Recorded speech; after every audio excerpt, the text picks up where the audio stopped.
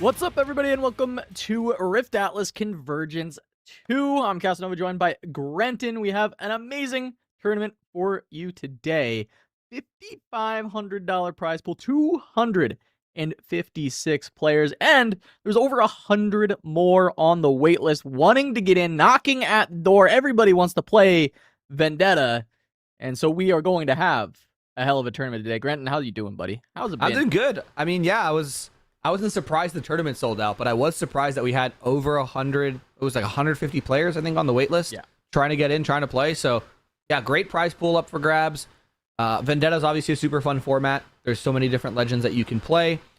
And we actually have some very unique one-ofs in this tournament, which is something we could talk about a little later. But as you can see on the screen, $5,500 is going to be shared between these 256 players as they battle it out. It's going to be a one-day tournament. We're going to wrap it up all today. And thank you, obviously, to the wonderful people at Turdum Sideways for bringing us the production once again.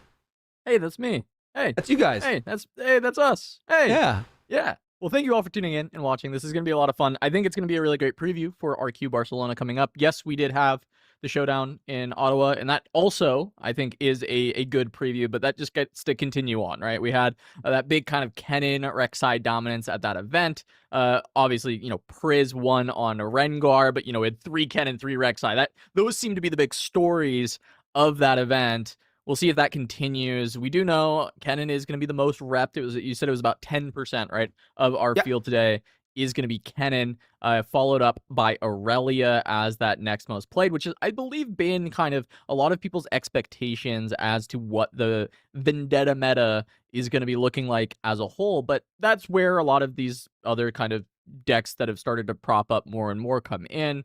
Prismat helping popularize Rengar even further. I think a lot of people already kind of were expecting Rengar to be good. I don't know that Rengar winning an event was a massive surprise to everybody, but I'm sure to a good chunk of players it wasn't as on the radar as some of these other decks, and now it definitely is if it wasn't before. And I think alongside that, Rek'Sai was one where a lot of people were talking about it. I heard plenty of rumblings about, oh, how good is Rek'Sai right now? Feels like there's a lot of good support was gotten in Vendetta, and when I say a lot, it's just a few cards, usually 2 to 3 cards, but that can be enough to really turn a deck from being, top of B, low A tier, like a pretty solid deck, to being one of the best decks in the game. We saw it with Azir, especially when all it got was Soul Sword, right? It just like added one additional 1-cost gear, and suddenly Azir is just winning tournaments, and it's incredible. So you can see this happen a lot with deck lists that were kind of like almost there, and they just get a little bit of help. And maybe we'll see if like the Ottawa Rek'Sais were a bit more of a fluke, or like attacking an unrefined metagame where people have not fully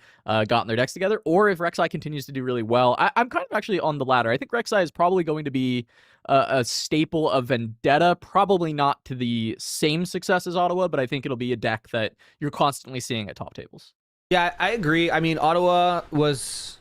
I think Rek'Sai just into that field does really well.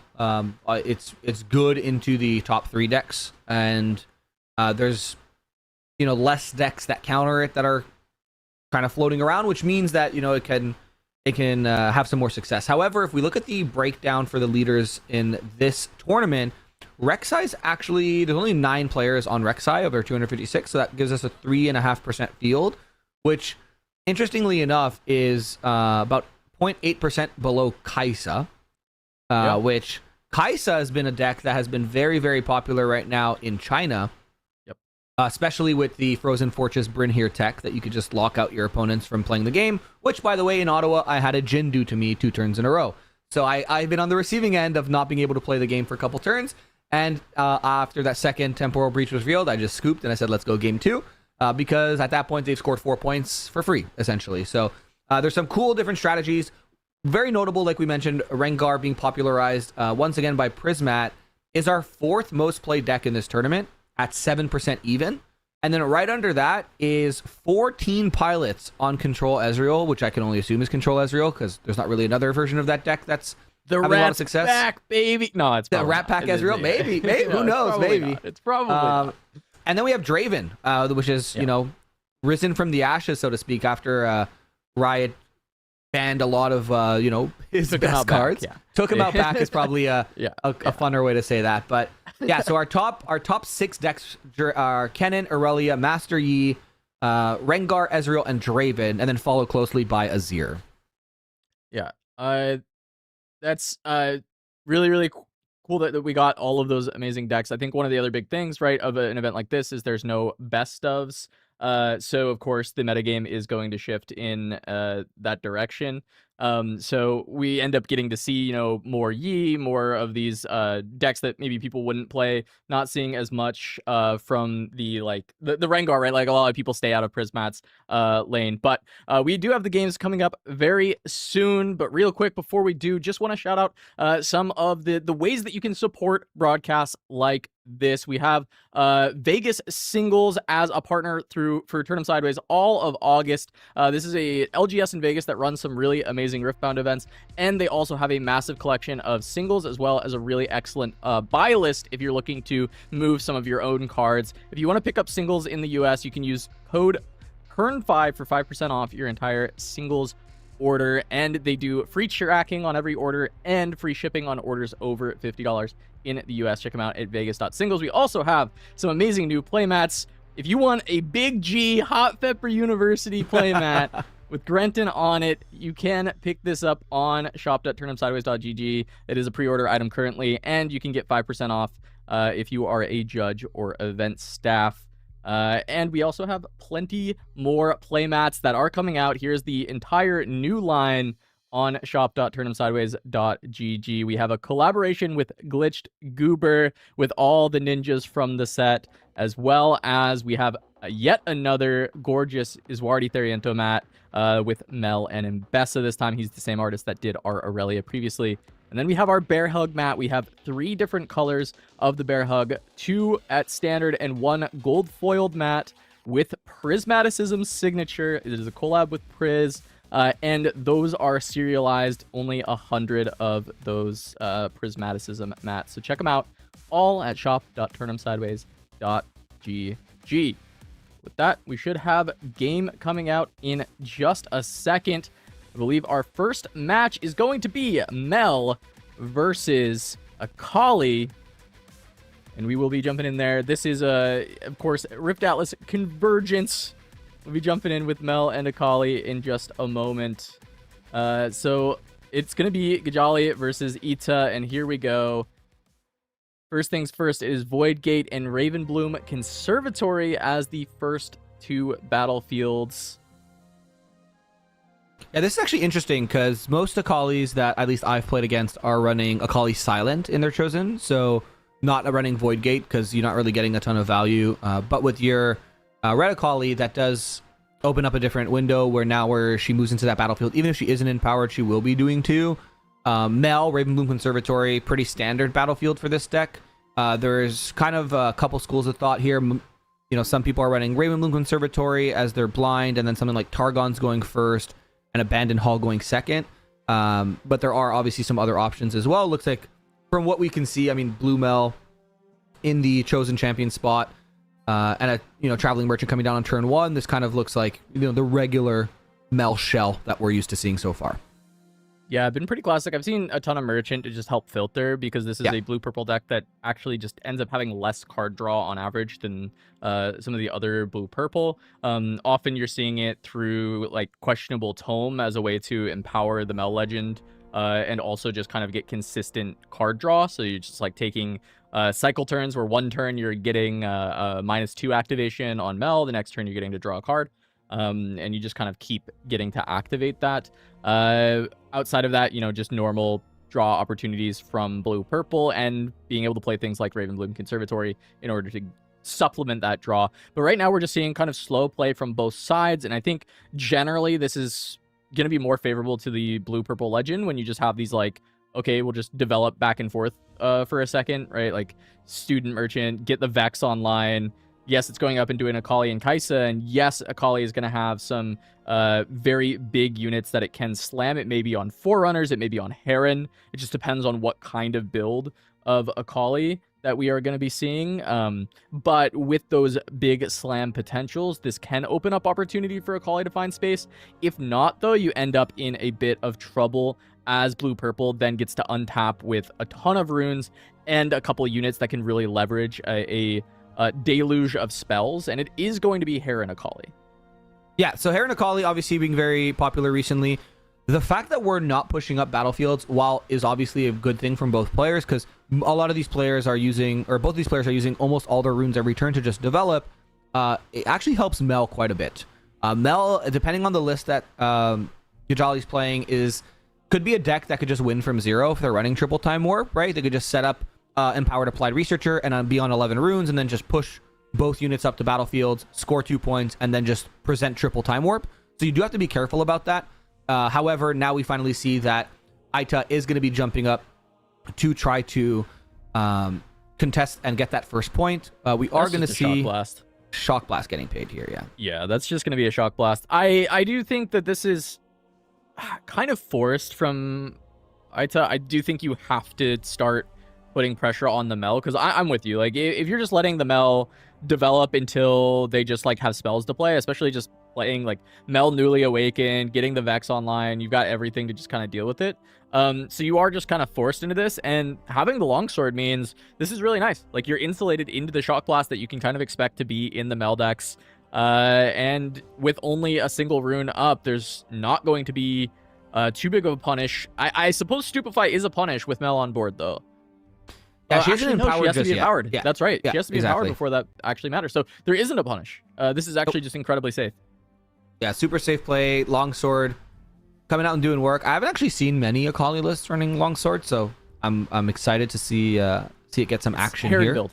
Heron build runs longsword actually likes it. inherently. Yeah. Yeah. Oh yeah, because I guess it discounts, right? So yeah. So essentially, the Heron is going to let you, like, if you play Heron, you could then just like play a longsword for free in theory, right, on that turn. Or on the following turn, if you hid something, you reveal it, and then the longsword is just free. Yeah, it doesn't fully get the like you know, you don't get the full value out of both of the power cost that the Heron made for you, but like you're still discounting 2 and 1. You're only wasting 1 power, which is like very, very good.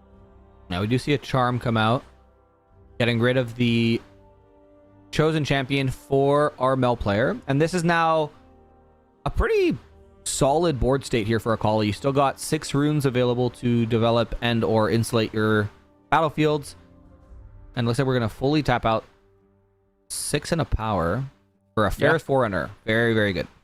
Yeah, Ferris Forerunner going to come down on Conservatory. I like this a lot. I actually think Conservatory can be a pretty big punish in general into the Mel, because Akali actually has a ton of spells generally in the deck that they're going to want to churn through. The odds of them hitting is going to be a little bit lower, but still going to be good opportunities.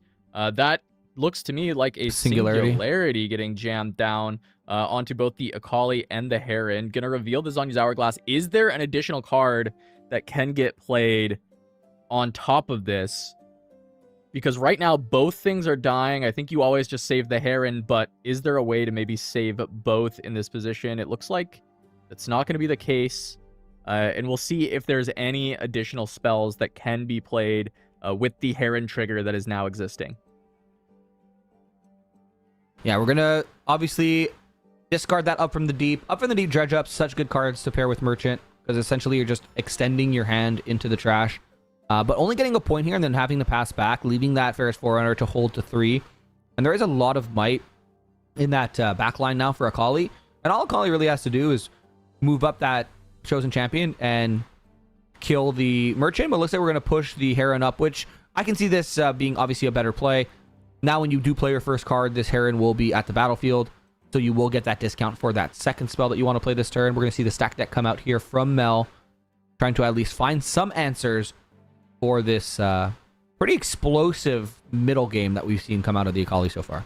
Yeah, I think the hand from Akali was really nice into this slower early stage of the game. You know, we were talking about how it would favor Mel if they kept that going forever, and it didn't need to be kept going forever. It was just once you get to the big bombs that Akali has with Heron and then Forerunner, now you're kind of in the driver's seat where these become a lot more difficult to remove. And there's going to be first card played, and then second card is going to be the free Falling Star. Now, there is a world where you can do something like double tap a Vex because you had it for free.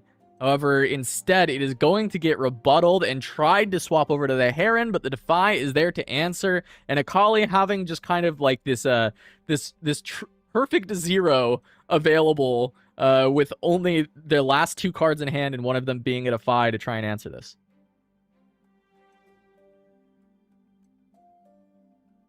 Yeah, this looks like maybe they're rewinding because they accidentally paid for the stealing of the spell before rebuttal was resolving. So it looks like we're just going to correct the board state here and get rid of that unit in the back. And right now, again, this looks pretty good here for game one for Itah. They haven't even moved their Akali yet. So Voidgate actually working against them last turn with the Singularity. Not really getting some value out of that battlefield just yet for our Akali player.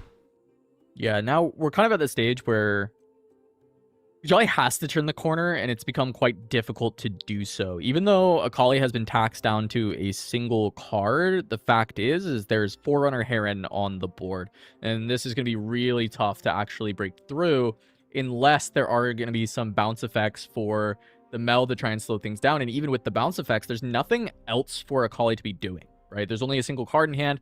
So if you bounce this Forerunner, all that happens is then Akali's like, okay, I'll push Lonely Poro on Gem Forerunner. I'll push Akali on Gem Forerunner, because there's no other thing to be doing. So you really kind of don't even care if some of these big units get bounced unless they're getting completely removed.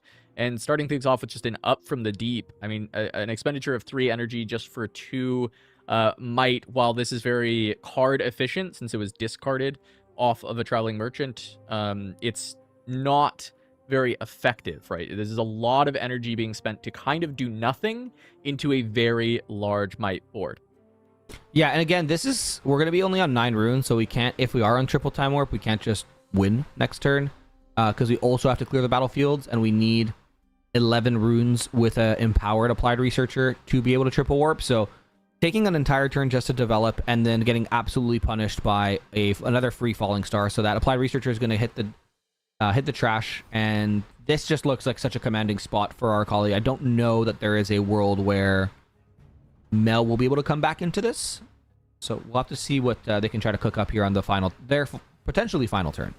Yeah, I mean, the only thing bailing them out from this situation is like a downwell, and that's not actually a bailout. That's just we'll wait a turn, you know, and you can put everything back in hand and then replay quite a bit of it. So it does seem like that is going to be very likely a game 1 going to Akali here. 8 runes to work with. Blue Purple likes to make miracles, but I think you're going to need more than a miracle to deal with Heron, Forerunner, and even more just smaller units alongside those in the back row currently. So just going to go ahead and get the little conkers. Akali's going to reveal, you know, it's going to need to be a little bit of a insult to injury and see an on guard on top, which can actually even just contest this Vex if Akali wants to, but no, they're going to decide to draw and just save it for later.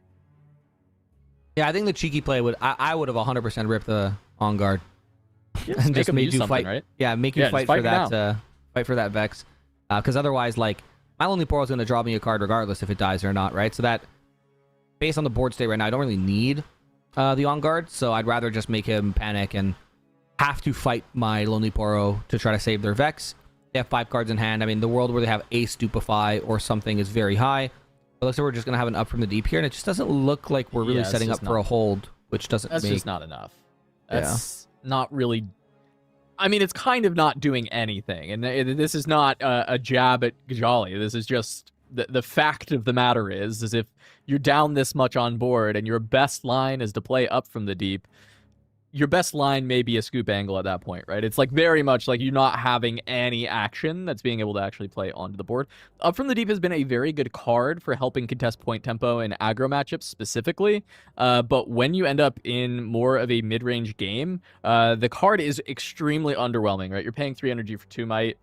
Yes, it's spread out, but unless you have ways to kind of augment that might, you have ways to either pump up the weak units, or you have cards like Switcheroo that really are valuable with the 1 might units, or you're in Kennen and you, for some reason, have like Imperial Decree or something. Like, you have ways to use the 1 might, right? If you don't have ways to use the 1 might, and it's not just contesting points without spending too many resources early on, yeah, the card is extremely underwhelming, right? It's just 3 for 2.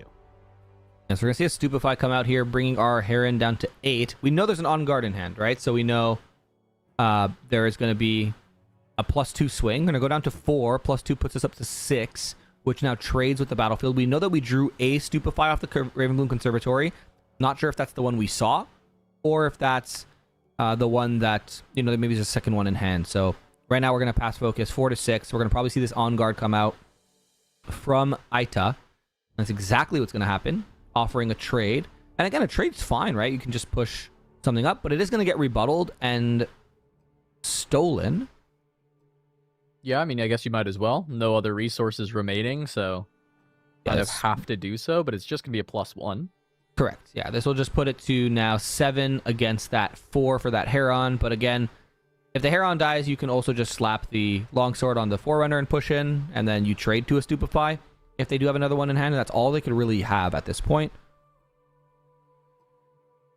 Oh, you don't even trade. You kill. Yeah, you just win that battlefield, regardless. Yeah, I mean, this is just going to be I forgot the tentacles do die. Yep. Yeah. With only 1 rune left, I mean, there's really just... I actually can't think of a possible way that this isn't just immediately lethal here. I mean, there's still 5 additional might left at base. Nice, you can draw and play stack deck. Big. Big. Kind of a big play here.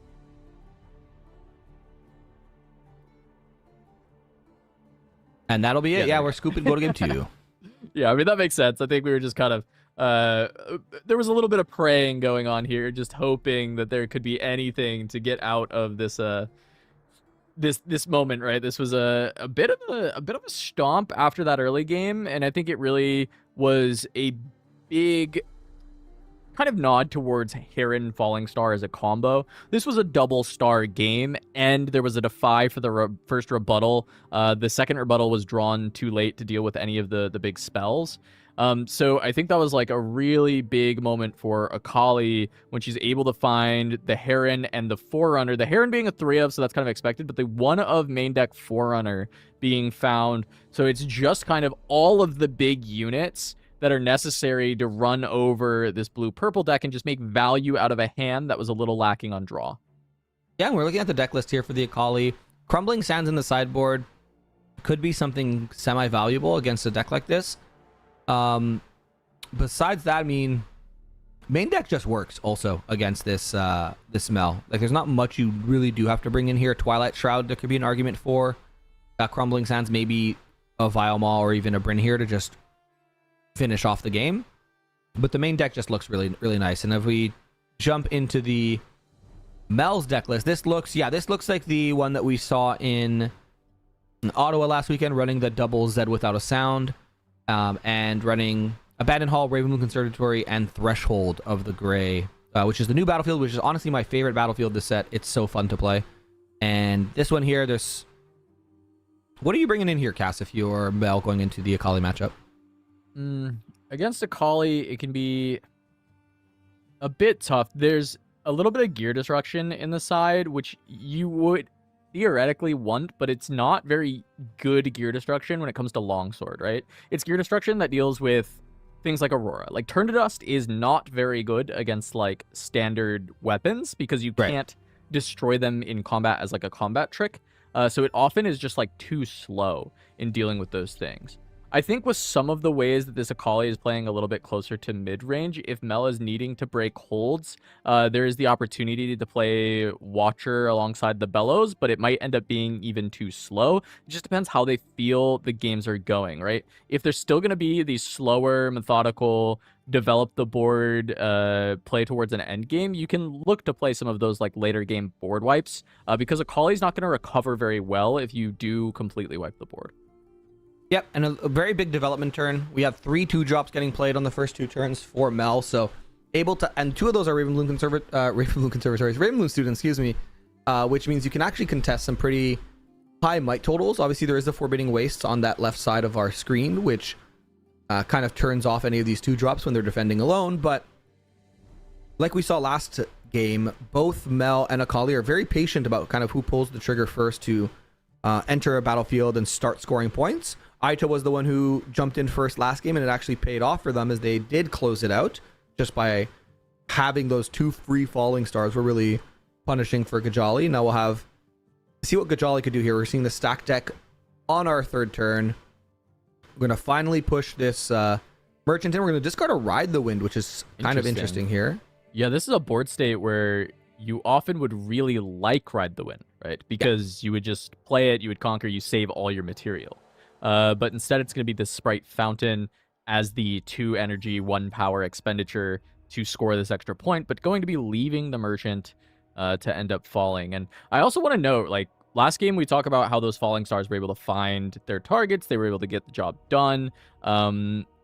Alongside that, we have to remember that there was a Shock Blast played for 3 and a power, do nothing, right? Because there was a long sword that was able to follow up, protect the Kaisa, and realistically, the game fell apart from there, right? Because it was just, what are you doing anymore once your big piece of removal gets completely blown out? So you're paying 3 and 1 for nothing. And so that's going to be the big thing to look at in this game as well, is like, can Gjally escape some of these big blowouts where the cards are getting used essentially for 0, which is what Itah was able to kind of make happen against the Mel in game 1. Yeah, now we have, we were mentioning Turn to Dust not really being good against those, reaction speed gear, those equipment. However, we did see the Zonias get kind of like hard casted last turn. That's where the Turn to Dust would have been pretty impactful. Obviously, I don't think we brought them in. We have a pretty safe board state here. We can still get punished by a Falling Star on our back line, assuming we don't have a way to double pump our students. Because we could just have, the Akali push in to one side of the battlefield, and then our Lonely Poro push into the other one. And let's say we are going to start trying to... Oh, we're going to make a Poro Swole now, which is always fun. Looks like we're going to try to contest with the Lonely Poro instead on this Threshold of the Gray.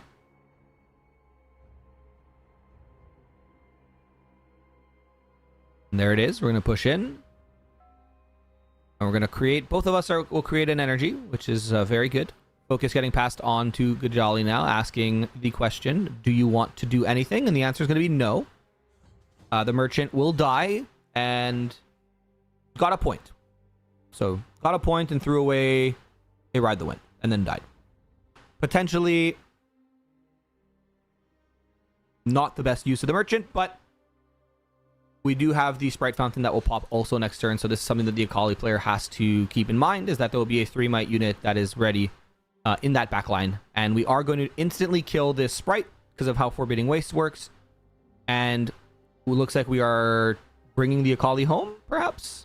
Yeah, I'm wondering if the point is even worth it here. Like, look at the hand state. Look at the game state here, Grenton, right? Yeah. Like, there's 2 student and a Sprite in a bottle on the board, but only 3 cards in hand for Mel. And yes, there's Newly Awakened in the Champ Zone. That's going to get you another card. You're going to draw for turn. There's a lot of ways that you're going to get more value onto the board, right?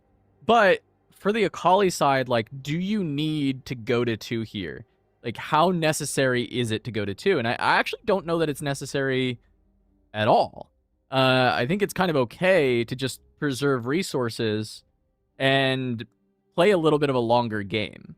I would be slightly concerned tapping out completely. Like, the Shuriken flip, I'm a little bit questionable of. I think it's to save the Zhonya's Hourglass, of course, right? Like, this is the idea, but it's using kind of a big resource in order to save another big-ish resource. You don't have like a Heron on board that you're trying to protect with the Zhonyas. I mean, you're protecting this Kaisa, which is valuable, and you don't want the Lonely Poro. You want this Lonely Poro to be able to die at some point. But using a full Shuriken flip, I know it's still got the flow cost. It can stick around, but it's a really valuable spell, especially in the ability to score points and escape later, or score multiple points with your Kaisa on the next turn, right? That is something that you could absolutely look to be doing. Yeah, I also kind of like had a question mark eyebrow situation when I saw the flip. I mean, like we mentioned, it is to save the Zhonyas, so this is also very kind of passive play here from Mel. Just pushing up the Sprite, and then, again, hard casting the Applied Researcher and not empowering it on the same turn, which means that we do want to use these 3 runes somehow this turn, perhaps to protect from a Falling Star with a Starcrossed or something like that. But 8 runes now for Akali, pretty commanding board state. Going to draw us a card with that Kaisa. And again, last turn, like, I'm thinking, if we left the Poro there, sure, like, we lose our Zhonyas, but we can at least fight something. Maybe if we had, like, an On Guard or something in our hand, make that Poro trade with one of these students. But now it looks like we're just going to flip the Kai'Sa over to the threshold, score a point, draw a card, and then if we really want to, we could flow her back. But no, that was the flow. That was the that was the flow one. It Okay, just sorry, I needs to thought that banish was it. another one. Yeah, no worries. It's so this is something that, like, I guess I was kind of expecting that you could have done with Kai'Sa, but this was where it's like, okay, so saving the Lonely Poro just means that, yes, now the Kai'Sa gets to have the Zhonya's Hourglass, but by not going to 2 on last turn, now this flip is purely being played for its flow cost for a card. Realistically, this is not exactly going to be a 2-4-6-8 game, right? Like, this is very much like find the points where you need, and it's more attrition based, so the extra draw is really big, and a second Zhonya is now going to come down. I think this Lonely Poro is never going to give a card draw in this game. I think partially needs to be given up on. I say this, but it's likely in the very end game you can get sneak a draw pretty from this Poro, but you can get pretty punished here. Like, I know Singularity on an Akali and a Poro feel really bad, but it'll pop 2 Zhonyas and then you just get rid of the Kai'Sa. So there is a world where you can get pretty punished. I mean, you don't even need that. You could also just like stupefy Bellows Breath. Like, I'm saying Singularity because it's like the first card that came to my mind, but you could just double stupefy the Akali, or even just single stupefy the Akali and repeated Bellows Breath. And we're going to see the Empowered come out. And this is, again, where you'll kind of get punished because you'll lose both Zhonyas to save those units. They will still be 1 might. So if we have two might. So if we have another Bellows Breath, we just kill them regardless. And then we also kill the Kai'Sa. So there's 4 cards in hand. So maybe not all of those available currently, but we are going to lower the might on the Kai'Sa. So putting her down to 2 might here. I'm kind of curious what Gjally has cooking up with those 4 cards in hand. Yeah, I mean, just starting here with the researchers, double student, -2 on Kai'Sa. 4 cards is just low resources for blue-purple. I mean, often this has been, when people do have criticisms of Mel, this is what it is. In my mind, yes. It's often that she's like lower on card resources than other blue-purple, right? And not generating the same kind of tempo of like a Moonfall in the early stages to compensate for that, right? And even then, you know, Diana generates cards because of Chosen Champion and Hui. Mel doesn't do the same. Like, Newly Awakened generates 1 card, which is sometimes the same as what Diana does, but it's much more expensive. You can't just kind of play it in your first turn and start looking for things. It looks like we are just going to pass back, getting the On Guard to come down for Akali. Yep, using that resource from the Threshold of the Gray. But 3 more remaining, so still possibilities for even more here. And Mel needs to have something else. I mean, assumedly, yeah, Stupefy. That's one of the best possible cards that Mel can have right now with a double student hand. I was talking to Diwali about this, and he asked me the question. He said, how many Stupefy would you play in your deck if there wasn't a deck limit in Diana because of like Ravenblood Student and Abandon Hall? And we were thinking it's like somewhere around 9 to 12 copies and maybe more than that you would play of Stupefy if you could. Yeah, I mean, I can see it. Even in Mel, like, I had a Ravenblood Student Abandon Hall game where my student got up to like 13 might. Yeah, because I was like rebuttal stealing my opponent's stuff too. It was pretty cinema. There we go. Looks like we're gonna stack deck. More cast. It was first just the Stupefy and now a stack deck. Yeah, Stupefy got defied, and then we're stack decking on top now too. Okay. Copy. Following.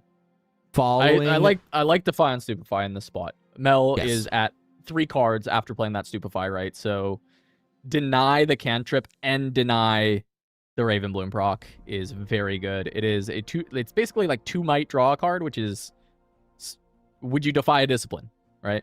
I would defy a discipline in that spot. I would definitely defy discipline in that spot, yeah. So 1 Zhonya's will get popped. Again, we're at 4 runes, so we can't sing you here with the applied researcher discount. We can Sprite Fountain, which will put us on even points. Yeah, I mean, this is more of like a tempo Mel, right? Like, Bottle is... This is trying to score points. A lot of 2-drops.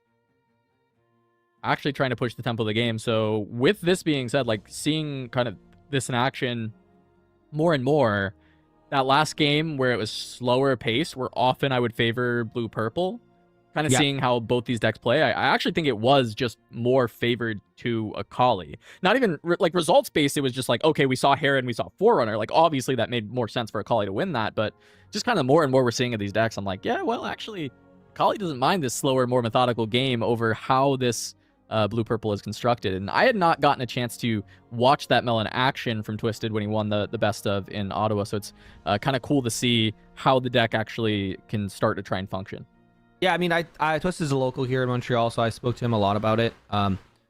It was his homebrew that he just cooked up, and then when I looked at his sideboard and I said, "What's this?" He goes, "Honestly, I don't know." Like, sick. He didn't have a lot of time to prep the deck, right? So obviously he's going to be iterating on it and stuff like that. His sideboard was a bit all over the place. His main deck looked really solid. Zed is very risky because Zed, if you draw him after like turn 3, kind of a dead card. You want to kind of get him down as early as possible. So after turn 3 or 4, it's a little bit dead unless you could like Zed ride the win instantly. I personally prefer the Mel decks that play a little slower and that try to win through time warps.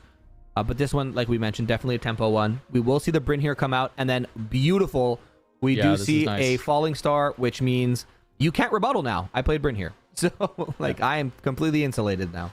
Yeah, it's good tech. We saw it in the sideboard. I was curious if it would come in. It often does come in into blue-purple matchups when you're playing these red decks, just because it is kind of the color combo that likes to play maybe 2 units to the board, 2 to 3 units, and then keep up like 6 runes per turn or even more sometimes. And Bryn is just a way to say like, you know what, show me the reaction speed stuff and I'll pass, or I'm going to get some value here. And great into counter spell classes as well. You always play it into green to stop the defies, and this is the same kind of concept with the rebuttal. We do see another hidden card, and is this our third zone? Yes, perhaps, or do we? Maybe back off is often the other one that this deck sometimes likes to play. But 2 Zonyas already. The Falling Star Punish was so good, and then a third Zonya is just to keep all the material, especially because this Kai'Sa has been able to just get, a bunch of extra cards. We have what, 4 cards in hand now, 6 runes available. Looks like we're gonna empower our Mel, so no counters anymore, no defies. And we are empowering just to lower the might, it looks like, to try to push this Sprite in. Notably now, because the newly awakened Mel is empowered, it'll be -3 from the legend, not just -2.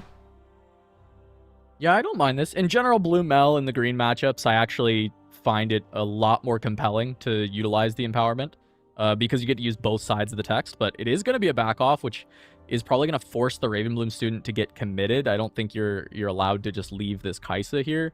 You really need to get through the Zonyas. The problem is the student is going to be relatively unprotected with only 3 runes remaining. It depends on the hand for sure, but like what options are there really going to be for the Mel? Technically, I guess it'll be effectively 4 energy because in order to threaten the student, you do have to trigger the threshold. Yes. I was kind of curious. I don't know that this list runs, maybe it runs only a couple Bellows, but I would have liked to see like Bellows the back line and then push, like get rid of the, like pop the Zonyas with the Poro. I think would have been much higher EV. If I'm assuming if we could, we would have done that, obviously. Because now, again, we have 3 runes, like you mentioned, 4 if we engage in combat on that threshold. I don't really know of much besides a Starcrossed or a Ride the Wind that could save our Ravenbloom student here. Yeah, and Ride the Wind's like quite bad. It has to be used to like go home, and that just is like allowing the free go to 6, threaten lethal, redevelop with 7 runes, right? Yep. Because like Ride the Winding to Forbidding Waste is you're pretty much always going to become the defender there, right? There is a small niche chance that Itah runs the Forbidden Waste first and gives you the opportunity to be an attacker at Forbidden Waste, but I think would be very optimistic, as we are going to get that move trigger to come through. I'm not sure what's happening here. Maybe... Okay, so we moved our... We empowered our Akali. Oh, responding to the empower. And we responded to the empower with a Stupefy, so our Ravenbloom student doesn't die. You can still respond to the move trigger. You can still respond to the move and not trigger, die as well, right? So So it looks like we're dancing back home to try to kill the student now, which means we would need two two spells. spells. Starcross works. Ooh, but that's not. This does not work, right? The damage still happens if I'm. Well, we're moving away. No, because this is a response to the action, so she hasn't moved yet. She hasn't moved yet. Yeah, so this does work. Yeah. Yeah.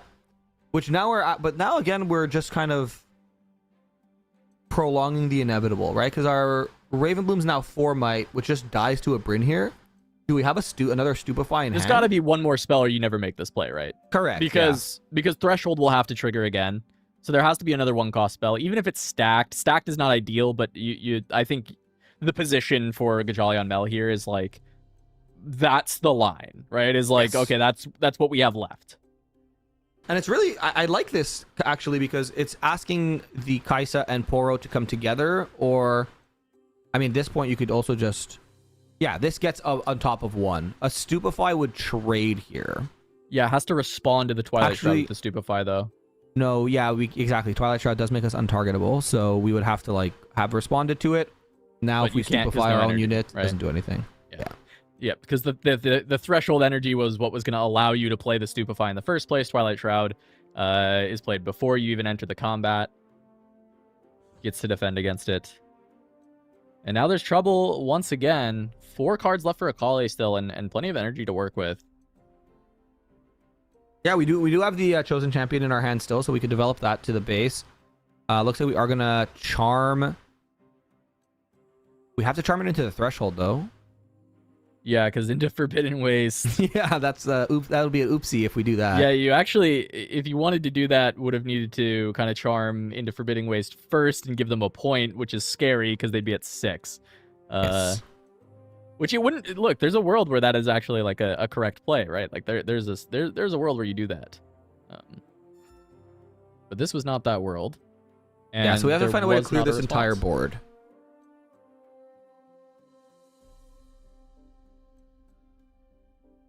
I mean, Watcher Bellows still on the table, 10 runes up. It would clear literally everything and prevent the draw from Lonely Poro. Accelerated Watcher, Repeated Bellows. Correct, yeah. And we saw it in the board. It was something I was thinking would be really good to bring in. I think it's good into Akali, personally. I think Watcher's Bellows lines up into Akali's deck pretty well. They have a lot of 4 might units. Yeah, the scary one is like sometimes Akali Silent, like obviously you can't like do anything to with your Watcher Bellows, but it kind of hits like everything else she plays. And you just wait and push the Akali Silent in the battlefield. Yeah, of course, right? Like you're hoping she's in the battlefield, or like same with like Heron, right? Like Heron, you expect to be on the battlefield, so you can kind of run over it with the Watcher. There's Watcher. It's ready. Is the Bellows there?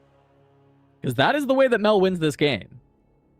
If not, it's life support. It's push in and maybe hold threshold, hold something. I feel like the Bellows would be snapped off at this point, though. But I guess you're scared of Defy, but you can't really be scared of anything, right? Like you just if they have it, they have it.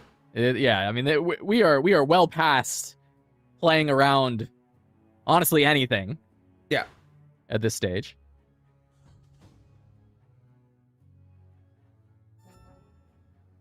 Okay. Bellows isn't there. I guess we don't have Bellows, yeah. 2 energy up.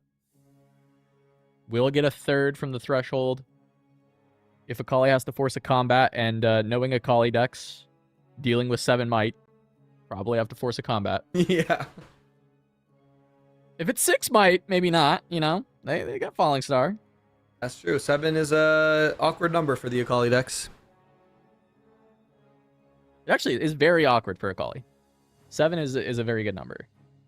Beats Forerunner. It beats 4 cost with a longsword. It beats 4 might with longsword. It beats Akali Silent swinging once. It doesn't beat it with like Empowered Legend, but it beats it swinging once. So 7 is a good number. We're gonna flow the Shroud now, which is very good.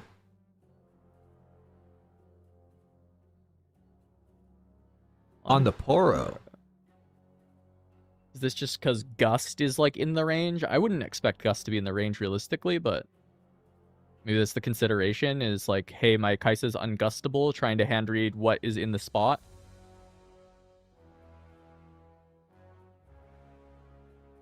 So we are going for the Falling Star play. Okay, so what I'm seeing from Akali here is maybe you want to find lethal, and there's no way to push into this Watcher without losing both units. And so the idea is that you flow the Lonely Poro, and you send this Falling Star into the Watcher so that you can trade the Lonely Poro into the Watcher and then conquer with Kai'Sa. Right. So this is the idea. Yeah. So the Falling Star does get Uno reversed,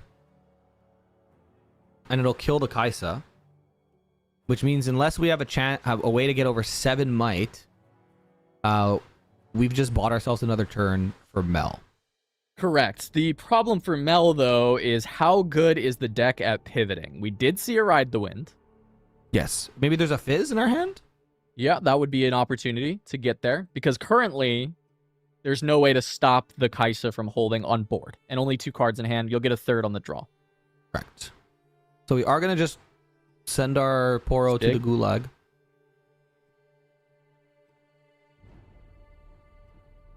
Either digging or wants a resource. Curious if there's just a Forerunner here. Both oh, yeah, is looks also like we possible. want a resource. Yeah, looks like we want a resource. We pulled him back. And that is the Forerunner. Yeah. I love this. I played a Baron from 7 runes when I was playing my Zed deck, and I played a Baron from 7 runes by running a bunch of tentacles into Threshold to go from 7 to 10 energy. And then I played Baron and I won the game. A fun thing here would be to bring the Watcher back home and Temporal Breach it in your base and accelerate it. Yes. That is a really fun idea. I don't remember seeing the backline Breach, afterwards. Though. Yeah, I don't think we saw Breach. I'm just thinking of like, what do we have here that can potentially win us the game? Yeah, because now Ride the Wind doesn't work. You need that plus more. Oh, I said we have to deal with the backline, but we actually don't. If we can conquer, we just win. It's another Watcher? Oh, Singularity will do it. Singu works. But we still don't, like, we're still giving them, what, 3, 6, 8 might on attack to just... Yeah. But Singu Ride does end the game on the spot. The question is the Ride there? Because the Fizz isn't affordable now with the Singu. This is not enough might on board to end the game into Watcher. It's enough to kill the Watcher, but it's not enough to end the game. Because the only Shuriken flip was banished. The flow was banished. Yeah. So again, maybe we're just trying to buy ourselves another turn. Maybe we have another... Maybe we do have a Gust. Who knows? Like, throw off the math. Looks like we're going to go get a card. Yeah, I mean, Gust is actually like a reasonable card in this spot, right? Like, it actually feels good, but I don't know that you would have, like, I mean, I guess you keep Gust in the matchup, but it feels like such a low impact card for a Mel deck that's not actually drawing that much. Right. Falling Star again. Show me another rebuttal would be massive. Feels like that would have to be snapped off, and it's not there. Oof, this looks like it's gonna be it though. Unless we have if we have the Gust, this is backbreaking. Yeah, because they're gonna send one at a time. They want to end the game, right? Yes. So they're gonna give this opportunity. Focus getting past. Is there a way to heal the Watcher? Can you save it? Gust gets blown out by so much. It's a Repeated Bellows is good though. This gets there.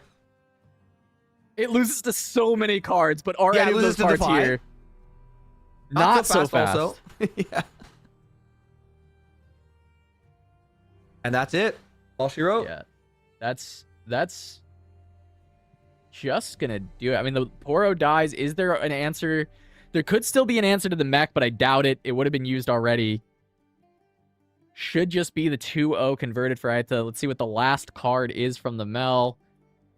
I have to assume it's nothing, and even if it was something, then you're on top decks with only 6 runes to stop the other mech from holding. Yeah. We know one of the cards for Akali, at least, is the Akali. But it looks like, unless this is the biggest slow roll of my entire life, we just don't have an answer.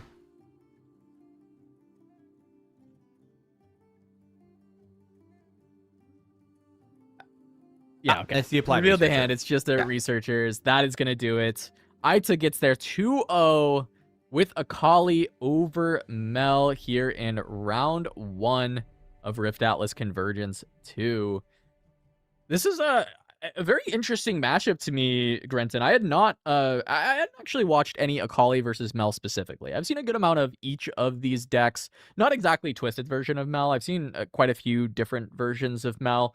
I think there is not a consensus Mel out there. Not yet. No. Akali is one of those decks that's closer to it, but even Akali, there's not a consensus Akali out there. There's a lot of the Heron believers. There's a lot of not. Personally, I'm a Heron believer. I really like I think the like free falling star, the control it gives you, the like slower mid range, play like a lot of good cards in the colors, works. And that's kind of the deck that we see here is like just play good red and green cards. And the Akali legend is somewhat cosmetic. And that's what we saw from this deck in this matchup at the very least. And it was effective into a blue-purple deck with these Sonya's Hourglasses, having the Defies and the Not So Fasts. I think, green historically always being one of the better decks into that color combination, being able to add cards like Forerunner, which is also, as much as people will fight you and say it loses to Starcross, it's actually a pretty good card against blue-purple. Was pretty nice to see. I think this was really well done from Itah. Yeah, I mean, I had Forerunners in my Vide list that I was playing in Ottawa. Me and my buddy were on the same list. He had 2 Falling Stars main, 2 Forerunner side, and I had the inverse. I had my Falling Stars inside. And I feel like my Forerunners were absolutely units, even against purple decks. Like, because at the very least, especially in yellow, I could Death Grip them if you try to Starcross it. Oh, yeah. And then I have to bait something else out of your hand. But this was just a very solid list from Akali. Again, I'm not a big believer in Tempo Mel. I think the Mel list that plays slower and wins through like warping at the end of the game is stronger. But I mean, Mel almost getting there, like we saw. We're looking at their list. Yeah, the gusts are there. The gusts are there. So we're playing around gusts. Yeah, we're definitely playing around gusts, which is good. And I was right with the bring the side plan. Bring in the Bella's Watcher.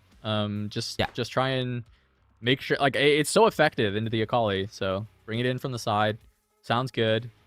We never saw the Zed. I think that was like a key piece that when Twisted was talking about his deck, he really enjoyed the Zed. And you were calling out that, like, hey, if you find this early, it's really powerful. And we never even saw it in the matchup. And that could have been a way to help out a bit. It's a beefy body. 5 is actually, once again, kind of at the break point over the 4s that like generally Akali is sending at you. So it requires additional resources from her to break the 4. And then outside of that, like once she commits the resource, Zed can bail and then try and make more shadows. And if you can't break the Zed, then he gets to sit there and he's made a shadow that can be aggressive afterwards. So it's kind of this like must kill, but if you have to spend resources to kill it, then it just runs away and causes you more problems. Yep, exactly. And as I said, this list is interesting, but again, if you get Zed too late, it's kind of useless.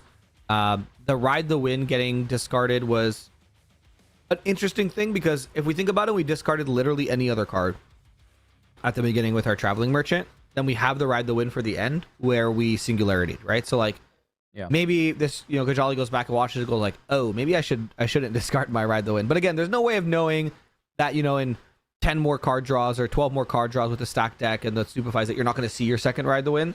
But I do think a card that is that impactful should probably stay in your hand. But we do have an interesting matchup now. They're in game 3. It's Phoenix Lewis versus Lady Sapphire, Lilia versus Kennen. Yeah, there we go. Let's jump into that one. We got the game 3 here. Kennen versus Lilia. We got Duskrow's Lab for Lilia and the Kennen's Candlelit. So just kind of lean into the Nocturne even more, right? Looking to try and find additional ways to get more of them on the board. And looking at the Lilia side, just kicking things off, there is a single point for Lilia, and we have a Sprite Fountain in the bin. So it looks like that was played earlier. And it looks like our Sprite got gusted if I look at the trash from Kennen.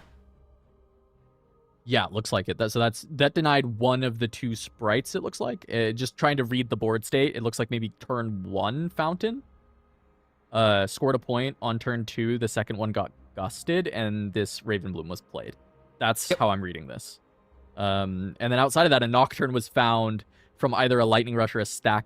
It must have been a stack deck because there's not enough cards in the bin for it to be a Lightning Rush. Correct, yeah. From the Kennen. Look at us. We're investigators. There we go. I think we've solved how the whole entire game has happened so far. Yeah. And we are going to do what we said earlier, right? Where we could ride the wind our unit, get our second point, and then bring it back to base to keep it safe. Which is a pretty good use of a Nocturne, if I do say so myself. Get to score a couple points. You played it probably for a power, so this scoring 2 points and having a unit developed in your base costs you the same mana, like the same energy cost as a Falling Star. 2 energy, 2 power. Yeah, very worthwhile. All right, next, Mask found for Lilia. Really important card to just get some of the early value. This is going to just be getting value all game with the sprites. Currently behind on point tempo, but looking at the game state, Kennen doesn't have an initial easy way to double conquer on this next turn. With the Ride the Wind and Bin, it would often be somewhat easy when you have the purple Kennen online, because you can just get that first conquer. You get to flow the Ride the Wind that you have in the bin. You go double conquer. It's a very common way that like the tempo Kennen game plan goes about when you're playing against other aggro decks to keep you ahead and keep your resources online. But for now, I think, Kennen not seeing a direct route to 4, and that's going to put him behind the Lilia, and once you're behind on the point tempo, it can be really hard to recover, and you often, as Kennen, have to have a final turn massive hold with hidden cards and all your Rosas and pray that your opponent can't break it. But the Rebuke is going to get expended, which is a lot of resources, but this is essentially attempting to deny Lilia's going to 4 on the next turn.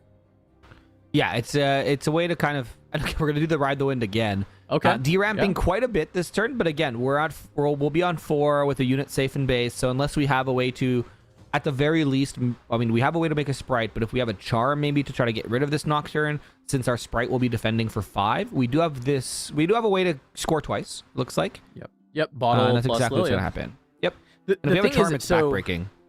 This is kind of tough, right? Like, from the Kennen side, that's so many runes that got spent in order to do this.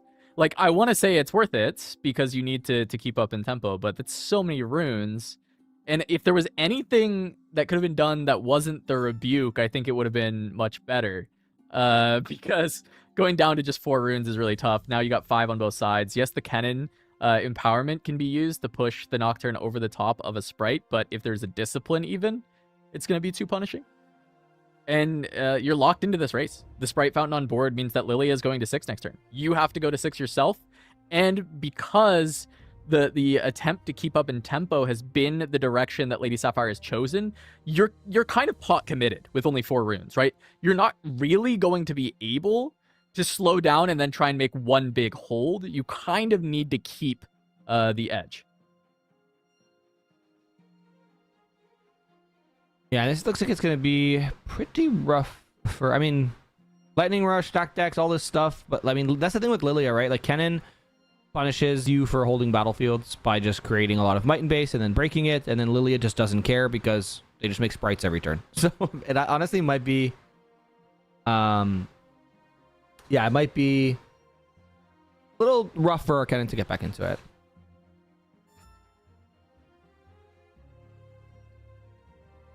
Yep, not able to push means just freely going to 6 for Lilia.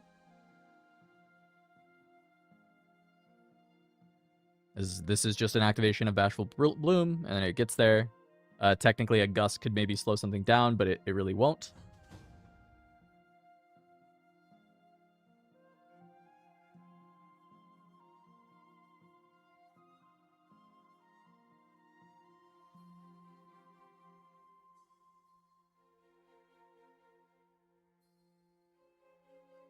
We're going to see 4 paid. Is this... I mean, I'm curious. Like, there's really no reason to accelerate Blue Lilia. It's really just Bashful Bloom activation, go to 6, and then look for any development.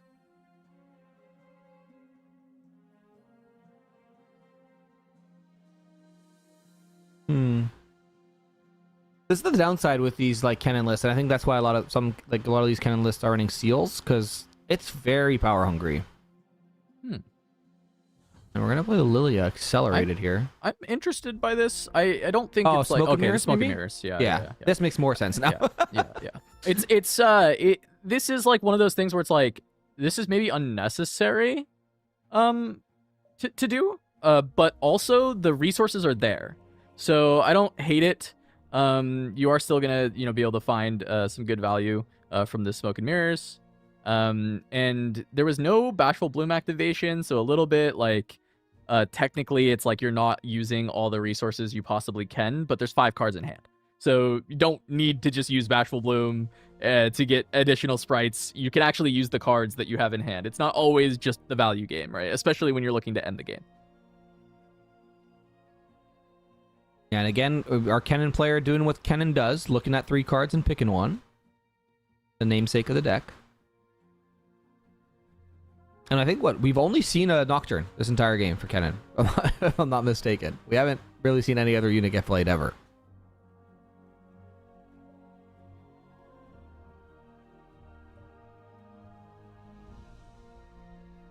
So, Lightning Rush comes down. How is there even... I'm trying to think, like, what is the Kennen way back into the double mask at this point? Because there's just, like, no units developed already.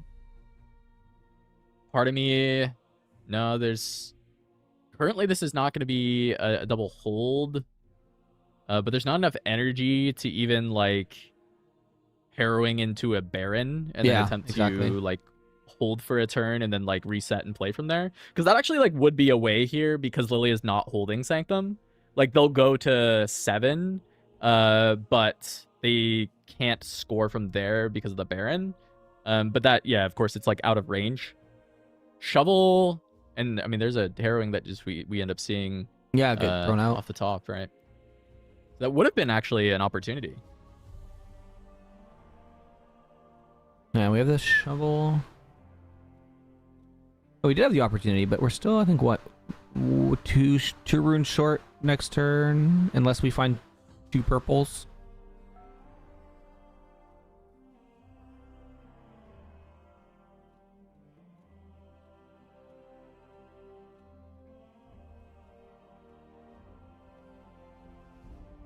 Have we seen any Rossas get thrown away? I haven't seen any Rossas. I didn't either, yeah.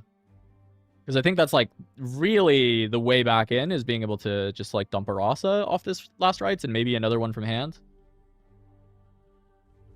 And then you kind of have like a little bit of a shout to try and live, but realistically double mask. You just start sending Well, to be fair, sprites are only 5 with double mask. So 3 6s onto Candlelit is actually like pretty efficient. That looks like a Rasa being played. That looks like maybe there was a Rasa in the trash. Yeah, I mean, it's hard to... No, it's from hand. That's from hand. Okay, so what... The shovel trigger just went on, but nothing was played because I guess no Rasa. Right? No Rasa available to go with. Tide Turner, that's... Okay, Tide Turner is a base, bring the Nocturne home. Okay, I mean, this is... It's a bit risky, right? I mean, this is... a Conquer is just going to be able to lock this up.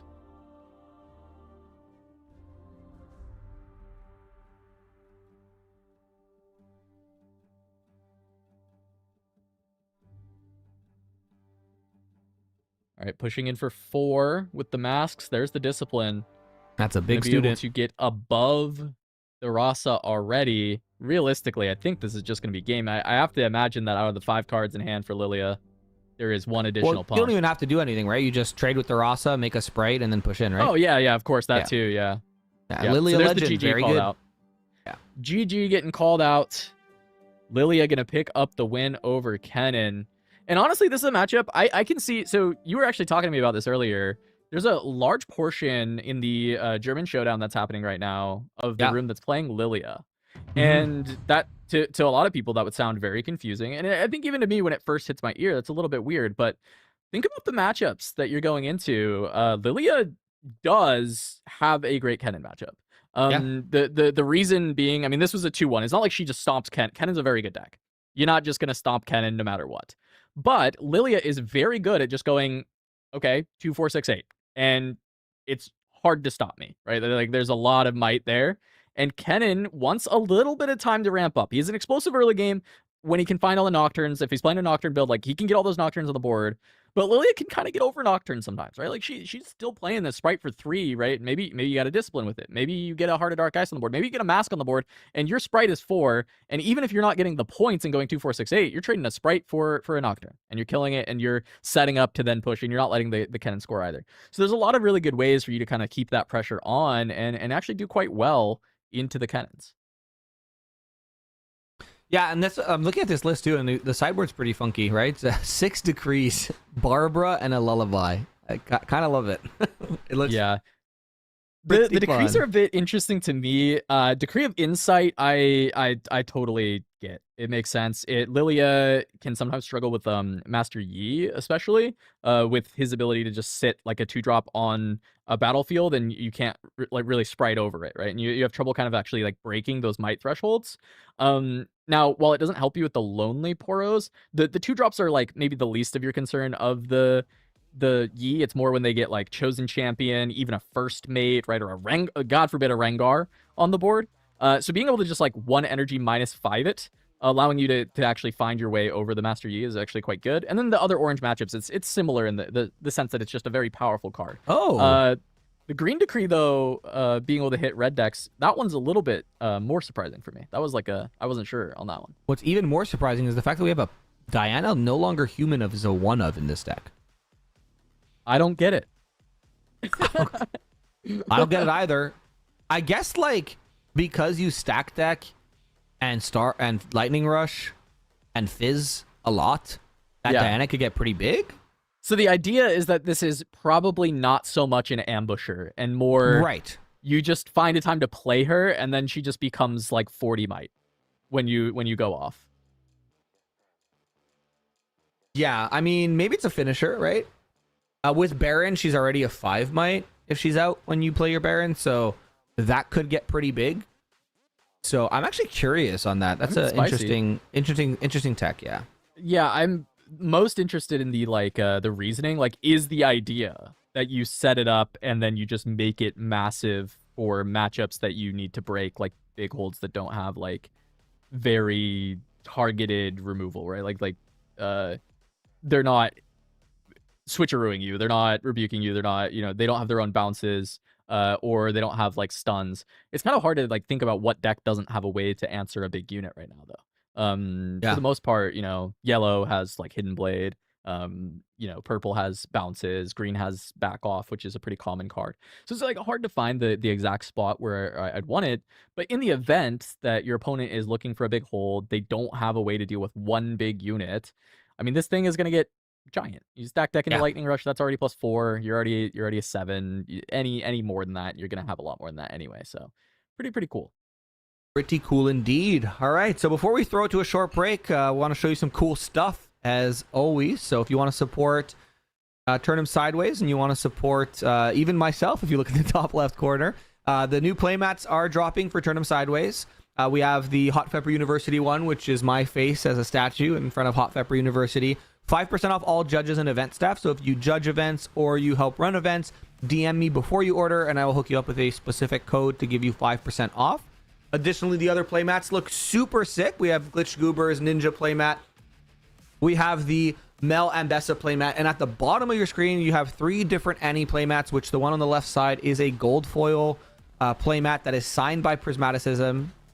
And pretty cool. I want a Prismaticism signed playmat. Yeah, those are serialized. They're gonna be there's gonna be 100 of them. They'll have the number on them as well, and then the Prismat signature. And those are our first foray into cloth mats. If you're a big fan of cloth play mats, those Annie mats are something you're gonna want to try out. We had a lot of people asking about cloth mats, and they are finally here. It's something that if people like and want more of, we will do more in the future, as well as those like winter collabs. Like Priz is of course just a very good friend of the channel. I've known Priz forever, so it was like very easy. He's doing awesome. We wanted to do this really cool collab with him with the Annies, but it's something that we can maybe do even more of if people are interested in seeing that with some like RQ champions and or RC champions as we go forward. Alongside that, just a big shout out to Vegas Singles. This is a LGS in Vegas that run a lot of amazing Riftbound events. They also have a massive collection of singles on their store, as well as an expansive buy list if you are looking to move some of your own cards and you want an easy one-stop shop to get rid of some stuff you're not using and get some new stuff that you want to use. You can check them out. You can use code TURN5 for 5% off your entire singles order. They also have free tracking on every order and free shipping on orders over $50, but this is all within the US for Vegas Singles. But check them out at vegas.singles. Big shout outs to them for supporting Turn'em Sideways, as well as shout outs. Check out the shop at turn'emsideways.gg, and if you want to support the channel, support us, it is the best way to do so that we can kind of keep finding more ways to do really cool broadcasts and ways to collaborate. We want to keep being able to do more and more of this. Right now, you know, it's not like if you don't buy a mat, we won't do anything anymore. It's just the more that we get support, the more we can like do more cool things. That's all it is. So appreciate you all. Hope you enjoy the mats if you get them. But we have a few more tables that are finishing up. Not enough for a backup match, just a couple of overtime. We're gonna just run to like a short break, and we'll come back with round 2 of the RiftAtlas Convergence 2. Don't go anywhere.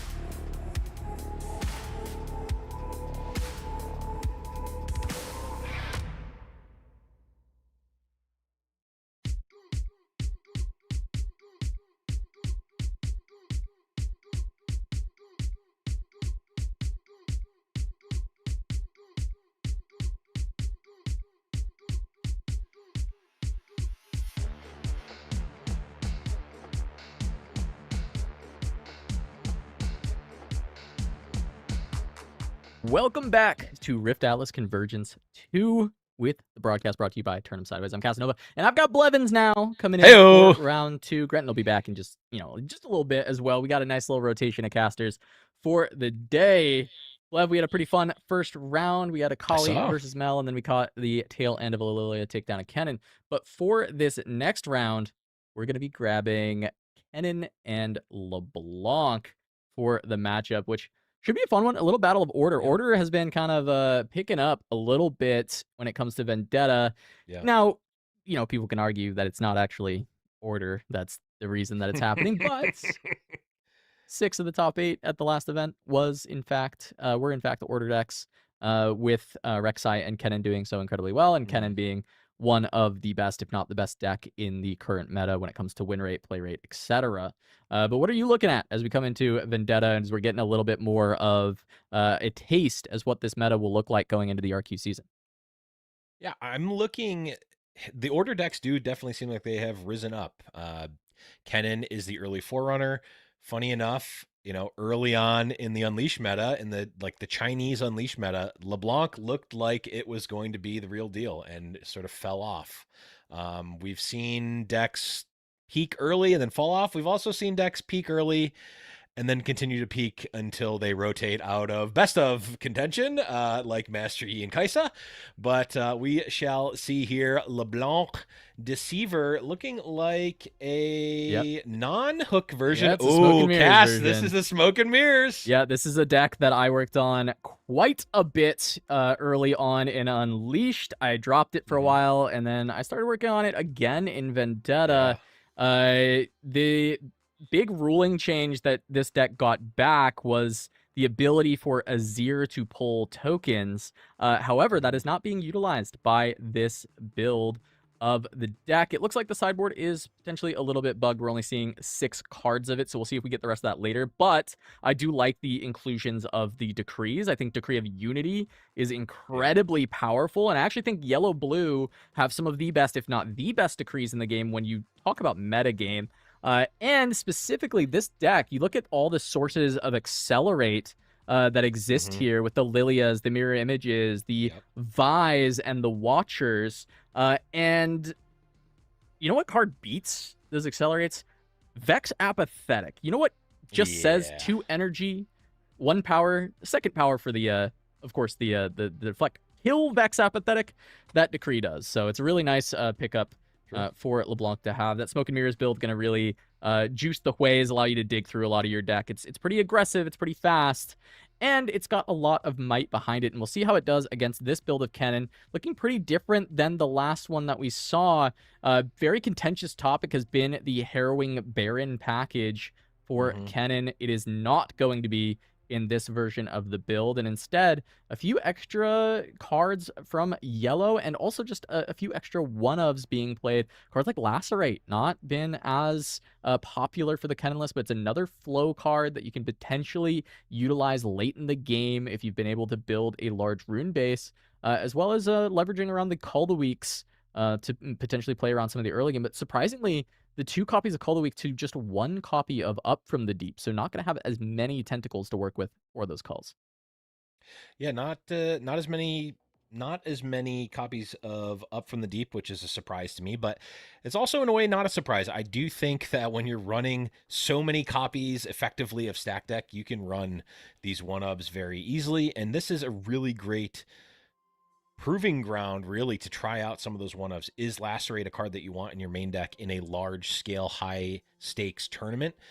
This is a good chance to see if that is the case, and of course we shall see as we get into this game number 1 of round number 2 here.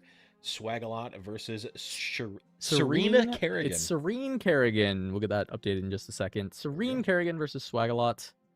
We have going up here. And we do have a win of the roll from LeBlanc, so we'll see about that start. See the early 2-drop, which is absolutely vital, especially on that Star Spring. I mean, we talk about Rengar as being a utilizer of Star Spring, but LeBlanc really abuses Star Spring in a way that other decks just don't have the ability to, because you can effectively just accelerate your units over. You can go so fast with this LeBlanc deck, and even an aggressive deck that, or a deck that's low to the ground that has a lot of removal is going to fall behind on point tempo very quickly if they're not able to keep up. Yep, so over to LeBlanc. This is the game 1 Star Spring, and LeBlanc winning the die roll as well as getting to have a 2-drop. Very powerful start. You are going to just get to quickly go to 2. Being able to discard, it is going to be a Ravenbloom student. Going to play out that Watchful Sentry, and now you just play a unit to the Star Spring, bounce the clone copy because that was a token unit, which means that Star Spring has not activated yet. Now you get to move it back, you get to go conquer the Shadow Temple, and quickly go to 2. Yep, and yes, the Watchful Sentry is going to die to the battlefield. That's great, you just get your card. You don't care at all.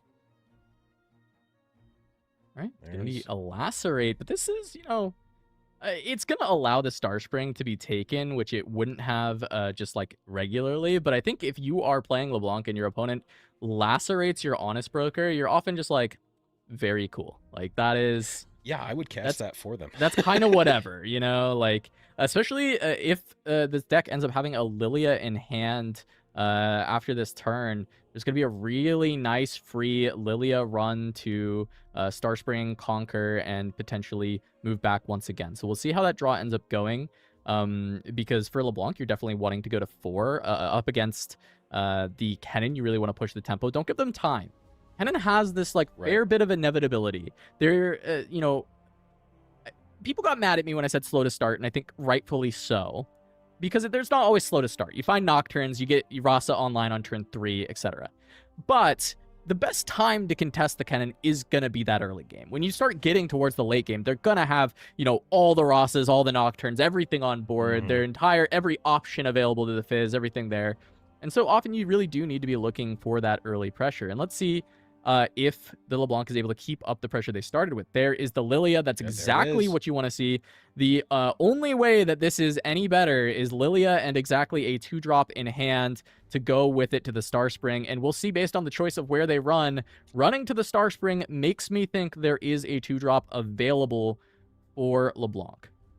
Oh, yeah, we're seeing the Lilia get created here. I mean, like you said, the inevitability on the side of Kennen is there. All those cards you mentioned, not to mention Last Rites, which really just, you can get to these board stalls, and this deck is going to be able to recur everything back into play. And LeBlanc just does not have that inevitability. They do have the ability to score 2, 4, 6, 8 very quickly, as we are seeing a lightning fast start here. Yeah, and that looks like very likely a Smoke and Mirrors hide. I will say Smoke and Mirrors a lot less efficient when you don't have the Everywhere at Once on the board. It allows you to really create some unrecoverable board states for your opponent if they can't deal with that unit the turn it is played, because the following turn you will just duplicate it, and then it becomes doubly hard to continue to deal with the Everywhere at Once. But this still means that if there was some kind of play and then Ride the Wind look from the Kennen side, it's not going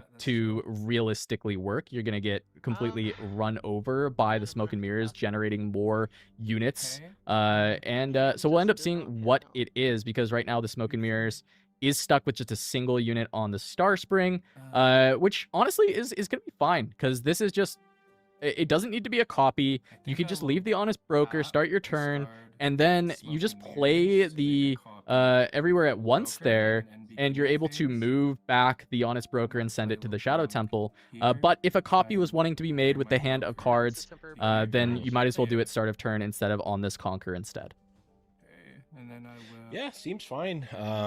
It's getting that 6 point. Kennen is going to have to do something here, or they are going to lose. They have nothing in play, no prospects right now. I mean, they're going to need some sort of Ride the Wind plus X here to do something, and even that might not be enough.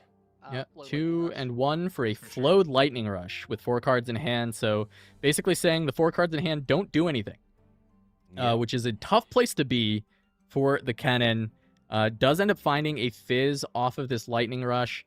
I'm not sure exactly what the 11 cards in the bin are, and if Fizz has a solve to the board state. I think it's unlikely that Fizz has a solve to the board state, but it is going to be the pickup. You're going to have to find a way to not only deal with the real Honest Broker, but also the LeBlanc, and you have to assume that this is Smoke and Mirrors, unless you are unaware of the Smoke and Mirrors deck existing, but I think the one in the discard pile is going to help clue you in. Yeah, it is at least visible there right now. I'm not seeing it quite yet, but looks like they did end up taking the Fizz. Wasn't anything obvious in the bin to bring back. Lacerate's not going to do anything. The flow is not going to do anything. I hit. You hit next game up at the top. All right, so they in the comms they've called GG on game 1. Kennen couldn't find a way to answer the board, so Swaggalot going to pick up game 1 on Starspring. Really big for the Smoke and Mirrors deck is if you can get first on your Starspring game.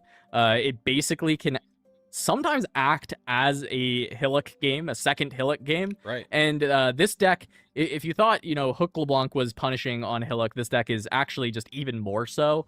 If you could even imagine a deck being even more punishing on Windswept Hillock, the fact that it just has so much Accelerate actually ends up making it a little bit better, where the Hook LeBlanc is a little bit slower, more methodical, and then sets up these like Doomstack end games with all the Ruin Rexes, and you can't really beat it, and the Hillock makes it really hard to deal with it, and it's a fast deck anyway. This deck is just even faster, right? It is just a faster version. They have different problems, different things that they're strong at, but one thing that you can say about the Smoke and Mirrors deck is when it gets on Hillock, when it has the Starspring game where it's getting to bounce things back and forth, if you can't disrupt the strategy immediately, and then also not just disrupt it immediately, but then be able to stop the Accelerate from beating you. You have to still be tall enough to beat that as Accelerates. You can get very run over on these battlefields. So starting with a win for LeBlanc is always very good. You've got the Hillock game coming up still.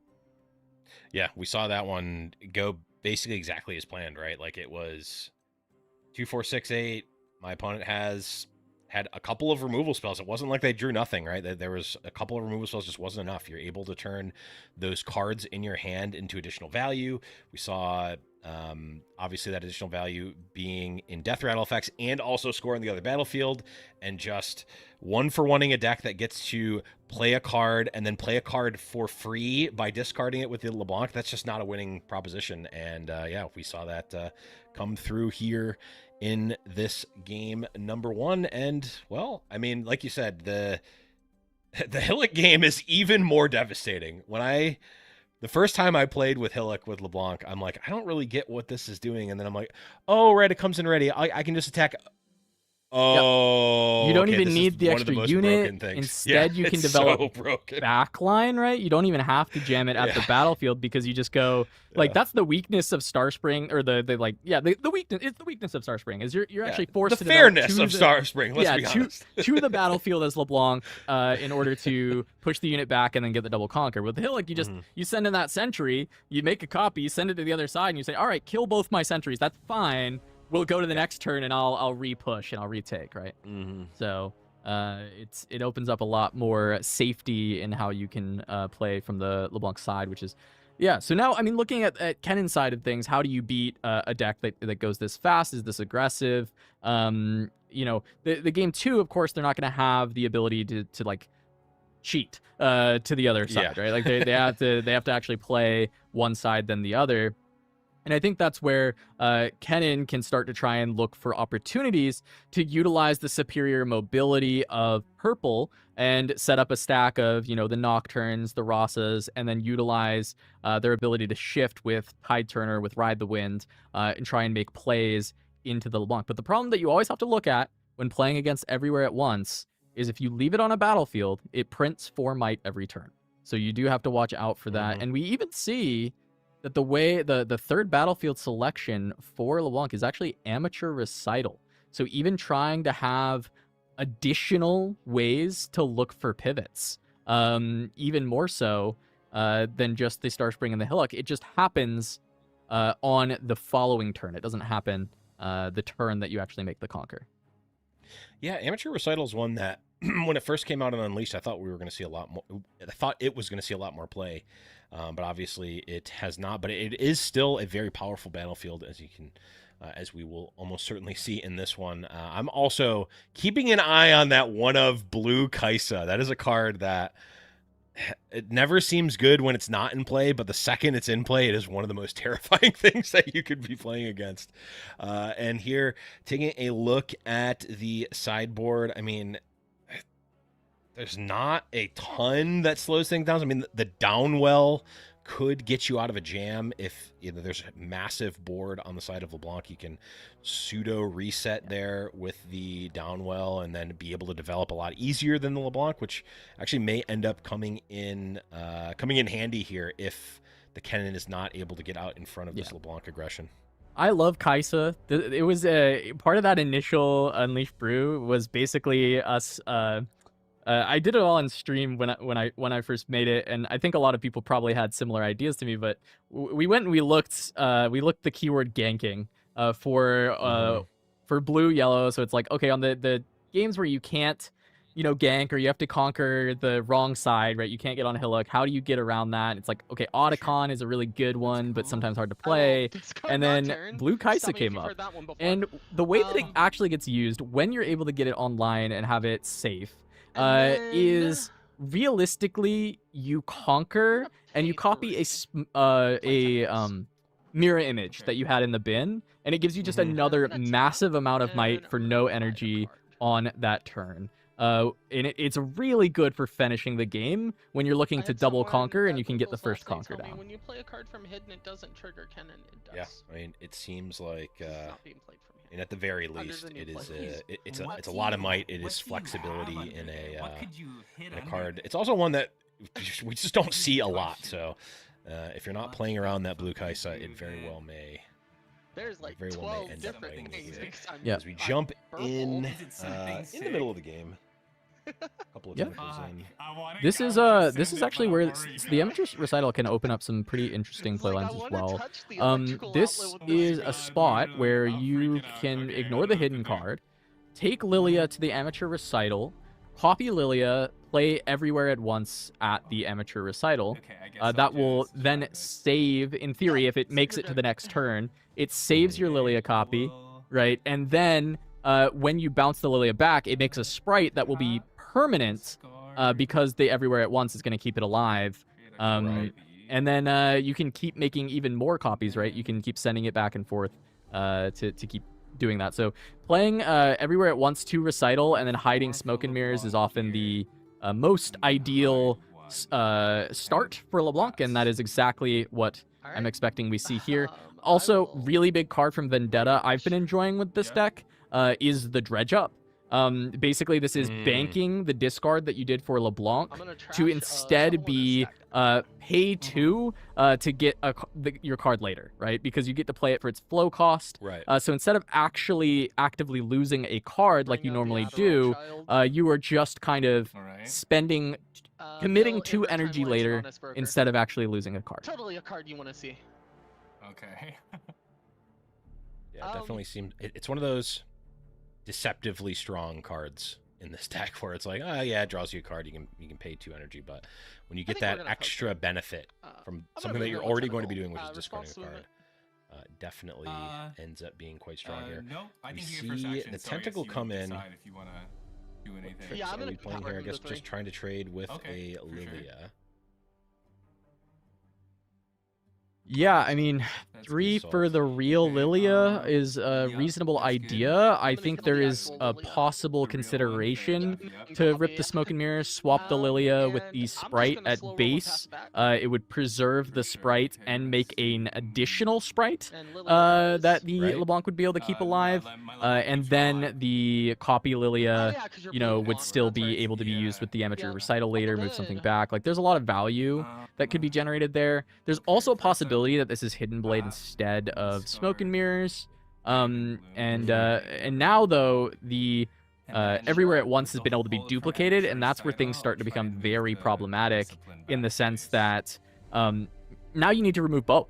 You can't just remove one and then destroy all the temporary copies there, Thinking. because even the copies have the ability of everywhere at once, and so they protect themselves. They don't allow themselves to trigger temporary. And so you now have to get rid of all of them if you want to remove the temporary units at the Amateur Recital. Mm-hmm. Yeah, that was first time I read Kinda that hated card Blade, my guy. was eye opening. that's fair. Like, oh, so they just make real versions of the card, basically. Yeah, the only thing that they Okay, can't do is go on back my to base, beginning phase, right? So that's the Sure. thing that you can look out for is like Can't how leave can them you in punish base. them? You get to trap them at battlefields. How can you set up for that to be 4, good? But now we're just gonna cycle see 1 to an Lilia accelerate in here. from Alilia instead of worrying about the amateur recital Okay, pushback. then I'll Just gonna send Yeah, this I have to in apologize, and Ken, go ahead and take the would Zon be Warrens. powered Go up to 3 points. off of the new like play rules. Yeah, Oh, and I like mean the this Blade is the activated. that's this is fair, that's fair, the for sure. stronghold, right, Okay, I'll of this discard, LeBlanc deck. It is sack, able to be quick very fire aggressive, but and draw. it's And interesting. There's then, not a lot of decks that um, play this aggressive game, but Oh, we also gotta pivot show, hard into this like hard hold hi, game, Itargaryen and it's What's up? built in He said make to the sure Everywhere you're at showing your Once hands. chosen champ, which I think is just really cool. I think it's interesting to it says shown have in the top. that sort of dual Are you? like game Yeah. plan that LeBlanc can have. And it's really tough, especially when you kind of have to play around both as the opponent, and you're not necessarily. I mean, here it's obvious they're you're- setting up okay, yeah, the that's what they stronghold did. with the Everywhere at Once, I'll just but you also have to please see just what he's saying. you have to be dealing with everything, and it Oh, is it's not an Blade, easy okay. task here Um, for the Skennen player. I'm not seal for a seal. Yeah, fair. Yeah, I have found this matchup to be pretty nice for the LeBlanc side, the Smoke and Mirrors I version. don't want to do this. When I've been playing it, and definitely loving to see kind of that in action here. gosh. As double hidden Smoke and Mirrors, you get to start making a lot of sprites that get to be permanent, and also this is going to give the opportunity to not only make sprite on the Zon Warrens, but move Discard one Starcross of the type. Everywhere at Onces over to that side, and then protect those sprites as well. So if Cannon can't find a way to break through the Everywhere at Onces, you're going to start getting a third one on the board. You're going to get a bunch of sprites being protected, and it just gets worse and worse. The issue does not get better. So even actively trading down to solve it is often worth it Can I just into this blue LeBlanc. Giving a child a weapon. Yeah, I mean, you just have to trade as many resources as you can. The Well, good then that news was for six. Kennen is that LeBlanc is down to one Okay, card I in will hand, try to. which that's a start, but there's so Well, much not here for to long. Smoke and Mirrors. Yeah. So if you Not- didn't know, Smoke and Mirrors has some additional text that many people really don't think about. You're Which is smoking that it this says because draw it's going one. to happen. So not only are you going to do this Okay, swapping, but I'll draw one afterwards for LeBlanc is going to be able to Smoke and actually draw Bring an this one additional here. card. We see the swaps. Here, Both these Lilias are going to here, make additional right sprites, here, and this is where And that then, swap of the uh, second Smoke and Mirrors can really protect things. You know, I was saying, Yeah. look, look at all the temporary that's over here. Well, now you can make it So permanent for if you move it this everywhere at once, one- but it looks like the decision is Yeah. just to generate as many sprites as possible and not worry as much about keeping the permanence at the Zon I'm Warrens, gonna- especially when you have the amateur recital to be able to push things back. And here comes a Star-Crossed. For sure. Try and manage it, but what do you even get And rid the of, Jungle right? Cat. Are you going to deal with a Lilia? Or are you going to deal with Okay, one of so the they'll switch, yeah. Everywhere at Onces? You'd have to. Yeah, You you'll probably get want to switch. stop That's the fine. Yeah, fake okay, version. Okay, done. Because it's still Yeah. gonna Okay, exist. so, The real one just goes to your hand. The fake one would at least Right. cease to exist. Be gone. And even then, guess what? You can copy copies, by the way. So if this Everywhere at Once copy still exists for another turn, Swaggalot's just gonna copy it. Just gonna make another one. It's another 4 might on Yeah. that battlefield. Another one to deal with, and that's a key barrier. A one of, key barrier. a spicy one of. Oh, that card is deceptively insane. Yeah, no worries. Like it looks on face value, it seems like it's a limited only card, and yet here we are. It does a lot in combat. Yeah, the key barrier is fine. Good, for sure. I mean, is and this So I'll lose Kennen Kennen. going to do Pass. anything? Yeah, and then the Still a couple sprites can that were going to die anyway. Well, everything dies at the end of my turn. Uh, You lose everything because why? well. Oh wait, no, it's two LeBlancs. Never mind. My bad. Yeah, I don't. The I sprites mean, will there's die. got to be. There's no Um, way Use that LeBlanc. bouncing the First real LeBlanc LeBlanc still has was the, was the play. she has I- the I There's I just think no way. I as can't is think of a often when benefit. playing against the Smoke and Mirrors LeBlanc, understanding what you need to do to win the game is actually kind of I'll tough. tap, discard, Yeah. Unless you actually have played against it Discard this enough Sure. to do so. But make a copy. yeah, bouncing the real one Uh, definitely doesn't make a lot of sense. As you can even see, Swaggalot just says, "Oh, thank you. I can now discard the real one to make Yeah, I now have another another card in my hand. real one." uh, So Yeah. it does get slammed. And that's, you know, it just is what it is when it comes to some of these very tricky decks that are extremely punishing if you don't have an answer. I'll tap Right? If there is this, not an Yeah. answer, so she just they goes will back. just punish you, and that is what we see Whatever, happening so here I'm as gonna more sprites get created. sprite, and then Backline I'll makes it really end difficult to deal with the everywhere at once beginning in phase. combat, and Kennen is primarily combat focused when it comes to removal. Beginning Oftentimes that's phase. not thought of because Kennen is like in purple. There's a lot of bounce effects. There's a lot of cool ways to interact, but realistically, the way that you're dealing with boards is yeah, through I Rasa, have through one Kennen that with I the shovel tap. attached, and you actually So are hold just and beginning outmighting phase happen people at the same time. more often than not using Oh, the so this would die. This part of the literally back here. Tempest Yes. ability as well. Oh, okay, that's fair. That's fair. I kind of fucked that up then. Yeah, it's through combat and it's let's through Minus one like for deluxe turn two. one temporary realizing it removal, now. right? Like the bounces, like you said, that's quite good against a lot of the meta. But in this case, I mean, coulda handled Starcross the fan a bit differently. was frankly embarrassing in this scenario. Yeah. Something like Rebuke way. would not do a thing here. A lot of the removal Saying that the that's Kennen deck another has access to smoke and is not mirrors. good. The Uh, one saving send grace it. potentially Yep. is no longer castable, but would be that downwell, and it would need to be slammed basically now. Yeah, I Downwell guess would there's gonna be be maybe one They've more also turn. stop him. Downwell would be very punishing, of Yeah. course, right? You just kind of evaporate all of these temporaries. You'd send the stack Hui that. back to hand, and For sure. in fact, Swaggalot is actually I will reveal deramped unlock. quite a bit this game, Oh, shit. down to only 3 runes. So getting bounced would be a massive problem, as we are going to see a Nocturne. So a lot of development's going to happen. The Bring it game is about. not ending Might as well. at this very moment, so Kennen still has a little bit of time to pull off a miracle, as we've seen so many times with these purple decks that dig so deep. The name of the archetype, especially when Called Shot was around, but Kennen has kind of revived what Miracle is with his access to Mhm. Lightning Rush. The good news for Kennen is if they are somehow, some way able to deal with this board, Oh, Hui we is just do this. Hui in I'm LeBlanc gonna is pay not 3. This as is gonna hurt my it's not rune economy. necessarily as crazy Oh, as it is in the purple decks, because there is no Ride the Wind. So the Thinking real quick. options, there's no Ride the Wind, there's no Tide Turner. So the options to move Hui in and out of combat are not as many. So if we can find that downwell, we may have a shot here, honestly. It's going to wipe basically the entire board. The Lilia could accelerate in. That's not enough to win. You're going to be able to develop at least a Rasa go back 3. in and potentially play one from Purple trash if there is fizz. one with the last right. Purple. So we're not necessarily out of it No, yet, there's one but of we the definitely blocks. need to hit something, Yep. and we need to hit it quick. Yeah, the bounce effects can be good in this matchup if you can play multiple. So if there are Green, 2 bounces purple, in the purple. bin, and we go for the double Here's fizz, the double star-crossed, Yeah. deal with both of the everywhere at Starcross fizz onces, is the other LeBlanc. that is going to be an answer to actually manage Let me the see. double LeBlancs, and it deals with all 3 of these sprites as well. They're not going to get to stick around. So this has been a massive development. A lot of units able to be slammed to the board. And as we talked Moving about, here doesn't LeBlanc help did because burn you a might lot as of well. runes. Doesn't have a lot of cards available either. Of course, Smoke and Mirrors can help with that. Here was an opportunity maybe even to just go for the hold, because there's no way to push in for Kennen. I may have liked to see actually the Hui be the one that swapped in this spot in order to just get the hold on the next turn and then move back so that you can allow Kennen to push in without leaving any of your resources vulnerable, and then use the Hui not only to draw once on that Smoke and Mirrors move, but then draw once retreating on this turn and be ready with another grip of cards when you need to push in for the win after holding this to 7. Mm-hmm. Kennen able to stop the bleeding for the time being.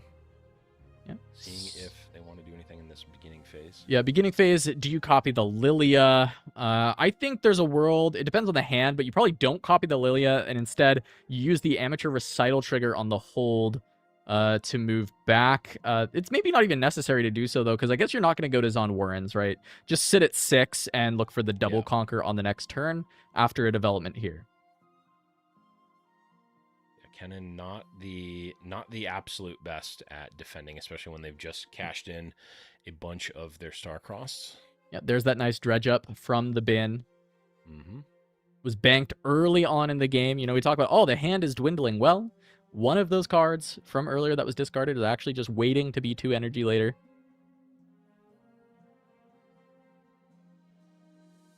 Old RBS, the Arby's manager coming in, very good at retaking a battlefield if need be. And Kennen going to need to make a run here. They are going to be able to get some value off of the last rites. Not sure if there are Rossas in the bin, but there is at least a Kennen. There's a Fizz in hand still. So a decent amount of options on the side of the Kennen. It's just a matter of how can they thread the needle to best set them up to not lose on this next turn.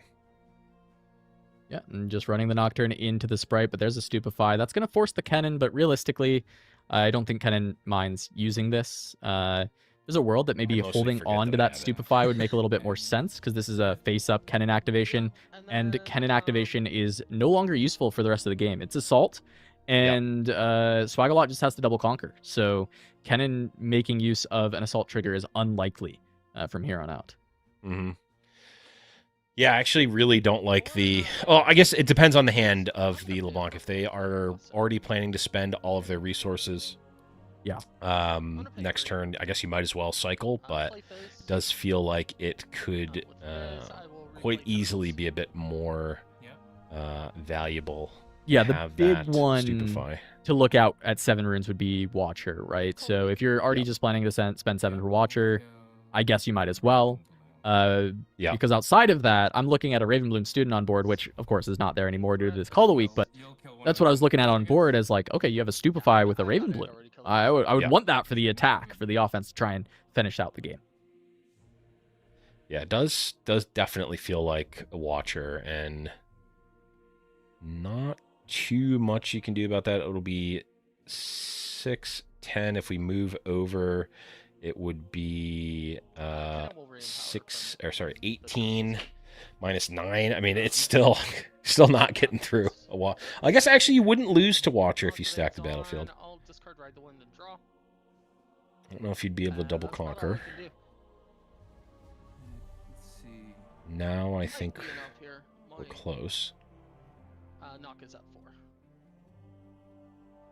Yeah, it's interesting. I mean, we haven't seen a mirror image yet, and mirror image copy Hui is often very powerful. That's going to be kind of this like 8-might swing. But remember, we're not on Hillock or Starspring, so there is a little bit of weakness that is shown by going by needing the double conquer, because you can't necessarily like send the Hui in and then bring it to the other side so easily. So something to look out for.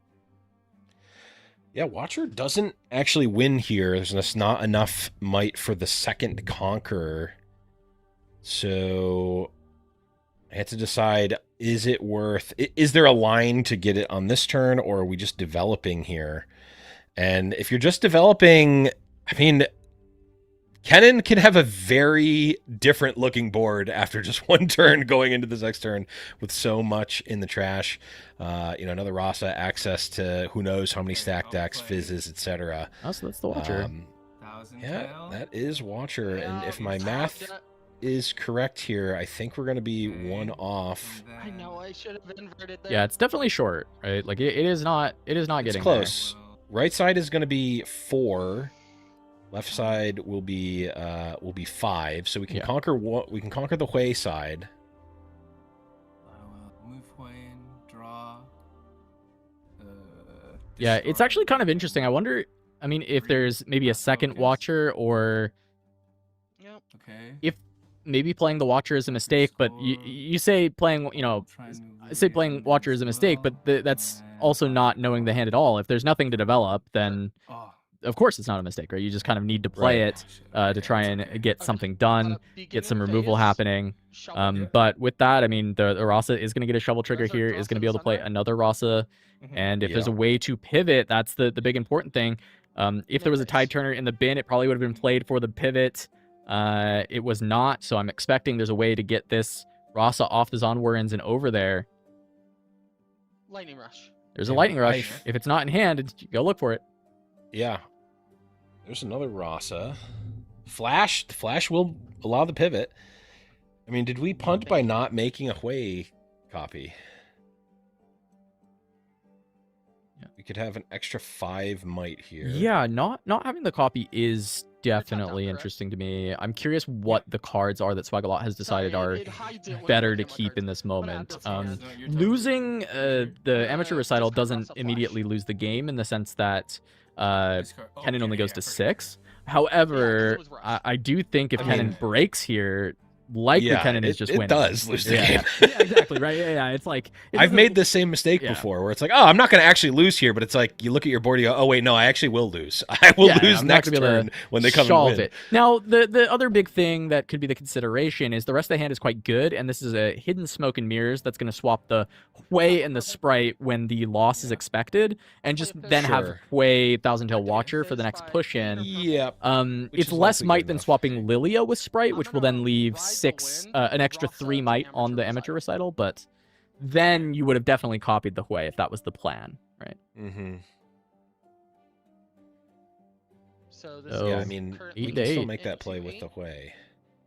So right my now, focus we're only for forcing 10. the play 10 and 8. of the smoke and mirrors, And I will pass focus to you. whereas I will we would. try It's Hidden the Blade. opponent would need to do something more. And It's I will hidden hard blade. bargain. Okay, so that is Oh, but the bargain's there. gonna get hard bargained. Okay, so now we are just Shovel boned. And that was the In take that off the lightning case. rush, right? We saw the bargain in the take. Yeah. Didn't grab the flash, grabbed the hard bargain because he had the ride the wind. He had the ability, or he had the fizz to get the ride the wind, right? Had the ability Yeah. to get the Rasa over there.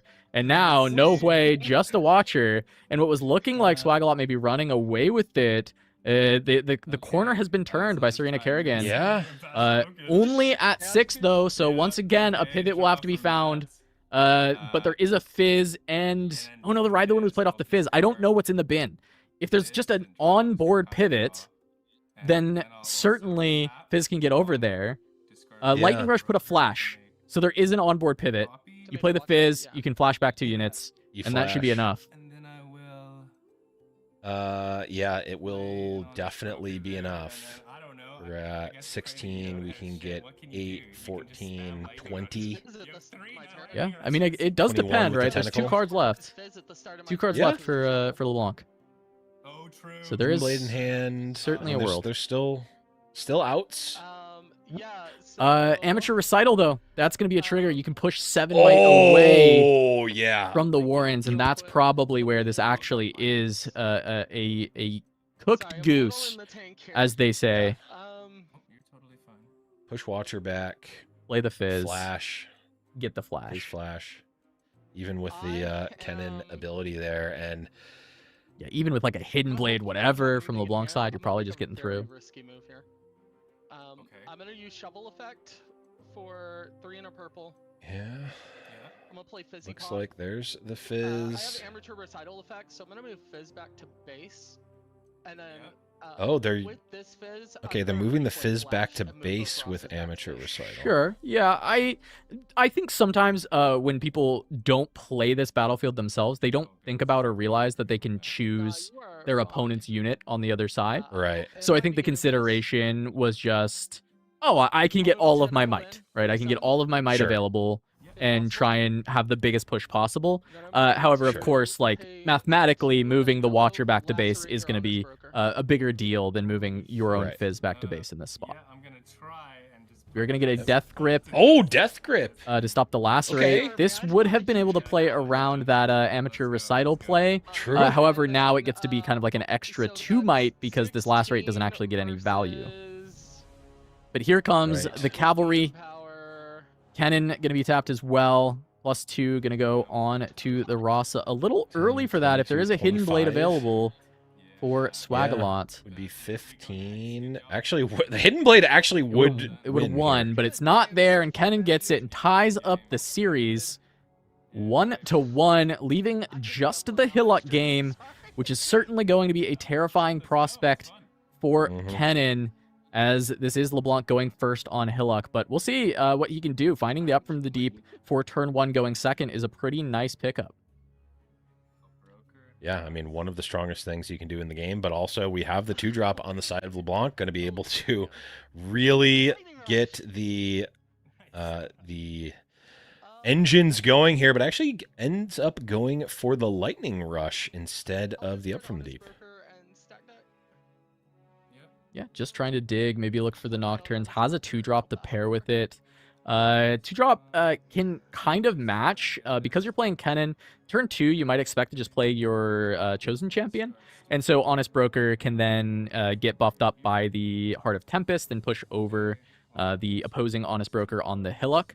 Of course, this ends up actually being a better answer, right? The reason you don't go for Up from the Deep into the Honest Broker is the Tentacles can't contend with either of these, outside of course, you know, as we mentioned, the Legend ability. But at least now, with the 2 Might unit, you can always contend, at least with a trade, even if you have a different line to take.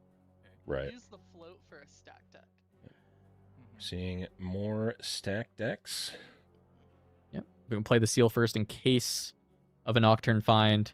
There's always the world where you can even, like, if there's a Ride the Wind and you really want to just, like, keep up in point tempo, you could even just, like, play the Lightning Rush from the bin, activate Kennen, use it for the Honest Broker, and Ride the Wind over. The reason I think that is probably just way too wasteful is then you're just allowing kind of everywhere at once to just run onto the board. Scot-free, double conquer, and then LeBlanc to, like, untap and do whatever they want to do from there. So we'll see what the Kennen line ends up being. And if they try and race point tempo, or if they just say, you know what, I need to look for a controlled end game like in the last one. Yeah, it really does seem like you need to keep up a little bit, but you don't need to go, you don't need to be, you know, right there in terms of points. You need to be managing the board. So we can see here, we're going to take out the real Honest Broker.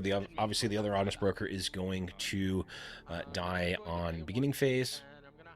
And then, you know, setting up a hidden card here, having the Kennen in the back line, you know, going to be able to potentially threaten to reconquer here. And this is going to be pivotal, right? If the LeBlanc Everywhere at Once survives this turn cycle, it is very scary for the Kennen. And if it doesn't, then, you know, the LeBlanc kind of out of gas, at least as it seems right now. Yeah, so this is where, you know, I like the hidden card because it makes it so Everywhere at Once can't just run there for free and do the duplicate thing, which is, you know, sometimes a little risky because you might lose your Everywhere at Once when you split them up like that, and it's 4 and 4, and now you're at risk of getting run over, but you'd still have room for a development on the LeBlanc side. Now it's like, okay, do you just have to go Minefield and duplicate, or is there a real opportunity? Wow, that's committal. Aggressive. That is very aggressive attempt to go to 4. It's a Tide Turner, which is actually going to still allow for a defense, but what I will say is that the danger... Oh, no, yeah. Tide Turner... that's not how that works at all, actually. No. Nope. Yeah. Nope. Judge! What are... yeah. I got really confused for a second because what's happening? 1-800-HOT-PEPPER, we're reporting a judge infraction. Yeah, that's not... Tide Turner is not Smoke and Mirrors, actually. No. Tide Turner is Tide Turner, and so it would need to swap with the...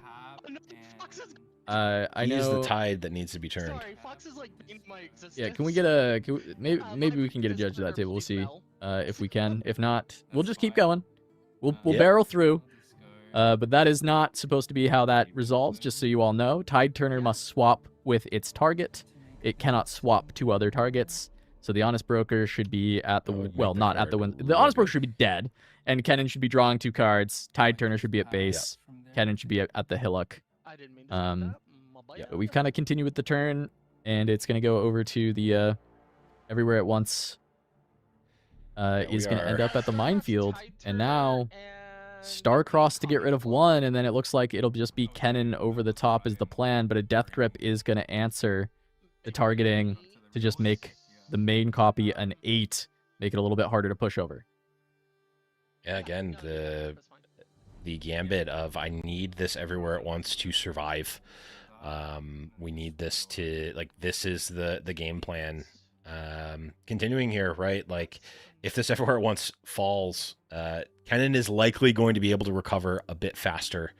And with LeBlanc only being at 3 points here, if their board gets wiped, it is likely going to be Kennen stabilizing, and if that happens, could very well be game over. But holding on for now, and, you know, next turn going to continue to make the army of LeBlancs. We do see a Nocturne come out, which is going to be able to get a bit more might in play to contest the infinite LeBlancs. I'm gonna play All it right, there. yeah, the Nocturne gets to come down, but feels like 8 might is enough that there was not a way for Kennen to kind of push over it. I mean, realistically, you could trade. I actually don't hate the idea. You send the Kennen with the Heart of the Tempest and the Honest Broker in, and you just trade 8 into 8. I think the issue with that idea is LeBlanc with 2 energy up could just have a Stupefy. And that would be a major issue. I think if LeBlanc is tapped out, Kennen actually should take that trade, but because Yes. she's not, I think it's probably a bit too risky to go for that line. Yeah, and it's very committal because if the Stupefy is there, you probably just lose the game. Or at the very least, you are excessively far behind. And like we've been talking about this entire match, whichever player falls even just a little bit behind, the other one has the ability to really, you know, put the foot on the neck, as they say, and end the game, or at least put a fair gap into the game here. Yeah. As the army of LeBlancs is starting. Yeah, but I think what Kennen has set up here is pretty good, right? Has control of the Hillock with 10 might. And so even though the copy gets to be made, you can't bring that copy back, right? That's not possible. I've got no. Your smoke So we mirrors is good. You can end take up this. seeing... Yeah. This is a way that you can pivot Cycle. temporary units, so I guess just trying to trade with Nocturne is the plan. Because if you end up leaving this unit at home, it does just die. It cannot keep itself alive. So Decree onto the Rasa, and then I'm guessing this is Stupefy with a push in to take out the Nocturne and keep the pressure going. I wish it was sensible for you. That would be amazing. So really running out of gas if using the smoke and mirrors in that way, right? Like needing to find this kind of pivot and extra card draw, and it's even just for a trade. Just the trade. So as of right now, the real everywhere at once stuck on Minefield is just going to fall down to a Kennen with the Heart of the Tempest assault on top of it. To make it a bit grimmer.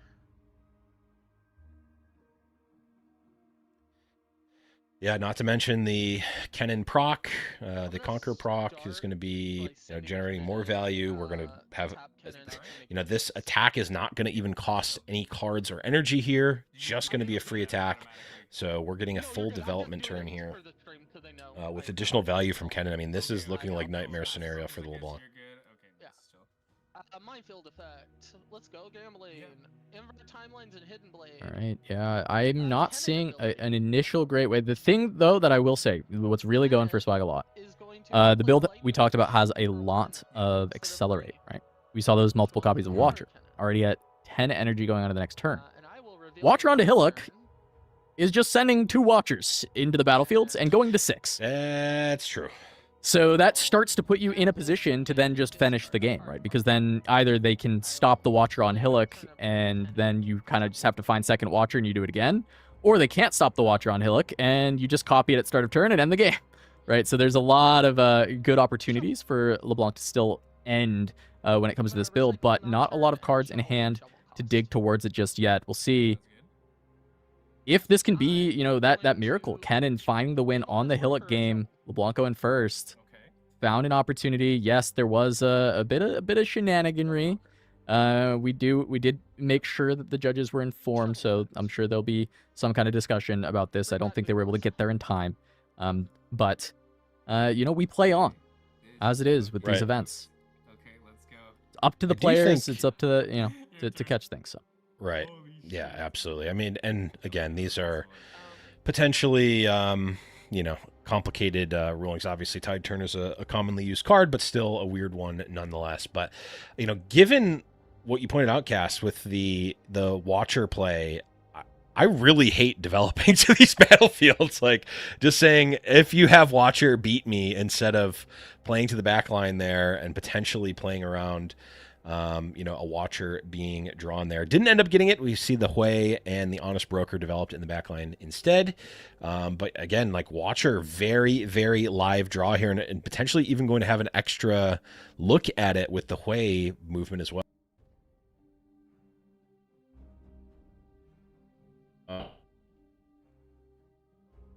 Sorry, they're saying something in the All right, goes back over to Kennen. Yeah. In like the Discord chat. As you said, So that the Hui copy is a really big way that this deck can pop off.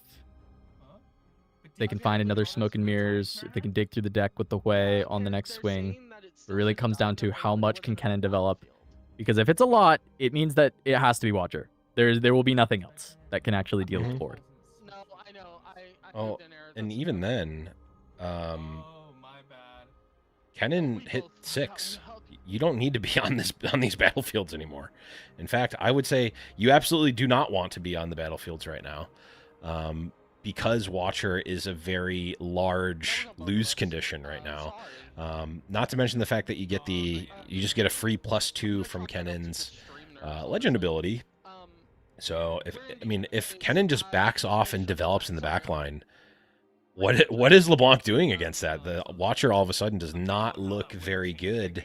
It doesn't look as good as it could be, right? It's an extra 7 might on defense, but which could effectively be 14 with the LeBlanc trigger, but it's not nearly as good as the effective infinite that it becomes when attacking with a bunch of units on the battlefield. Cool. I'm going to focus from here.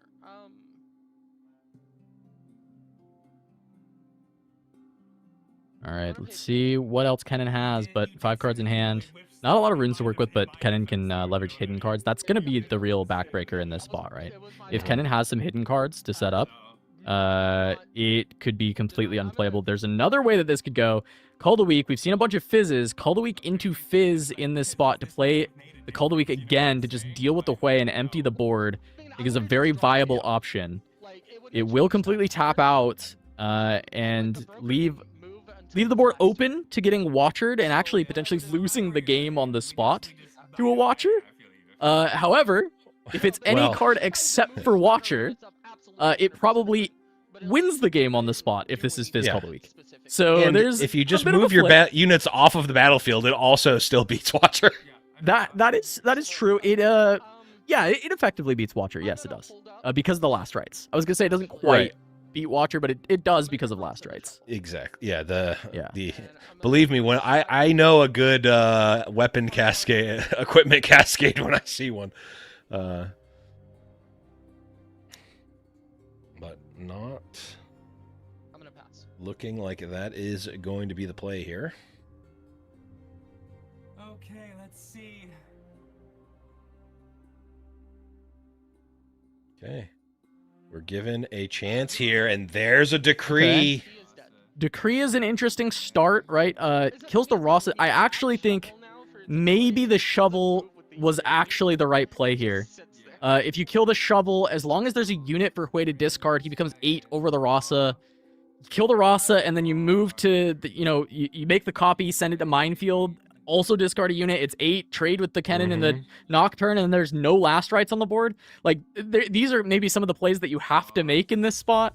But for now, no unit in hand. It discards a Hidden Blade, so there's a world that there's just no unit in hand, and you can't risk it, right? That's also a completely reasonable position that there could have been here, as we are gonna have a Smoke and Mirrors as the discard to then let Hui swing. That's a card that you really would have wanted to be able to hide here, but once again, I'm assuming it was one unit and the Smoke and Mirrors and just needing to keep the unit to be 8 might, and instead Vi is gonna get to come down alongside this, meaning that the copy Hui will get to live a little bit longer to try and prevent a double conquer from this side of Kennen, and this is gonna be a 10 might and a 5 might hold on both sides, going to make it really difficult for Kennen to get on board and double conquer. But even just getting on board right now is going to be tough for Kennen, right? No units, just the shovel. Has to find a way to escape. Something like a flash would be very good here. Just get out of dodge and then re-engage with the last rights. But it looks like this is Starcross targeting Kennen and Vi. No, that's just the Vi target. This was 3 energy and a power. Still could be Starcross. It's Win and Ghost. Gonna just bounce the Hui. And that can allow for a hold. Yeah, that does allow for a hold. We kill one unit. Because the ganking. Yeah, have to kill Nocturne. Yes, that's true. Well, actually, Nocturne it like doesn't matter. It actually, no, it has to be. No, it does have to be Nocturne. It does, Nocturne ganks does. over. It's just it's just dead on board. Yep. If you kill. Yep, has to be Nocturne. The Kennen. And then, I mean, there's a lot of outs. Okay, does see it. Sure. And then Vi push back. Yep. Bounce the Vi. This means that LeBlanc doesn't even get to go to 6, though. So Kennen does not have to end the game here. Yeah. No, for sure. Okay. Flash, Ride the Wind, Fizz, Stack Deck into any of those. Lightning Rush into any of those. Lightning Rush into Stack Deck into any of those. There's a lot of outs here. Recycle, Nocturne, and Wind and Ghost. Yeah. He'll go up to 6. Fizz. There's a Fizz. And to ride the wind. Yep. Fizz should allow for the flash. Fizz Flash. There's the Kennen, and that's gonna do it. That's gonna be Kennen being able to find the win over LeBlanc on the Hillock game, get to 8, and come back after a game 1 loss. Kennen able to overcome the smoke and mirrors LeBlanc, get the job done, show why this is one of the best decks. Yes, there was some messiness in this game. We'll get things sorted going forward, of course. Everything's been informed that needs to. It's all done. That's all we can do. But still, congrats on the win. We'll be moving up to round 3 short enough. We'll see if there's any backup games on round 2 before we do, but that was a relatively long first set, so there's a chance we don't have one. But nice first game for us, Blev. You know, we get a little smoke and mirrors LeBlanc action. That's not something you get to see every day.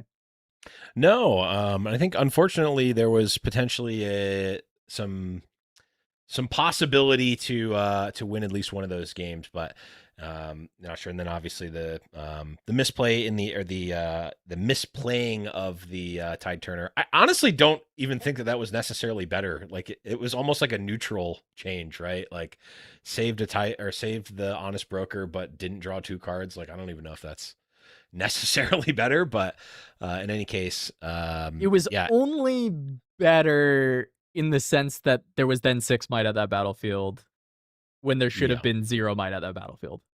That's why it was better. Right. Or I guess there should have been 4 might instead of 4. 6 might. Yeah, 4 might at the battlefield instead of 6 might. But 6, it was a pretty big difference in the fact that there was a 4 might unit in LeBlanc's face. So I mean that's why it ended up being, because the 2 cards for Kennen over the Honest Broker being alive is probably better for Kennen than the Honest Broker being alive. It was more the other end of it. Yeah. But in any case, like you said, seeing the power of Kennen in one of the games just really felt like they were completely out of it, and then ended up making a big push. The LeBlanc player missing a potential lethal line there. That's why you play, right? Like you see, if you see, Prismat versus Sam D. Sherman, maybe they're not going to miss these lines, right? Almost certainly not going to miss these lines in, the top 8 of an RQ. However, in the middle, round 3 of your skirmish, play it out. Yeah, of course. Round 2 of an online event, sure. Just starting out, a lot of people newer to the game when they come join online events. They might not have cards, that kind of thing. So we try and have a little bit of grace as we go through when this happens. It is on the player's responsibility, but what we're trying to do behind the scenes, there's a 4-minute delay if you're seeing this, right? So like when you see it in chat and you're informing something, it's going to be too late. Sorry, that's just part of trying to keep as much competitive integrity as we can as far as the players seeing cards, that kind of thing. But we see it live as the casters, and we did pass along, stuff is happening, and we're going to try and find an even better solution so that we're not having as much as that when we can. It's all part of the process. We'll get it all sorted. We'll figure it all out. The Gretton bat signal that I can shine on the back, and he'll come. I'll be the Commissioner Gordon to the Gretton Batman. Yeah, of course. We've got, it looks like another matchup we're going to jump into in progress in just a moment here. It's going to be an Azir versus LeBlanc, currently 1-1 in the matchup. And we've got it here coming up. It's going to be Chigmo versus Rob. Azir is a deck that I think a lot of players have been very high on. It didn't necessarily have the results at Ottawa that maybe people would have expected, but it is definitely a deck that we expect to be quite good, as we are seeing yet another person playing Smoke and Mirrors LeBlanc. So a lot of cats people out of the bag that way. This is what you get for saying that you like a deck. It immediately attracts people to it. It's I've very had so many funny. people message me saying that they're going to try to stop me from getting the best of Lucian because they know I'm playing Lucian. I've got people come out of the woodworks. It happens. It's very, very funny that we're seeing some more Smoke and Mirrors LeBlanc. But this is a matchup that can be a bit hard. You know, Azir is very good at both conquering and holding, and a lot of its holding is through hidden cards. You know, those reaction speeds. You get some stuns, which are stopping the waves. You're able to have even like Hidden Blade just killing things. Even guards just +5 might out of nowhere with a Brutalizer can be really scary. Be a bit difficult, but both decks very good at looking in for those double conquers.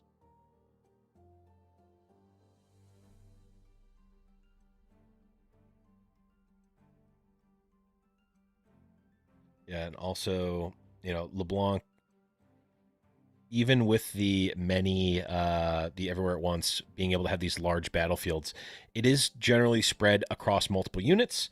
And large battlefields spread across multiple units, very susceptible to the equipment cascade. And, well, Azir is one of, if not the best decks at being able to do the equipment cascade. And that is not... It's not easy to play around that because Azir is always going to have a bunch of equipment in play. They're always going to have a bunch of expendable units that they can trade up into your big battlefield, and it's not necessarily a good place to be if you're doing that line of play here. Okay, gonna swing in with Everywhere at Once, and no immediate response from the Azir as far as being able to deal with 4 might. Just says, I want a couple extra cards to try and look for this end game. So plays the Hidden Blade on his own unit. And that does mean Everywhere at Once gets in. Could be considered for a copy unless the Hui copy is what is wanted onto the Orange Forge. Yeah, I'm not sure. I mean, I believe just based on the player chat, it is turn 0 right now. So I believe they are in turns. So really mapping out it's going to be Azir on turn 1, then LeBlanc on turn 2, final turn being the Azir's turn 3. So just saying, hey, I can go to 6 next turn and then have a shot at winning on the following turn here. So getting as much set up, getting those extra cards in hand now to make the big push.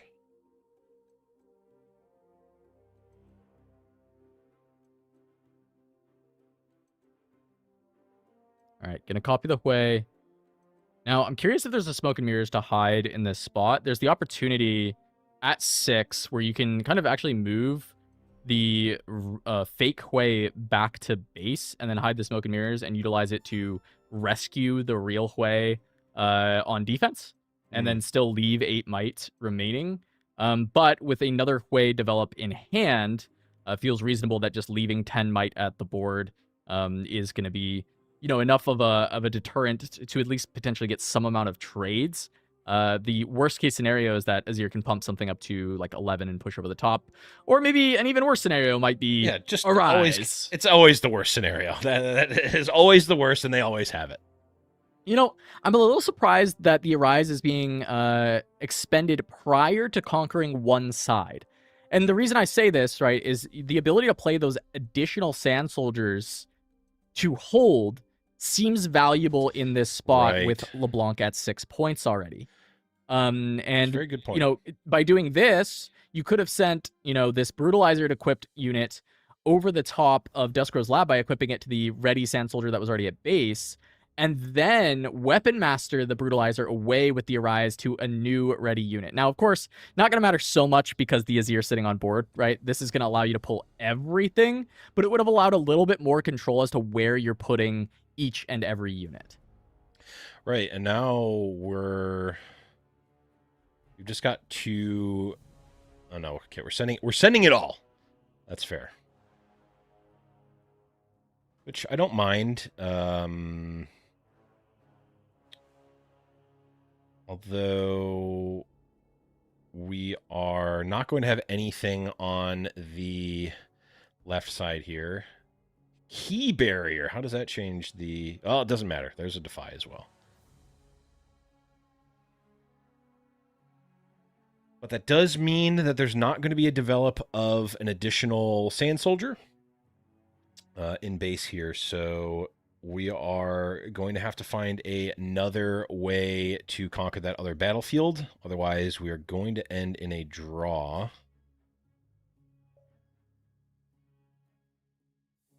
Yeah, looks like determining who the targets are.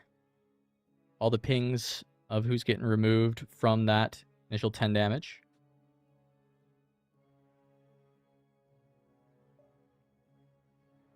You're going to get to go to 6. And then now Hui gets to ready up. But this is not a battlefield with easy pivots. Would need to be something like a Watcher to get the job done. Ooh. Watcher comes in ready. There's no hidden card. This is just a double conquer for free into the Sand Soldiers. No recourse for Azir. LeBlanc going to be able to get the job done. Yeah, that will basically make the opposing battlefield 0. Well, it'll make it 4. That's going to be enough. Very nice. There we go. LeBlanc gets it done. Double conquer in top deck, question mark? No. The Watcher had been sitting there setting it up for the end game. Really well done with the Watcher in hand, just making sure you can get the points. That's why we see kind of the sacrifice of the Hui, especially since Hui Watcher as the secondary hand, right? You get to develop the back line, know that you've got the Watcher coming up. You're going to be able to double score. Sometimes the game that doesn't have a Windswept Hillock, it doesn't have a way for the free pivots, is a little bit harder for this deck when you can't move that Hui around. But the Watcher is a great way to find that finish. We are going to have LeBlanc taking down Azir. Yeah, definitely. I mean, I was saying that LeBlanc having to rely on the tall multi-unit battlefields is not great for the equipment cascade. Also not great on the Azir side for the Watcher, which is maybe the OG destroyer of tall multi-unit battlefields there. And is able to do a lot of work even against the bane of my existence, which is Arise when playing against Azir. They literally always have it, and it always wins them the game against me. It stinks. Quick update on the first game we watched of this round, since I know a lot of you were chatting about it, you seeing some issues with the game. We called it out during the game. Our judges were able to go in, talk to some of the players, rewind the VOD, make sure they were looking through things. They are, in fact, actually going to award the game win to LeBlanc, which means 2-1 for LeBlanc in the first game that happened against the Kennen. There was a prior warning, just wanted to make sure things are right. It doesn't seem like it was like intentional, malicious, or anything like that. It was just newer players trying to learn the game, hard deck, similar cards, doing some things wrong. But the game win has gone to the LeBlanc, so things are kind of all kind of right in the world, I guess, when it comes down to making sure this person didn't lose a game due to some unfortunate mistakes on how people were executing the cards. So it's been remedied. As we said, we are getting it done. Trust us, we are working on it. We're making sure things get done correctly. You're just catching things on a 4-minute delay, so I'm sorry that your voices are not heard initially when it comes to some of the judging things, but we're on it. Yep. You can believe in us to make sure things are getting done the right way. And if you are enjoying the broadcast, there are a couple ways you can support us. We're partnered all month with Vegas Singles, an LGS in the Las Vegas area that runs a ton of Riftbound events. They also have a massive collection of singles for you to purchase, as well as a very robust buy list if you have a bunch of cards that you want to be able to get rid of and maybe trade in for something else. You can check them out at vegas.singles, and you can use code TURN5 for 5% off on checkout. We also have brand new mats in the shop. First off, our Hot Pepper University mat, partnering up with Grenton, Big Boy L3 Judge, that we do all our rules videos with. And if you are judge staff or event staff, you can get a discount on that. Just reach out to Grenton, and you can get a code if you work on events, and you can get that for even cheaper. We also have this amazing collab with Glitch Goober. If you're a fan of the Rift Buds and you see her at all of the RQs, then you'll love this. We had her do a drawing of all the ninjas, and she went with the direction of Shen having everyone on child leashes. It's called Babysitting Mid Lane, and it's amazing. And of course, we have another collab with Iswardi Theriento. He ended up doing our Aurelia mat back in the day. Now he's done this amazing Mel, and Bessa. And finally, our good friend Maris made these Annie cloth mats that we have 3 different colors for. This is our first look at doing cloth mats, and we also have a Prismaticism collab. If you see that gold, red, and black color, that is foiled out, and it is going to be with Prismat signature, and those are serialized for only 100. Check us out at shop.termsideways.gg. That is going to be the best way to support these kind of streams and make sure that we can keep doing them and expand upon them. But also, if you want to support RiftAtlas even more, they're running even more online tournaments. This one in partnership with Haven, with the Haven Online Challenger Series.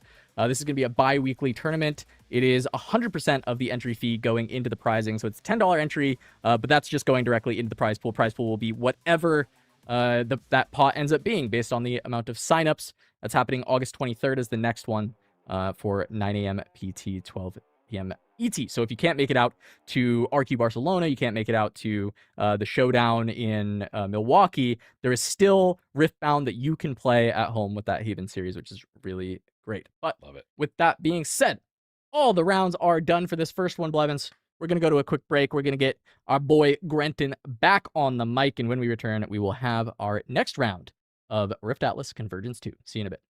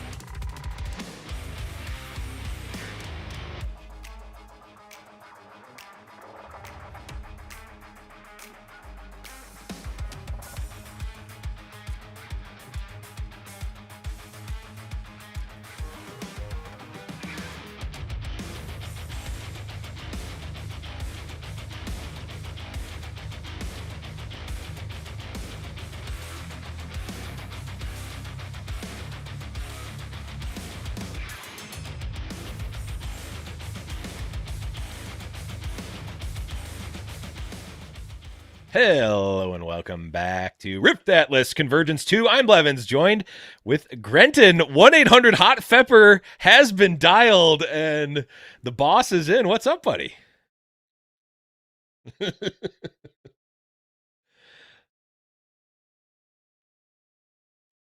No, not officially, and looks like people may be wondering why you can't hear Grenton. That is because of technical difficulties, but We're good. All set. good now. All good. Life is good. I was going to say the bat signal worked and the mic didn't want to work. So, we can't have our cake and eat it too. I arrived and then the audio followed later. Yeah, you have to be very specific when you ask for a wish from the monkey's paw. And you know what? I wasn't. That's on me. That's on me. But we got it sorted out here, and we are sorting out round number 3 as we're jumping in here, and we're seeing a lot of Kennen, but not here. We're seeing a throwback. Aurelia versus Rengar here. Yeah. Rengar are, I think, 4th or 5th most played deck in this event. Obviously, piggybacking off of Prismat's success in Ottawa last weekend. Aurelia, I don't think anyone needs an introduction to at this point. But now we get cool. We can kind of see what's going on here. We can see what they're mulliganing and everything, which is awesome. I don't like Aurelia at all. But I do like the Targaryens. So I'm very unsure of who I should be rooting for here, Blevins. Yeah, I think maybe putting your house lines. Put your house lines on the line here, as you can make your pick. I'm team Angie Body all day long, pretty much no matter what. So give me Rengar here. As we start with a Determined Century, so already a departure from what at least Prismat was running in Ottawa. Yeah, we have the little 1-drops, which can be fun. In Rengar, it's obviously very good because it's essentially a 1. As we saw here, it turns into a 2-might unit. But also, if you play it from your hand, you can trigger your Pride Stalker Legend to give another unit +1, which is kind of what we're doing here. And yeah, this kind of looks pretty standard here for a Rengar to start. We're going to develop probably another unit to base. The Nox is hopeful, so pretty solid turn here for the Rengar. Kind of developing an extra 6-might on base while also scoring, or 6-might in play while also scoring a point. Yeah, not a bad one at all. And I was going to make the point that the Determined Century was effectively just being a 2-drop there, but actually this play wouldn't have been possible if it was a 2-drop. So kudos to the Determined Century. Makes a lot of sense in Rengar, especially on your Emperor's Deus game. And we're seeing a new card here, new addition from Vendetta on the Aurelia side. It is our good friend Akali.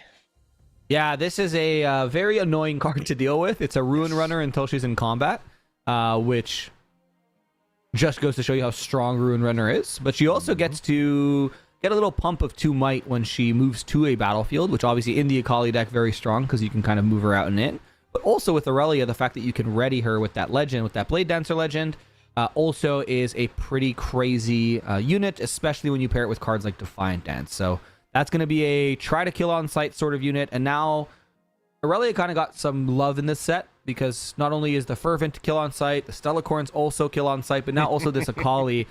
So the whole deck is becoming essentially kill on sight. If it costs more than 4, you probably want to kill it if it hits the board. Yeah, it's one thing to have a diversity of threats, and it's another thing to absolutely need to kill everything that you see when it comes into play, which is tough, and which is partially why the Aurelia is a very annoying deck to play against. However, I will say, having played the other side of this match quite a bit, getting ahead on point tempo versus Aurelia is a very, very strong place to be because outside of cards like Ride the Wind, there's not really a way to cheat the point cadence unless they're trying to hold. And as Rengar, if your opponent's trying to hold, you are generally quite happy with that. We can see there is a ton of might in the back line. There's still the threat of the Rengar in the Chosen Champ zone, and every single unit that's played is an additional might that's going to add to this absolutely massive attack here that's coming from the Rengar. Yeah, and now we get to do the little dance where we bounce the Tide Turner, make the Sand Soldier, move up with our Akali, play the Tide Turner to base, keep our Akali safe. We still have 3 runes available, so this is not like a free turn for the Rengar. You do have to still worry about cards like Defiant Dance, Defies if you're trying to do some cheeky stuff. And the issue is, because Akali's not in combat, this Faithful can't pull it. It's just chilling in base. It can't do anything. Like this Faithful that everybody is terrified of, this Akali just goes, yeah, whatever, all good. Yeah, does not care about the Fae Folk, which is sad because that's one of my favorite cards. It is one of the most horrifying cards to play against, though. I will say, but I'm here for it. We're seeing good old Kinky Initiate here, draw a card with the massive board on the side of Rengar, and like you said, Rengar has to choose what are they going to play around here. What do they think the Aurelia has? What do they think they're going to be willing to commit on this turn of the game? Because you want to send in good attacks, maybe force some cards out of your opponent, but you don't want to just throw away your resources. Rengar does not have an infinite amount of units to throw into combat and trade off, especially as Aurelia is quite up in card economy right now. Yeah, we're going to move that Hopeful up. Obviously, that Initiate not only drawing us a card, but also getting that Hopeful to be 5 might, just in case we want to play around, just having an On Guard or a Discipline there. 5 runes up, which is the magic number, where we could essentially, if we really wanted to, we could pass turn. I don't think that's probably the correct play here. We're on even points. We can threaten playing a Rengar from our champion zone, but it looks like we are thinking on the Dais trigger. We will play out the Sand Soldier. Keep in mind that Noxus Hopeful can get replayed for 2. We're going to give the Sand Soldier in our base the Pride Stalker buff from the Emperor Dais Sand Soldier that gets created. Again, this is one of the reasons this Dais is insane in Rengar, because not only do you get to save your units, but you get to buff other units in your base. So you kind of get to 2-for-1 the battlefield. And I don't know, Blevins, that there is any other deck that can use the Dais as well as Rengar, except maybe Azir, obviously, but I kind of like it more in Rengar. Rengar, it is very, very good in Rengar. It's also like the loop that you just said is very good. It also works well with Kaisa or with Pike if you want to just keep conquering, and you can essentially double conquer if you have enough runes. Conquer the Dais, bounce the Accelerate unit, replay it to the other battlefield. It is. I've had games that play out like that. Is very, very strong, and here we're just seeing some value. And like you said, it did not even go for the attack on the Abandoned Hall, saying, hey, I've got my 4 points. I don't need to commit too much. I don't want to give you additional value on something like a Discipline, which is going to end up just eating my unit. And instead saying, I am fine. Let's leave it in the back line, and we'll go 2, 4, 6, 8. And the Charm going to come in. So the reverse Fae folks, so to speak, that Kaisa will enter and die instantly. And now we get to ready the Akali and bring her home with the Twilight Shroud. So again, just doing a very good job of keeping this Akali safe in the backline. It kind of goes back to what I was mentioning earlier, where this Akali is essentially a Ruin Runner unless you can put her in combat. The issue is when you're playing against an Aurelia is, unless the Aurelia misplays, this Akali will never be in combat when the Aurelia doesn't want it to be. Right. Yeah, you really have to force the issue as the Rengar player to actually get this Akali into a combat that they don't want to be in.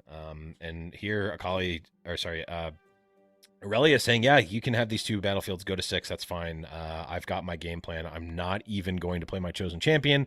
I'm just leaving runes up here, which is a good thing and a scary thing if you're Rengar. It's great because, you can send in this Initiate and the Pit Rookie. Looks like potentially wanting to leave one on the battlefield, being able to make their pick of which one they want to Emperor's Dais.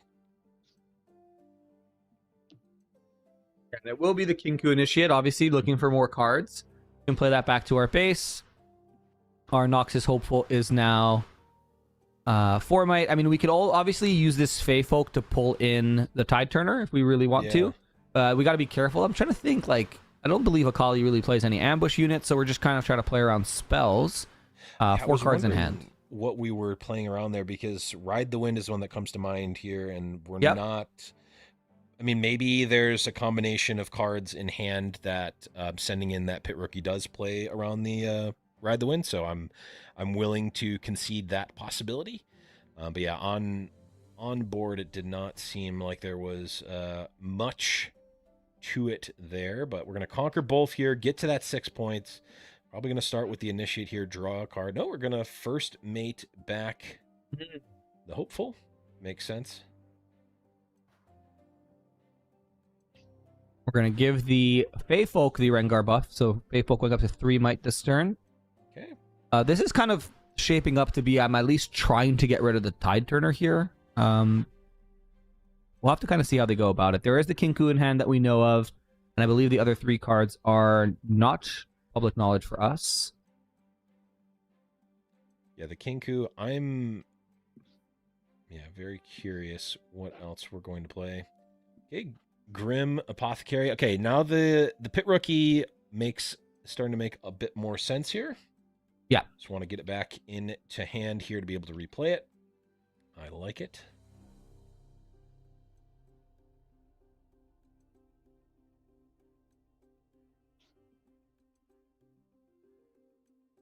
Another Nox is hopeful, so we had 5 here. I think we gave both the Grim trigger and the first mate trigger, and now the Noxus trigger to the Feyfolk. Yeah, I think we're going to be at 4, 5 with the buff, and then 6.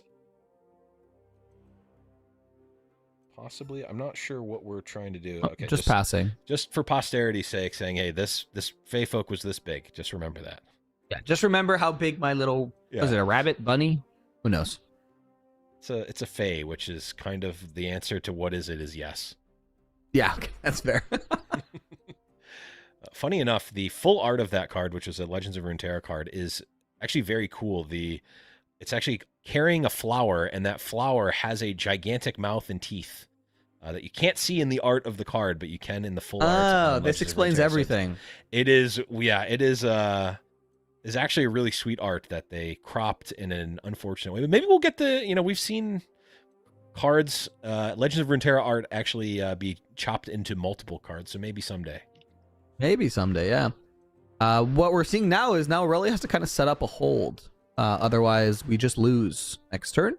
Yes. So I don't think this Akali's going to come back to base. I think she's finally, after 5 turns, going to see her first actual fair combat, so to speak. Yeah.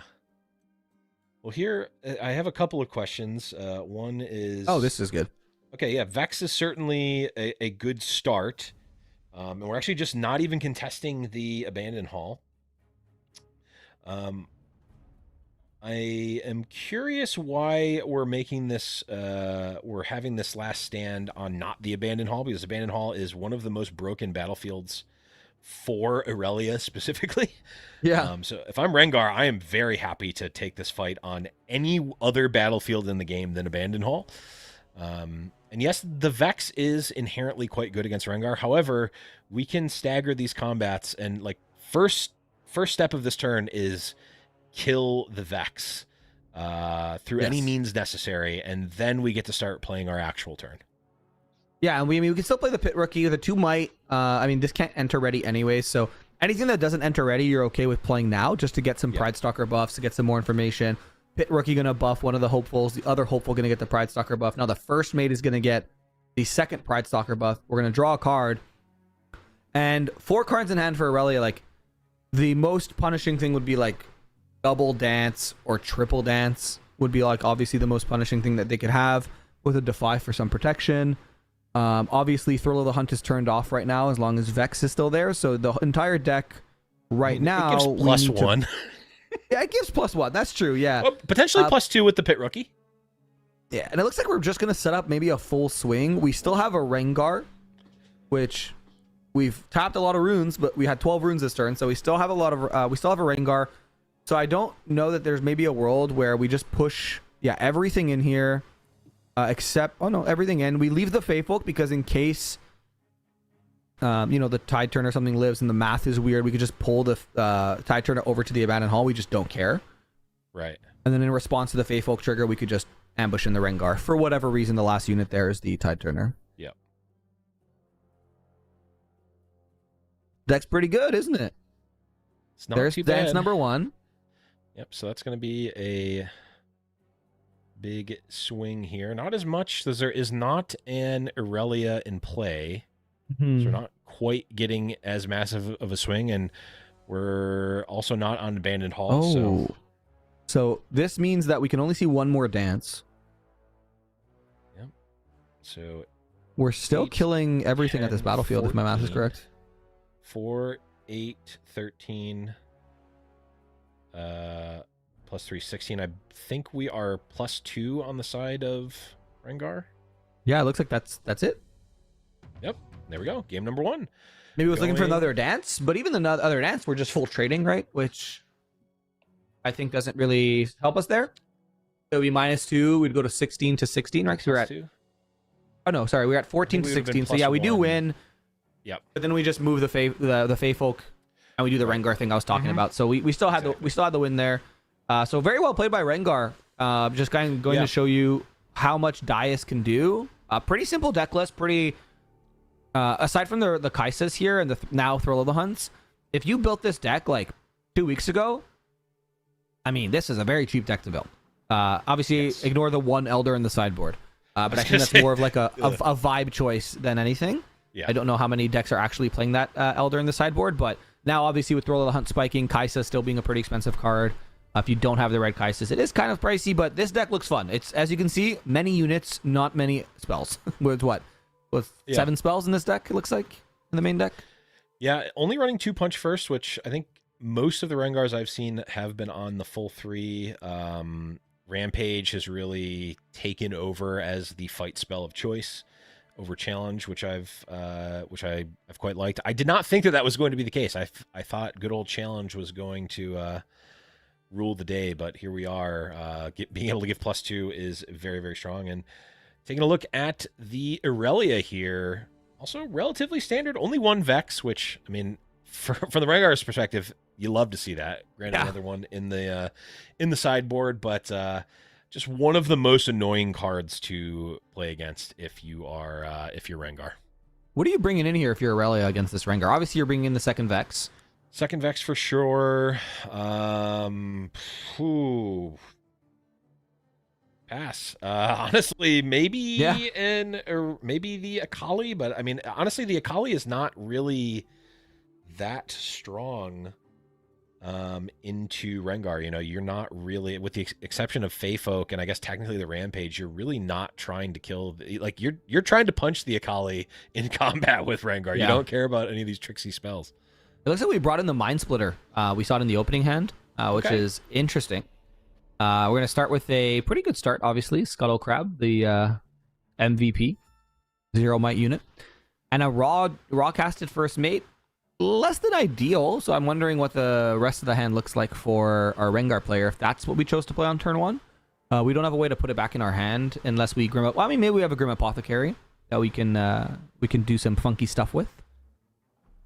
Yeah, Apothecary is a good one. I mean, it does signify either you have an Apothecary or just if there's no other play, you know, I'm not above playing a first mate raw, but it is one of the last choices I would make for sure.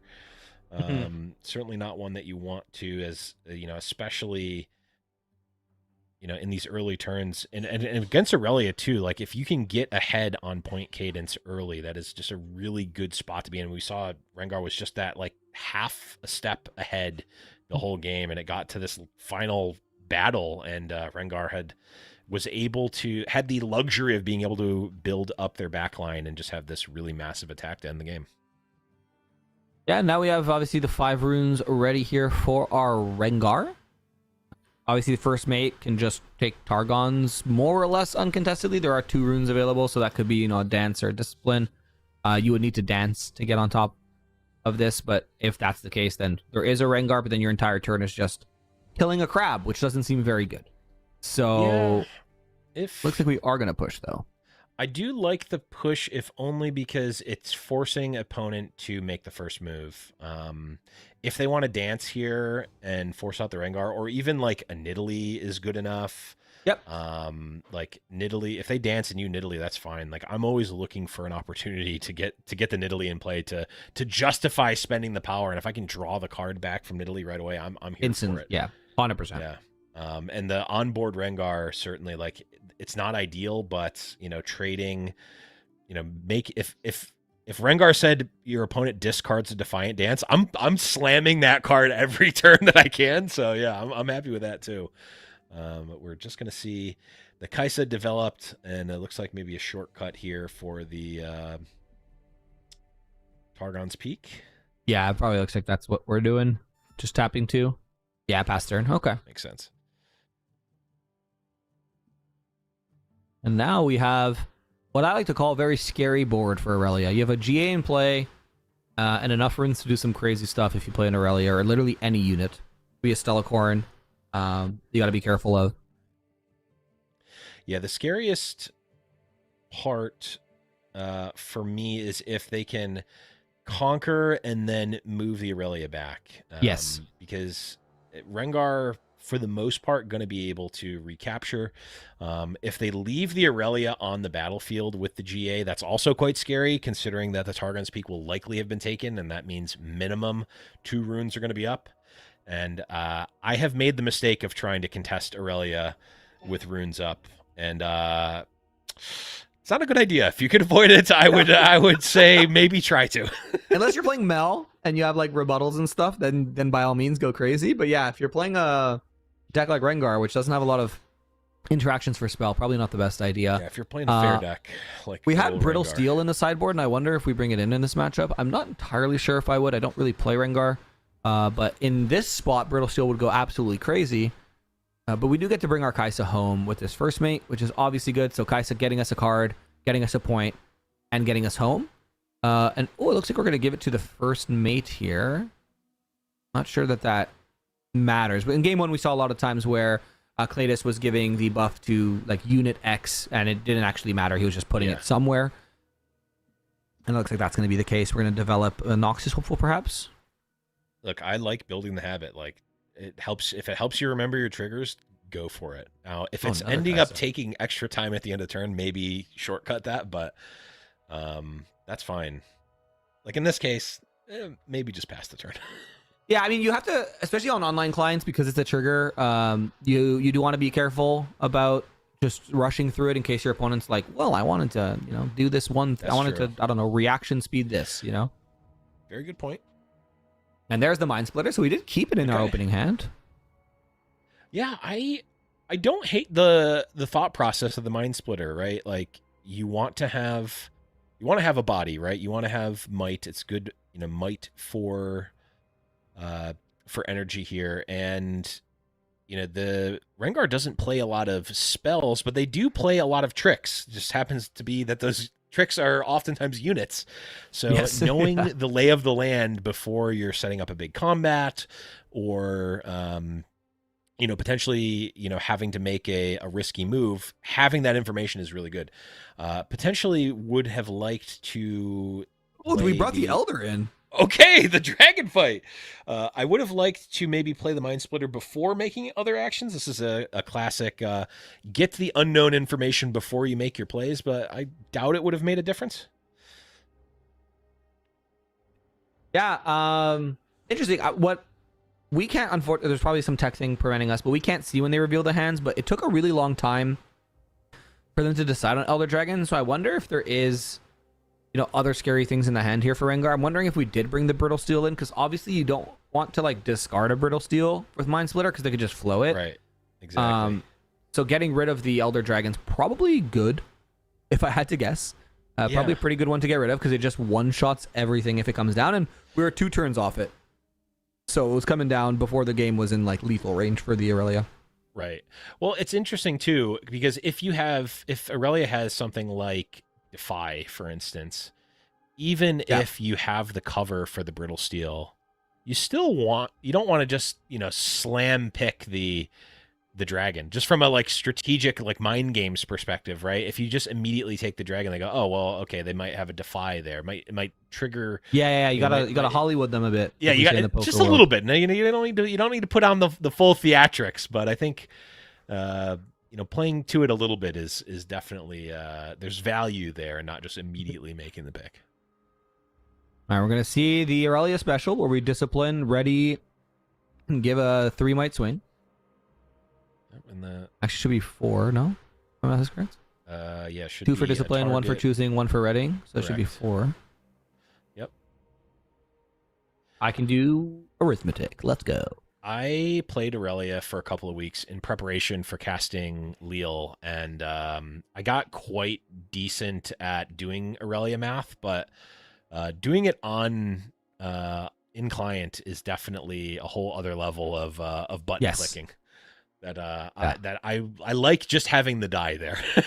Yes, I agree. And we're going to see the Nidalee come in. So now we're asking our Aurelia, do you want me to draw a card or do you want me to draw a card?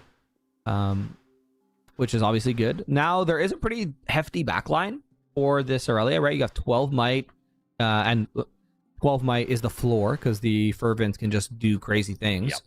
Yep. And right now, there's no real way to get our Kaisas out unless they're another first mate or third first mate. Yeah, Apothecary. Yeah, Apothecary. Bounce. First mate would bring back, looks like a hopeful. We can also Apothecary on Aurelia's turn because we're going to get that trigger from Targon's Peak. Yes, yeah. Though not necessarily ideal. We also have to play around. I mean, hand is known information now for Aurelia, so maybe we saw Thrill of the Hunt. That's another reason why we were thinking for a while. Because now if we do have to play around Thrill of the Hunt, right? So if we throw the Hunt in a Nox is hopeful, that's a 5 might swing on that battlefield. And if for whatever reason we have 2 Thrill of the Hunts, that could be a pretty hefty swing on one of the 2 battlefields if you try to push in. Right. Like Forbidding Waste right now, our Kaisa's defending for 2, but if we throw something in, then it's an even bigger might swing, right? So it's whatever unit plus the Rengar trigger plus the -2 that we no longer have to deal with. So we're going to have the Twilight Shroud come out, try to protect this Mind Splitter from any funky business, but also giving it a +1. Yeah, not too much that's going to actually impact the that's actually going to target the Mind Splitter, but you're happy to have the +1, I think.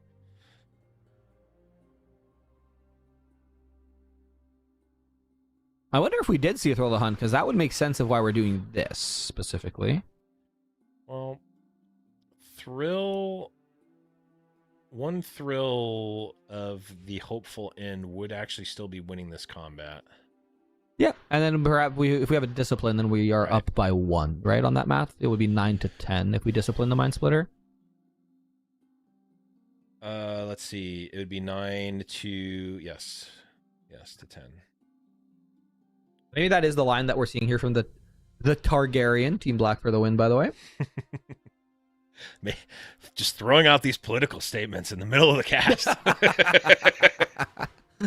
And Kaisa will get munched up by this dragon. Yep. Called a Mind Splitter. Yeah, well, I mean, very on brand for the Targaryens. True. High Tower's in shambles right now. Yeah. Light the way. Yeah, right. All right. Ride the wind. So bringing it over. Saying, I'm in a Targaryen. I'm going to make my dragon do everything. Yeah, I was going to say, we're just cosplaying at this point. Leave my queen in the back and let the dragon do everything, you know? Yeah, this is literally House of the Dragon season finale right now. This is, spoilers.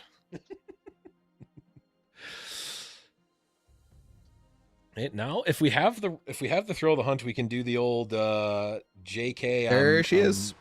I'm flying over to the Forbidding Waste, but there's Nidalee. Notably here, we can't punch first. True. Defiant Dance coming out. It's rough. We're going to get blown out by the dance now. Mm-hmm.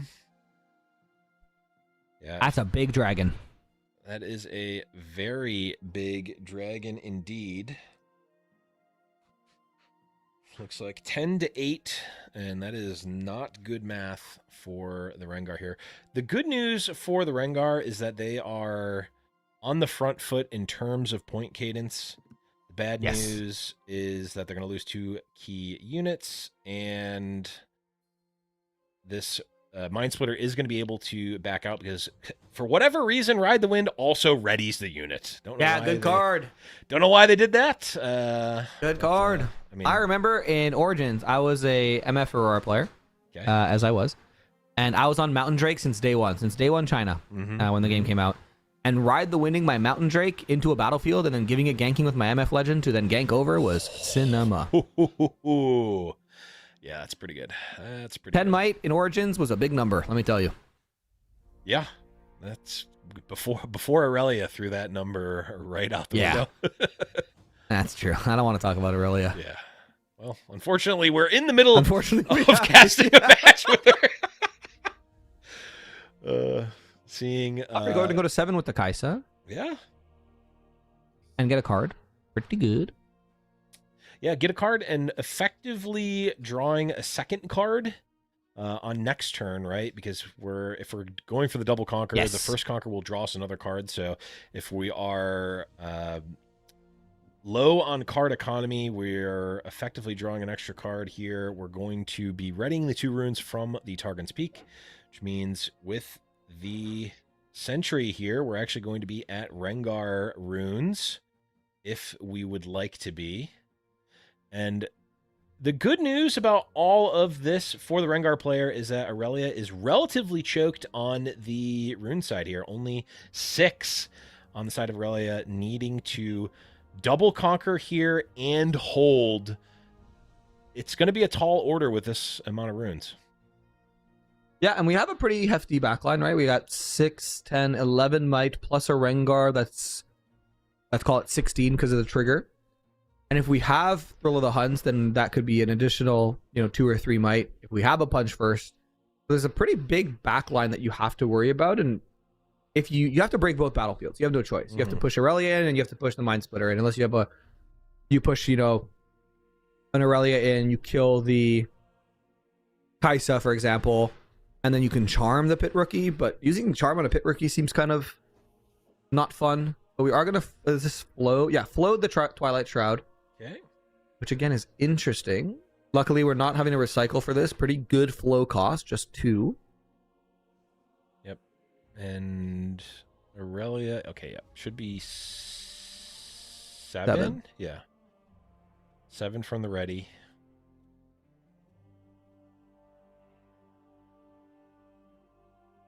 It's actually interesting how many players sometimes forget that like readying for your turn does in fact trigger Aurelia. I think that the overnumbered Aurelias should have a little dial on the card, like stat track CS weapons. Like they should have like a little counter that is actually built into the card. Like that's pretty cool. That's the next level of overnumber. That's a freebie, Riot. There's a freebie idea for you. Build in stat trackers.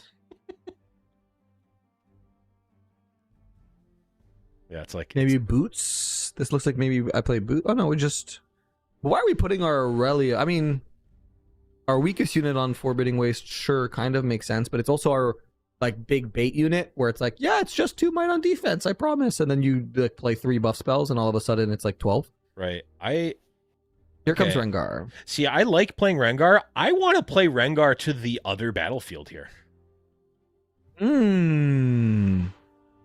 I like it.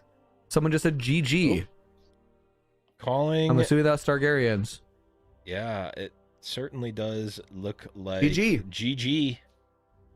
With the :D. Yeah, GG:D coming out. The best. And there we go.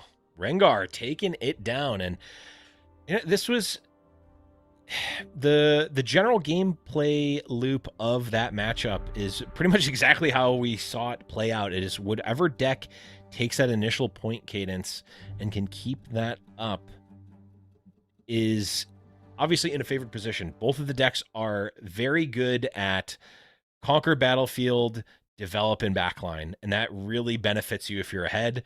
And it really does not benefit you that much if you're behind, because you have to. Absolutely not.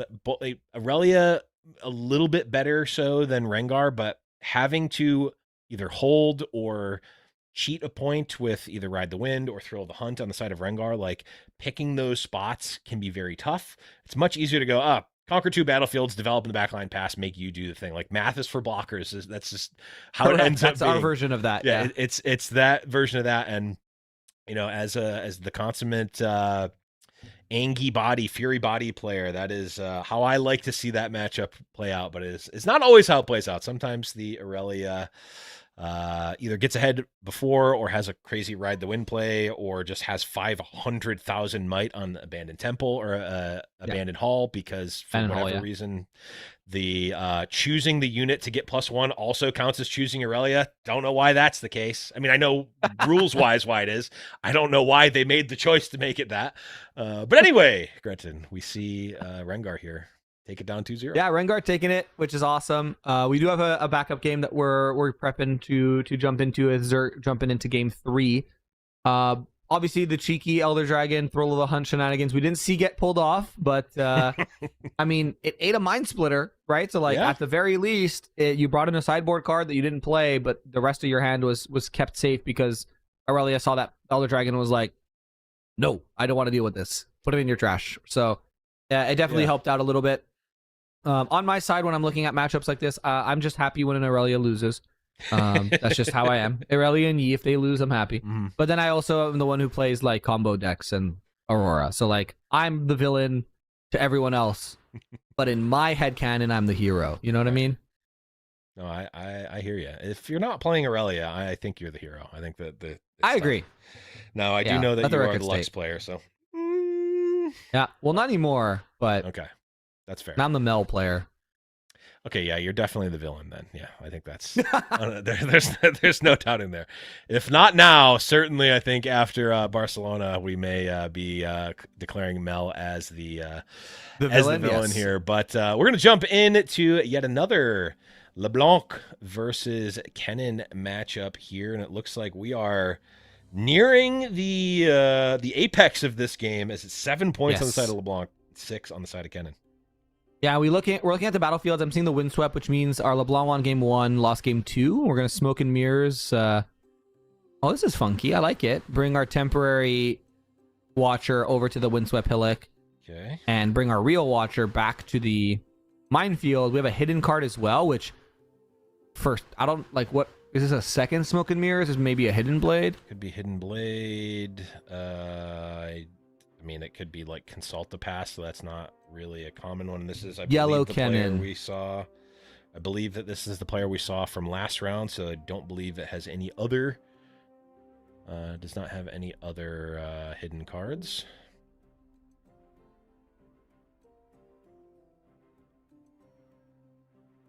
Right. So now we have to figure out how to get rid of that watcher and the hidden card, or we simply lose. If we're running Hidden Blade in Kennen, we can't play it because we don't have access to order. Right. We would need another Ride the Wind, perhaps a Fizz. That looks like Fizz runes that we just paid. Or a Starcrossed can get there too. Starcrossed prevents. If this is a unit, we just lose. That is true. And it's not a unit. like- It was another Smoke and Mirrors. Okay.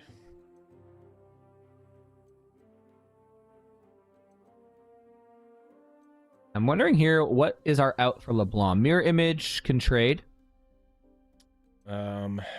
Lilia will at least conquer and draw a card. Do we have... We're not going to have Lilia plus Mirror Image, though. We have a hidden card, so Mirror Image doesn't actually maybe trade. I mean, Yeah. unless it's a switcheroo that we're hiding, then it doesn't matter. Cannon's exhausted, so we can't give...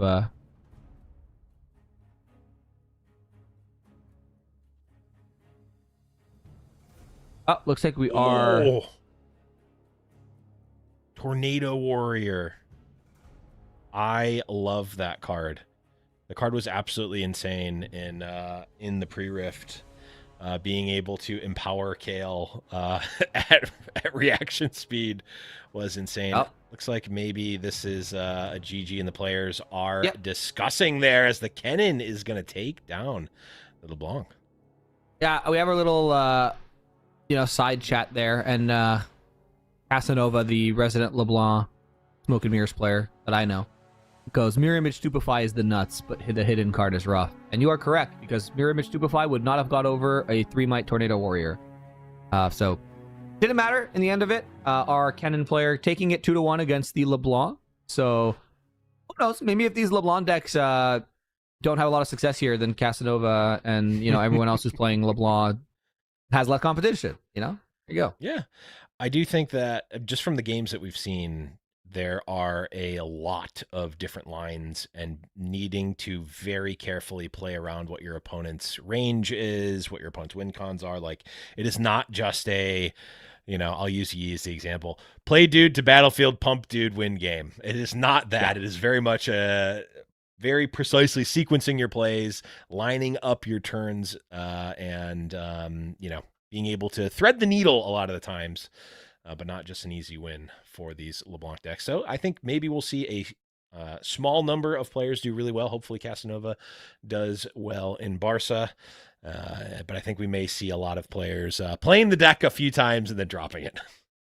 Yeah, I mean it's obviously like any deck in Riftbound that isn't like tier 1, like super OP or super strong. Player skill is going to come into play a lot. Like if that's why we look at, I bring it up the example all the time, like Colin and Set. There's a reason why he had a lot of success on it. Same thing with Billionaire and Volibear, right? It's because they just only played that deck, right? The LeBlanc list here looks really fun. Any deck that runs Kaisa Evolutionary, I want to play. I think it's a very, very cool card. One of Dredge Up is interesting. One of Key Barrier, for me specifically, I just came back from Ottawa. I played Vi. The one of Key Barrier in my sideboard won me almost anytime I brought it in and played it, it won me the game. It was like such a high value card. Yeah. Because people don't always play around it, especially if you only run a one of. The odds that you have that there is very difficult, and especially if you can use this to save your LeBlanc everywhere at once. That's huge. That's huge for this deck. Yeah, and I mean, the number of times that I've gotten blown out by Jax's signature spell, which is that ability essentially with draw card attached to it. Like I've lost to that card dozens of times that I've played against Jax. Like if I play best of Jax, I'm losing to the signature spell at least one of those games. Like it almost always happens. And Key Barrier is just a card you can play in your deck. Obviously, it doesn't draw you the card, but it effectively does the same thing a lot of the time. Right, exactly. But that is going to be a wrap on our round number 3. Before we go, we've got some words from our sponsors here because we've got some awesome partnerships coming up here. First up is Vegas Singles, of course. The hot Vegas Singles in your area. You can use a promo code TURN5 to get your singles there. Spam in the chat there if you're looking for singles. If you're looking for just Riftbound cards in general, head on over to Vegas Cards there and use the promo code TURN5. Noteworthy that it is US only, so sad for me in EU, but that is okay. If you're in the US, which I know a lot of you are, you can go head over there. And you can also head over to shop.turnsideways.gg. We've got the brand new cloth mat serialized signature in partnership and collaboration with Prismat, the Annie mat. Absolutely love it. Such a So sick sweet. mat, yeah. So sick. And let's not gloss over the Hot Pepper University mat as well. Just really awesome to be able to do all these awesome collabs and mats with members of the community and members and just friends of ours at Turn Sideways. Absolutely love it. So make sure you're going to shop.turnsideways.gg to check out the new mats there. And of course, we've got our dice and coins and everything else as well. So really awesome stuff you can get there, and really awesome event that we've got going on here at Rift Lab Convergence number 2. But we're going to go on a short break. Don't go anywhere because we'll be back for round number 4 when we return.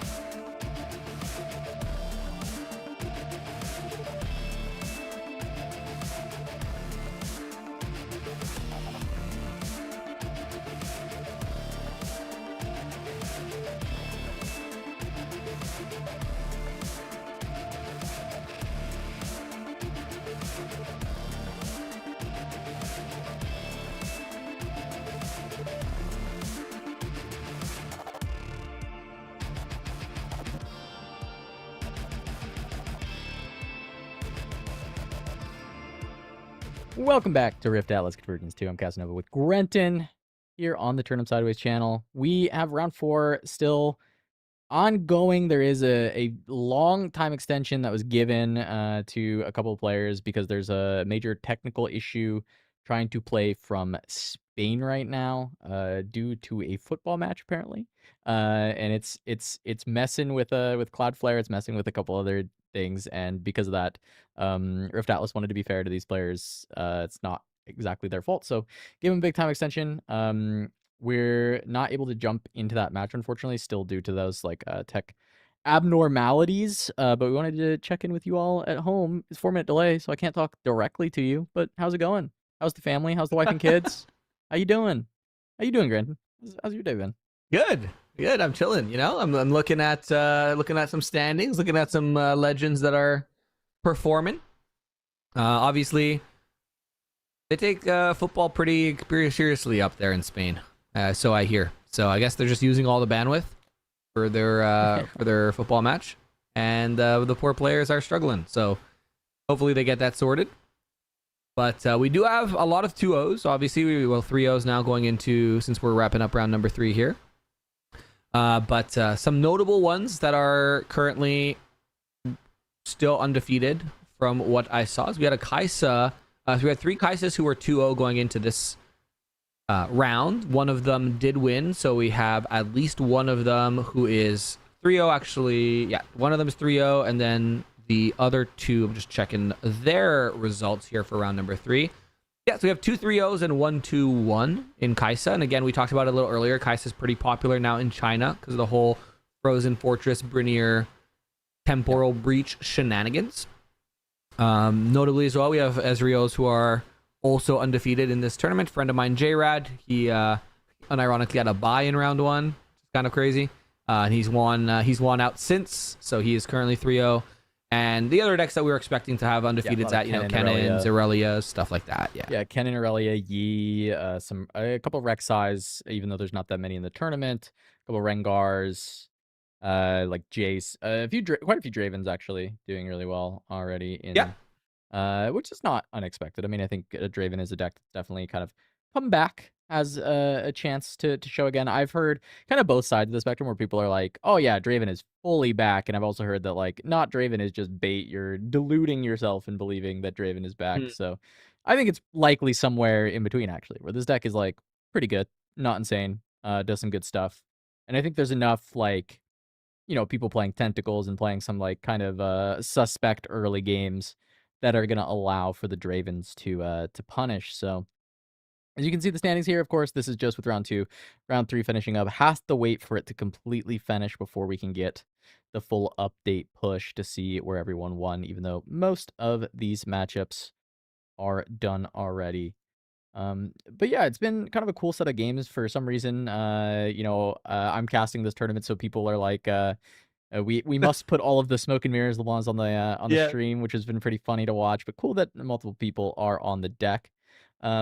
But on top of that, we got to see the Mel in the first round. They ended up 2-0 after that, unfortunate situation with the misstep from Akali on the payment. So, but that same Mel was able to win their second game. So let's see if they can keep pushing forward. We've also got a Lucian here that is currently 2-0, which is cool. There's a couple kind of the off-kilter decks that you're not seeing as much, still having good runs at the event so far. Yeah. And that's obviously something that's pretty important is when you play these events, obviously you could just choose to be like, oh, well, these are the 3 best decks currently. Let me just play one of these and then let the rest kind of figure itself out. I want to kind of highlight there's one Nasus player. His name's King Bones, W name, who is currently undefeated, also 3-0. He was 2-0, as you can see here, was ranked 33rd. He did win his last match against an Aurelia. So pretty good for him. As you can see, his game win percentage was 100% going into round number 3. I believe he did win King Bones 2-1, so his game win percentage does drop a little bit, but an undefeated dog on the street, which a lot of people were kind of discounting Nasus, saying he wasn't really a very good deck. We saw the Turn 'em Sideways, China versus the World Tournament, where we did have a Nasus, I believe, in top 8, even top 4. Yeah, top 4. If I'm not mistaken. Yeah. Which ironically, I think lost because of their own Blood Altar. because the Aurelia then saved their Aurelia with the Blood Altar. So this is King Bones' apostrophe deck list. Premonition, seeing a nice resurgence because of cards like Astral Heron, right? Being able to just play it for 1 power to draw 3 cards at reaction speed is pretty good. 1 main deck Barbara, kind of interesting here. Obviously, you have 7 or more runes very often, so this is a very quick, like, let me just get rid of a gear that's annoying. And having 1 in the main deck and 2 in the side, I think is pretty okay, considering there's so many decks that use a ton of different gear that you could probably get some value out of it at least every game in game 1. What I do want to highlight is there's no Helm of Suppression in the sideboard, and that's a card that I really liked in Nasus myself.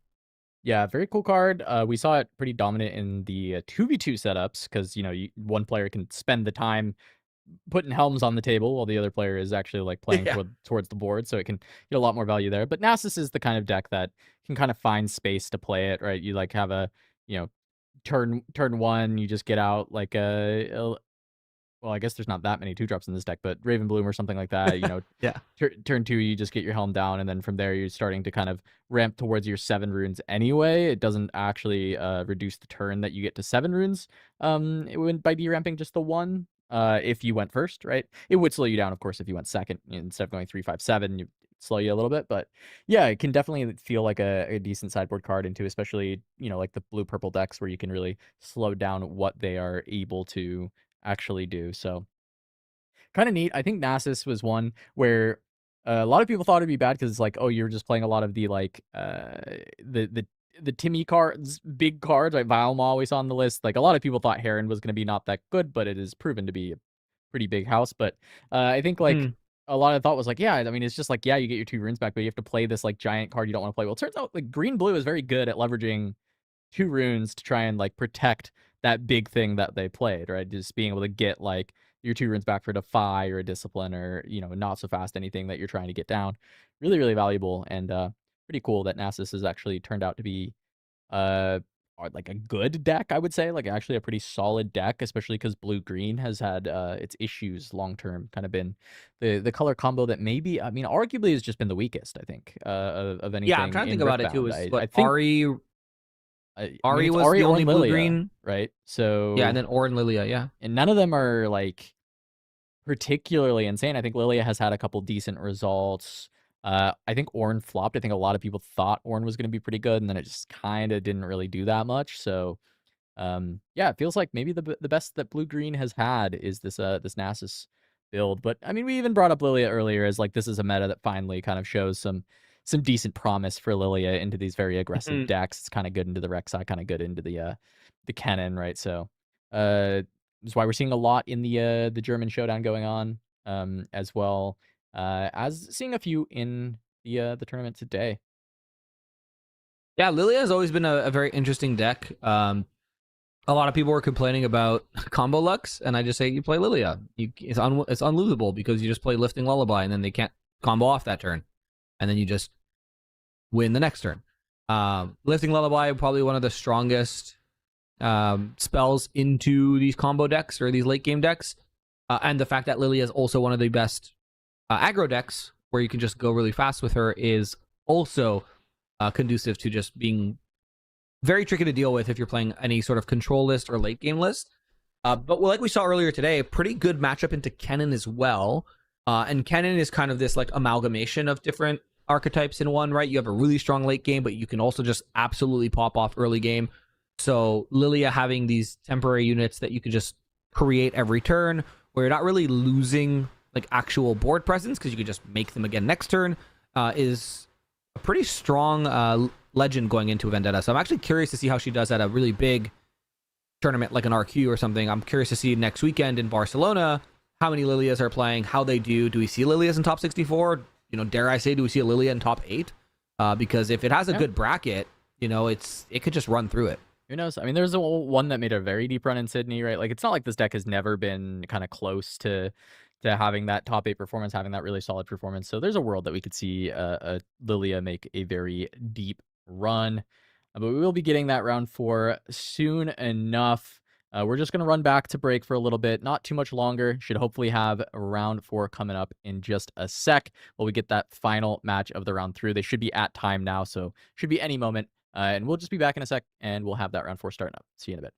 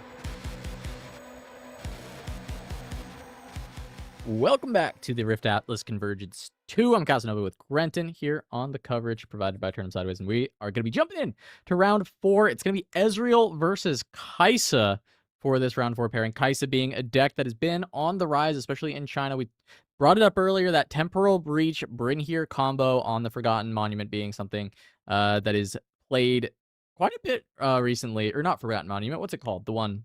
Or is that right? It's the one that pings. The one that pings. It starts to trigger at every turn. Anyways, let's take a look at this deck Frozen list. Fortress. Frozen Fortress, that's the one. That's exactly the one that I was looking for. Frozen Fortress. Take a look at the decks, and we do see a Bryn here in the side, and a pair of them in the main alongside the 3 Temporal Breach with the Frozen Fortress in the main, in probably as the game 1, and then Rockfall Path as an addition to make those Temporal Breaches continue to be good going forward, especially because Kai'Sa not exactly a deck that needs to reinforce too frequently. So very cool to see the tech kind of come together and make this Temporal Breach card even better. Yeah, I mean, this looks like a Origins Kai'Sa list with some spice added in. If you obviously like the breaches, the Bryn here, Fervent Execution is a one of, the Progress Day is a one of, the Bellows Breath. This just seems like a very tough deck to play into, so to speak, because Kai'Sa has all this removal and most of their units are going to be pretty low to the ground, pretty low investment. However, their opponent, notably, is a deck that also is pretty tough to play into, which is our Ezreal, right? So Ezreal is a deck that has been kind of, running rampant since Brady can popularize the control Ezreal by hitting that top 4 in Hartford. And we saw Cameron do a diabolical run of winning 3 grassroots events back to back. 2 of them, I believe, being showdowns. So, kind of showing the prowess of this deck. Notably, though, we do see that this player is playing High Show as one of their battlefields.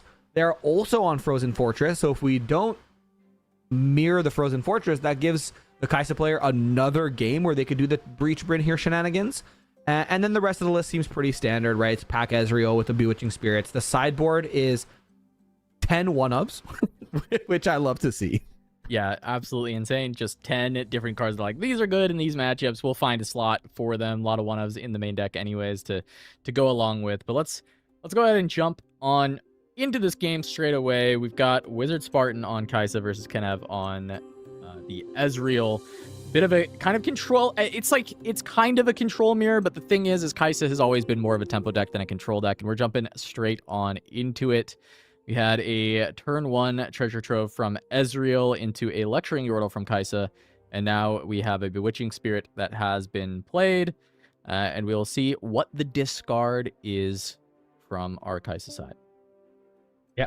And again, Kai'Sa, a deck that could draw a pretty hefty amount of cards. And it looks like we are mirroring the Frozen Fortress game. So double Fortress here, like we were talking about a little earlier. So only going to be able to do the Breach shenanigans once.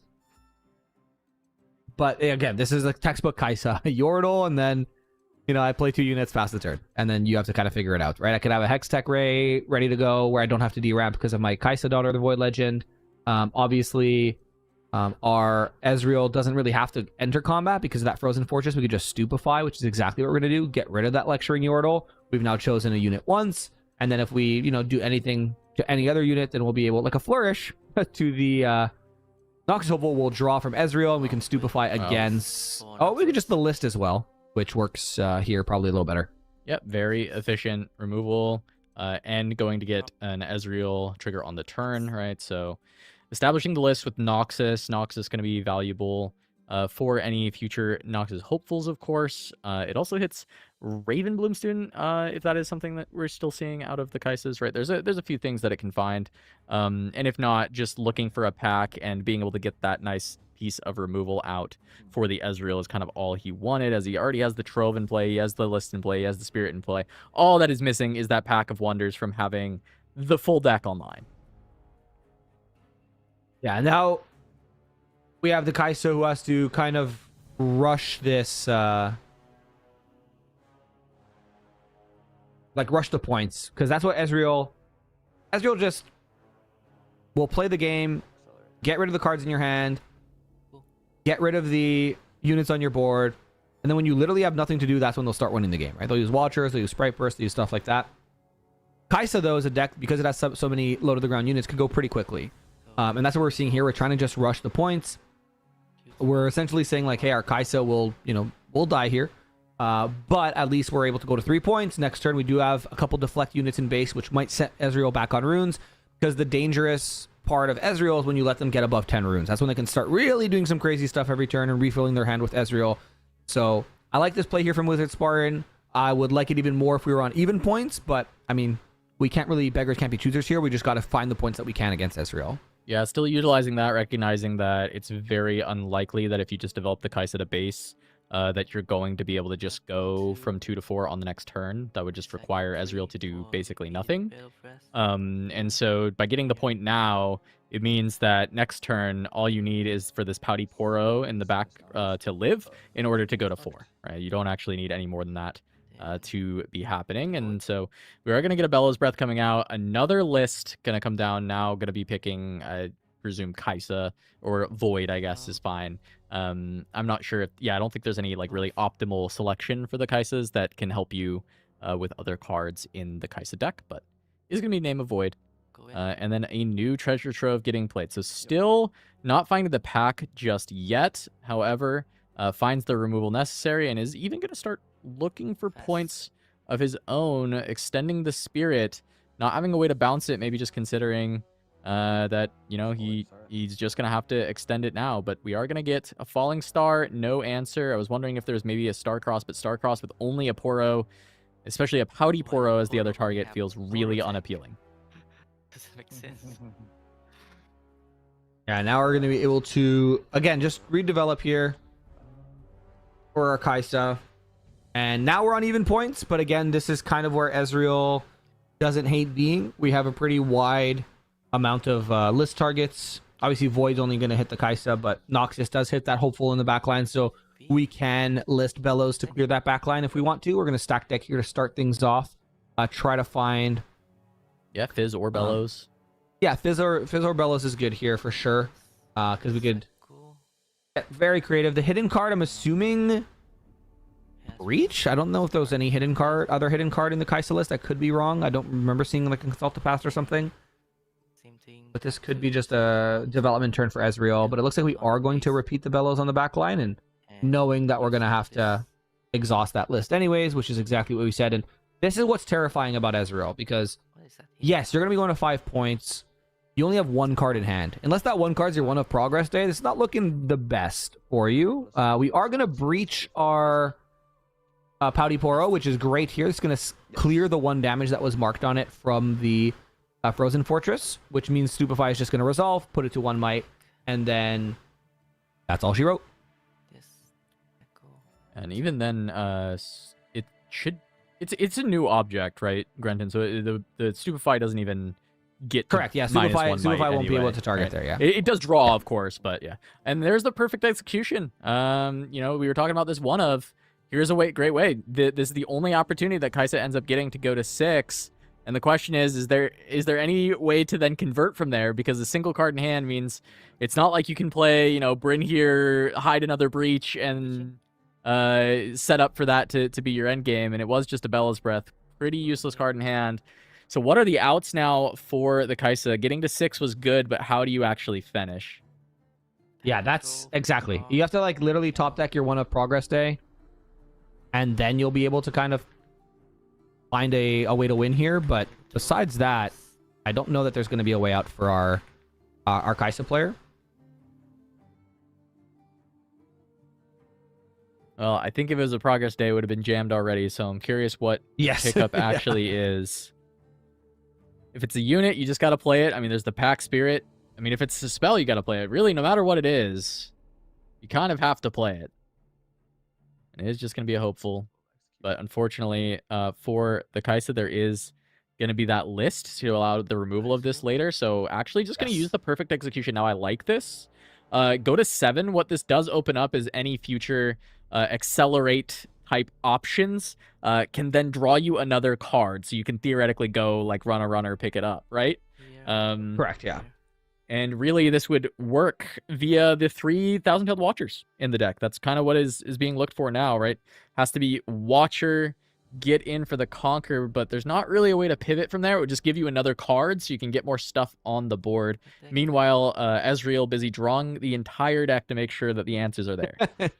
And this is actually notable as well because only 14 cards left in the deck for Ezreal. So you're at 7 points. So Ezreal can't use the burnout mechanic because you'll just win the game if they do that. And they'll have to kind of get creative with fizz loops, essentially, to make sure that they don't deck out. Because if they deck out, then you just give the game to Kai'Sa, essentially. Yeah, but with the double pack in hand, you can keep using fizz to just get some spells out of there, right? Correct, And just yeah. keep putting them back in the deck. So there shouldn't be realistically any fear, as that pack is just going to be used to keep a Sprite Fountain going to ensure that Ezreal can double score on every turn. Singularity taking out the fizz, definitely important. As we did see that hold trigger there, that's just there is a button in RiftAtlas that you can do to hold at beginning phase so that those temporaries don't accidentally do those hold triggers, but that is going to just be 5 points for Ezreal, not going to 6 just yet, except for the fact that you can you can do this with your Sprite Fountain. You can wiggle the Sprite Fountain, Yes. go to 6. Back it again. And now it's all up to the top deck, like it's been for a while. That's what we were talking about earlier. Kai'Sa is in Origins had pretty good card draw, but we didn't have an Ezreal that could just like rip your hand apart, right? In Origins, so that's a very real problem for these Kai'Sa players and just people in general who are playing against Ezreal is that you have to just either outdraw them, or you have to just win before they absolutely like tear apart your hand. Yeah, and you know, Kai'Sa, Wizardspartan doing a pretty solid job overall of putting the point pressure on, but realistically, this was a heavy 2-drop draw, which it kind of plays out exactly how you expect into Ezreal. Heavy 2-drop draw, you can get a lot of early points because Ezreal isn't necessarily going to remove all of them instantly, but then the Ezreal deck is very good at just kind of mopping up small units with ease because of Bellows Breath, because Fizz gets to copy that, and with the might reductions, just 2 might units are a breeze for Ezreal to deal with. Yes. Yeah, 2 might units are cinema for that to deal with. The odd breakpoints are like 5 and above. But what are we bringing in here? Obviously, like Forerunners could be a good thing to bring in, but again, if our Ezreal's on Starcross, it's a little bit rough. Obviously, the Brittle Steel is a no-brainer. We have to bring this in. It looks like we brought in both Forerunner and the Brittle Steel. We're looking at the mulligans here. Mulligan on the Ezreal sides looks significantly weaker. If we do, you know, Pouty Poro first, which we should, this looks like maybe an Ezreal turn 1. Also, maybe stack deck, look for maybe Kind of annoying. one of a Trove or a pack here to play it out. And then turn 2, we could use the Deadly Flourish if we want onto the Plundering Poro if that gets played out. Or we can do some sort of maybe Stupefy, Deadly Flourish on the Kai'Sa if they decide to play that instead. Yeah, it will be Tro, but I will say that Kai'Sa hand looked really good, right? Pouty Poro is the best Yes, 2-drop that you yeah. have for the matchup. The Deflect is valuable. The Brittle Steel necessary to manage the pack. If you can get rid of the pack early, there are some times that Ezreal has hand states that are not just going to be drawing infinite cards. It's rare. They usually are just going to draw infinite cards, but if you deal with the pack, there's an opportunity, as we are going to just see that Flourish Stupefy is going to manage the Kai'Sa, get an extra draw, so Ezreal back to a very healthy hand.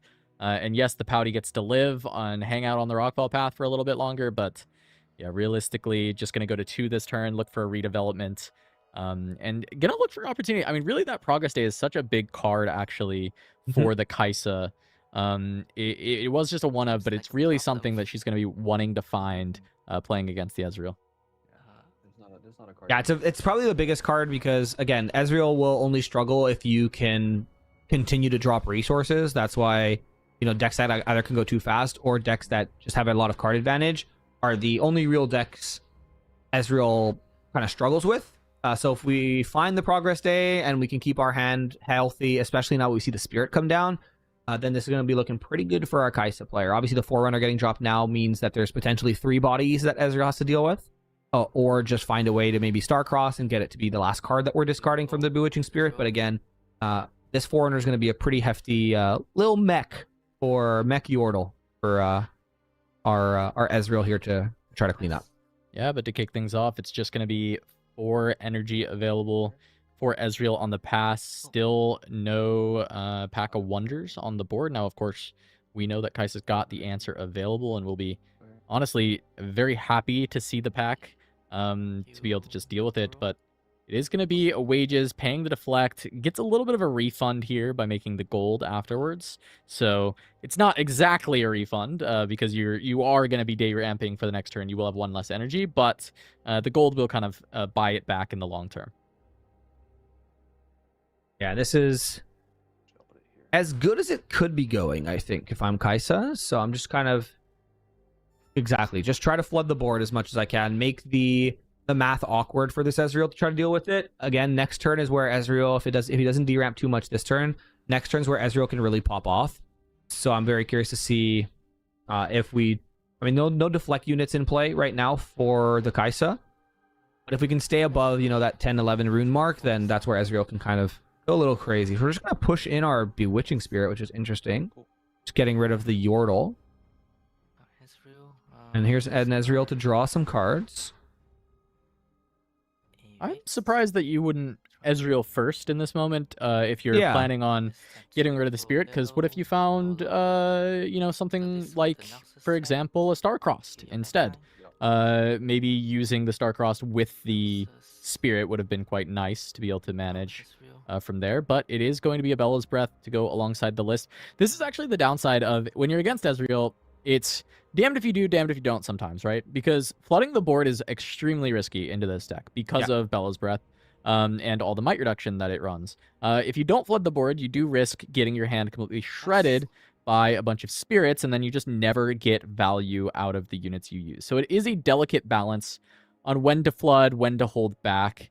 And because there's no Pack of Wonders, there's an argument that Kai'Sa's not supposed to fully flood in that exact moment. But I do think it is overall okay to do so, just because the Pharaoh's Forerunner is trying to help buy you some extra space as well. I think the big worry would have been Ezreal removing the Forerunner and then getting a nasty backline Bellows. And that would have been very tough to do just at the 9 runes. Yeah, exactly. And now this Forerunner getting to hold us to an even scoreline. But again, this is the issue. If we look at the cards in hand for Kai'Sa, we're sitting on 2 cards in hand, right? So it's rough. I'm surprised we only had the 1 progress day. Like I would have maybe thought of like a second one in the sideboard. I don't recall seeing one. But in a matchup like this, if I find a progress day, let alone 2, I think Kai'Sa just runs away with it at that point.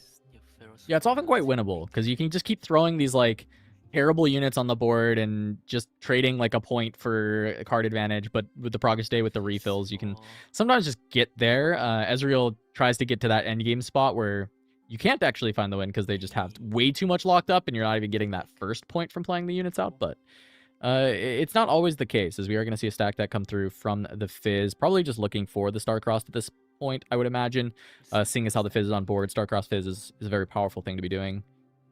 And really the next piece of that puzzle is getting once again another Spirit so that you can not only bounce the Forerunner, but then bounce it and then make it get discarded. Yeah, and it looks like we are just accruing so much value. What's up? Stupefy draw 2, it does nothing but draw. Yeah, Stupefy draw 2 is always not terrible. And then Bewitching Spirit's going to come down. And again, this Ezreal can kind of chill. 4 points. They're not in lethal range. You don't have to worry about like some weird shenanigans. We're just going to have to discard the Forerunner. Interesting. That is... Hand's got to be kind of spicy if that's the case. Yeah, why are we discarding that? I'm curious what we're going to play. I mean, Time Warp is okay, good. Warp is certainly a start, especially when shields are down. No counter spells available. Warp to 6. And draw an extra card. Draw an extra card, warp to 6, bring our Watchful home, develop in base, try to win next turn, and if we don't, we have a second warp, and that's why we discarded Forerunner? Yeah, that's Or do we only have 1 warp? Very possible. Let me take a quick read of the list. Only a single warp in the entire list. So, okay, so never mind. We can't warp again, yeah. Interesting. I mean, I mean, going to putting the 6 warp is here is not the valuable. end It's of the just, world. Yeah, It's just exactly. like how valuable, right? I imagine there's some form of accelerate in the hand, right? Watcher feels like it has to be within this range. Yeah, exactly. Like we have to have a Watcher or something to. We have to have something that accelerates, right? Or But else, with that what are being we doing? said- There's a Watcher. Yeah, with that being said, wouldn't you have wanted to try and angle this for one more turn? I guess it's a little risky because when is Ezreal going to be tapped out again? Maybe you can't cast the warp. But that would have ensured... Oh, double hiding breach. Yeah, hide breach. Oh no, well we hide. It's got to we be breach. recycle 2 runes. Should that be, huh? Oh, for sigil. Sorry, yeah, sigil and the recycle. Yeah. Yeah, hiding breach makes sense. 7, Not ready for the one of wages of pain. Yeah, I guess you can't greed. You just have to play the warp when you're allowed to. If you wait any longer, it just gets abandoned or it gets hard bargained, right? And you never get the warp off. So this is a way to actually get the card draw, 7 and 2, threaten lethal accelerated watcher. from this point, as there's going to be an accelerated watcher. But this is countered by temporal My breach. own Watcher. Yeah. And now you breach here. You breach your own watcher, Hard bargain. and there's the Hard bargain. bargain. Yeah, Yeah. makes sense. So Ezreal covers the option, shows us why that time warp needed to be played when it was, but unfortunately not being able to hold up 2 runes after accelerating the Watcher in. And that was the problem with Rockfall Path. Not even being able to play the Watcher to the Rockfall Path and then hide it. The progress stays here, though. And there's still 6 points to be gained by Ezreal. There's still time for Kai'Sa to bring it back. This is the way back in. Yes, exactly.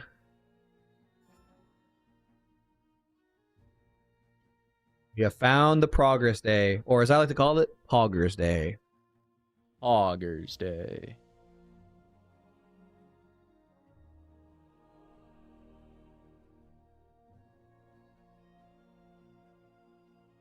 Nine runes, so we're not at like what I like to call critical mass for Ezreal.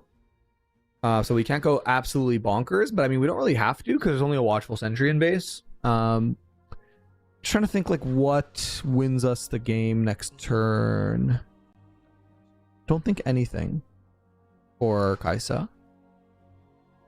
Yeah, next turn is once again Accelerated Watcher energy.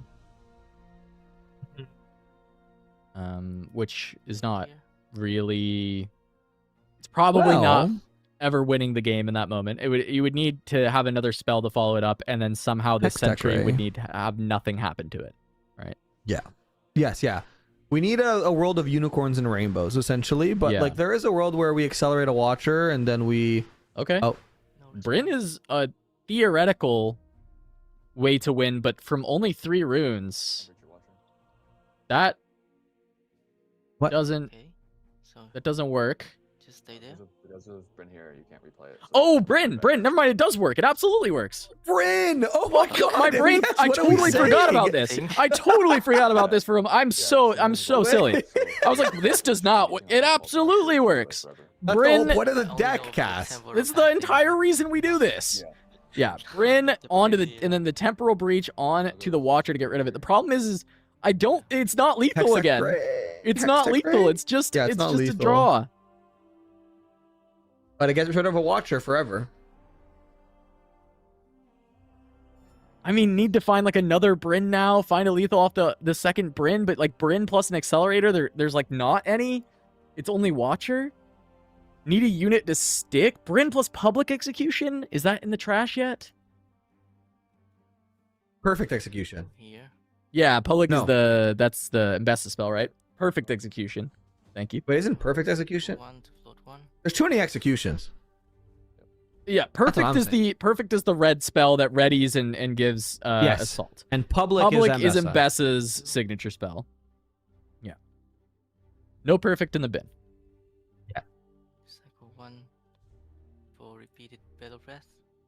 Here's a bellows Okay. with repeat, and then we'll see some amount, some kind of might reduction probably come through, or maybe just using it to draw and cycle. I mean, what's the word I'm looking for? Of Deadly Flourish or Watcher. Watcher that also works. does the trick. Back. 6 cards left. Kaisa not able to find that lethal for so long, and at 10 runes, there's not going to be a possible lethal as far as I'm aware.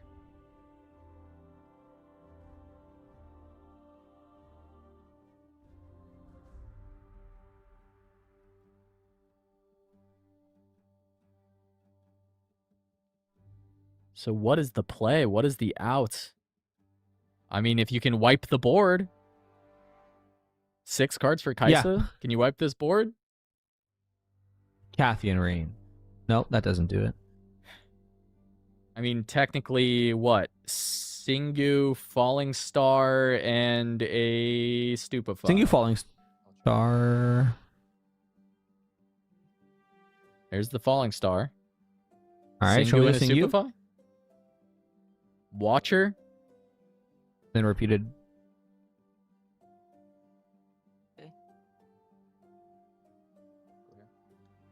Watcher, hide another Temporal Breach and hope that there's nothing.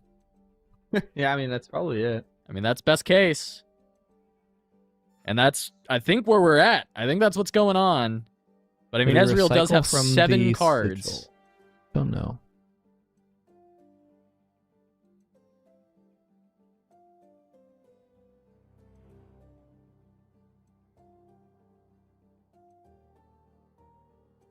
Don't know if we recycled from the sigil, but Not another one.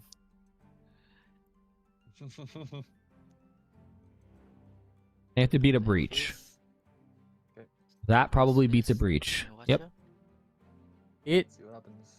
I will risk it. yeah, it basically does, because the Watcher at the very least now can just go trade with this, and you have to imagine Yep.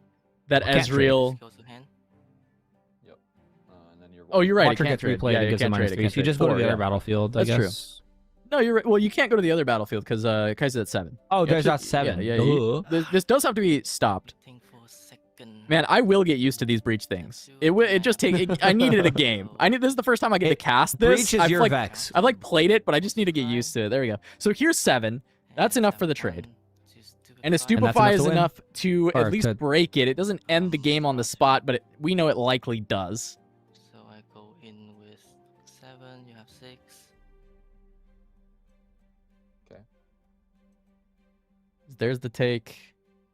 Assuming we're killing the Watcher's Watcher. gonna die. And tap 2 for pack. Pack Sprite, and that'll GG. do it. There Yeah. it is. That'll do it. Kanev gonna take this down. Ezreal gets it over the Kaisa. Nice.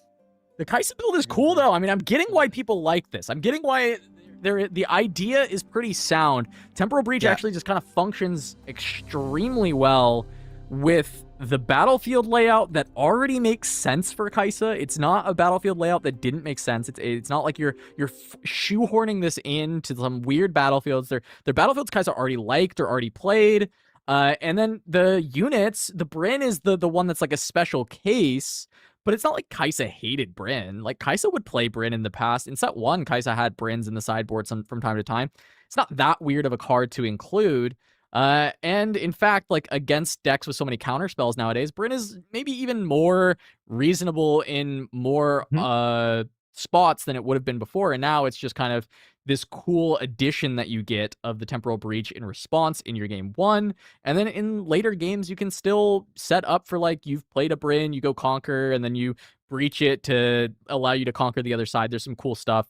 Defending with the Watcher. A lot of really powerful things it's doing. Ezreal, definitely a good deck at navigating around those like tricky shenanigans. And as you can see here, just kind of keeping Kaisa off the board is a really great way to ever prevent this from being a problem. Yep, and I guess like we saw that game was much closer because we did see the progress day. I'm just wondering if we saw the progress day like a turn or two sooner. If we have the the tempo at least to just close out the game. I'm not sure if like we maybe wait for that time warp to like close out from 7 to 8, especially knowing that we only run one time warp. Holy tongue twister. But I mean, that Kaisa player is just obviously like knows their deck really well. And Ezreal's probably just a really tough matchup. It's a tough matchup for any deck that can't go like super fast or that can't draw a bunch of cards. So Yeah. which is most of the decks, which is why Ezreal's such a good deck. Yeah. Well, and I think we got to the crux of why that time warp had to be played when it was, right? Like, because Yes, the yeah. ideal world is you get to wait, you go to 7, you play the warp, then you accelerate the Watcher, you end the game, right? Like you get the hold from 6 to 7, you accelerate the Watcher, you end on the next turn when they're tapped out. But Ezreal's probably never tapping out again from that spot. And the fear of a counter spell was the big thing. It's like, okay, we have to draw a card. We have to get this extra point and just try and push the game to an ending state and hope that it can get there. So I think it was a reasonable idea. We do have a backup match, though, coming up. It looks like Aurelia and Kha'Zix going to be the next one. And about 2 minutes, we'll be getting everything set up and heading over there. But granted, Kha'Zix, this is a deck that I think, what, can you think of any cards that it specifically got from this set just off the cuff? Because I'm thinking Rampage is like a big orange card that we've been seeing a lot more of, but to me that doesn't like scream Kha'Zix card. It's like a reasonable Kha'Zix card because you send your Kha'Zix in, buff it up, it becomes a 6. You can then Rampage for even bigger, deal with some really big targets, so that's kind of nice, but it's not like immediately like, hey, this is what Kha'Zix wanted out of this set. I think Zed is probably a pretty good addition. Purple Zed. Interesting. Yeah. Being able to create bodies that you can then... Because the issue with Shadow Clones is that they defend for 0, right? So if you have a Kha'Zix, they could just pull it back to base. That obviously helps. But looking at the list, we have 2 Zeds in there, which is... and the Rampages. So exactly like we said, Shadow Order Disciple also smoothing out your 2-drop lineup, so to speak. The issue with Shadow Order Disciple is I don't know that there's many things that are... I mean, Fizz, if you hit like some cheeky spells with Fizz, every spell in this deck is visible, which is good. So if you do burn spells with the Shadow Order Disciple, it's not the end of the world. And if you burn units, your Shadow Clones can use them. So is that Noxian, what is it, Peacekeeper in the sideboard? I did not see the card that you were referencing, so I'll have to get a look at it in a bit, but we are going to be jumping right into game. It is going to be Kha'Zix versus Blade Dancer. I think the card you were looking for was the Noxian Demolitionist. I think that's the 2-drop with 1 might, and then I'm trying to remember what it does from there. When I conquer, you can kill a gear with energy cost no more than my might. Oh, so at the very least, kill seals, and then if you pump it up, it can kill more stuff. Yeah, you give it a buff, it can kill other things. All right, there we go. But jumping in to this game 2, a lead to Aurelia so far with the 1-0 on an Abandoned Hall game. So definitely the back foot for Kha'Zix as we are on the Sandswept Tomb, which is nice. So less power cost if it targets at least one of your units there, if I remember correctly. That is what the Sandswept Tomb does, which will help with deflect costs when you're trying to play things like Challenge. Or the Rampage that we saw. Also good for Void Assault if you have a unit that's there already. Then you can, when you move it to the other side, you don't have to pay the power costs. Same with Ride the Wind, which can be really helpful for this deck with a lot of early power costs in the spell suite to mitigate some of those and be able to scale to playing the big units and being able to keep up runes to protect them. Yeah, I like Sandswept Tomb a lot. I feel like it was one of my favorite battlefields that was added. There's like 3 battlefields I really like that were added this set. So that one, High Show, and the Threshold. So I'm happy that they're all kind of seeing play in different aspects. We are going to see Rune being floated to pull over the Aurelia, and we're going to ambush in the Kha'Zix so that we are pretty big. I'm wondering why this Vex has a 0 on it. I'm assuming it's just a 4-might Vex. I don't know a world where we're seeing it's actually the 0 increases that are being used for the counters here, right? So the Kha'Zix with the 2 there, it's going to be a 6 total. The Vex maybe at some point had a buff or had a might increase in this game because we joined a little bit late, right? And just hasn't removed the counter from the Vex. So currently we are looking at 11 might against the 4 of Aurelia. Yeah, and 4 runes up for Aurelia is obviously very dangerous. We have enough runes on Kha'Zix to do 1 punch first, or hard bargain. So we see the Defiant Dance come out, we can't hard bargain it. If we see a Starcross come out for whatever reason, we can hard bargain that. But I feel like a Starcross here is probably not what we want to do. Punch first, targeting a unit here because of the Sandswept Tomb wouldn't deramp us all too much. So we could technically double punch first if we have it because of the Tomb. Yeah. Punch Tomb doesn't say the first time, right? broken card on this battlefield. Yeah, I don't think Tomb is limited, right? It's anytime you I think it's anytime. You just Yeah, I'll pull it up real quick, just so we can get the full visual. New battlefields. It's always want to make sure that we're getting it right. We're not telling you all a bunch of shenanigans. There we each go. spell, yeah, okay. So just letting it happen. Interesting. Getting rid of the Vex, I think, isn't a terrible trade, especially since we saw earlier today that cards like Akali Silent are very, very potent, and it's not so much more of a like quote unquote protect the president deck anymore with just trying to focus around the Aurelia.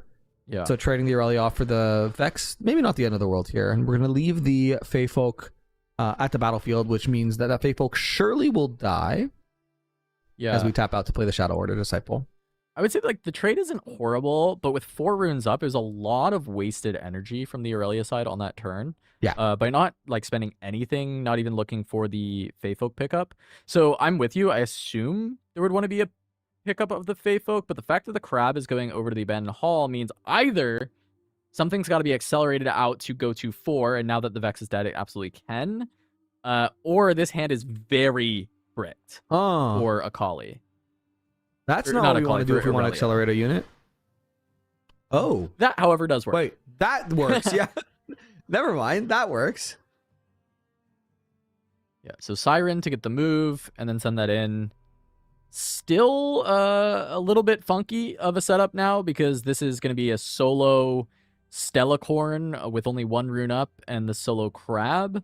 So going to be pretty behind after the swing in from Kha'Zix because realistically you're not going to be able to defend the attack on this turn.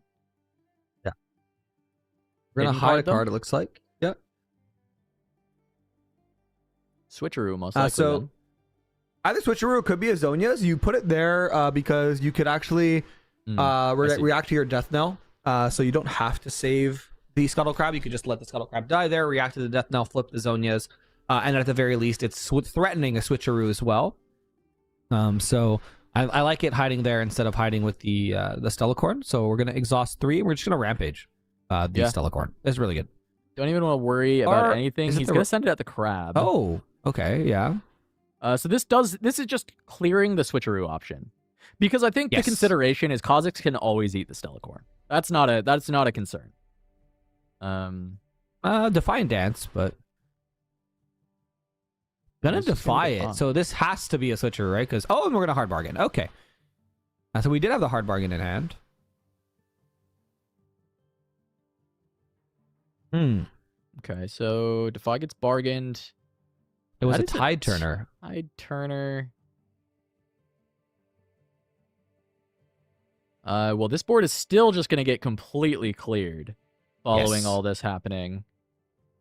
And because Kha'Zix, the legend, I believe, it gives you an XP every time you win a combat. That will just be able to pull the mutating horror back home as well afterwards. Yeah, can continue to keep Kha'Zix safe. Oh, From Sabo, harm? I like. I kind of like ripping this off here, so you can kind of see what you're up against next turn before you commit.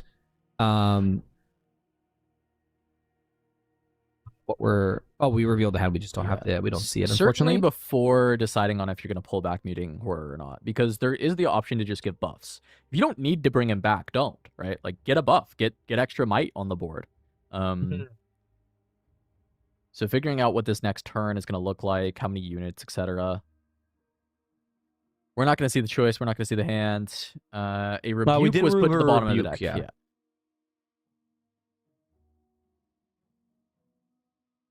So Kha'Zix's going to be able to go all the way up to 4 XP after all of this. Big. Yeah, the Shadow Disciple is just going to burn a card off the top, get over the Tide Turner with the extra might. We're going to be burning a Fizz. So not the card we want to burn, the card we want to play the cards that we did burn, but it's going to put us up to 5 points. I'm assuming what we're doing here, we're exhausting, we're going down. We Went to buffing, 3 or are we XP, so that pulling should be a back? buff. Nope, Oh, no, we're never pulling mind. back, okay. Back down to... Should be at a total of 2 XP, though, right? Am I mistaken? 2 for the Kha'Zix, 1 for each combat win. Up to 4 from 0, and then spend 2 yes. back down to 2. I think your math is mathing. Okay. Look, as long as my math's mathing, we're good. And I Yeah. don't, I don't think that XP is likely to matter, but we'll have eyes on it. Well, if it does, then we can say we told you so. Yep. We can say, look how smart we are. Yeah.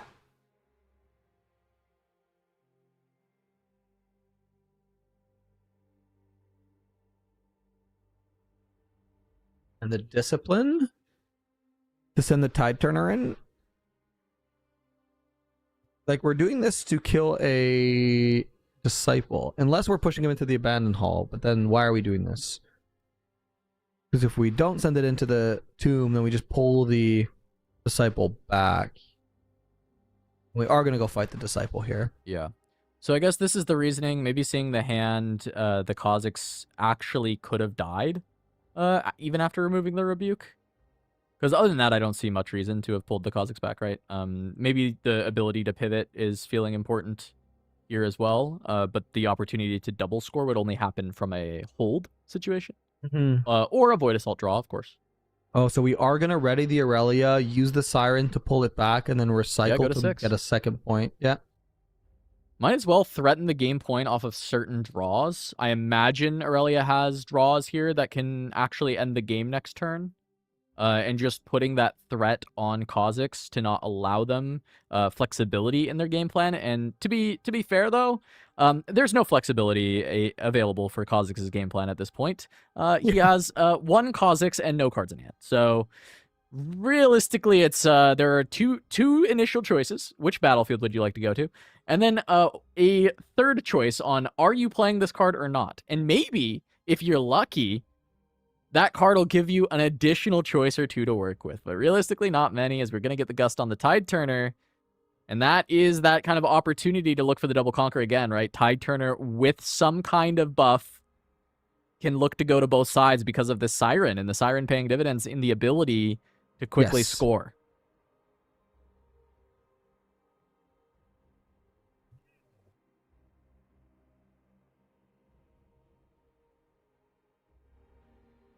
What we drew.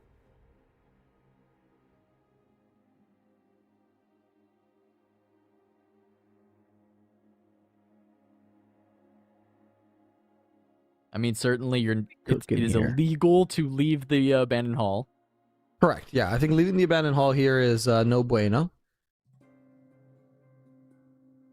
So you must tap Kha'Zix for a buff and head on over to the other turn or play a unit or whatever. I mean, it must be a spell.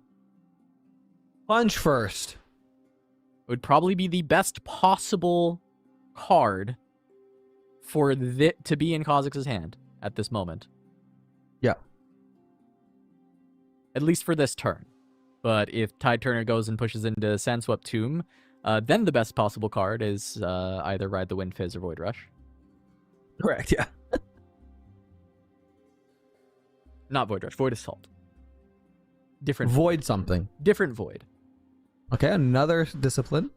So now we are still unable to kill the Kha'Zix.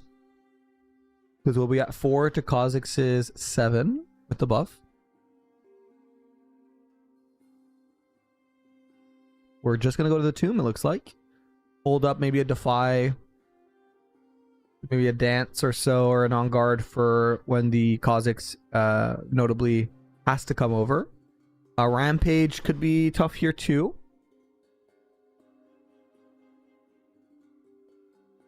Looking for more answers, or looking for the answer. Maybe we don't have it yet, but I feel like if we didn't, we would have stacked that first. We're going to pick up a card. And this will be the last turn of the game, potentially. Yep. Unless there is a DBZ moment, trade, Oh, then that's going to do it. And a Rengar is a great play for this, especially if there was no way to get the Kha'Zix over there. It'll be tough to get over the Rengar Might. Defiant Dance at least trades it, but trading is not good enough here because the Kha'Zix can then sit back and maybe hold again. But it will at least be a Defiance. Kha'Zix can just get pulled back by the legend, right? It cannot. Exhausted is a Oh, part it's of the exhausted, text. the legend? Yeah. Okay. The unit has to be exhausted to get pulled back, yeah, by the legend. But But the Grim Resolve. Okay, so exactly Rengar in a pump. Those would not have allowed Kha'Zix to get over there, by the way.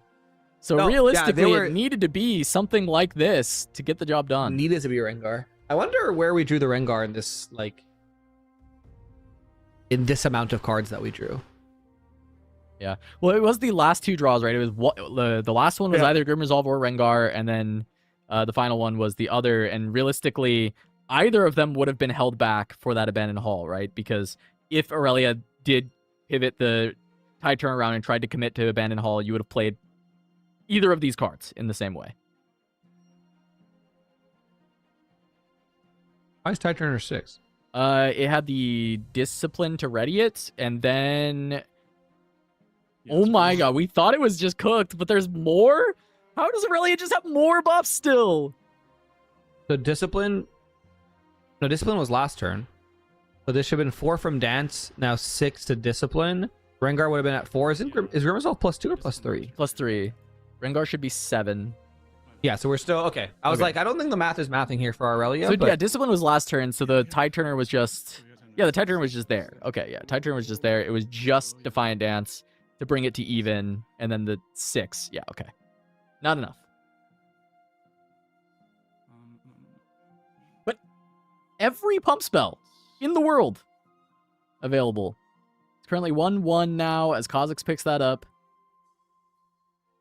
We'll have game 3. Game 3, yeah, 1-1 for both of these players. And here's the Kha'Zix list once again. We did have Star Crosses. We haven't seen the Zed come out yet, which is interesting. We haven't seen any Void Rushes be notable. The sideboard, we have the Decree of Strength, which is obviously very good into Ezreal and to combo Lux decks. The Noxian Demo... I don't know how to pronounce that word. Demolitionist. Demolitionist. I was going to say demonologist, but I was like, that's a different profession altogether. And the textbook Scuttle Crab start, but oh, turn 1 Sabotage from our Kha'Zix player. Can't defy this now. Yeah, let me see him. Put him up.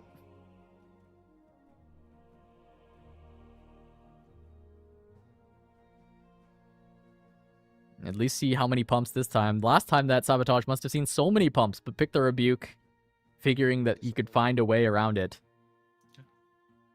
Can't believe there was a Discipline, Defiant Dance, and an On Guard all within that Aurelia hand. It's such a narrow hand. It was just all the pumps. All the things that she wanted to see. And it wasn't enough. But now... It was not. Aurelia gets to go first, game 3, Abandoned Hall.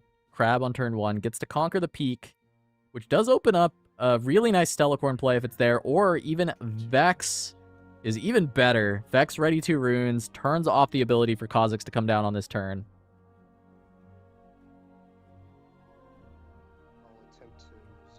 And the Grim Resolve. Yeah, it says defy Trying to me make now. this big. Defy me now or hold your peace. Happy to trade into a Discipline. Gonna send this for 6. I'll go here and I'll choose to burn.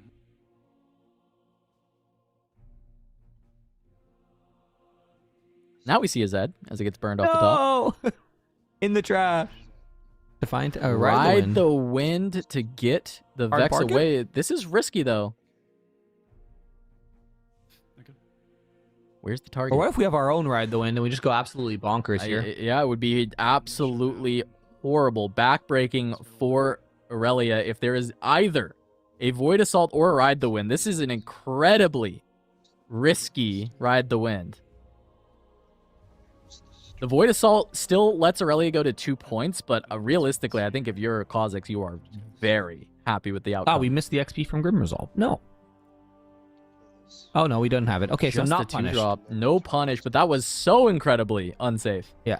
Yeah, that was very risky, but I mean, sometimes you gotta risk it for the biscuit. You know, you gotta just be like, listen, smoke him if you got him. And he didn't have him, so all good. I mean, yeah, the fact that he gets away with it scot-free is massive. Like, it is, you get the extra point, get to go to 3. In theory, can actually go to 4 on this turn, move the Vex back, use some kind of targeting, maybe find, like, I think Guardian Angel is actually just, like, such a sick pickup here. Yeah. just like move the Vex home, equip the GA, ready it, go into Targon's Peak, ready 2 runes again, and just keep the Vex on board. I think that might actually just like lock up the game if that is the sequence we see, with Aurelia going to 4, having basically an unkillable on the turn Vex, still locking out any ambushes. Yeah, it'd be pretty tough to do anything. Yeah, and also if you do manage to go to 4 here, you'll get Targon, so you do get to ready 2 runes. So even if you like have to develop or have to tap out to play interaction, looks like we're just going to hide a card and play a Stellacorn. So a little bit more passive. Stellacorn here is going to get developed so we can try to get back some card advantage. And now we have to just be worried a little bit about what this hidden card could be. Just try to play around that. Yeah, Stella doesn't end the game on the spot, but what I'll say is if there's no answer for the Vex, for the Stella, the Kha'Zix is going to get very outpaced. The Traveling Merchant potentially can try and find some additional pieces for this hand, but it's just 3 cards after the stack deck resolution, and the Stella is going to start picking up a bunch of extra card advantage for Aurelia, and it's currently not been the case where Kha'Zix has been able to find equitable trades. Yeah, I'm curious here because the Vex is also, I think that's Forbidding Waste underneath the stack deck preview. It is. So that Vex is actually just defending for 2 right now. So if it is a Zonya's, then sure, like you'll get the Zonya's out. But your merchant right now trades with it. You have to be worried about though if it's a Tide Turner, and it brings the Stellacorn in, then you're not just trading anymore. You just lose your merchant, but at least you kill a Vex. So I don't hate the idea of just kind of sending my merchant in, but it looks like we're gonna be maybe not. I was gonna say it looks like we're yeah. Okay, maybe you heard me. You We're on a need delay, some by the way. backup here. If it is Tide Turner, it's aggressively bad, right? Because Waste no longer is giving the -2. There's two people there. The merchant just dies for nothing if this is Tide Turner. If there's no backup. So it's another risky push. Okay, yeah, let's go. Let's switch around. But Oh, it was a switcheroo, that so very is good read. Wild to Yeah, what a read. Both players in this game have done the biggest like ego checks ever. They're like, yeah, if you got it, bro. Like whatever. And they just both didn't have it. That's crazy. I would certainly say this is not a recommended bluff in my mind with the switcheroo there. Void Assault's gonna go crazy here. Yep. You're gonna move the and then because Void Assault specifies that you're the attacker, the Stellacorn's gonna be defending for 1. You don't even have to burn if you don't want to. If you're for whatever reason curious or want to save the cards in your deck, but we burn anyway. The Starcross is gonna hit the bin. We have a Fizz in our hand. It's just an extension of our hand a little bit, but now our Aurelia player can play Aurelia and use something to pump it if they really want to push up, like a Gone Guard, but because we just play that for stack deck from our trash. Yeah. Enjoy our life. Yeah. Pretty good turn here from our Kha'Zix player. Yeah, have to keep up in cards. And I mean, what did I say going into this turn? If Kha'Zix can't deal with Vex and Stella on this turn, it's going to run away. Well, consider them dealt. There is no Vex, no Stella on the board anymore. Kha'Zix gets to maintain a couple of units. Not a lot of cards, not a lot of might, but Champzone Kha'Zix still there, and the Vex is now gone. Did you conquer Targons? Because you moved back here. Yeah, I'm curious now, like, what the best course of action. We have 3 cards in hand for Aurelia, so, like, is it just develop Aurelia Pass, but then you might just lose to another Void Rush? We have...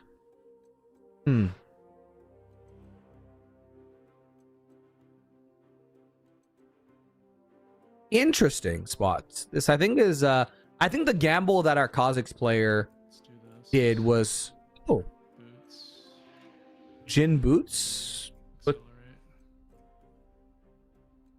Put him into Targon's Serenity Runes to try to fight next turn. I'm assuming is the play here. Yeah, it looks Yeah. like that's the case. So This also seems so risky because if you do lose this Jin, you have D-Ramp 2 runes again. You're only on 6 runes next turn, 2 cards in hand. But you do have Boots already developed, so... Grenton getting bodied by the Altart. It's Pike. But I can see where you're coming from. Same thing. Let's do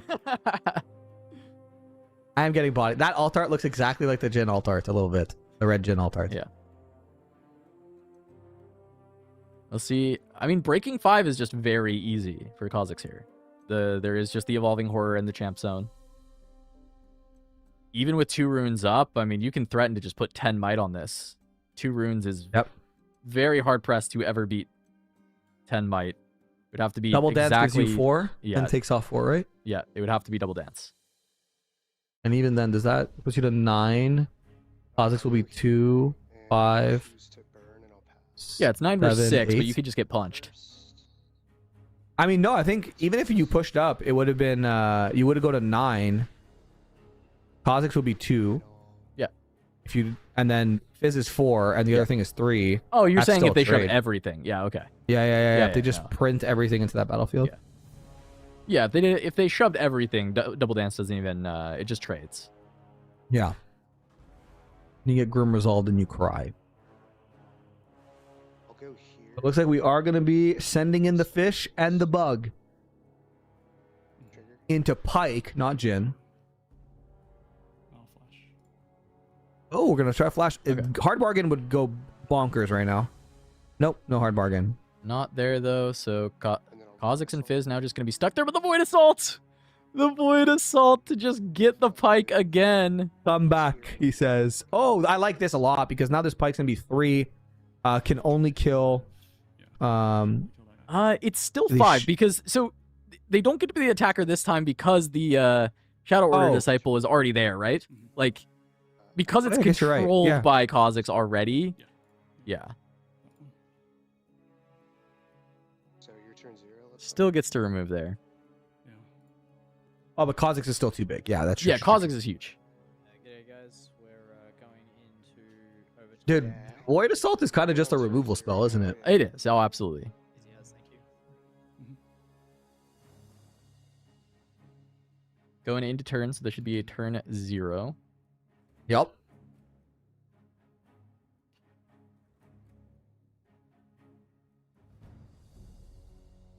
I just have to do this. There she is.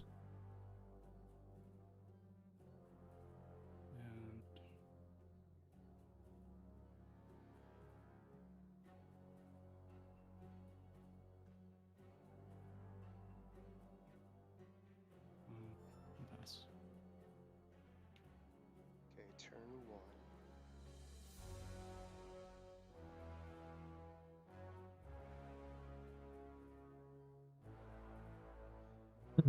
Yeah, just a develop and pass. I think that's just kind of has to be what it is. Aurelia has to slow this down and then find a final push to win, a final stand. Spend Hope an that the extra- Kha'Zix can run down on resources.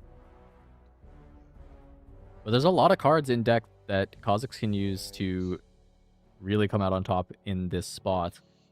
Starcrossed is an option that's very powerful. That's good. Another Void Assault can get there. Gonna move the Kha'Zix in. Already paid for the buff, so not gonna be able to actually send the Kha'Zix in and bring it home, which I thought would have been a very clear line on this turn. So there must be I'm gonna a flip plan, 2, some kind of Void Assault, some kind of way to and I'll spend continue to deal with the Aurelias. We see a punch already played punch. in advance. Huh. So is this... The scary thing is a lot of the other cards that you would follow the punch are defiable. And get defied, yeah. Yeah, like Rampage, for example, is defiable. Void Assault is defiable. This is going all in prior to the what? defy. I think this is a massive throw for the Kha'Zix. I think if you just do this in the opposite order, get the defy, then you just have punch first. And you're just going to You're win. playing around either dance or defy here, I think was the thought process. You defy and dance, my Aurelia goes up by 3, your Kha'Zix goes down by 2. Yeah, Still so just the punch trades, was doesn't it? necessary for that, but it's just so not necessary, right? And then Here's the I'll thing. have one more turn after Kha'Zix could have run in, been brought back by the Void Reaver ability. Fizz can just run home. It was ready. Be at 6 with punch first, Rampage as the hand. Yeah, I don't... Like, when are this you seems losing? very greedy, yeah. Also, there's no way you leave Fizz here with boots on the field. Can't punch first, because we are missing a yellow. Or an orange. I think this is just a throw.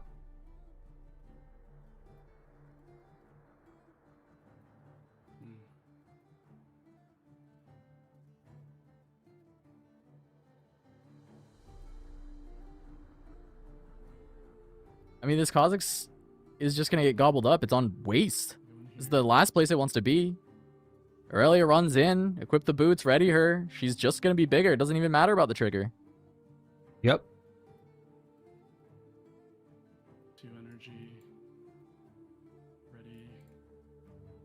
1, 2, 3, 4, right? 5. Yeah. Depends who was, I guess, who was turn 1, who was turn 0, but like, even then we just pull back. Like, I don't see a world where that matters unless we're like for some reason playing for the draw, but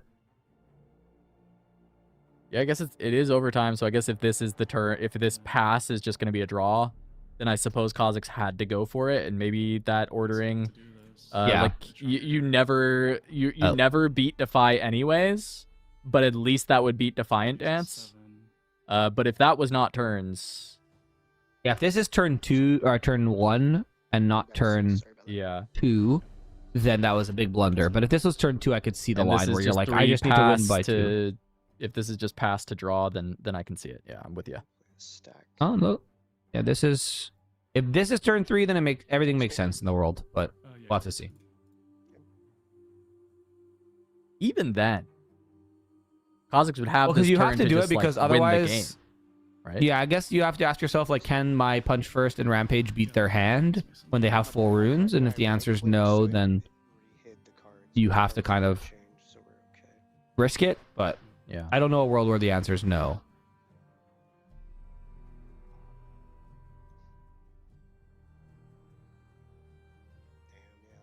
I'm lost. I'm a little lost here. We're stacking the deck but on the last turn. Yeah, that blows. I'm see what the find is. I don't know if there's any card that can win here. So yeah, with no units on board, But I guess the draw is 3 energy remaining. I mean, it's Yeah, I hard. guess so. Not much to Alright, do. Yeah, GG. I'm gonna have to pass and end it. not much to do at all. All right. Sorry, bud. We tried. Alright. Yeah, I tried not to take too long too, but it happens, I guess. Did we have a? Let me see who's in the channel. All right. It Yeah, looks like so it looks that like is it's just gonna be a be draw. Okay. So, I mean, playing for the win in that exact moment, knowing that the turns was just preventing from scoring 2 would have immediately stopped it. But I think there's a world that Kha'Zix could have played to go from 6 to 8 on that last turn. Because what did we see? We saw Charm, and then we saw. That's it, right? It was just Charm we saw. Aurelia put boots on and a stack deck from Aurelia. So like, our punch first beats the Charm, perhaps. Maybe not.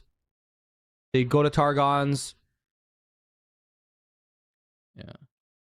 Yeah. I'm trying to think if we didn't punch first on the turn where we it punch was- first 'cause it was Rampage. Punch Rampage, but we don't know the last card. We get our Kha'Zix Charm. We pull our Kha'Zix back. It's 5 might. We get it charmed in to a 8 might Aurelia. It gets buffed to 7 might. We then punch first. We're at 12 might to 8 might. We lose to Dance. Is all we lose to. We can't get defied there. Aurelia had 1 card left in hand. Who knows? I know. We could talk about that till the cows come home, but unfortunately, Didn't happen. Our Kha'Zix player wanted to go big at the end and just try to win with the overtime rules, with a 2-point advantage instead of trying to close out the game naturally, and unfortunately getting absolutely punished by our good old friend Defy from Origins. Flavor text no. Yeah, it's always around, ever looming. If you have to ask the question, do you have it? They have it. But that is going to be it for round 4 here at RiftAtlas Convergence 2. Let's go ahead and head to a break. When we return, round 5 should be coming right at your faces. We'll have a couple other casters jumping in as well as we keep rotating through and having a lot of fun with these matches today. So we'll see you in just a bit.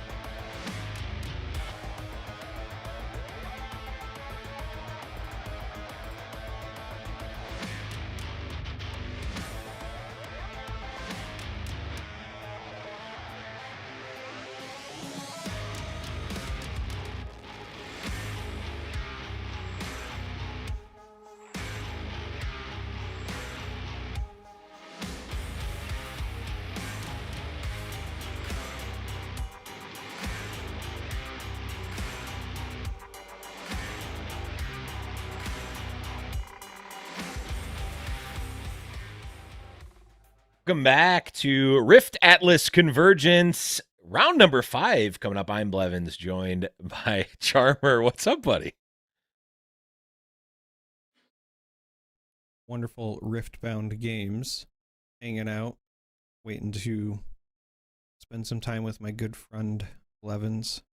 No, just enjoying the Convergence 2 Electric Boogaloo so far. Been watching the games. The Kazakhs game that we just witnessed was great. Got to start the day with some of those LeBlanc games that I know Cass is a big fan of as well. And so far it's been different than what I expected. I will say that. I kind of expected this to be almost like a preview of what I would expect to see at Barcelona. And I'm not saying that we won't see some of these decks there, but I feel like some folks are keeping the sauce under wraps still, if that makes sense.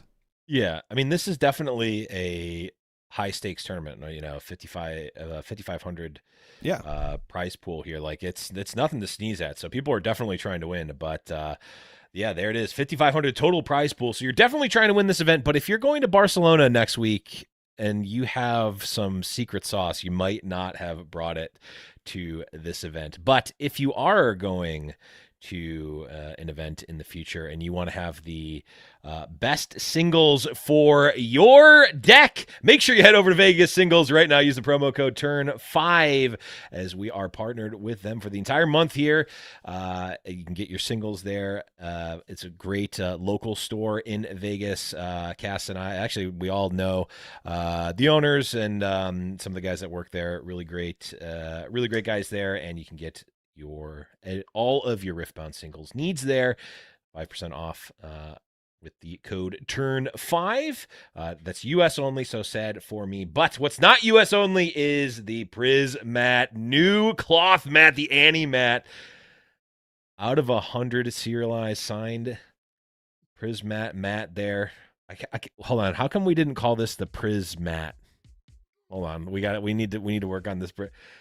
Playmaticism has been called by Jarvis Prime. Okay, that's way better than the Prismat, but you can get it, and there's many multiple versions there. If you don't want the gold-plated one, there we go. We've even got Hot Pepper University as well. So head on over to shop.turnsideways.gg, and if you are a judge or event staff, shoot a message over to Grenton. He'll get you 5% off code at checkout, which is really awesome. I mean, we get to do all these awesome collabs, and you love it. But there is also, if you didn't get in the RiftAtlas Convergence 2, you can get into the Haven Online Challenger Series on RiftAtlas here.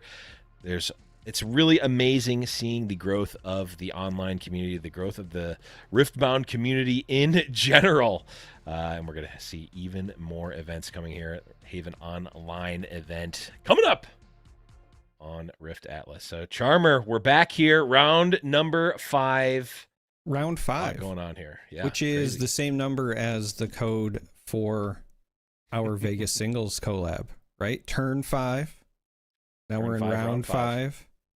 We were showcasing our playmats. If you use Charm 5, you might get a benefit. Just saying. It's true. Or Blev 5. You can no, definitely not that one. Sorry. You snooze, you lose, buddy. You know who's not going to lose. Whatever you do, don't use Blev 5 at checkout. Don't do that. That's a bad idea. Yeah, mine gives 5% off, and yours has 5 baby Blevins bots appear. So that's do true. That will be delivered to your house, and they're live, and they need to be fed immediately. And also, I'll be there, and I need to be fed immediately too.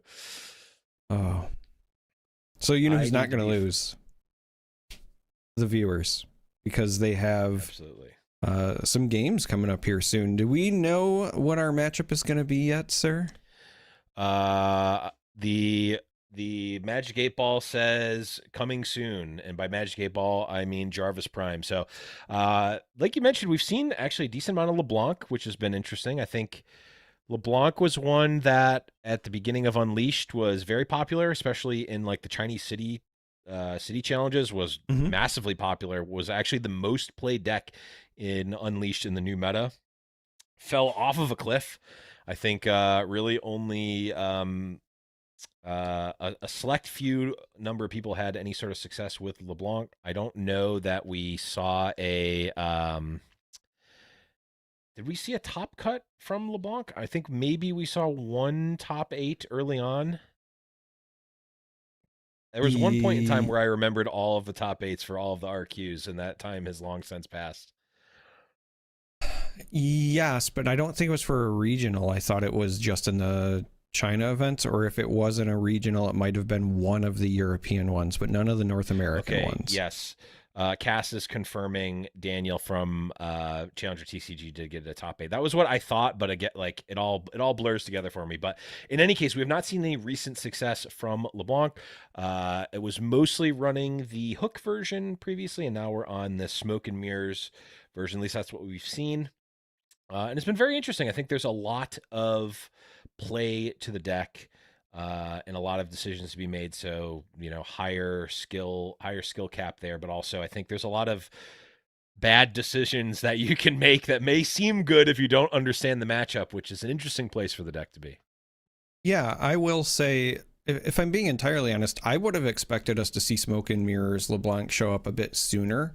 I think what had happened was in the early of Unleashed, folks, I think, saw the Hook 1 do relatively well, and there sometimes becomes this hive mind consensus of like, okay, well that version did well, so it must be like the best deck version.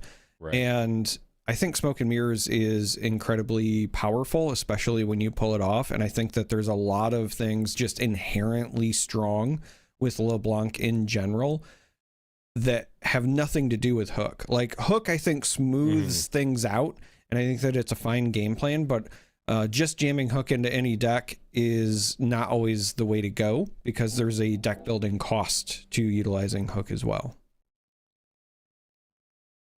Yeah, the number of times that I've whiffed on Hook in matches that I thought, if I just hit something here, I'm going to be good. But we have got a match here coming up for round number 5. We've got Diana versus Kennen, and I would imagine, Charmer, that this is going to be a marquee matchup coming into Barcelona. It looks like we've got patched Porobot Swain version. Yeah, so this is actually a matchup I'm very excited to watch, because I think that Diana gained a healthy amount of new tools. The deck was already good before, but as you're looking at this, we've got Patch Porobot, we have Swain, we also have Temporal Breach, and with Rockfall Path, we know that that's an outstanding combo, but it can also still provide some additional value with cards like Fizz. I am also very excited personally to see what the game plan is with Breach going into games 2 and 3. If you're starting with Rockfall and then going Temporal Breach, we've seen some people almost use it like a switchboard. But with me looking at the sideboard and seeing Thousand Tail Watcher and Bellows Breath as a combo there as well, being able to use the Breach on something like a Watcher has a lot of potential power on top of that. So I'm curious to see, outside of the Rockfall Path game, how or if this Temporal Breach gets utilized. Yeah, it's one that when we initially saw it, it was it provided enough value in enough places that it actually did end up staying in. But the Kennen deck that we have here is yet another version of this Kennen deck. The core is still there, of course, with the Rasas. Looks like no Nocturnes in this version, but we do have the Tail-Cloaked Matriarch, the one of Tornado Warrior as well. I love this tech here. All right, looking at this list, the traditional package that you would expect to be there for round 1 is there, but as you pointed out, the Downwell being in the main deck is very interesting as a potential just bailout card. And then the sideboard is exactly what I like to see personally when you're playing a deck like Kennen, specifically this kind of like miracle version where you're drawing and getting through most of your deck. I think your sideboard can be kind of wide because you're just more likely to see those cards throughout the course of a match. A lot of times you'll see folks run 2 or 3 copies of a card in the sideboard that they really only want to play once, but you have to run the increased copies to increase your chance of seeing it. Well, you may increase your chance of seeing that, but we've actually decreased our chance of seeing that match as we are actually pivoting to a different match. Classic tournament foibles of people not showing up for matches. Well, that would be a pretty boring one to watch as we watch the person close the match and play Balatro for the remainder of the round. But we're actually going to pivot to Fiora versus Draven, which is one that we've not seen in quite some time. Are we back in Spiritforged? What year is this? It is the year of combat. That's what we're going to be seeing. Both of these decks are certainly going to be skirmish oriented. Obviously, Draven wants to win combats, but is also willing to cheat to get there, as I like to call it, right? He's a cheat to win those combats kind of legend, whereas Fiora just wants to win them outright. And this game is already underway because, you know, again, players had started. So as we hop in, it does look like it's been rather uneventful because I'm not seeing a whole lot in the trash for either player. We see some units developed, but no points scored for either player as well. This has just been a bit of a staring contest to start. Yeah, but we can see the hands here. So Draven looking relatively standard. The Rek'Sai Breacher in hand is one that we've seen for quite some time now. But the Kale on the other side for the Fiora, obviously a new card from Vendetta. And I see some Harness Dragons and some Rift Heralds, which makes me think, Charmer, we are on a hook Fiora. Yeah, this could be Hook. Could weirdly be Aurora as well. I know that saying that out loud. Listen, I know that sounds like blasphemy, but if you are somebody, listen, if you are somebody who is trying to prepare for a regional qualifier and you want to get a bunch of reps on a game that you're hoping to win best of with, and if you think that Aurora Fiora is the way to go, then it could be. Do I think it's that? No, not at all. Because I'm not opposed see to Aurora. I see Fiora. the Kale. I see the other small. The Pit Rookie is the giveaway for me.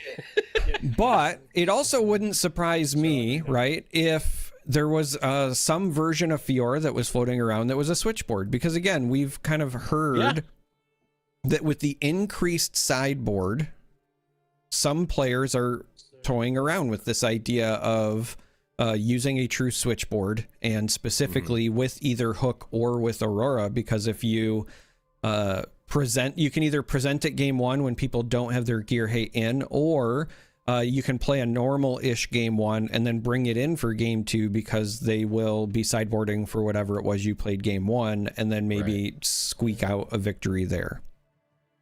Yeah, I mean, I love the idea of a switchboard or transformational sideboard. We've talked about it on the Winning Point for basically since the creation of the show. Like, it's a really cool thing. We saw it a little bit early on in Origins, and now with the additional 2 sideboard slots, it's definitely a possibility for sure.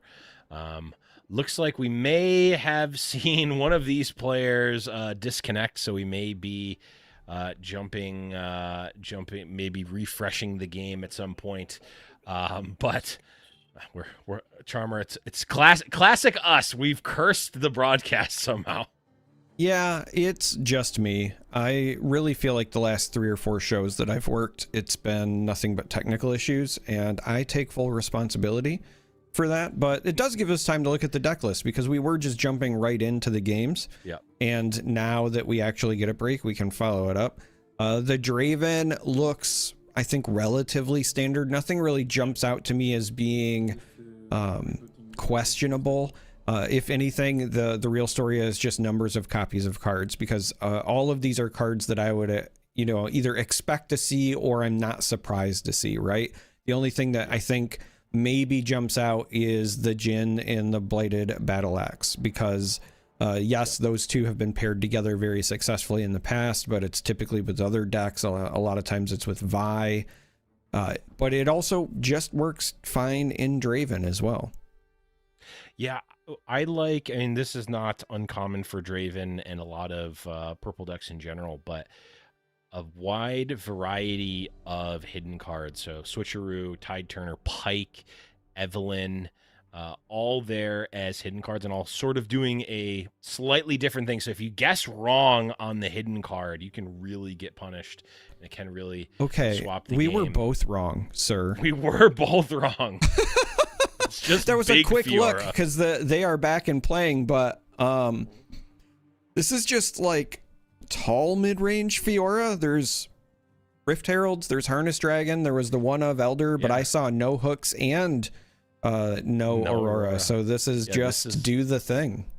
It's just like it's like Big Red from Magic Standard of old. Just like, yeah, it's the same cards you would see in the aggressive deck or maybe even a combo deck, but yeah, it's just big stuff mid range. I like it. I mean, it feels quite suited to what Fiora is doing with Kale and with a few other cards. There are additional ways to make units mighty that don't cost power themselves. So, you know, something like Kale is actually ramping Fiora rather than just paying effectively for the power costs for making something mighty. So I like the idea for sure. Yeah, I mean, it's there, but you also have the potential for blowouts like we just saw. The Pit Rookie buff to the Kale got empowered, and then after spending all of those resources because you are completely exhausted on the side of Ceralac, the Falling Star just nukes the Kale from orbit. Now, you could say, well, that's fine. I have not deramped, as you have called out. I can still play some of these large units, but you are kind of falling behind on point tempo because you're left with just this Pit Rookie, and that is not enough to outright take something. So you're either going to have to spend another card or likely in some cases multiple cards. We do see the punch first, but I doubt that that's something that you want to use. Yeah, it's just going to be a Rift Herald and a pass. And so now, because of that exchange, that single Falling Star and double Conquer, that got Draven 4 points. Yeah, Draven getting ahead here, and this is an enviable position for really any deck, especially a combat-focused mid-range deck where you're going into your turn, you've just held twice, you can very easily pull back your units, develop, pass the turn. You don't need to overcomplicate this. You know, I think a lot of times players will get a bit too cute. They think they want to try to hold, they want to set up these things, they want to leave all this this energy up. No, just move your units out of danger, play something in the back line, pass the turn, and that's exactly what we saw. Yeah, and on top of that, the development that was made was, I think, really consequential because we have this Rek'Sai Breacher that will allow for an accelerated play of Draven. I do think it's supposed to be exhausted. I doubt that they played that accelerated and just left it ready. No, but it's the Rek'Sai was already in play. They played the Darius. Oh, okay. So the Rek'Sai was there. Yep. So yeah, they have the Breacher so that they can accelerate the Draven. They developed the Darius.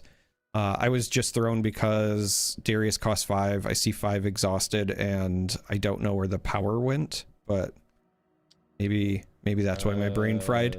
That's a good question. Yeah. So anyway, the point is the play pattern, the play line here is you're still developing a ton of might on the back line. And then if your game plan going into this next turn is to accelerate this Draven and then pair it with another card to give Darius the additional might as well, something like that Spinning Axe, you'll have the ability to go over whatever you want. But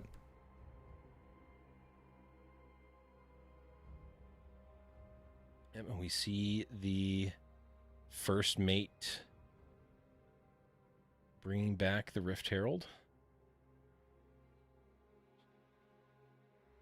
Which means Pit Rookie left at the battlefield here does represent an additional card for Draven, which is never where you want to be, but Draven is already so far ahead on the points and point tempo that you don't really have the luxury of not conquering, even though you'd much rather prevent them from drawing additional cards, but you're just not in a great position. And Fiora is really going to have to get something going in order to turn this around. Yeah, Fiora's I think at least in a good spot because you've got this pit rookie, but if you really want to slow things down, you do have this punch first. Looks like that's going to be the play. The downside though is that switcheroo and or hard bargain are both solid answers. Yep. And so now on top of that, Draven will get a draw, picks up this Star-Crossed, gets the points. Draven can also just walk this Tide Turner into the Treasure Hoard, go up to 6, still have some of the best units available back. And I fully expect that. The real question now, because of picking up the Star-Crossed, is there potentially a world where you hide the switcheroo, or do you just save it for winning combats the following turn? That is the real question. And they are just going to save it. I don't mind saving it, because next turn is clearly a double conquer angle. We have a unit to play in base if we want. We have the Star-Crossed, the Spinning Axe if need be, and the Switcheroo. I mean, Switcheroo and Star-Crossed should probably be able to win a combat each. So I'm really, it's going to be a tough one for sure. Well, finds the one of Elder Dragon on the Rift Herald trigger. Picks that up, and then we've got the Rift Herald on a location, have 9 runes and a gold up. I mean, there's still the Harness Dragon play. Right now, what the Fiora is lacking is any sort of way to force the Rift Herald to die. So instead, just going to develop the Harness Dragon, use that to defeat the Draven, and then stack a ton of might on the Monastery. We'll also still have 1 energy up for a punch first. But again, this switcheroo, this Star-Crossed, etc., kind of makes this irrelevant. Well, the Star-Crossed is obviously excessively good on the Rift Herald, and since the Rift Herald revealed the Elder Dragon, I have to imagine that's going to come across. We don't quite have... I mean, there's 9 runes to work with, right? Yeah. So looking at the hand, you have enough to play either of these 2 cost units to enable the Star-Crossed, and then you still also have enough for Star-Crossed, Switcheroo, and the Axe. If you just develop a unit and Star-Crossed the Rift Herald, the Darius also goes to 7, and so that by itself is enough to go over the Harness Dragon. And then that would still leave Switcheroo and or Spinning Axe as an answer. Spinning Axe on Rek'Sai also gets the job done on the other side because of the Assault. So, right. Mathematically, and when you're looking at your opponent and they only have the 1 rune up, again, like you're kind of playing around punch first, but you have that answer. So it does look like, they're just going to send the Rek'Sai over to the other side first. Oh, yep. Because now you even get to, you can just Star-Cross the Rek'Sai, because you don't even have to develop anymore. Plus you get the card draw as well from winning the combat. So lots of options here. Like I said, it was, I think, a good attempt at the Fiora stabilization plan there, but the Draven just has too much might.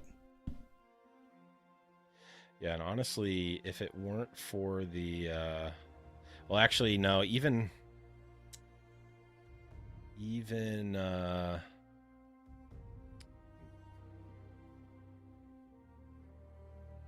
I was trying to think. I mean, the Rift Herald is never getting this Elder Dragon in play, right? Because it's never dying first, unless there was a sacrifice. If there was a sacrifice on the side of Fiora, this actually could be an interesting combat here.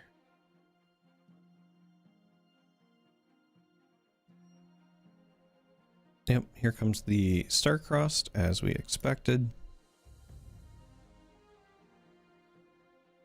So the only thing available is a punch first, but the switcheroo will handle that. So we should be going to game 2. The switcheroo is there. We could have just played around this by star crossing before combat, right? So that we get the second spinning axe. I'm sorry, what just happened? Over. Oh, they're rewinding. I was going to say, I'm sorry, what just happened? Hello? Yeah.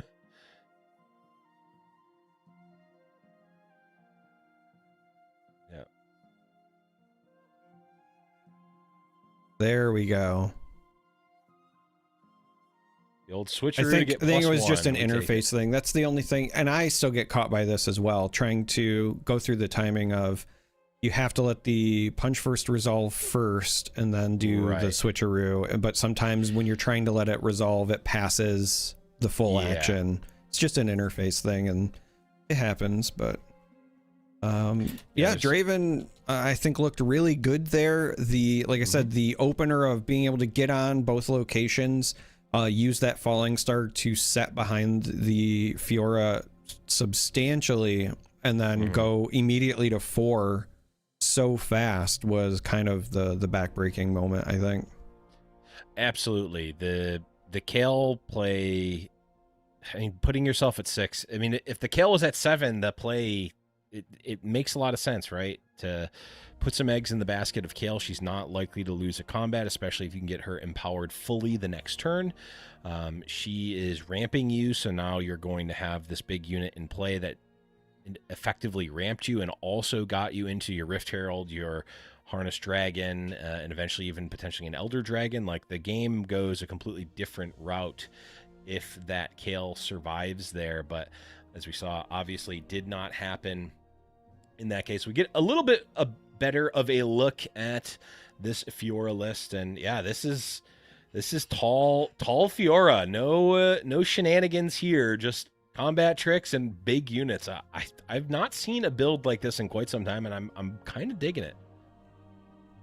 Yeah, the neat thing is that the Rift Herald is already, I think, decent, and just running the one of Elder, like we just saw that last game, right? If you can run into it, it can sometimes be a blowout play. There was just no way to kind of self-sacrifice the Rift Herald and get that trigger when it was needed. But even something like Rift Herald potentially, giving you the ability to find a Rengar or just expand your hand, I think is potentially good enough for the Fiora player. Fiora, I think the biggest weak spot is often just the ability to draw cards, and while Rift Herald is incredibly expensive to play, if it's also then going to draw you cards, it kind of makes up for it. Absolutely. I mean, it's a decent unit, a decent body in and of itself, and obviously, when I move, draw a card. When I move to a battlefield, draw a card. Yeah, I'm playing that card for sure. It's called Stellacorn Herder, and this is a gigantic Stellacorn Herder. It's called Kaisa Survivor, which continues to be played every time that it can be, essentially. But starting this game off, of course, we have the Fiora coming from the champ zone and already being equipped. Yeah, the equipment there, very good. It gives you a quote-unquote free equip, which, of course, on Fiora Peerless does give you the... Actually, that's not Fiora Peerless, it's Fiora Victorious, I think. But yeah, gives you that ramp again. It's a pseudo mid-range ramp deck, and really sort of taking advantage of the legend ability of Fiora, and it's an interesting take on it, because I think we kind of got painted into the corner of Hook Fiora for a while, and then people, I think, abandoned the deck a bit, and now I've been seeing it come back a little bit with Kayle from Vendetta. I've seen a resurgence of Fiora. Yeah, I think you kind of hit the nail on the head. It's essentially ramp with this Fiora list because you're not paying the power for the equip. And yes, you get the downside of unless you have other sources of XP in your deck, there's not any way for you to continue re-equipping this. That's probably why the list runs the one of Orange Poppy, for example. But what you're gaining is the ability to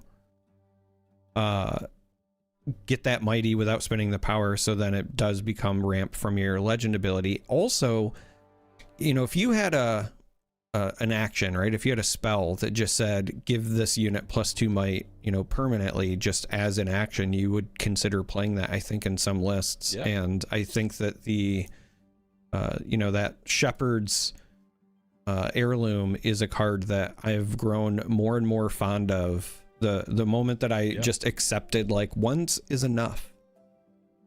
Yeah, once is enough. Also, I mean, it's not their battlefield, but there is a Forge of the Fluffed in play, so that is also a possibility to re-equip the Shepherd's Heirloom over to another unit. So that's it's all looking good for Fiora here, as they've got the Fiora at the battlefield with a hidden card. Things may get a bit dicey with this Battle Axe, but that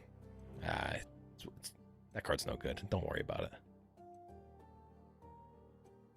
For what it's worth, I've always said the card's no good in Lucian, not that it's not a good card. Yeah, that's fair. Well, definitely a different game from game one. The Fiora player, not being blown up by a falling star, now has a board developed. Both players are earning points. They're kind of just hanging out on their respective battlefields.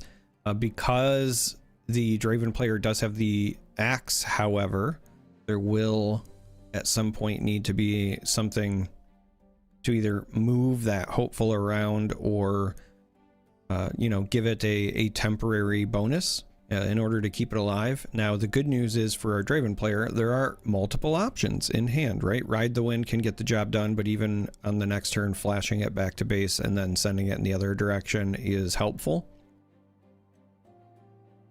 But it's got to survive this combat first, because we have a massive Kale coming into the Forge. Yeah, this is my nightmare. A gigantic amount of kale coming to try to kill me for all the times I didn't eat it. But we do see the kale actually surviving, making a big difference. We have not one, but two Call to Glories here. Oh! Like we're just going to ride the wind over. This is not what I was expecting. I thought this might be flash just to save it and then reassess on the following turn, but I think wanting to save the flash for these Djinns might be the reason that this is an option. And yeah, the Call to Glory is going to come in on this Fiora, and that's going to make the Fiora big enough to survive here as well. Yeah, massive there, getting rid of the unit and the Ride the Wind, and potentially even this Battle Axe. I mean, these tentacles are not going to be able to, or no, the Battle Axe doesn't go away. It's not Spinning Axe, but still not going to be able to get a lot of value out of this Battle Axe, at least not yet. Yeah, I would not be surprised if this is just a off turn for the Draven player, because your choices are essentially you could develop Forerunner. And yeah, I was just about to say you could develop Forerunner and equip the axe on something, but then you're not really winning any combats. Or you can just play two Djinns and then they can start to kind of juggle the axe around for you, especially with this flash. The sending two Djinns in and flashing them back can actually net you power to work with, but really I just think it's more about giving the Battle Axe a better owner. Ooh, I love the Kale moving over. Kale has ganking when empowered 3 times. So moving over, and we are developing, we are building up this base. We still have a pump spell to play as well. I'm wondering if there's ever a consideration to rampage there. Actually take out one of these Djinns.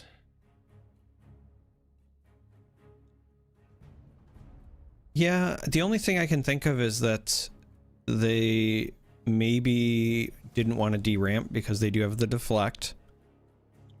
Right. And the other downside is you're now exhausted. And the last time that the Fiora player was fully exhausted, they got blown out by a falling star. So leaving yourself energy up for the call might have been the consideration here.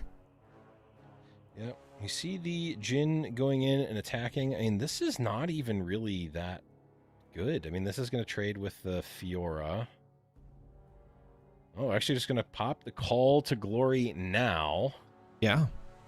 And this is why you save it, because looking at what your opponent's board was and knowing that, so this is a situation where information is important, right? Knowing that when you went in and contested that hopeful that had an axe before, the play was to run it in the other direction, you're not putting the Draven, unless they've just drawn it, on having more plus might effects.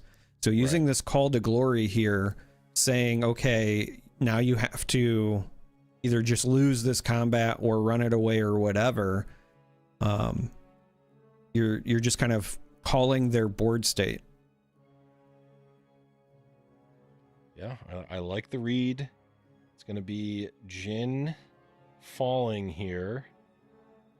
And I mean, it may just be another Draven off turn. I mean, they did conquer with the Tentacle, but it is not really going to end up being enough here, as the Fiora is able to hold both of their units on this battlefield and go into a turn where they're going to have a Rift Herald attacking, potentially drawing a card, and at worst, another Rift Herald developed in the backline.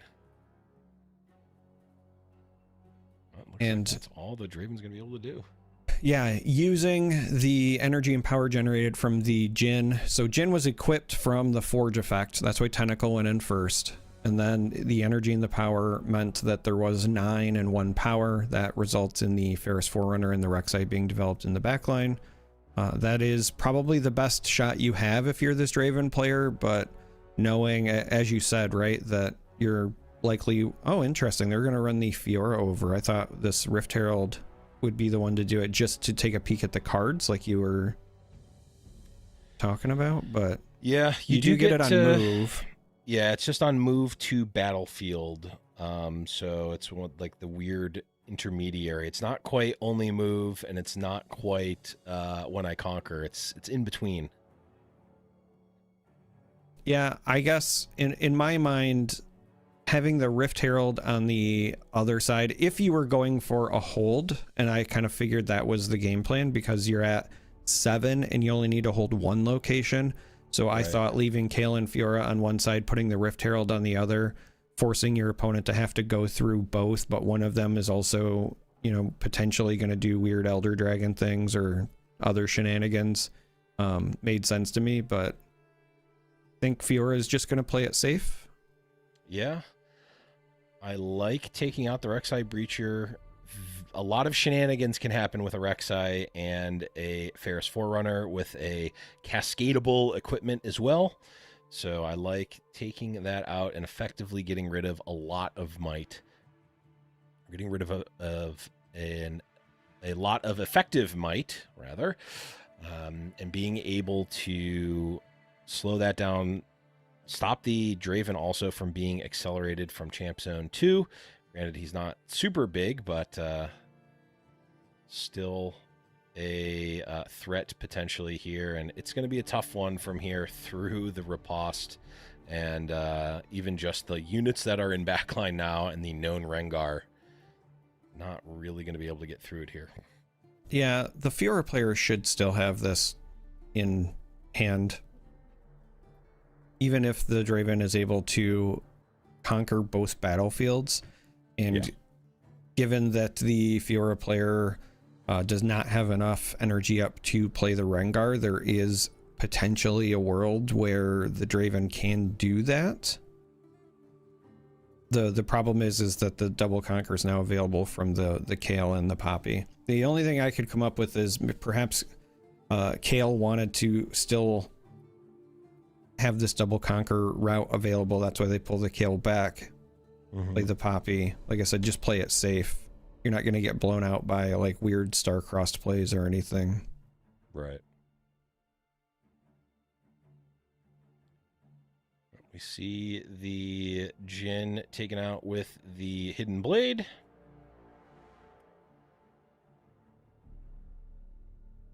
Okay, a couple of cards drawn. Another equipment being able to be cascaded. Yeah, I mean, does mean that this is likely going to be a take, but like you said, the hold is what's really important here.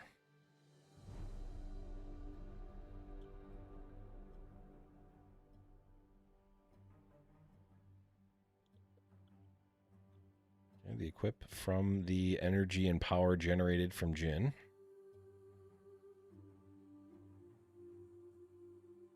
Yep, just using this to juggle the non-spinning axe. Yeah, ironically. The big axe just throwing it around. Okay, Pike coming in Technically not accelerated. but effectively accelerated. Gotta get our good friend Belvins to explain that it's technically not actually accelerated. But everyone always calls it accelerated because, I mean, let's be honest, that's what it is.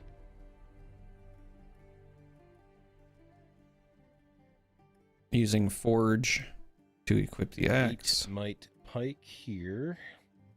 Which is bigger than the 7. Oh. And of course, So you can't again, detach. still... You can, well, you can't detach, but you can equip to a different unit.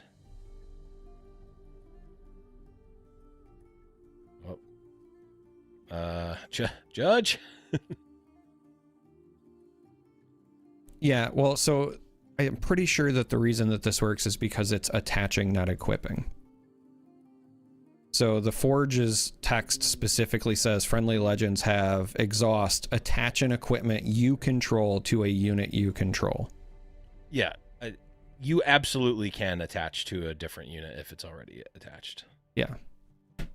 Yeah, they are. You cannot use the incorrect. equip ability, but Correct. Oh yeah, they're asking for a judge.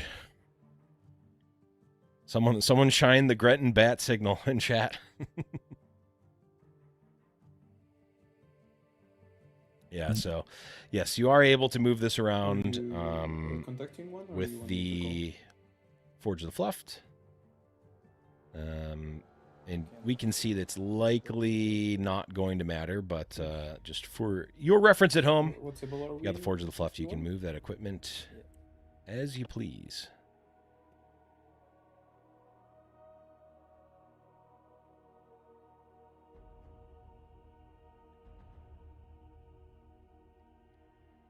And we are currently trying to source a judge to get in there and deal with the judge call, but we are currently... There's a lot of matches going on and a limited number of judges. So remember, folks, thank your judges when you see them. And if you are a judge, you can go to shop.turnemsideways.gg and ask Grenton for 5% discount. I'm not sure. I haven't. There it is. Got to get it in there. Get your Hot Pepper University. Playmat there at shop.turnemsideways.gg. that mat just tickles me. I did. I tried this, but they'll like be quick. Yeah. As the resident Lucian player and someone who has run Forge of the Fluffed and still currently does run Forge of the Fluffed very consistently, you absolutely can move that around. Well, I mean, I'm in the judges Discord, so yeah, I guess I could just search it. Hello guys, what's the problem? Yeah, I mean, I'm not gonna cite any citations. I'm just read the card. Reading the card always explains the card, right? Let's see. Right? So this is back in April after the set had just come out. Can Forge of the Fluff relocate a gear from unit to unit? And then the person says, pretty sure it should work, just reconfirming. Follow up, yup.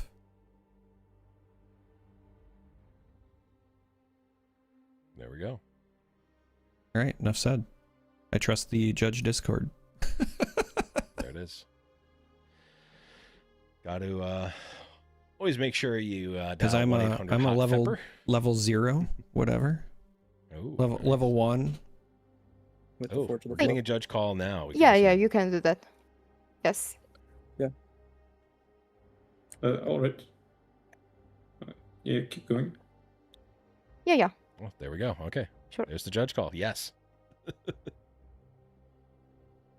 Sometimes it's just that easy. Well, as we jump on in here, as we had stated, right? A lot of games going on limited judges, so sometimes you just got to come in, make the ruling, and then go to the next one. Oh yeah. Yep. This attack can go through. It will likely kill the Rift Herald here, which will likely spawn another Rift Herald in the back line. And then the question of how are we defending comes to mind. And all right. The answer to that is likely we are not. So, just curiosity. The Draven player sent in both the pike and the tentacle there. And the hand did not have any way to make that tentacle survive if there was something for the pike. So you're smarter than me, Blevins. Why would the Draven player do that? Okay, first off, no. Secondly, let's see. Rift Herald is 12. Rift Herald is 7. So with punch first, it would go to 12. We were attacking for 8 plus 1 would be 9. We covered a punch first with the spinning axe. Is the only thing that makes even a little bit of sense to me. Yeah, it would force a trade. But then that means that, because again, the Draven loses if they don't clear both battlefields because of Ceralac, excuse me, being on the 7 points. Correct. I'm just giving you an opportunity to shine as the amazing color caster that you are. There we go. I sometimes know, and sometimes don't. Many times don't. Okay, I barely ever know. I get it. Yeah. Now the downside is Poppy plus Rift Herald here should still get the job done because of the Rengar in hand. So now that the Draven is fully exhausted, right? Rengar comes in. This should still be enough might to win here, and then the Kale can walk into the Forge and force a game 3. Yep. And this was public information. We knew the Rengar was revealed. The Draven player knew that they were dead on board. However, make your opponent do it. It's not always obvious to your opponent what to do, and especially if you've got no other outs. Playing to your out of your opponent missing the line is certainly one that it's not going to win you every game, but it certainly can win you some. I agree with you, but there is a caveat, right? This is where knowing when to concede is important. If you're playing into decks that are going to take a long time, yes, right? So in this matchup, absolutely make them use it. But if you're playing against, say, Control Ezreal, and you know that you're basically dead, like, go to the next game so that you can finish in time. I am very aggressively conceding versus Ezreal. I'm almost at the point where I'm just conceding both games against Ezreal so I can enjoy the time of my life that would have been spent playing against Control Ezreal. All right. But not quite. Game 3. Looked like we had a mulligan there from the Fiora. Does pick up this salvage, which is potentially really useful after you've seen both types of axes. Mm-hmm. Salvage is just a solid card, even if it has only a couple of targets. Very, very strong. It is also, of course, action speed, so it does have the ability to quote-unquote counter the spinning axe in a position where the Draven may have been relying on it. Yeah, and that was kind of what I was calling out, right? In this matchup in particular, it's kind of a combat trick. Yeah, absolutely. Okay, as again, I always reference back to the Lucian play, but decks that have access to the action speed gear removal, I play very differently against those decks, and obviously Order is one that has probably the best one in Salvage. All right, and Fiora, of course, with the Shepherd's Heirloom, getting that ramp. Ooh. But then uses the remaining energy for the Rampage on the Kaisa Survivor. This is huge for the Fiora player. Not, I think, as devastating as that Falling Star was in Game 1 that tipped things in Justin's favor, but still very, very good at this stage of the game. It's pretty close. I mean, we're going to see a Darius stack deck as the follow-up here. Going to be able to reconquer the Star Tip Peak, kill the first mate, but on the side of the field, we're going to see the Rengar come out and be able to contest that. Yeah, this is the only reason that I was saying it's not quite as devastating. Yes, as you pointed out, our course of events is likely Darius takes here, Rengar contests on the following turn because Justin will be exhausted, so that will just be 6 on 5, and there's the snap play. But you're at least in a position where you're going back and forth, right? Whereas with the Game 1 play of that Falling Star on the Kale, not only did the Fiora player not have any way to continue contesting going forward, but also the Fiora player had just spent a lot investing into that Kale to empower it. Whereas right now it's just still kind of 1-to-1. Make no mistake about it, though. Ceralac is in a great position. Justin's gonna probably have to take a turn off and develop this Ferris Forerunner the following turn. Well, I mean, maybe not. We could see a situation where, depending on what is drawn, it could be the Fan and something else. Could even be the Fan and the Draven if you're just really trying to look at the two bodies. Okay, picking up the Hopeful also changes things as well. Could be Draven and the Hopeful, Fan and the Hopeful, and maybe this Falling Star. Again, lots of options. I really like the idea of potentially Falling Starring now, just because, again, Ceralac is exhausted, and so that's a clean answer for the Rengar. Yeah, it is a nice answer for the Rengar. It looks like that's exactly what we're going to see. I want to call out the play that happened at the end of Ceralac's last turn with the first mate. I think initially move the Rengar immediately back, as that would be a relatively common play to, turn your unit into Lucian by moving it back after it conquers. But then actually was debating keeping it on the battlefield. Of course, you get that extra channeled rune if you are holding the Star Tip Peak, so there is definitely value there. And you really only get blown out by another Accelerate unit, but ended up not leaving it on the battlefield there. I think it's probably the correct play, or at least the conservative play in this case. It didn't end up mattering because of the Falling Star, but I think leaving your units on a battlefield for frivolous reasons is a way to get blown out. All right. Now Ceralac is in the position of developing this Kale, could empower it twice, but then would be fully exhausted. And as we've seen before, that has some potential blowout implications, but instead we're just going to get the Conquer on the Valley, develop the Chosen Champion there, and then pay for the buff, which will then further ramp the Fiora. I think that's solid. Yeah, going to be at the full 12 runes next turn.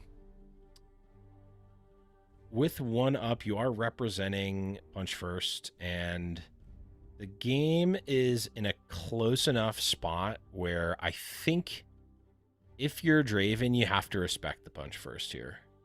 It's I mean, yes, but you also just drew a Star-Crossed, right? Well, yes. Until then, you needed to respect the Punch First. I can see if if Fiora was way ahead here, I think it's quite greedy to put the Fiora in first mate on the battlefield here with no backup. But because you can represent punch first, I think you get to leverage that a little bit here. I think it is definitely going to get punished, but I think the question is more so, does the Draven feel like further developing might this turn is the most important thing to do? I could see a world where developing this Ferris Forerunner on the backline and kind of taking a turn off would be enticing, but I was just about to say, knowing that if you've got the Starcrossed, if they do have the punch first, but you've got Cleave plus Axe here to go into the Valley, I think that this makes a ton of sense. Yeah, it is definitely solid here, as we're going to be at 10-9. That's going to be a clean take there, a combat win to draw another card. Yeah, what a beautiful pickup as well. You get this hard bargain now. You do, but what do we have left? I mean, we've got this Axe, of course, on the hopeful, but we're not really in a great spot in terms of board presence here. We're going to be seeing, I would imagine, well, we'll see the Harness Dragon. Yeah, I was just going to say the thing working in Draven's favor right now is that the Fiora is also starting to run low on cards. You're keeping up in point tempo, you're playing the attrition game, but you're drawing every time you win combat. And I think that ultimately Justin is kind of relying on that.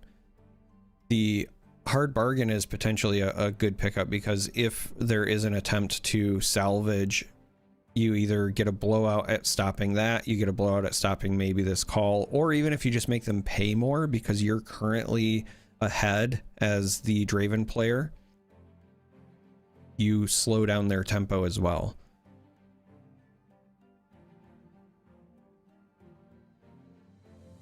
Yep, and we're seeing the empowered once Kale go in 5 into 2. Got to decide, are we cashing in a Starcross now? Are we going to pop the fan ability? So, like, we're going for the Starcrossed now. Now, this will quite nicely for Fiora. Yep, this will just result in Harness Dragon cleanly answering the hopeful. Will also cause the Spinning Axe to go away, because there will be nothing there to catch it. No points scored for the Fiora, but slowed things down pretty significantly. And Justin's going to begin with a stacked deck. And I have to assume this is a snap pick of Falling Star. Could maybe make an argument for the Kaisa as well, but I think just further developing your Ferris Forerunner and having this be an off turn with Falling Star like as backup makes more sense, unless you're just really trying to push the advantage.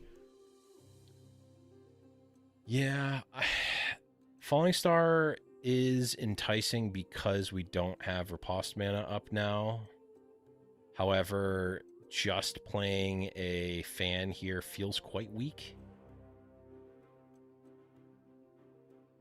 Like, we're in virtually top deck mode right now for both players. I mean, we can see the hands so that we know that it's a bit top decky here, and the like Go Tall Fiora deck has much better top decks than the Draven in general. I mean, yes, one of the things that we also have to remember as well is that the Fiora's already used their chosen champion, whereas Draven is still sitting on, you know, a 7 might unit whenever they want it, right? Their hand is technically 1 card bigger.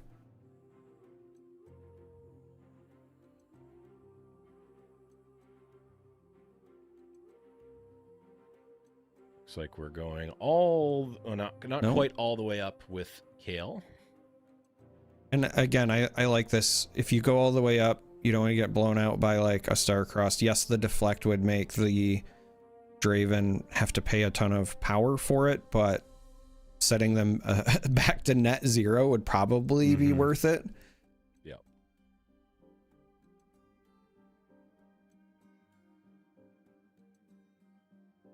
And this Kaisa Survivor off the top is kind of nice because, again, allows for additional card draw. Could take the Draven player from 4 to 6, staying on those even points. The one downside is if you do opt to take that route, it's kind of the only thing you're doing. But when your opponent only has 1 unit on the board and you're on both, then you're also making it so that you are threatening 1 hold point. Yeah, I don't hate this play. And the fan is a very interesting pickup because now we can actually try to protect this Kaisa. If we want. I think I was gonna say, I think that, that was not what I was expecting. No, me either. I was going to say, I think the issue is whether or not you're trying to protect from combat or leave your energy up for hard bargaining, something like a challenge or, you know, any of those effects. But given the number of runes available to Ceralac, I think playing the fan over there would have made more sense.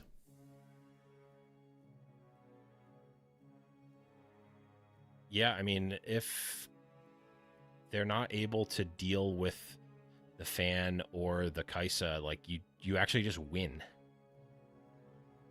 which is interesting. Yeah. Granted, if they are able to, you probably lose. So maybe it's just not wanting to put all of your eggs in one basket. But now I'm wondering how are we breaking this Kale now? Yeah, I mean, well, we've got the caster vision, so we also see that it would have just been a win if the fan was there. Ceralac has no answers unless they salvage their own shepherd's heirloom here and find another answer, which, you know, I guess that was also potentially a path. But the fan, like, I guess the other thing to consider is if you're using the fan trigger, it is also gonna require the deflect, right? And perhaps Justin just didn't think that doing that was worth it.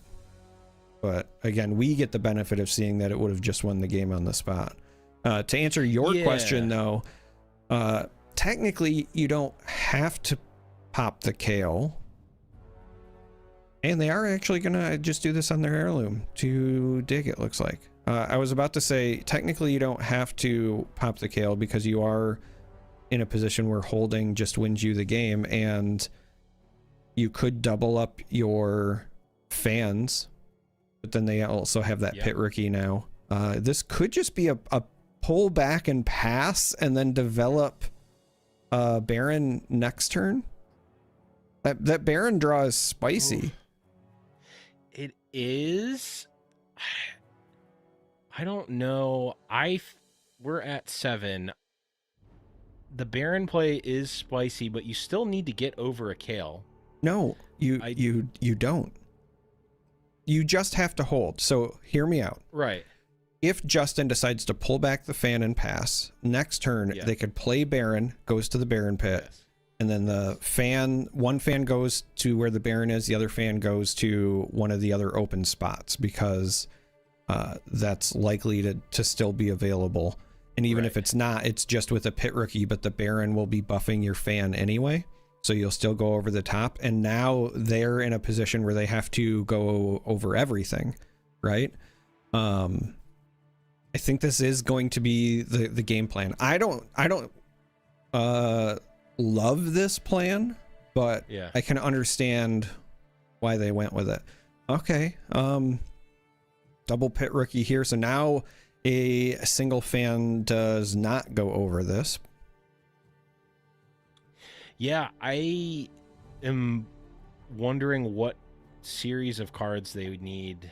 I mean, there's certainly a series of cards that involve Rengar and Punch First that can get over Ferris Forerunner and Double Fan at a battlefield. I don't know if there are more or less outs to the Baron line. I'm not sure which one's better. My gut says that the Forerunner Double Fan is better, but I'm also plagued with the caster vision, so maybe. Well, the thing is Forerunner Double Fan is the same as Baron Double Fan. It's just that you have energy up for hard bargain. Right. which feels, I mean, it feels okay. The reason that I like Baron double fan here, although you can't just Baron double fan here now because you have to go over one of these. I actually think that we're dead. It's just a loss. Yeah. So even we're if super dead. even if you send both the fans in the other direction, the presence of the Call to Glories wins it. Yep. Yeah, I mean, I am perfectly willing to admit that my caster vision, is okay. This loses the game. Yeah. Okay. They're just not. They're not realizing that the opponent was at 6 and going to 8 here. Right. Or they're just that's just a fancy way to concede. But I mean, technically could have been one from the Draven, though I'm not calling this a misplay. It's just a yeah. Knowing the cards that were in hand, it could have been well, different. I don't know that it could have, because even if it's Forerunner double fan, there's 2 Call to Glories in hand and there was the Death Grasp, so yeah. But even don't help against pushing 2 units back, though. It would yeah, need, they do. If you have Rengar. If you have 3 units, right? They had 2 pit rookies. Yeah, they had 2. The second put rookie was played on the battlefield. All right, well, they would need a Rengar. I mean, look, it doesn't cover all of the possible cards they could have had. It did cover the cards that they had at the time, at the very least. Right. But in any case, the Fiora actually having, I mean, I have not seen that particular version of Fiora get played yet, and it looked pretty decent. I'm not gonna lie, I was not expecting it to look as sort of smooth as it did. But taking down an old meta monster in Draven is Fiora able to kind of come out of the woodwork there, Charmer? Yeah. I think if anything, it's just showing, for all the talk about how good Draven was in its heyday, and it absolutely was, and there's a lot of talk about the things that made it good, and you'll hear reference to Detonate Draven specifically. To me, every time I see Draven in action, the card that I remember being the problem was Fight or Flight. And that's a perfect example, right? Yeah. That is certainly a situation where Fight or Flights would have made all the difference. And thank John Riftbound that we don't have to deal with those anymore. Yeah, definitely. Yeah, no, Fight or Flight. It was not just the 3 Rosses, 3 Battering Rams, a Draven, and all of that stuff. It was that on top of the hidden card at 2 locations and the switcheroo in hand. And yeah, it was, and also the fact that Fight or Flight could randomly just be used as a pseudo flash to save your own unit too. Such a dumb card. So dumb. But yeah. such a powerful one that, was slept on, but not good enough for this one as Fiora takes down Draven in round number 5. But that is going to be it for round number 5. That was the last match, I believe, of the round, at least the last one that we are casting. So we're going to jump to a quick break here, but don't go anywhere. We've got round 6 coming up when we return.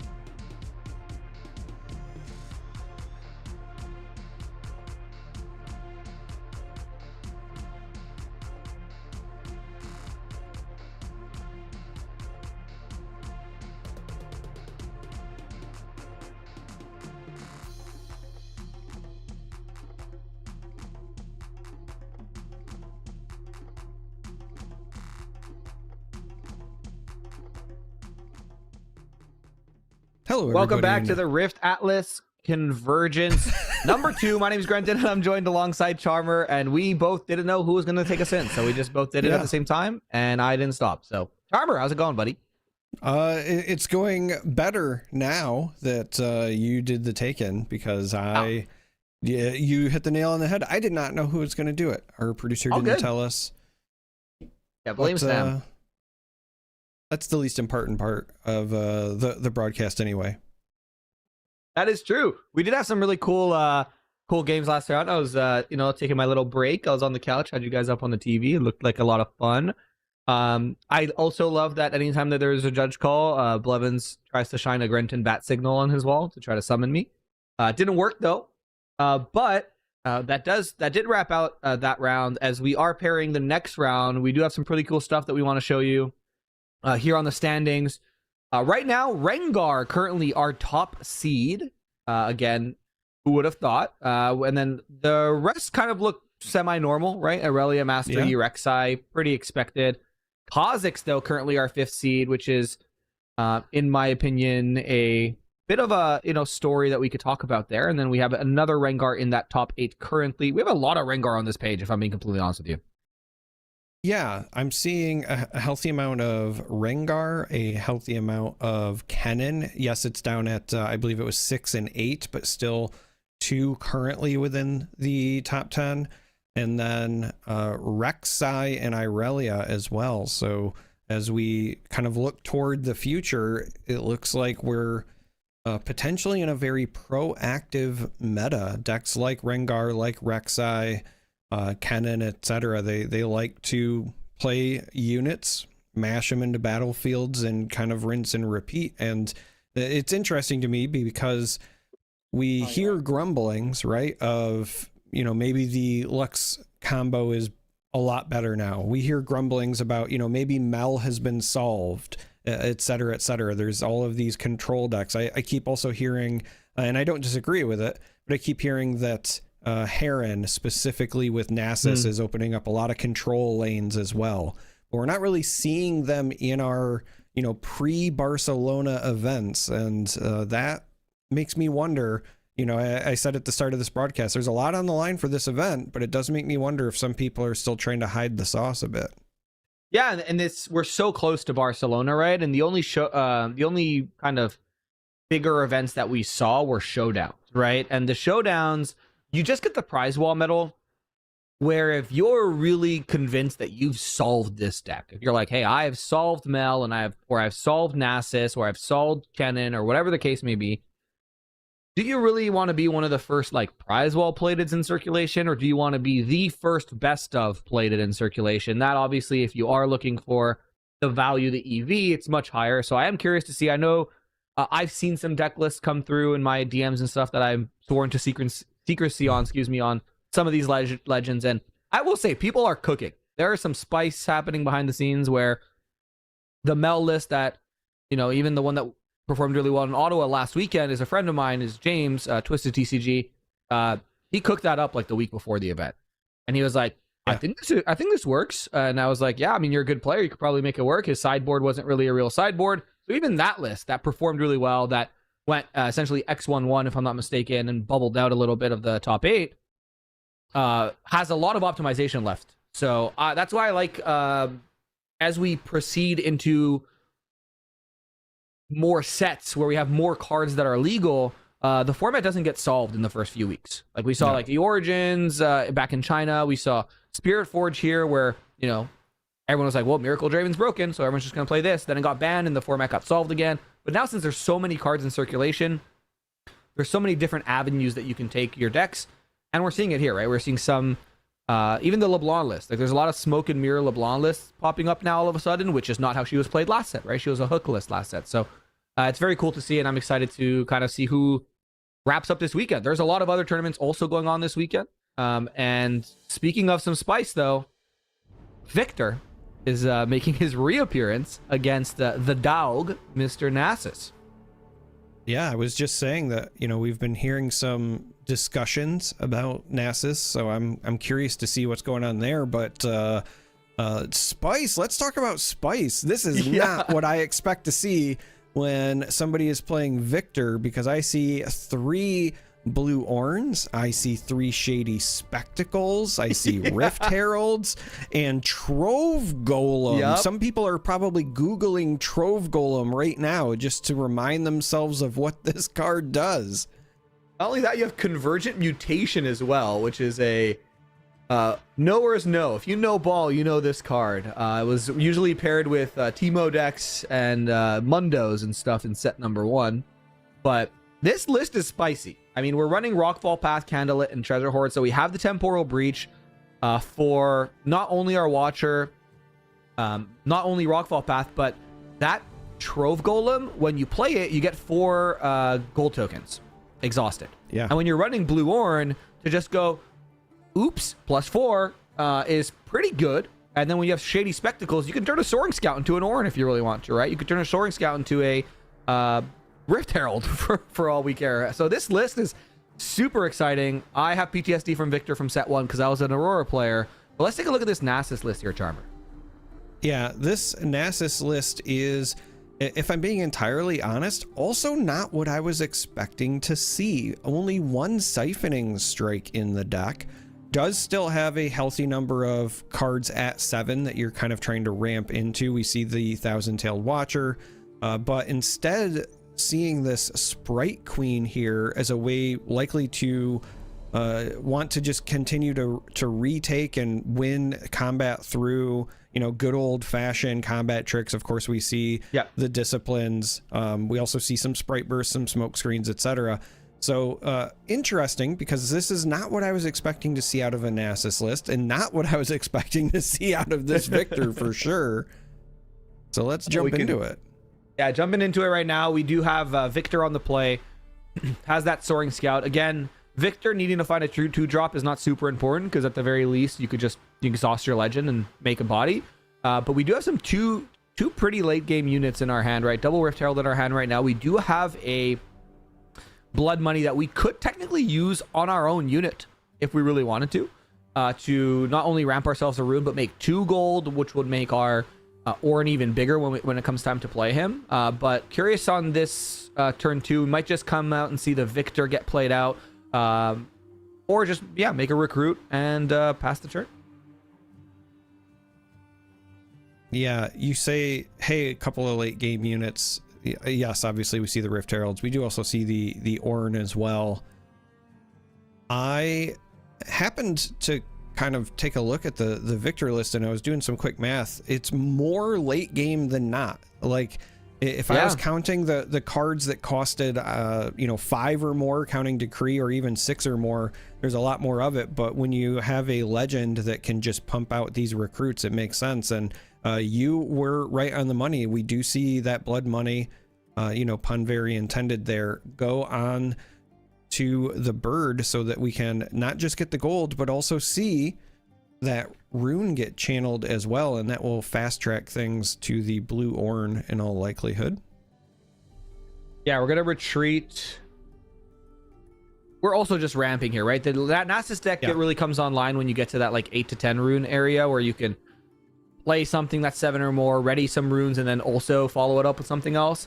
Now we do have the opportunity to play that Orn out if we so choose. Orn won't be super big just yet, but looking at the hand, kind of either that or we develop the Victor and make a recruit. But we're going to look. We have a Hidden Blade and a Bellows that is on the top from Candlelit. I would be surprised if we keep both there. We already have a Bellows in hand, so recycling that Bellows, and then looks like we're going to keep the top card of the deck the same. Now, because the Victor list has really only played recruits, yes, I know that the turn 1 play was not technically a recruit, but it was still just a 1 might unit, still meant to be expendable. There's not been a lot of point pressure. I'm curious to see if Danny, our Nasus player here, opts to start pressuring now, because there are the Watchers that are going to be online. There is the Sprite Queen available.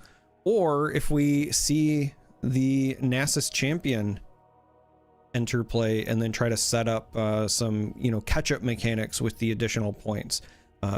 personally, yeah, I was going to say I'm just a big fan of getting either Sprite Queen or one of these Watchers online. Sprite Queen makes the most sense because you get the Conquer triggers.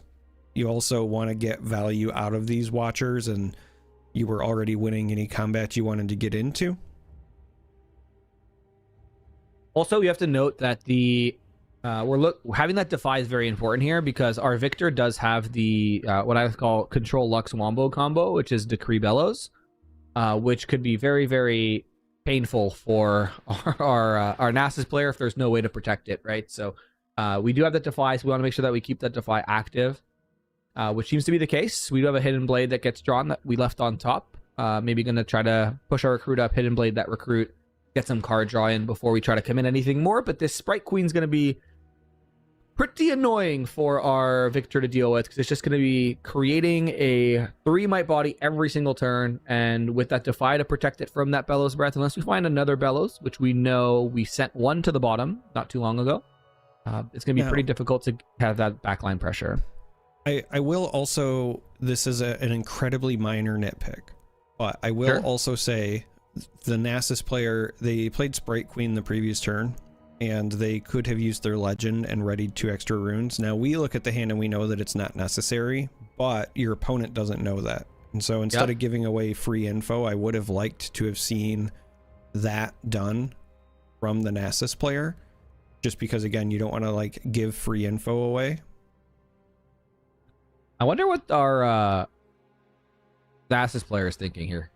You saw an Ornn come down last turn, you see a Rift Herald come down this turn.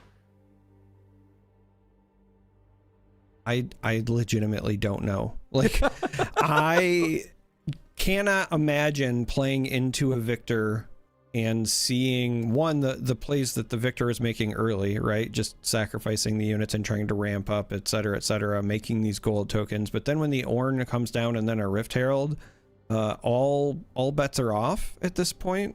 Yeah.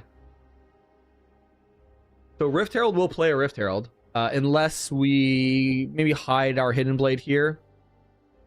We are going to try to protect this this Ornn to the best of our ability. That could also just be setting that up for a future turn where you could pull the Ornn back, but you know, move the Rift Herald in first, and then have a out where you could Hidden Blade your own Rift Herald to draw a ton of cards and then still develop the other one in your hand. But our Nasus player Danny here is now just on double Defy, double 1,000 Watcher, and we are actually going to see the Nasus ability get used this time because it's just going to be an empowering of the cat. Steel Paws getting strong. And there's a Hidden Blade. So now we're asking them to commit Defy here. Yep. Now this might be a false sense of security for our Victor player next turn. We saw the Defy come out. There's 3 cards in hand. We might try to go for the Decree Bellows line, or we're really saving this Decree Bellows line for when we see the Chosen Champion enter, because that's where it can get very dangerous and you can close out the game pretty quickly with that Nasus Chosen Champion. So could be a blessing in disguise if that's our game plan, so we don't walk into this second Defy here. It is also interesting. You're so used to seeing blue Ornn played by Ornn, and a lot of times folks are not so cavalier with it because once it's gone, it's kind of the end of the game plan. But because this Victor is running 3 of them and has all of these other meaty units, they were able to just kind of offer it up and then force the Nasus player to commit some, you know, additional cards and resources in taking it out. It just feels so awkward because, again, we're so accustomed to seeing the blue Ornn in a protect the queen style strategy, and it's just another unit in this weird but really cool Victor list. Yeah, this Victor list is actually, like, I unironically might take this Victor list after this event and just try to play some games online with it because it seems super fun. Now we have a big decision to make, though. There's 5 runes available. We need to get rid of this pesky Sprite Queen. We know that the hand for the Nasus has that Defy and is pretty oh, oops. Why are we looking at? Did I miss something? Might have. Oh yes, sorry. Rift Herald trigger. Yeah, I was like, why are we looking Yeah. at 3 cards? We get the card sharp, so more gold.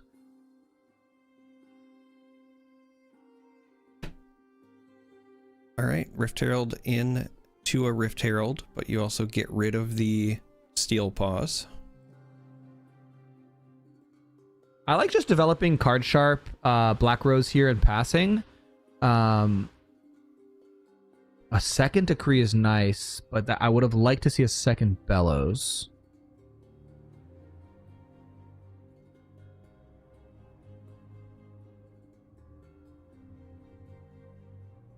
Yeah, I think I agree with you regarding the development and passing here. I don't think that you want to do anything that is forcing a D ramp yet, unless it is to clean up this Sprite Queen, but you kind of want them to develop at least one more unit so you're getting multiples back there. Victor Leader's okay here too. Instead of the way that we thought it was going to go, we still see the card sharp, but it's going to be the Victor Champion unit coming down. I'm making a recruit. Yeah, I guess this way's fine as well. I personally would have preferred the Black Rose, because then I could still play my Victor out next turn and use my Black Rose as a, pre-might attacker, and then if it dies, I still get a recruit from it. Where this time, like, Victor Leader usually doesn't leave that back row, but again, that's in traditional Victor lists, so who knows in this deck? Maybe this Victor Leader's gonna get active. So we'll have to kind of just wait and see. Yeah. Now, it's also interesting because this card sharp is, at least as of right now, reinforcing the Sanctum, calling the bluff, saying you don't have any might bonuses, you don't have the discipline, and I'm gonna hold this Sprite token off.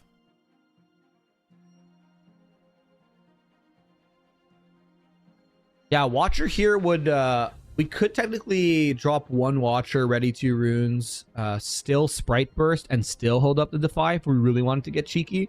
But just a Watcher is enough to push our Sprite up and clear that Candlelit, which is exactly what's going to happen here. We are actually accelerating the Watcher, which is an interesting choice. I guess we're going to put that into the Candlelit and put our Sprite into Vilemaw. Or vice versa. What do I know? No, I like this game plan of putting the Watcher over on the Vilemaw, just because it's a healthy amount of might, and so if you want to take it out as the Victor player, you have to commit a lot of resources that could end up stranded there. And as we see in Danny's hand, if you've got a backup Watcher and a Sprite Burst, like, you have the ability to take whichever battlefield you want anyway, so this Watcher's a little expendable. I was just kind of realizing when you were going through potential sequences before, this Nasus list is one that is capable of going above that normal 12 threshold, right? Yep. So as you were pointing out, being able to do the accelerated Watcher and still have Sprite Burst and Defy, so a full 14, also messes, I think, with the math sometimes. Yeah, because right now, I mean, even if we Sprite Burst, right, we do have the added benefit of having that 1 rune available, which obviously we're not doing here. We're just taking it slow, which I think is the correct play. We have our Watcher of our own that we drew for Victor, but I think I would prefer seeing the Rift Herald get pushed up. You could just, if you really want to get cheeky with it, I don't mind seeing, yeah, this is what I was going to mention. You push the Victor up, you could drop the Watcher in the back line to then push your Rift Herald up, and you could replace a Watcher technically with that Rift Herald move trigger, which is very nice.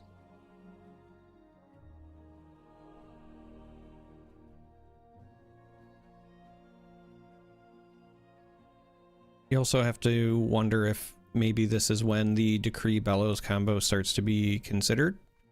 Your opponent's played the Sprite Queen and a Watcher now. You've already seen 1 Defy, like... Yeah, that looks like it's going to happen now. Yeah. Or we might just send the recruit in, actually.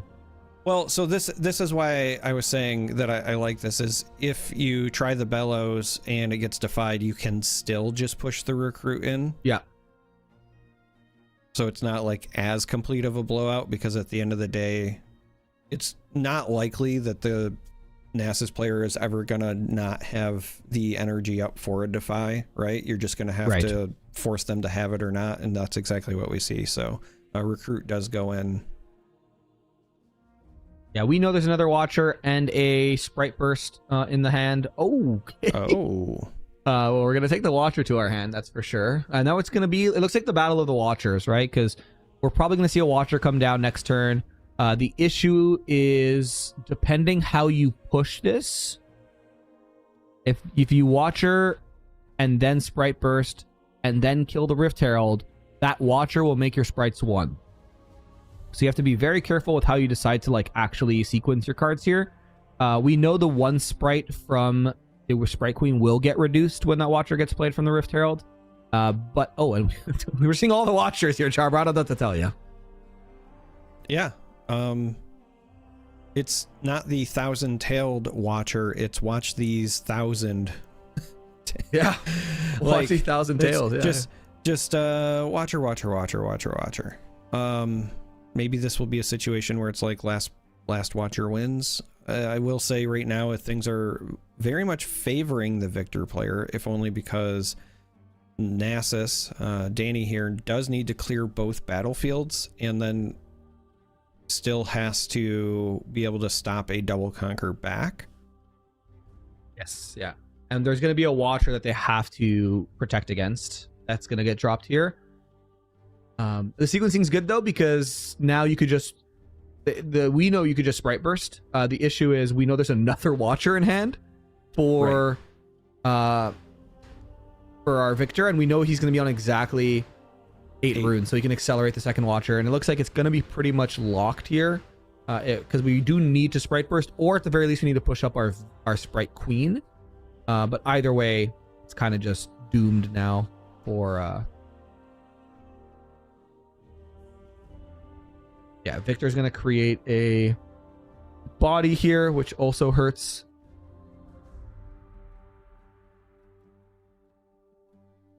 Yeah, and that Sprite will trade with Victor because of the Watcher, is what yeah, the Victor player is mentioning. Now the question, of course, will be whether or not Rob does decide to go for it and force this. I think there's no reason not to, but there is, runes available. Cards. Yeah, there is runes available on the side of Danny, and if you're worried about, multiple combat tricks swinging things, I have seen some people decide to play it timid. Oh, so we're just gonna tap out, go for the hold. It looks like, which this just on board loses to Watcher. Yeah, my math is correct. Never mind. Now there's no reason to be timid. Watcher number 3 will be game number 1 in favor of Rob in all likelihood here. And if it, isn't, I was going to be shocked, but that will do it. So game 1 to the very interesting, very peculiar Victor list piloted by Rob here, and I am a fan. I'm kind of with you. I want to play some games with this now. I am very much a fan. Just play bombs, apparently. Yeah, I mean, it's cool because you can, right? You're Victor, so you just, every turn, you could just make a dude and then buy your time as much as you can to get these, like, big bombs out and then profit. Literally, because you're making a bunch of gold. Yeah, you're trove golem with the goleming.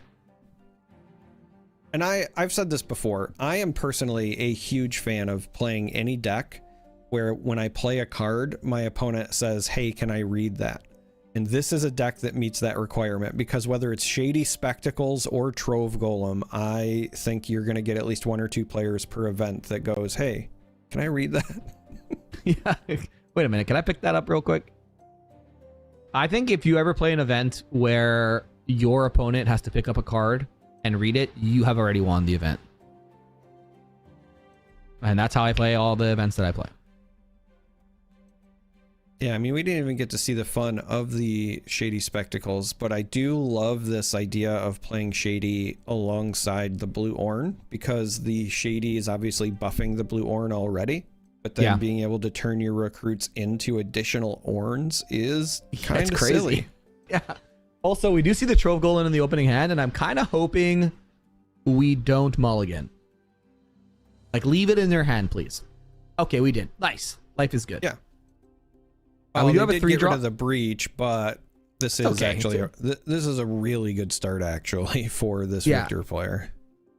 Double Cat's okay. I mean, we have interesting that we're doing that play.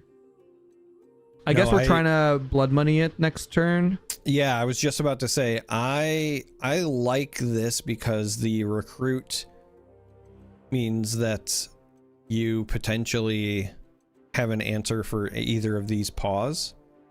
Mm-hmm.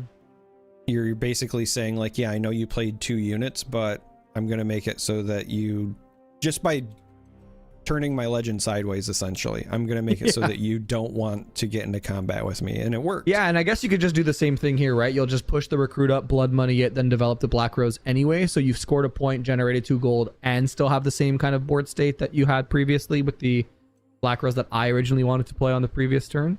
Or you can get really greedy. Yeah, I was going to say, there's also this treasure hoard activation as well. Exactly. So I think it might be a treasure hoard into a recruit. Plus a blood money. A blood money, or just into a Black Rose, and we save the blood money for next turn, perhaps. But now that we know we have the Orn right, so I think we just want to generate as much gold as possible, perhaps. Right, and that's why I was thinking that it might be the blood money there, just because that's like maximum gold generation, but instead just playing it conservative. That's fine too. I mean, this blood money is online to kill the steel paws, right? Unless you empower them. So we're just essentially telling him like, hey, if we have 2 up, right? You have saw blood money. You've seen a blood money already, so you know that it's in my deck. Now I still blood money my own unit, but this way you've committed your entire turn to just buffing one of your units, and then even if you move the steel paw over to Frozen Fortress, you can't. It has 0 might. It'll just die next turn. So Danny, our Nasus player, does have 1 empowered steel paws.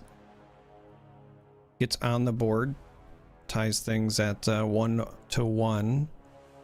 But I feel like Rob is getting ready to develop the first blue Orn, which that would, if you have this first blue Orn developed, you're giving up some points, but that's fine. But I also see just Black Rose just go to the fortress, get some points there. But if you get this blue Orn developed and then you go into the next turn, you could conquer some place, right?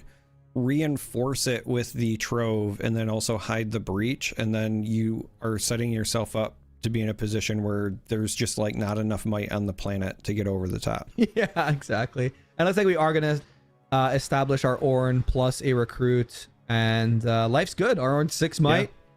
We could drop a golem next turn. Our Orn will be 10 might.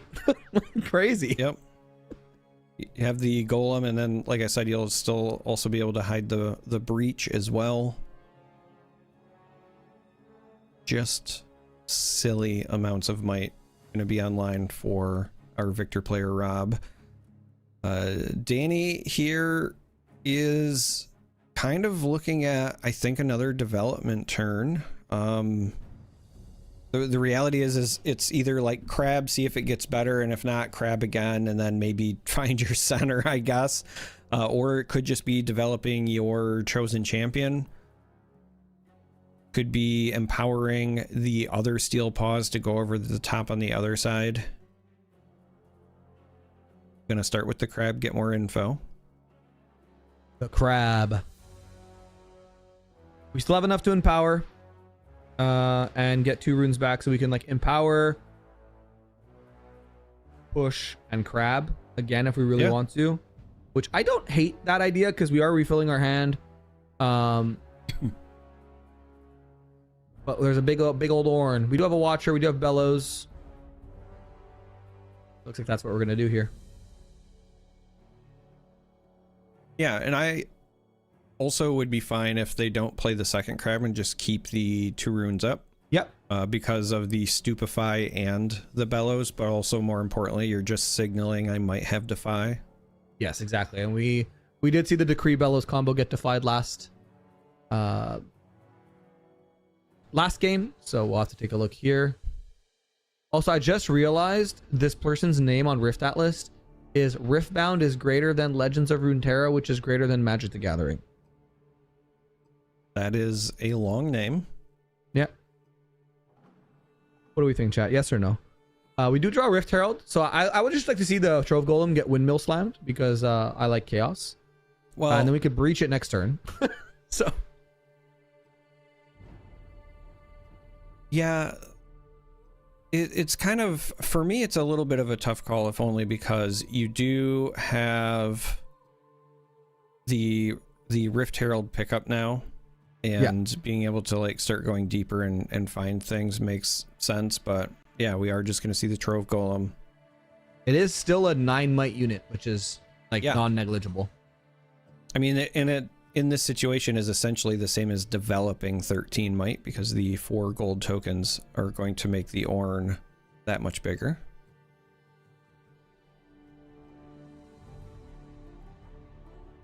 And if you are our Victor player, you should feel, I think, relatively safe going into...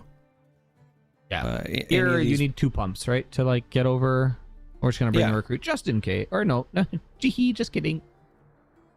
Yeah, I was just thinking, it's essentially you're really only worried about like double on guard. Yeah. The issue is now we know that... No, not technically. We're at what? 11 runes. If we watch her, that's 8. That leaves us with 3, ready 2. That's 5. Yeah, so we have enough to kill this Ornn if we watch her Sprite Burst, but then that's all we're doing this turn. Right. I will admit, a little surprised to see both of those activations from Rob. Yeah, like the gold and the recruit. Yeah, if only because you're exhausting and you're not signaling that you have anything up. There's also no hiding of the breach, though the breach doesn't really bail you out from anything except for... It does actually, though. If you breached... If they watch her, you could breach and kind of replay your Ornn so you don't get the -3, but... Yeah, it's that. I was just about to say it's targeted removal or like the minus effects. Yeah. I think that it's one of those things where perhaps this is like a greed position where the thought is I want to save this breach for the Trove Golem, but the more I think about it, I think I would have considered still putting it down because you could always move the Trove Golem in on the following turn. Yes, exactly. Yeah, it either saves your Ornn or you move the Trove Golem into the Treasure Hoard, move Ornn back home, and then you still get to blink it. You still get your 4 gold.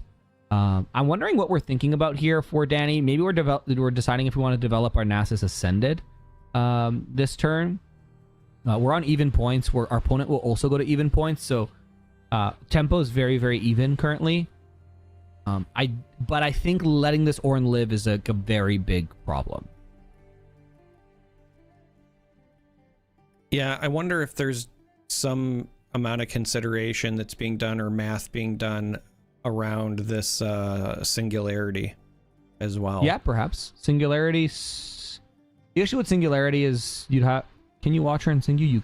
You can watch her non-accelerated in Singu, but... Yeah, you could... I was going to say, you can't accelerate the Watcher. But the only reason that I was mentioning that is because the -3 plus the Singularity is enough to deal with the Trove Golem, right? It's 9. And if you're thinking, okay, what if I watch her and I Singularity and I put damage on the Ornn and the Golem and I kill the Golem, if there was a way that you could finish the Ornn off, but you don't have any other way to also play the Sprite Burst, etc., so then it becomes, okay, well, do you save it maybe for the next turn? Yeah, we're just going to see the Nasus, okay. Yeah, develop the Nasus. We could find our center here. Well, I mean, it's action speed, so we could do it on our opponent's turn too. I would like to see Crab come down, draw, see what we have. And then at the very worst case, next turn, we do have a discipline, which is very good now. And then next turn, when we do push that recruit in or whatever we want to push in, maybe the Trove Golem, then we can find our center. But now we get to blink the Trove Golem, which is going to make our Ornn 15 might. The issue is we have to be very careful about this Nasus. Ideally, we would like to find a way to draw cards here, so I wouldn't be surprised to see a recruit get pushed up, then hidden bladed, so we can maybe try to find a Bellows, because if we repeat a Bellows with Decree this turn, we just essentially win the game. We don't care that we're deramping, like deflect 2 for Nasus, deflect for the Steel Paws. We're taking away a really strong unit from our opponent, and we have a bajillion gold, so we don't even have to deramp that much if we don't want to, and we still have the breach that we could breach our Trove Golem and keep our Ornn pretty strong.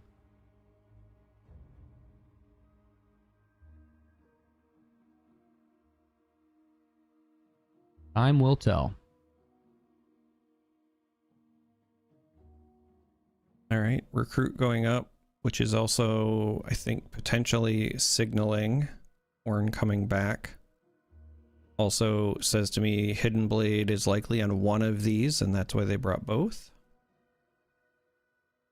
Yeah, maybe we're trying to Hidden Blade, and if we don't draw something good, we may try to develop something to that battlefield. The only other thing I can think of is, as weird as this sounds, Decree is an action speed thing. So if you just put a bunch of weenies over there and they send in like big units, then you could just Decree action speed. Yep. And get an insane trade up. Yeah, you do still have to assign. It's not like Elder for those that are watching. You still have to assign lethal because it is a trigger.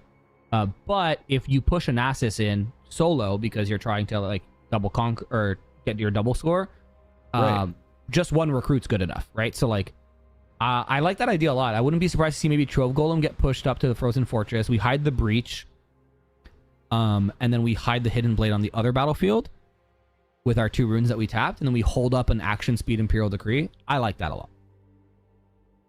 Yeah, I think a lot of people forget that Imperial Decree is action speed and you can catch folks. It's also really good into this particular matchup because unless they're running like Wind Wall, you do not have to worry about Defy. There is, of course, the new card that counters the second spell. Crumbling Sands, yeah. Yeah, I'm pausing here because it actually, I think it's just if they've played another. Yeah, so you have to wait for them to play something. Right, but I just wanted to make sure that I was remembering. So it's not just the second. It could be the third as well, or yeah, it could be the third, or it could be the first. Like they could Decree and then try to Hidden Blade on top of their Decree, and then you Crumbling Sands their Decree. Like that is also legal. Yeah. So it looks like we're just setting up, maybe like baiting. Yep, we're not pushing the Trove Golem in. Interesting. Nope, just baiting the trap. No, going from 4 to 5 isn't a huge deal. Oh yeah, so we're outside on 4. of like That's true. Using the breach, I don't hate this. I am with you though. I think I would have liked to have seen the Hidden Blade also hidden, but I also could see the argument for if you hide something there, then your opponent will not want to be less likely to fall into the trap sort of thing.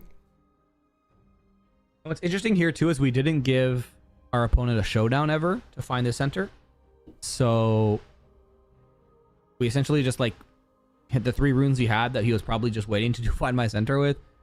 Did nothing. So like -1 card. We're gonna Bellows. This is where I would have liked to see the Hidden Blade, because we would have probably still Bellows here if we were our Nasus player, and then we could at least drawn some cards from it. Now if we push in, we kind of have, if we push in with the Steel Paws, we have to use the Hidden Blade on it, because we wanted the Nasus to have to push into Treasure Hoard. And if we push in with the Steel Paws to kill the...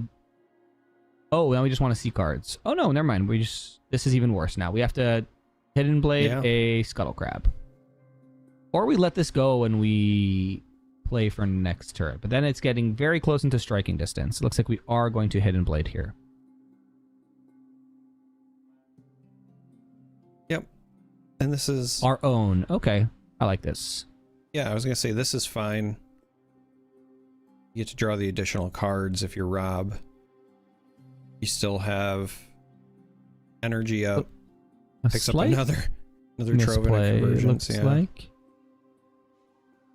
Yeah, slight misplay. I think we used a gold for that hidden blade where we should have just used a rune because we would have ramped the rune anyway from the Soaring Scout. So -1 might on Ornn that he shouldn't be because we would have been to 12 runes anyways next turn if we recycled the rune. So slight little misplay, but it is what it is. That's fair. It's also one of those things where maybe mentally they thought they had hidden something. Sometimes I do that where like I think I'm going to do something and then I change my mind and then I realize, okay, my math is off now. Because if the hidden blade was hidden, then obviously that would have contributed. But also going back to what you were saying about using it in response to the bellows, then this mutation would have been picked up and that would have changed the math significantly. So yeah, also notably we sent our Scuttle Crab into the Frozen Fortress to get to 6. Our Scuttle Crab dies, but we get an entire hand's worth of information. So very, very good for our Nasus player. And now Nasus is empowered. Steel Paws is empowered. We kind of just have to like slam some Ornns in play. Yeah. That's literally all we can do. The Nasus being empowered is relatively scary just because that also puts Danny in a position where even just winning on one battlefield next turn threatens lethal. Yeah. So I think the play here is play an Ornn. Like push the Trove up, play an Ornn to one of the 2 battlefields. Actually, you have to hold both. You have to hold whichever one Nasus goes into is the problem.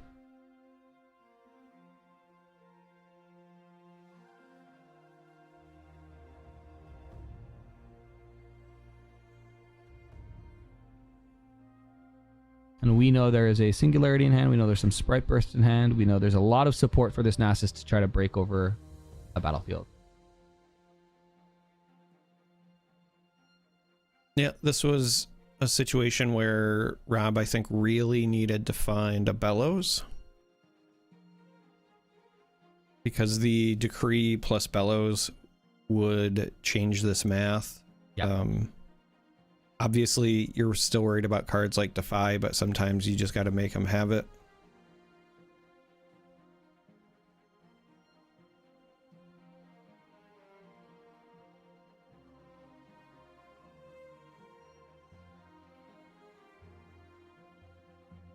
Yeah, looks like it's going to be another Ornn. So we hide a Breach here for sure. And then we hold up Decree, I guess. Well, you can hold up Decree. The other thing to consider is you can hide a Breach, but you could also use your Legend and reinforce your recruit at the other spot as well.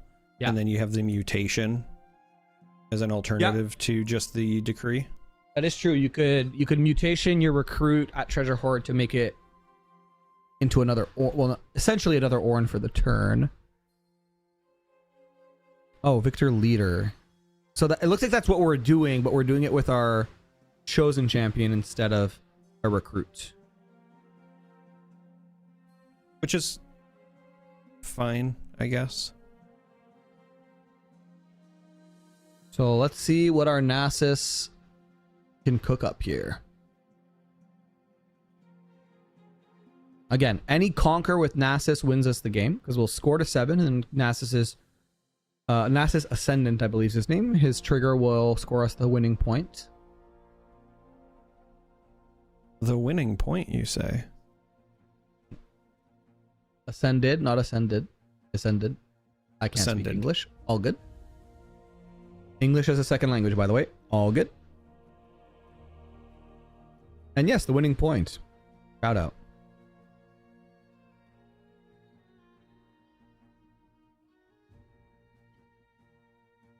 So we know we don't have to play. We have the entire hand's public information here, right? So we're still in the beginning phase for some reason.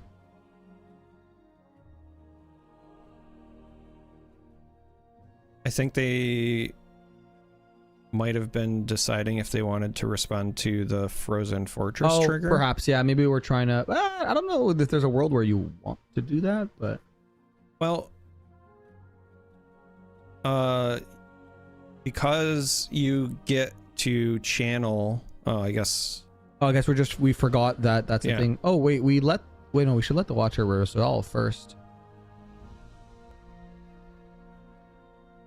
Yeah, I think he's realizing like, hey, I'm jumping the gun here. You want the Watcher to you want the Watcher to resolve, do the minus might. Right. Then you want to breach.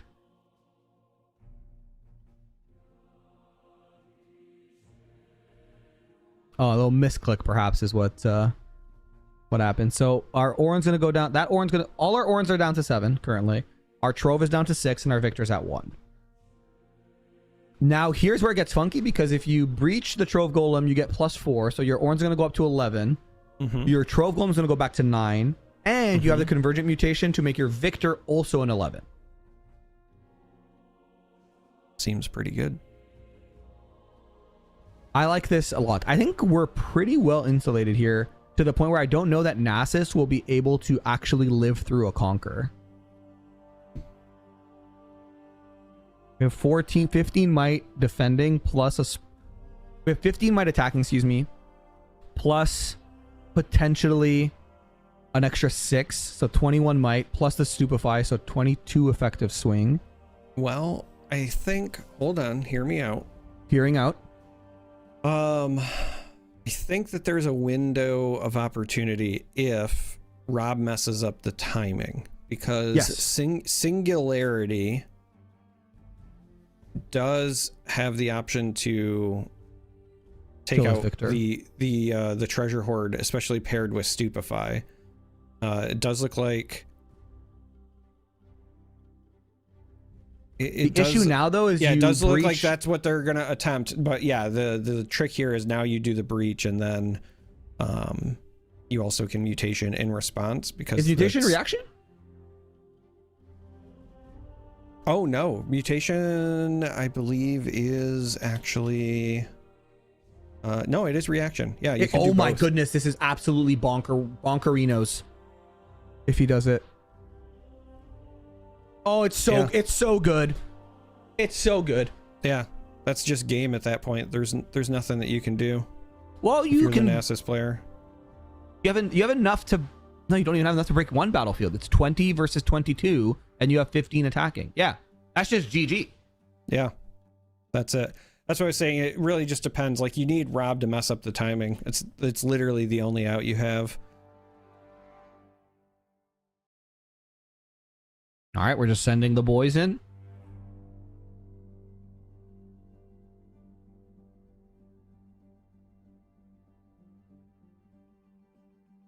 And the GG's getting called. There's the Victor, GG. this list is so cool, man. I don't know. I like it a lot. Yeah. Blue Orn. Trove Golem. Yeah, dude. Absolutely insane. Convergent mutation. I love all of this. Are we getting flashback with Convergent mutation? Is that what's happening? Yeah. Well played by Rob, who is Mr. Riftbound is greater than Legends of Runeterra is greater than Magic the Gathering. 2-0 over the Nasus. And yeah, not your everyday Victor deck. I love to see them having success. What was their record going into this? Do we know? I don't know, but I hope that it's good enough that they are in contention. Looking at his profile, he was 4-1 going into this round, so 5-1 on the day. Table 24, so there's a world where he is live for top 16, if I had to guess. Yeah, I mean, I would have to assume that unless the breakers were absolutely awful, it would be good enough to get into the top 16 with a win there. I kind of want to see him in top 16. Yeah, I kind of want to as well, because that was a lot of fun. That was a blast. I'm not gonna lie to you, I had so much fun. But yeah, looking at it's fun to me because, you know, in the past I had talked about how at some point in the future we would see these unitless victor lists because he's the only legend that makes units, you know, in the first set anyway. And we have seen variations of that. But this version takes the same premise and flips it. Instead, it just says, hey, what if we just play late game bombs and we don't worry about early game because we always have early game anyway. I mean, yes, there are some units here, right? We have the Soaring Scout, we have the Black Rose Dignitary, Card Sharp, you know, to some degree as well. But for the most part, this is very clearly a deck that is just relying on recruits for your early game. And then by turn 3 or 4, you are just dropping bomb after bomb after bomb and saying, like, have the answer.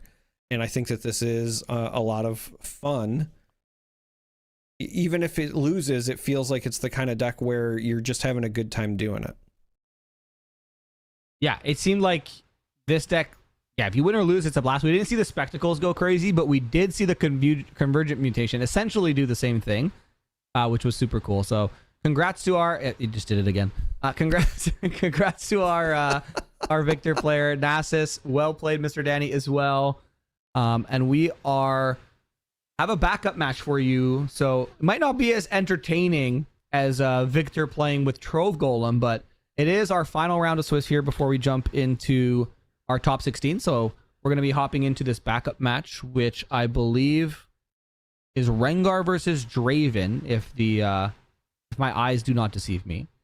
So they're going to be getting that all prepared. And did you think Rengar was going to be as prominent as it is? Obviously, like Prismac going what was like 24-1-1 in the Ottawa Showdown was kind of insane, but I did not. I thought the deck was good. I said on the winning point that I'm actually a little upset because in Hartford I went and I bought everything to play Rengar because I was like, okay, I think this deck is good enough to like be competitive, but I was not expecting it to be popular. I even bought a Rengar signature in Hartford because I was like, all right, we'll pick up Rengar. We'll play that for a bit. And then of course, you know, Prismat does incredibly well, but I think the cat is out of the bag, pun very literally intended, yeah. That the deck is good. Thrill of the Hunt is a hell of a card. Anytime that you can cheat points in this game, you are going to be at an advantage. And we are, you know, as I said, the rumblings are that we're running into a meta that is potentially combo decks and control decks. And so if you can cheat points against them, even better. So yeah, the Rengar popularity makes sense. Yep, I can see it. I could see it. And we have the Rengar here, as we mentioned, against Draven. So Draven getting his resurgence now in Vendetta. I almost forgot what set we were in. It's kind of crazy. Yeah. But wait. Oh, okay. All good. We're just swapping sides so that that properly matches. Looks like we are joining in the middle of game 3 with both players tied at 5 points apiece.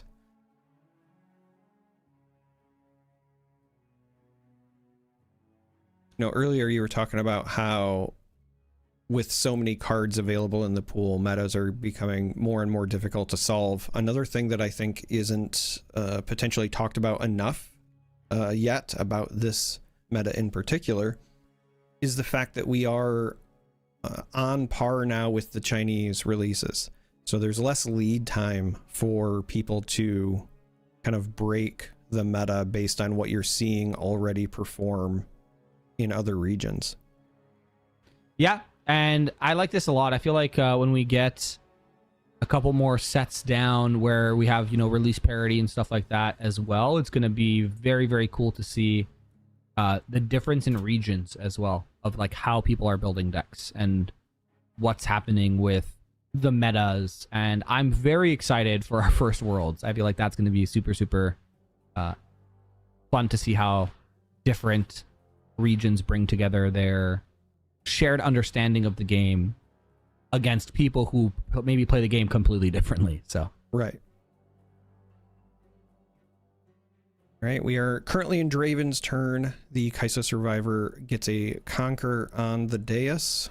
Does result in going to the 6th point. Very important, being at that striking distance position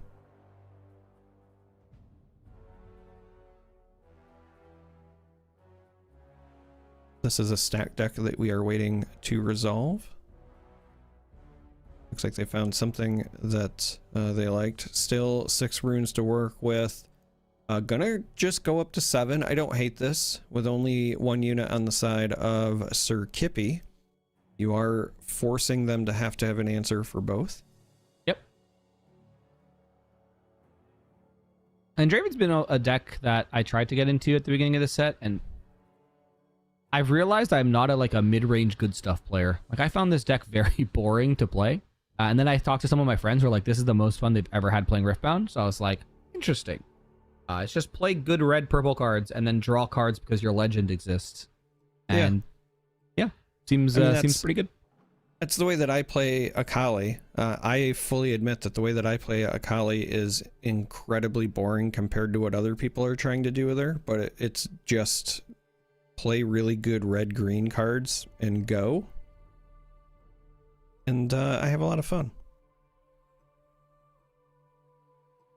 People like to win and they like to draw cards. And even when you're not winning, if you feel like you were close to winning because you scored a bunch of points, then you're probably having a bit of a better time. So perhaps it's just a perception bias, right? Hey, like I lost, but I still got to 7 and I drew a bunch of cards. Yeah, exactly.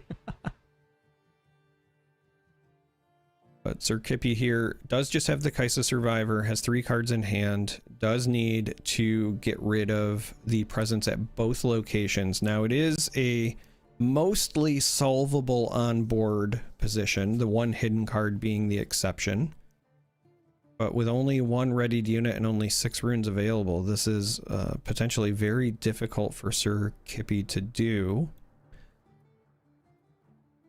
Thrill of the Hunt could provide some mobility, but with only 1 unit and not a lot of... Oh, actually it's not solvable. They just remembered their peak trigger, so it's even worse. Yeah, it's even worse. Things are not looking good for Sir Kippy.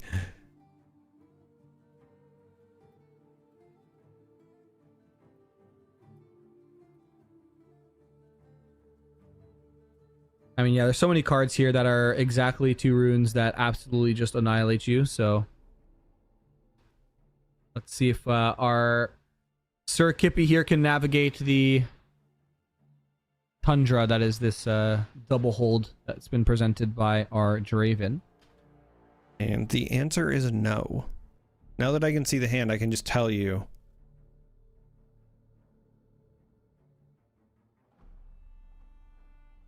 They're talking about the clock, but clock doesn't matter because Sir Kippy here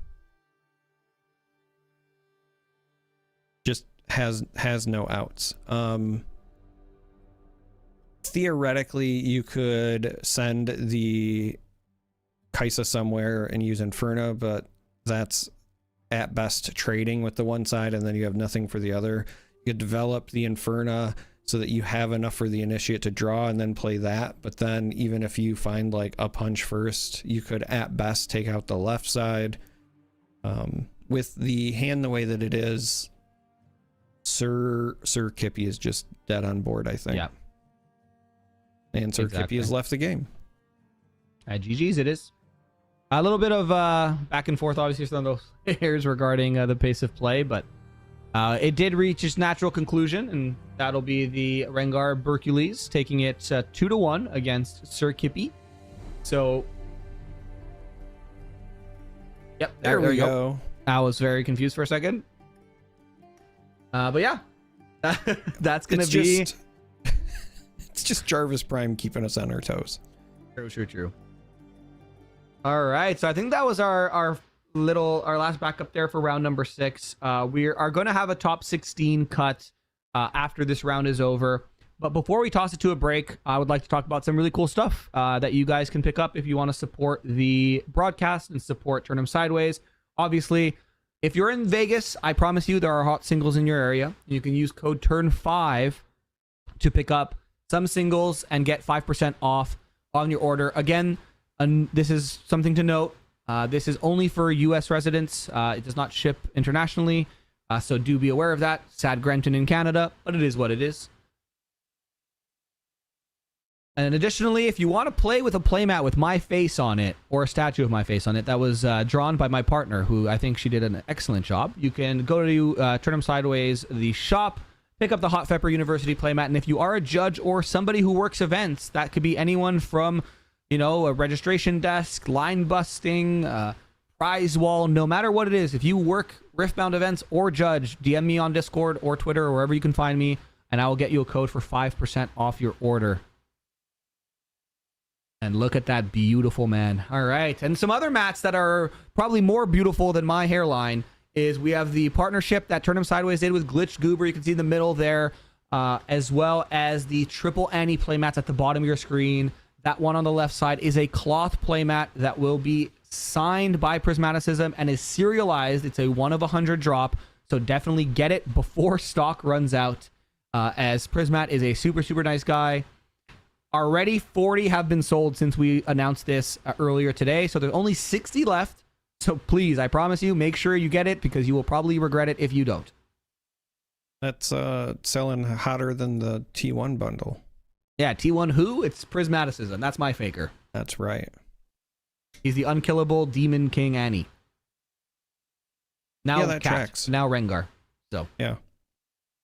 all right, and with that, we will cut to a short break. Charmer will be able to get some you know, hydration, some food. He's been going back to back for a bit now, and we'll be back for our top cut whenever it's ready. So stay tuned, get some snacks, and we'll see you soon.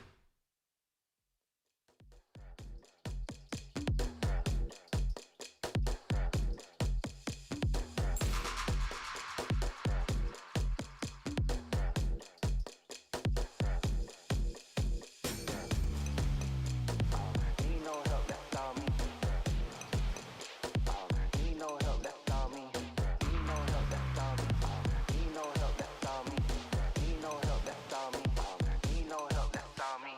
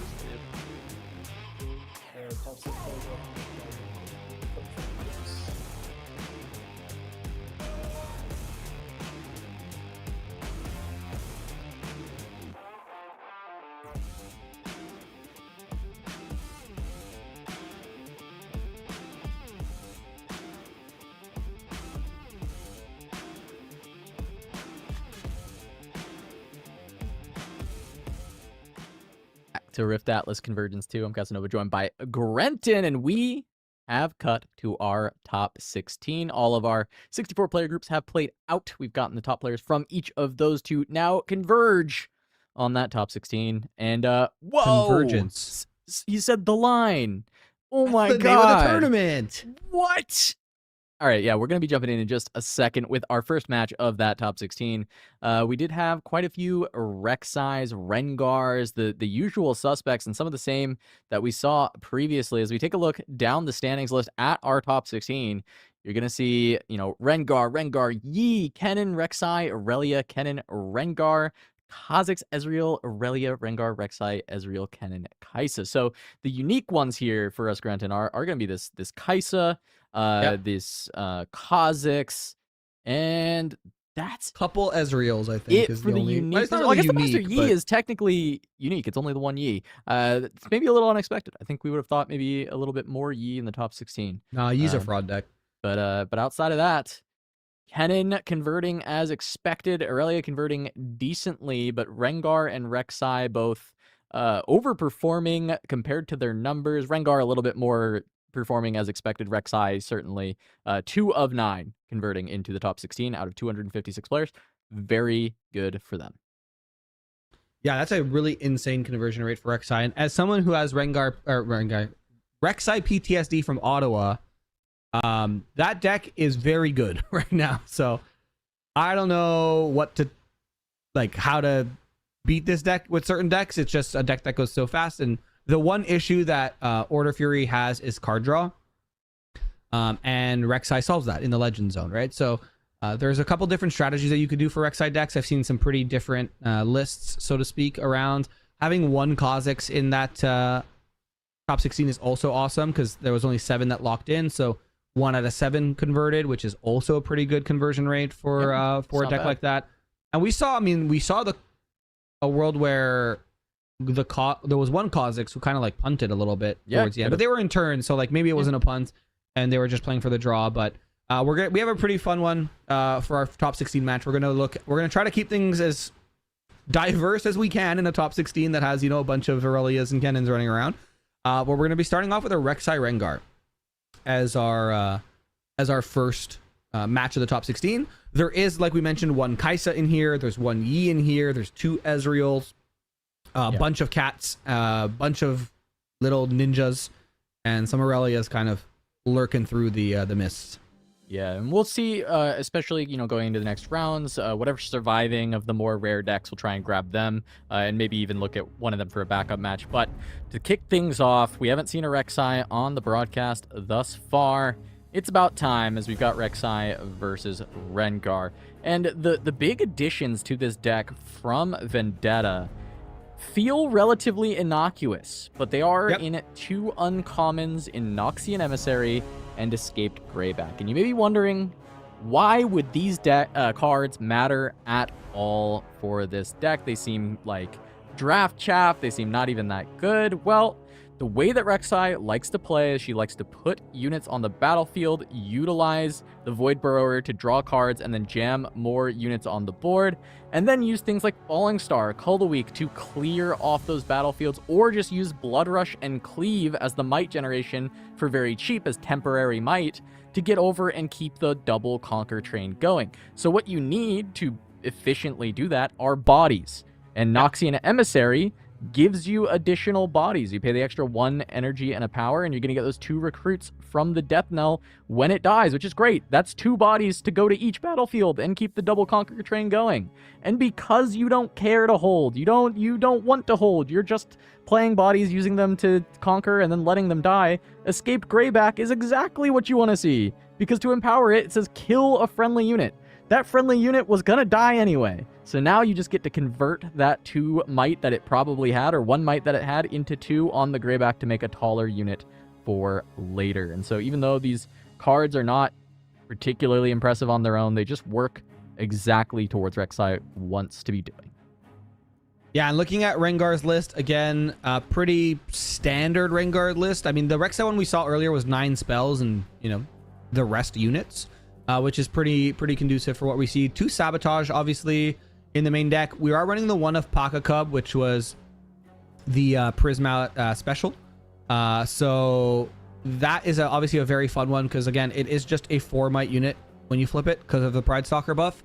Additionally, having a 1-of Pike always kind of keeps your opponents on their feet because now, you know, it could be a Pocket Cub, it could be a Pike, right? So if we ignore that battlefield because we think it's a Pocket Cub and then it turns out it's a Pike, well, we just pay the extra power, ready it, and gank over, and now we have a 5 might unit that has ganking, right? And we look at the sideboard, we have the Decree of Strength, which is very good into the matchups like Ezreal or any combo deck. We have a couple Forerunners in the sideboard as well for those matchups that we do need that extra might. And we're going to be hopping right in here as hands are revealed. Looks like our Rek'Sai is on the play. And we're going to be developing that Inferna. And our Rengar is going to be able to develop a little cheeky, probably Fey Folk if I had to guess here. Yeah, so here we go. Icemayne versus Detra. First match of the top 16 of RiftAtlas Convergence 2. Candlelit Sanctum and Starspring with Rek'Sai on the play. Quadruple red to kick things off. And usually the thing is, you just gotta conquer. That is just the name of the game for Rek'Sai, and gonna be looking for either a hopeful off the top or the hopeful from hand. If you miss, as we see these flips off the top, it's gonna be broker and manufacture. And generally, rule of thumb with Rek'Sai, play the card you see on top. Yes, yeah, it's a free card. It keeps your... Yeah, so we kept the broker on top, and we recycled the... No, we recycled both, and we actually found another broker. Because I was like, that doesn't mean that's not the order of operations that it should be. We're actually going to opt to develop the Noxus here instead. Trying to set up perhaps a turn where we can get some value from either Falling Star or Blood Rush on that Noxus Hopeful if they do develop something pretty big. We're just going to Inferna on Inferna Violence here, which will be a 3 might on Assault. And we're going to also candle it here. We do see a Kaisa and a First Mate. Curious if we keep the Kaisa on top. It's a pretty important card for Rengar specifically because, again, when you don't have access to blue and you don't have access to purple, drawing cards is pretty difficult. I mean, we even see decks like Mel, which are blue and purple, who do struggle with drawing cards. So that Kinku Initiate in the hand for Rengar will help with the card draw, and it looks like we are keeping both on top of our deck. Yeah, so it looks like there is going to be 2 on top. I'm curious which one they actually wanted to draw first, if they have designs for a First Mate play on the next turn, or if they just want to get to the Kaisa, but definitely want to get to Kaisa at some point here, as anticipated. I was a little bit surprised by the Rek'Sai foregoing a free card to play the Hopeful. I mean, I understand this is a better card, right? Of course, Hopeful is the additional might, but as you can see, like the card advantage already, you know, dwindling. 3 cards in hand, of course, you know, gonna keep drawing up, but each time you don't take that, you're basically -1 card in order to play something from hand. So oftentimes you only really see that if it's like, oh, you can only play a little card and you would float a bunch of energy because you only have big things to play from hand. So a little bit surprised, but we are going to just get the Falling Star, take out the back line, and then deal with the Inferna on the Candlelit via unit combat, still leaving 4 runes available for the Rek'Sai to play with. And, you know, it's going to be yet another Candlelit trigger to try and find the perfect hits.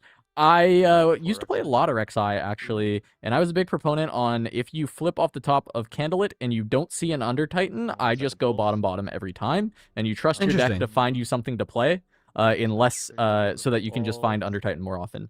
Because your deck is just so much more powerful when you're seeing that card off the top. Yeah, so I think here we already recycled 2 for the Falling Star, but I think there's no world where we don't play the Void Rush here, because again, if we do see an Under Titan, like we just did, we don't need the Call of the Week here, so we just put it in our hand for later.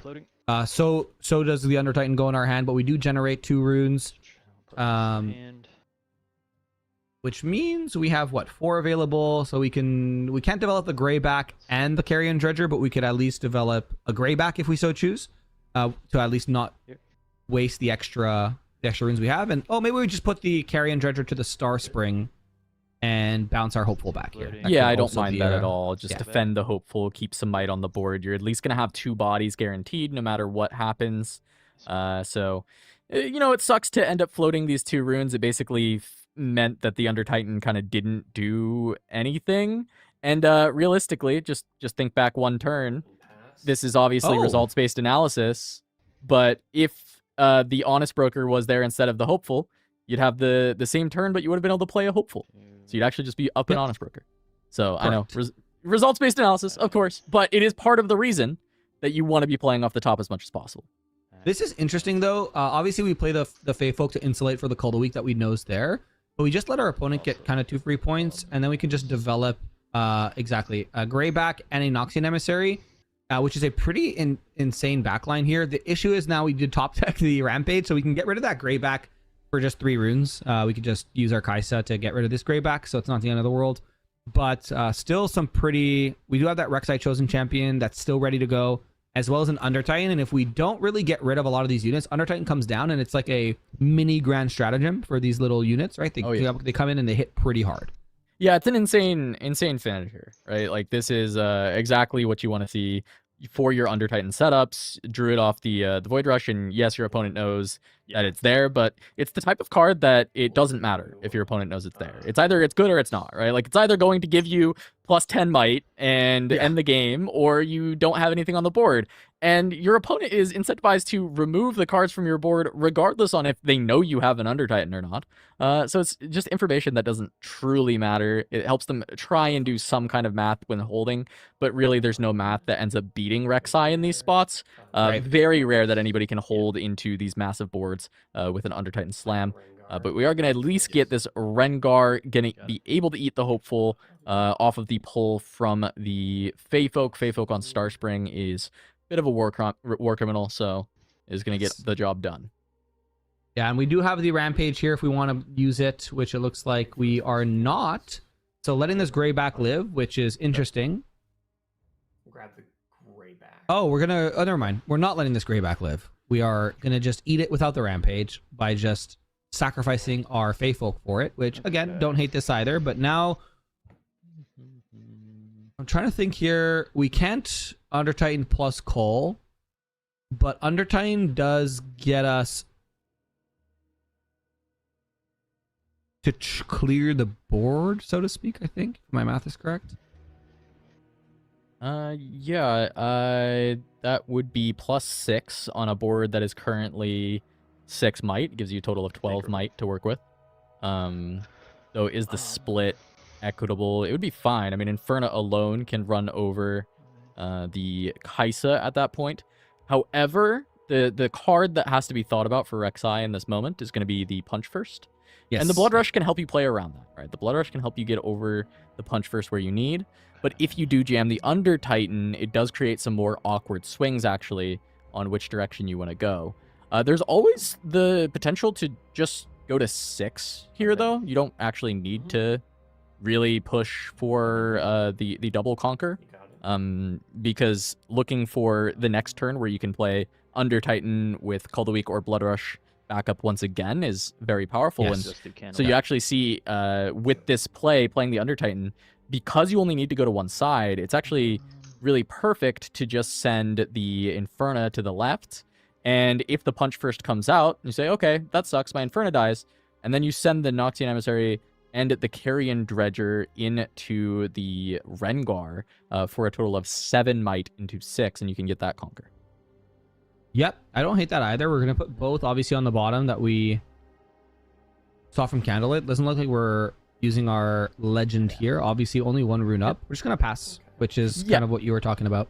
Yeah, right. The Punch First didn't get played, so now you just pass, right? If the Punch First was played, you go in, you get to 6 on that conquer. If it's not played, you just wait, and now you have 3 units on the back line ready to go with Undertitan number 2 and Blood Rush or Call the Week to follow it up. Yeah, we obviously have perfect information. We know there's a Rampage that can get rid of this first Undertitan. We're going to look at a Hopeful and a Sabotage off our own Candlelit here for Detra. And probably going to... We're leaving the Sabo on top, which... Actually, we're leaving both on top, it looks like. Which is interesting. I would think here with a Forerunner and a Darius, we don't really need the Hopeful, but Rampage is going to come out. We are paying the additional, which is interesting. What are we scared of in yellow, red that we are paying the additional for? Oh, there is not anything at 1 energy that I would have been worried about now. There's like a cheeky thing that Rek'Sai's used to play with Call the Glory, but they were also like there was things like Rally the Troops or the 2-drop, the Glory Seeker that would give itself a buff that would play with that to get that +3, right? But there's no buffs on the board currently, and it's just not common in Rek'Sai that you see that card anymore. But generally, that would have been the card that you would have been looking at when trying to think about what buffs could come through for red-yellow, especially at that low amount of runes. Yeah, so we know there's a thrill in the hand, but for those of us, like our Rek'Sai player who doesn't see our opponent's hand, I'm trying to think here. We can Undertitan, we can Inferna if we really want to. We can Undertitan, we can Call. But I don't really know if there's a... Maybe we try to get to 7, or maybe we just take this entire turn developing. Yeah, There's not really much to develop. With Rek'Sai only at 5 and controlling both battlefields. Also, it's just 1 rune up, so the thrill matters. Don't get me wrong. Like Next turn, there's a world next turn that the thrill matters, but there's not a lot of danger in a development turn. The big issue with a development turn is what are you developing, right? It's an Inferna and a Rek'Sai, so it's 5 energy worth of units. You could actually empower the Noxian Emissary and suicide it, or play Call the Weak to then actually get more bodies for the Undertitan on the following turn if you go for that development route. And I think I would like that because you're getting an additional +2 for -1. So it's kind of, it's not a massive amount, but it's additional might, and really every point counts. So I'm curious if that's the exact direction, right? Like, do you empower the Emissary and play the Call the Weak here? Or is it just going to be empower the Emissary and pass? Yeah, it looks like just the pass. That's the case, yeah. Oh, Sabotage is going to suck a little bit here. Yeah. There's a part of me that thinks, well, what is the point of empowering the Emissary if it's staying alive, right? Yeah, I don't know why we would do that on that turn, when next turn we would have 10 runes if we didn't do that, where we could still probably do that next turn if we really needed to, right? If we weren't going to call here, I don't know why we empower this turn. Yeah. I'm just trying to think, is there... I mean, it would only matter if there was like a bunny that was going to run in and like take this guy and kill him, right? So you'd want him to have the ability to have the death knell effect, or if there was some kind of like backline removal, like a falling star that you were considering. But outside of that, I think actually just Call the Weak, trading first mate's 3 might and then just splitting the might up for your next Undertitan was maybe a little bit more reasonable, because these 2 runes aren't going to do anything, and you would still have enough for Undertitan Blood Rush on the next turn, regardless, right? That still would have been available. Yeah, we would have lost the Blood Rush regardless here. We're just going to play the Darius out. That is the second card, so he will be ready. Yeah, and now we have to just break. Yeah, Thrill is really, really good because it's gonna make the math all funky. Yeah. So not only does Thrill give the +1 from a unit being played, but the Darius himself is actually going to get the +2. Because it's going to be the second unit played. Yeah. Or the second card played. The first card will be Thrill, the second card will be whatever is Thrill.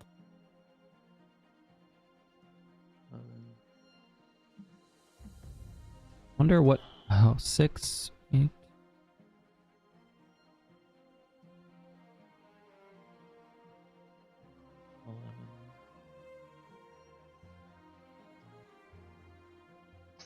Yeah, this is a lot of numbers.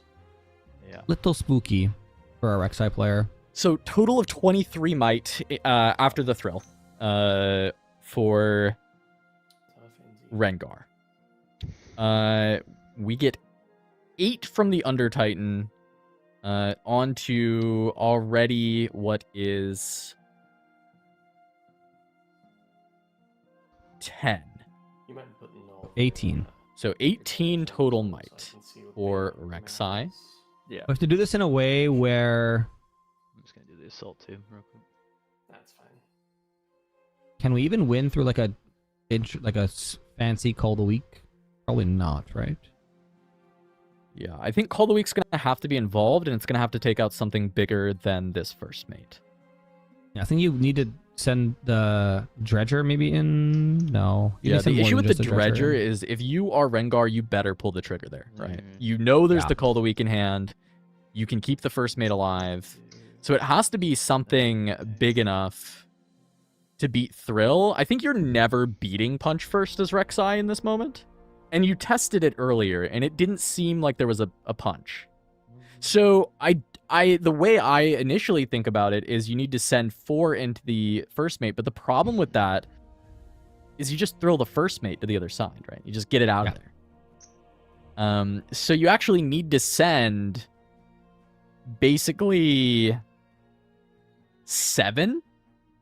You have to send 7. Because you need to be able, like if you're thinking about Thrill, you need to be able to at least kill the Rengar if it gets Pride Stalkered. And if it doesn't, then you can kill off the Rengar anyway. And then, I don't know, then there's still the first mate issue, right? Like you're still running into problems. Like no matter what, I think Rengar just has the knowledge of the Call of the Week and can always navigate around it. Yeah. But this is going to just chance and say, no Thrill, no Punch.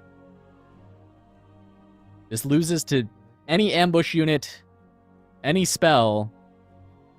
But I understand the attempt. I mean, this is the best shot of, like, you win. Oh, we're just with this passing. trade. Okay. I think this trade is very winning for Rek'Sai. Maybe 'Cause now we can I haven't call. fully calced everything though. I haven't calculated the line, so it's very possible that Rengar is recognizing that they actually still just have a win, regardless, because they're aware of this Call of the Week. Yeah. Unless we forgot about it. I mean, that is possible. That is also possible. Ooh, this is risky. I would have called first. So here comes the Thrill. Sending 11 into 6. This is going to be a We're really thrilling to the other side, yeah. inefficient, but instead, okay, just going to go to the other side because Rengar is at 7. And so this is only 4 left to send in, and that is just very likely to be game. There is I'm trying to think if there is an exception that you could see off of this Rek'Sai that could make the difference. There's a Call of the Week. Would need to have been an Under Titan to go with it because only 3 runes to work with. That's going to be game. Detra on Rengar going to grab game 1 into the Rek'Sai. Yeah, I mean, Rek'Sai looked like they were... Yeah, it looked like they were kind of in the driver's seat for the moment. The issue is, the thing with Rek'Sai decks is you go fast, right? So if your opponent has enough time to stabilize and kind of claw their way back and control your backline, and your Under Titans obviously get less value. Getting your first Under Titan Rampage obviously is never good. That extra 5 might would have been very valuable on that last turn because it would have been 7. Which could have been a win. But what are we bringing in here if we're looking at the sideboard? Mr. Casanova is the Rek'Sai expert on the desk. Yeah, I mean, into Rengar, there's a few cards that I see potential in, right? So first one being Vi. This is a very unit combat focused matchup. And I think that if Rengar is going to look for a hold, which often you have to do against Rek'Sai in order to win. There's 2 ways to really beat Rek'Sai. It's get ahead in point tempo and never let it go. Because Rek'Sai is going to struggle to hold against you as well. That's where she's very weak, is at holding. Or the other option is that you have to hold one side, trade sides with her so she doesn't get conquer triggers and you bleed her out of cards. So those are your 2 ways that you really like to win against Rek'Sai.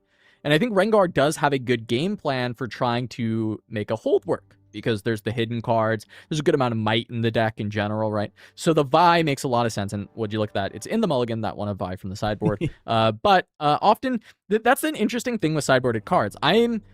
I was going to ask if we end up seeing it mulled away. When we looked at that hand, you do have to pick 2 to mull. And my question to you was going to be, do we think this Vi is good enough to keep? It was good enough to side in, but was it good enough to keep in an opening hand, or are you a little bummed you saw it that early and you want to see it later? I think that's the case. You want it to close out the game, right? You want it as to, like, ambush in for a stun. And this... Okay, I was going to say, if we're hard casting a Noxus Hopeful here, it's probably pretty bad. But... looks like we are... Wait, what? Okay. Just heard... You're going to air, right? Right now? Can you go to air or no? Okay. Producer can't go to air. He has to tell me something that I can then tell you because this is too much of a sitch for it. So I will sit and listen, and then I will tell you all what has been said to me. Is it long enough that we should go to a 1 to 2 minute break and then come back and then explain? Okay. Well, then I will wait. And I will listen. And I will listen.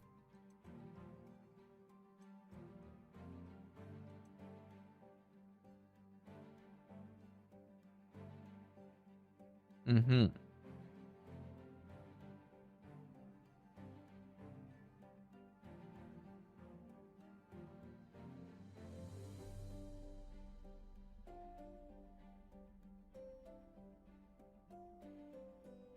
Okay. Gretton, can you translate that to English for me real quick? Okay, so there was the tournament tool that helps obviously find out who the top 16 is. There was an issue in the calculation. There were 4 players that were affected in it, so 2 tables within the top 16. Unfortunately, the Rek'Sai Rengar that we were just watching is part of those 4 players that are affected. So for everyone who just watched that game 1, I'm pulling out the like, metal rod from Men in Black. I'm flashing the camera, and you don't remember it at all. You forgot the last 30 minutes of your life. We're going to be going to another match that wasn't impacted. The bracket will be fixed by the tournament admins. And thank you. My name is Grandson. Woohoo! All right, do you get that, chat? You guys get that? That's crazy. That's really unfortunate, of course. But yeah, so kicking off the top 16 for the very first time ever of a Convergence 2 here. We are either going to a backup match we had, or I think we'll probably just grab one of the matches that was impacted since they're going to go long. Okay, grabbing Kai'Sa versus Rengar. That was in progress. And then I suppose we'll catch probably the tail end of one of the backup matches ones. And then we'll go from there. But let's just get some gameplay on the screen as soon as we can. I know we're working towards it. And yeah, we'll see. That is unfortunate. I am sorry for the Rengar player who just picked up a game 1. I'm sure that it was feeling really good in the top 16, and sometimes shit happens. A bit unlucky for this one. So instead, we are going to Kai'Sa versus Rengar. I assume this is not the name of this Rengar, or maybe it is. Wait, was this not the Rengar that we just had on our screen moments ago? I think it was. Probably. Okay, name's not updated. It's a different Rengar. Okay. It's Wildhero. This is our new Rengar. Wildhero versus Eden. You wanted the Kai'Sa anyway, so we actually are going to get the Kai'Sa. It looks like Rengar does have a game up, though, and is currently at 3 points in this one. However, looking at board state, not a lot of cards available for Rengar, and this looks like close to a falling star from falling apart. But we'll see if that's even there for the Kai'Sa.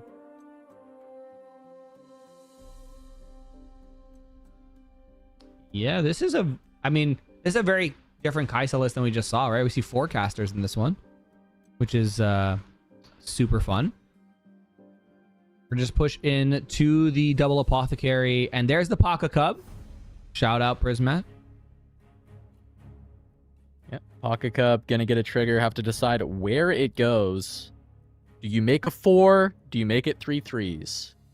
That is the question. What do you do here, Gunnar? Is it is this trigger relevant? I feel like it could matter, but I think making a 4 is actually generally good. Unless Void Seeker's in the meta, which I don't think it is. Bellows Breath, though. Yeah, Bellows Repeat. That's going to hit everything. Notably, if you made a 4, then this would actually clean up the 2 already. The big question, though, is there a additional Bellows that was going to be played just a single time? We have something else. So Grim Apothecary has 1, Paka Cub has 1, and it looks like our other Grim Apothecary has 2. There should be 2 damage on each of these, right? It was just repeats. Yeah, but I mean, sorry. Oh, might? One remaining might, like non-damaged health that doesn't exist as a word. Oh no, they're all 1s. They were all 3s, and now they're all 1s on health. Yes. Yeah. So it's 3 total trade, health. Yep. Yep, 3 total health. Okay. Big yeah, it was trade. passed back. Interesting. I mean, currently doesn't look too bad if we can find a way to maybe deal with this Rengar. Yeah. Letting him go to 4 is not the end of the world. Maybe we just... Oh, yeah, Falling Star? Oh, so there is a star. I was kind of expecting that star to just go out the gates on start tip peak, but I think just maybe there was no other way to deal with the Rengar and needed to get through the hidden either Pike or Pocket Cub to see where the Pride Stalker was going to go to actually figure out where to go from there. Oh, here she comes. Kai'Sa Accelerate going to be nice for Rengar. Not only can you conquer, get the draw, but because of the point lead, bouncing her with Deus is really impactful. Very good. Gonna completely refill the hand at a significant tempo sacrifice, but not nearly as, like, it's not that detrimental to Rengar because tempo is not the issue. He's up 4-1. It's value, and this is an incredible value play. That's really good. Stupefy's going to come out so we can just walk over the Sand Soldier. Again, we also have the option to make a token, play our Poro back to base. Obviously, less impactful than a Kai'Sa that'll draw us a card every turn. But it is an option that we have unless we have something better that we want to use our runes on, which looks to be the case here as we get our second point for Eden. Hourglass emoji coming out means we're thinking, for those of you in chat who don't know what that means. All right, so we are going to dice. Yeah, I actually like the bounce as well. I think when Rengar starts playing the value game, I actually think that the Kai'Sa needs to match, like lockstep on this value game. Because if Rengar slows down the point tempo enough, then you can kind of catch up anyway. And if you try and use too many resources too early and give Rengar a bunch of like free trades, now they have a point lead and they start to outvalue, and I think the game is completely doomed, right? So I like the bounce, even though this is like a very small value decision to do so. I think it does make sense. And here comes a big cat. Kai'Sa at home.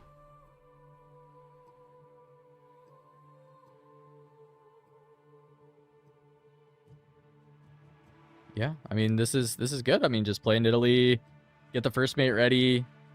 I think this just develops more bodies with the rune count, right? It was a total of 7 runes, so Kai'Sa Accelerated wouldn't allow for the first mate. You actually just have to play the cat and the first mate, but this is better than Kai'Sa Accelerated, even though it costs 2 cards to run in like that because of the fact that you actually get the first mate body on the board. Though not able to score 2 points on this turn, but I think that was expected, right? Can't go from 4 to 6, but even just getting 1 point and another card, just keep generating value and forcing Kai'Sa to deal with your threats.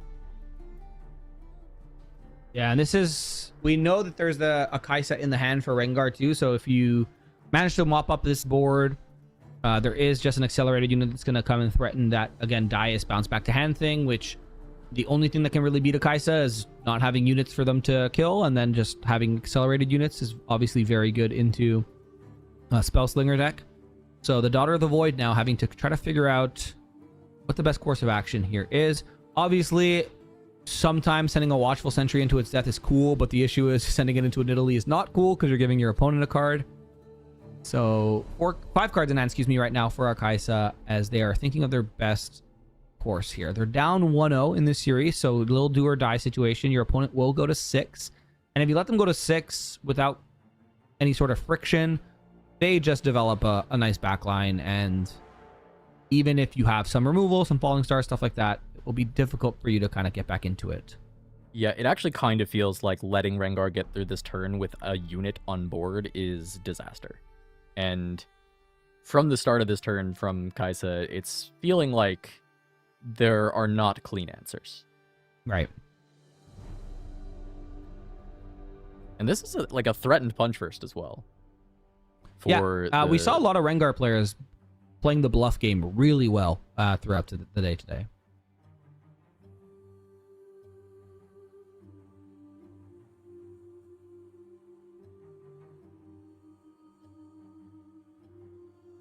Still big thinky here.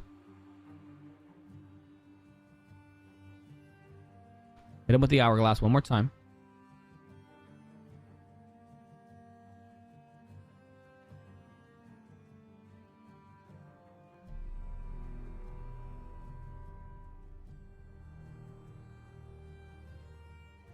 I mean, it cannot be an easy hand to navigate. There's probably some consideration on the Sentry sacrifice that you mentioned, right? Where you're giving Nidalee a draw.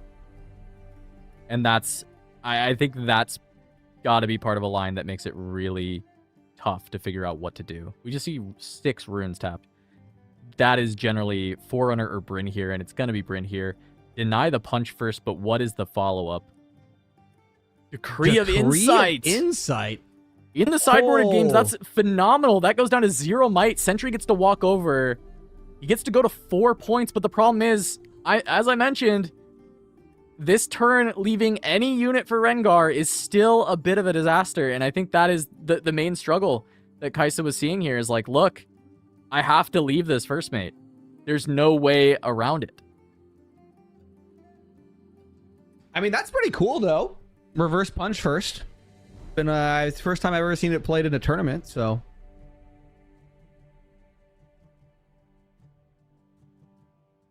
Very, very cool line that we saw here. But again, we know the Kai'Sa's in hand, so this Watchful Sentry just dies, but it does give us a card if we want. It did keep our opponent on odd points, which buys us another turn. Potentially.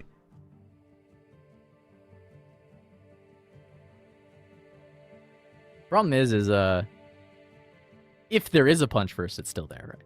So yeah, if exactly. unit Correct, combat, if unit combat is how Eden has to win, all this did was buy one more turn, and it's a big resource used.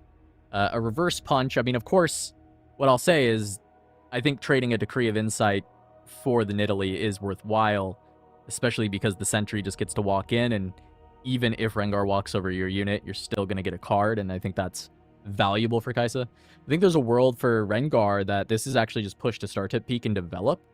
Don't even give Kaisa the ability to draw this card from Sentry. It felt like they were pretty locked on what they were able to do on their turn when it comes to removal opportunities. So there is a big part of me that actually is pretty open to the idea of leaving the Sentry. But the problem with that is the Sentry is occupying the dais, and there's a world that the Rengar wants to be using the dais still. And that seems to be the case. Yeah. And we are going to get the card now for Kaisa. Going to 6 points. Now we don't really have to commit anything. We could just develop in our base. The issue is developing in our base could also be a little dangerous. Are we going to try to get rid of this Pouty Poro? Or dare I say the Bryn here? Surely not. Is this just maybe trading actually the Bryn here off? It doesn't feel like, I think for Kaisa, it's not a good use of resources. Like, unfortunately, the Sand Soldier is a fake unit, but if it deals with the Fey Folk, I suppose there would be another 2-drop played here, and then the Fey Folk runs in and drags the Bryn. Yeah, so you don't just lose the entire battlefield. Yeah, so you actually do get to keep something there to force Kaisa to deal with. You might just lose to another Falling Star, though. But there is, there is a Kaisa in hand. We always have to remember. Yeah, just keeping resources, right? Rengar has done a very good job holding onto resources. You have to play a value game against these control decks. Can't just run your units out there and let them go down. That is a good unit to play. That is very awkward to Falling Star. Yeah, and that's going to be the pull-in for the Bryn. A little risky into this one energy. There could just be a Hextech Ray, but it just feels like it would have been used earlier, right? It feels like there's a lot of positions where the cards that beat you would have been played at one energy, and they just weren't. And so Rengar says, you don't have Stupefy, you don't have Hextech Ray. I'm just going to be able to pick up this Bryn clear for free in this spot. And yes, the Poro gets to run over the Fey Folk, but it does require the Poro to get out there. It's not completely for free. I guess, I mean, to be honest, though, Granton, it's kind of for free, isn't it? Because where else is the Poro going on this turn with Rengar at 6? It's got to be on a battlefield. Yes, correct. It has to. Yep.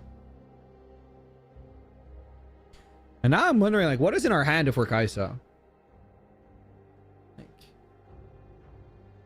Falling Star Stupefy clears the back row. How many have we seen? Let's see. We've seen 1 Falling Star and 2 Stupefy, so the odds of that are kind of small. Falling Star Bellows Breath could also do it, but that just seems like a lot of runes for nothing. Watcher Bellows Breath could also do it. That seems more realistic. And then, yeah, about it. Yeah, I Or can we see just- Watcher in the range of this hand, right? Like, there hasn't been a very good time for the Watcher to be deployed. I'm thinking that, or perhaps if we have another Forerunner.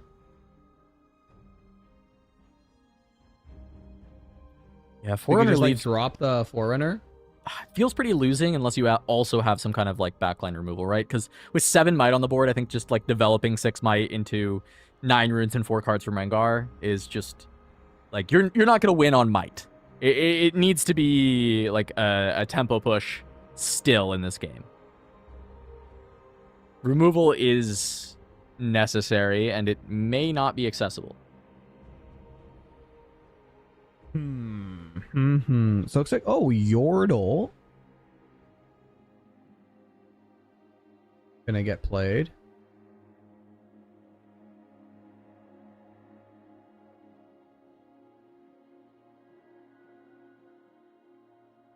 And Forerunner. Okay. So just a unit heavy hand. Ends up getting a hidden card. I believe this is just going to be Breach from what we've seen out of Kai'Sa's with the Brynn in the main, like, or Brynn in the deck. I'm just assuming this is Breach. Yeah, and that would have been exactly what they would have wanted, right? They Yeah. would have wanted the Brynn to have lived on the last turn. It getting killed off by the Fey Folk actually completely ruining the ability to set up for the Breach. There wouldn't be anything too standard to trigger it. You would have to wait to respond to the first Pride Stalker trigger. So some unit would be able to be played, but you'd still be able to do it, right? You'd be able to prevent too many things from hitting the table. Kai'Sa gonna draw us another card. Why shouldn't I?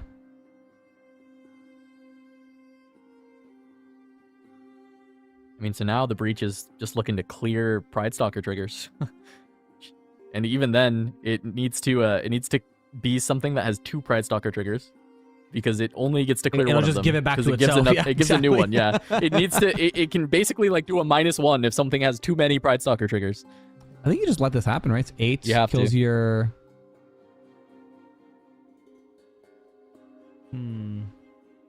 There is unfortunately not really another option for Eden as far as You just lose on allowing board, this to man. happen or not. A Thrill just beats you here. Correct. But with 1 rune left, what do you do, right? Because if you you can replay the Lecturing Yordle with the Breach, assuming it's Breach. I'm pretty sure it's Breach, based on what we've been seeing. But yeah, if you just replay your Lecturing Yordle to find exactly Ray, is that enough? No, because you still lose to Thrill. Well, you lose to Double Thrill.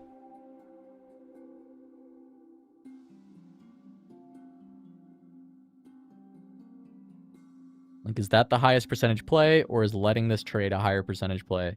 Feels like if Rengar is sending this in and passing, Rengar is saying, I will win if you let this happen.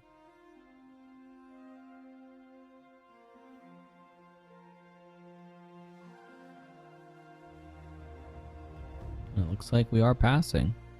And a pass back? And it's just GG, I think, if we have a Thrill, right?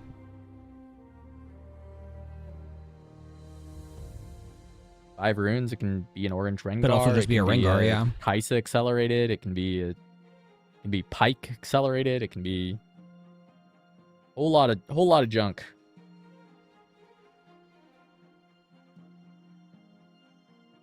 Yeah, why not a Kai'Sa accelerated? There you go. GG's. The GG's has been called. I assume that is just a Breach. I haven't seen any other hidden cards in Kai'Sa for a while. GGS. Breach not going to do it. Wildhero going to take it 2-0 over Kai'Sa on this Rengar. Advancing into the top 8. We have at least one cat in the top 8. Our Kai'Sa, unfortunately, ending their run in the top 16. But hey, a top 16 finish for a Origins Legend that isn't Master Yi in a 256-player tournament. It's pretty damn good. Pretty good. Pretty good, but it does look like we got some of the other stuff sorted. I mean, even though, yes, this was the first time we jumped in the top 16, of course, no. What happened earlier was sorted out, and everything has been fixed, and it was not nearly as disastrous as we could have thought. We just are supremely unlucky on the broadcast, is all it was. We just ended up at the only table where there was any issue, and no one even remembers it, which is great. So, Yeah, we'll have more of that top 16 in just a moment.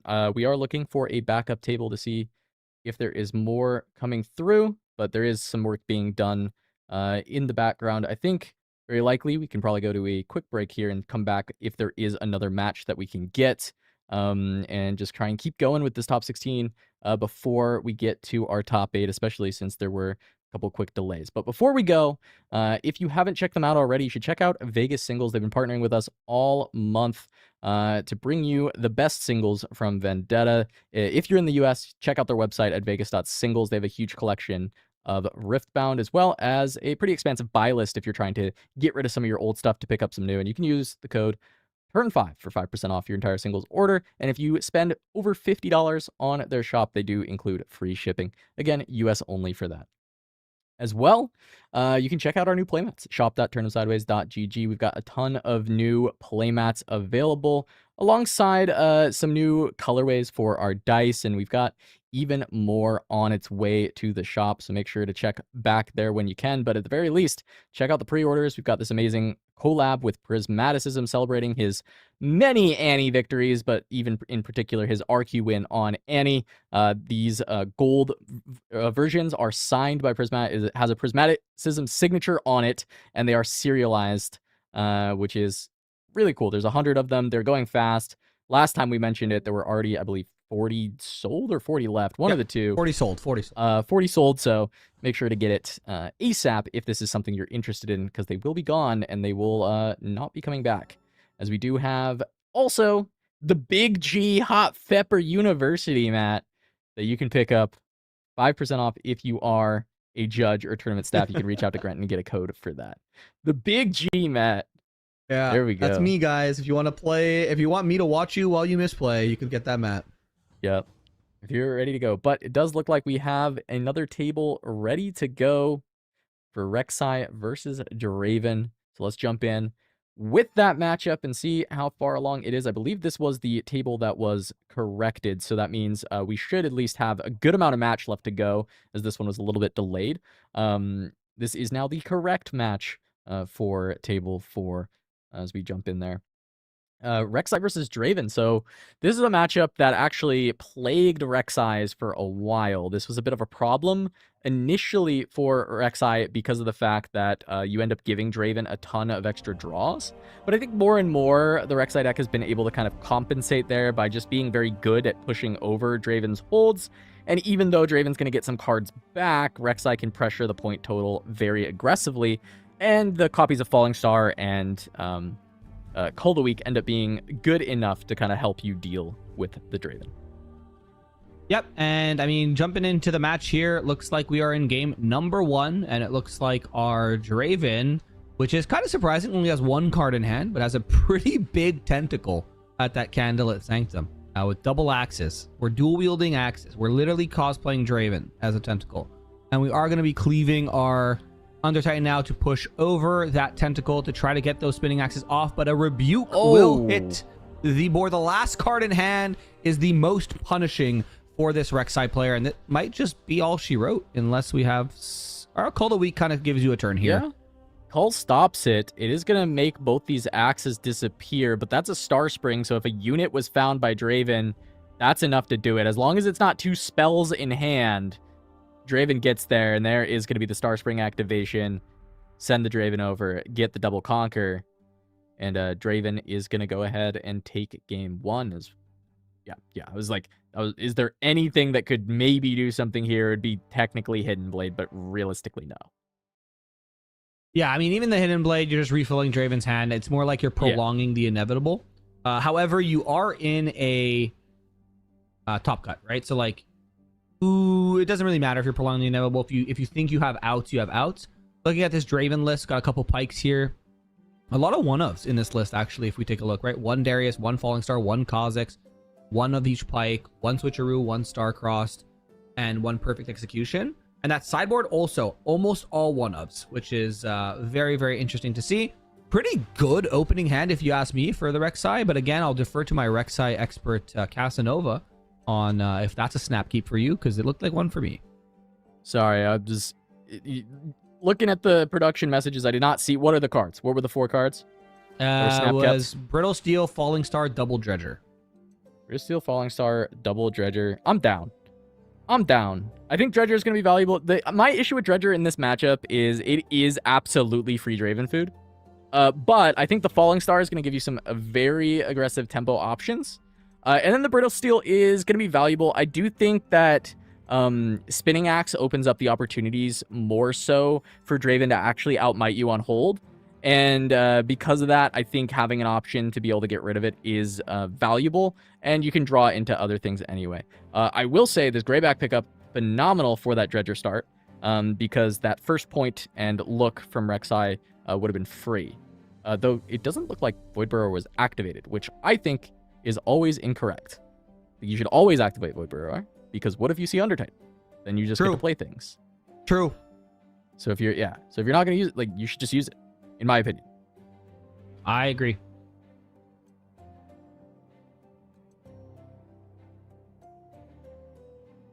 Because if the cards you see are cards that you wanted, but then you can't play them, they weren't on the top of your deck anyway. They were on the bottom of your deck, right? Like, it's just the mental thing, you know? Big if true.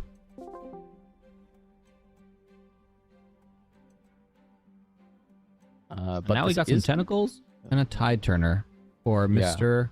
Orion. Yeah, it's made the Falling Star a little bit awkward, right? It doesn't... It's like, what? You want to kill a Tide Turner and a Tentacle? Not really. So... Yeah. And you just get kind of blown out by an axe if you do that, too. Yeah, it's not even good. So realistically, kind of have to look at... Is the Greyback the one that pushes in? You certainly are going to 2. I'm pretty confident you're going to 2 every time. The question is do you want to risk the big unit and kind of force Draven to use some resources to pump over it? Or do you just want to give Draven the draw with the bird? I kind of like the Greyback. I am liking the idea of just being like, hey, this is 5. You're only presenting 4 might on the board anyway. Like, do something. Like, expend a Darius with a card that makes him move in and tap yourself very low. Or like, do something big that's going to allow maybe some kind of crackback from the Rek'Sai. So now we're getting a chance to look at the hands. The Piercing Lights have come in. I do think Piercing Light, phenomenal card against Draven. He plays a lot of 4s and 2s. We'll do it. So you kind of get a lot of the good math on Piercing Light. Big poggers. We're doing the thing, Cass. We're doing the thing. Yeah, you got to use it. Void Rush, a good hit, but could always just be an Inferno develop. I think generally you're just going to Void Rush. It's just a very power-hungry hand, so I'm a little scared of burning a bunch of runes, because you're going to also want to cast Piercing Light and Falling Star, which is another 4 power that you're spending. But I do think, like, Void Rush hit is fine. You dig a little bit deeper. You maybe see an Undertitan, though Undertitan not actually exciting with the hand state. It really would be Undertitan wanting to play whatever it's next to and then play like a Rek'Sai out. Is this just a no play, or see in a second?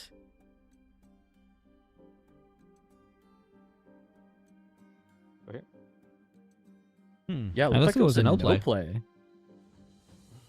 I mean, I get it with the power cost, but I think that the resources are going to be a little bit rough. And going to 3 with the bird just for it to be a card draw for Draven is a little suspect as well.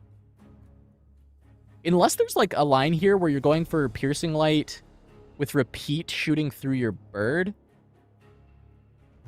Or even, okay, so it's just one single Piercing Light shooting through bird to kill the Tide Turner.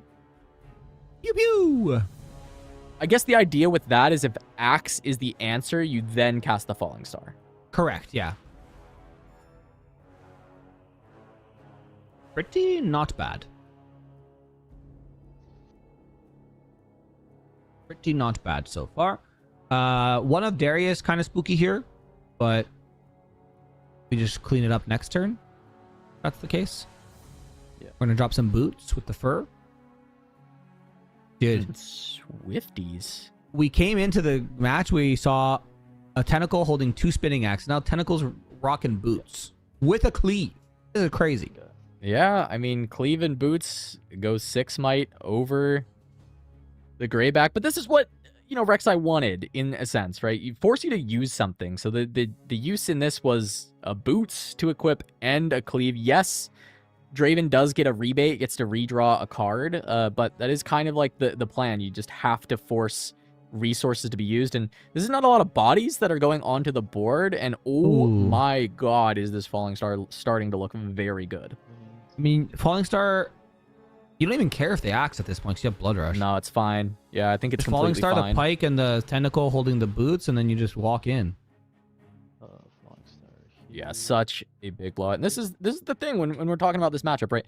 Draven gets to draw a lot of cards, but if Rek'Sai can force the resources so it's not actually so like so big of a disparity. If you can dodge a couple combats with the Greybacks, if you can keep the tempo going with Cull the Weak and Falling Star, it kind of starts to not mattering, and especially if you can keep nothing on the board like this, where the Pike was played to a battlefield, there's nothing at the base. It wouldn't have mattered if it was at base or battlefield anyway because of Falling Star, but always something you're looking at. And now the Hidden Blade off the top, this is something you can do as well to deny Draven combats, where you just Hidden Blade the Inferna, but because Draven has no board, it does introduce a question on whether or not you want to play it. But considering the hand state from Rek'Sai, I would have considered it. Because there's only 2 cards. You're running out of cards, and next turn you may not have a Conquer available. Yeah, let's say we're just going to develop. Again, this is where we can get punished by a Darius Falling Star if we have it, right? Because we just lose our backline and we lose our Honest Broker. Yeah, and this would be, and there's a Darius. Or, oh, no, okay. that's a Kaisa. It's a Also Kaisa. terrifying with the boots. Ride the wind, maybe? Fortunately, they both are the same cost when it comes to playing them to the board if you're accelerating the Kaisa. 5 exactly in red. the same. There's a Falling Star. Oh, wait, what do we... Yeah, there's a Falling Star, like I mentioned. So a reverse punish now. Yeah. I mean, this is the issue if you don't take the cards off the top, right? That's fine. If you don't take the cards off the top, now there's no cards for Rek'Sai. It was We 2 got a Void turns of Rush not off the playing top. the card off the top. But Void Rush, of course, yeah, it's got to be best possible pull. Literally best possible. So Vi goes to our hand, and we develop so it this, goes to the I board. guess. Yeah. And you just empower it, realistically. Yep. And you're at 6, and you have a insane next turn. When you do this. Well, I mean, assuming you don't get Falling Start again. But that's even why if you do, empower. then you get if 2 you do, recruits, it's fine, right? Yeah. Yeah. So you empower in this spot, and you have enough for Vi repeated Blood Rush on the next turn. Going from 6 to 8. You're guaranteed to have 2 units unless they have like...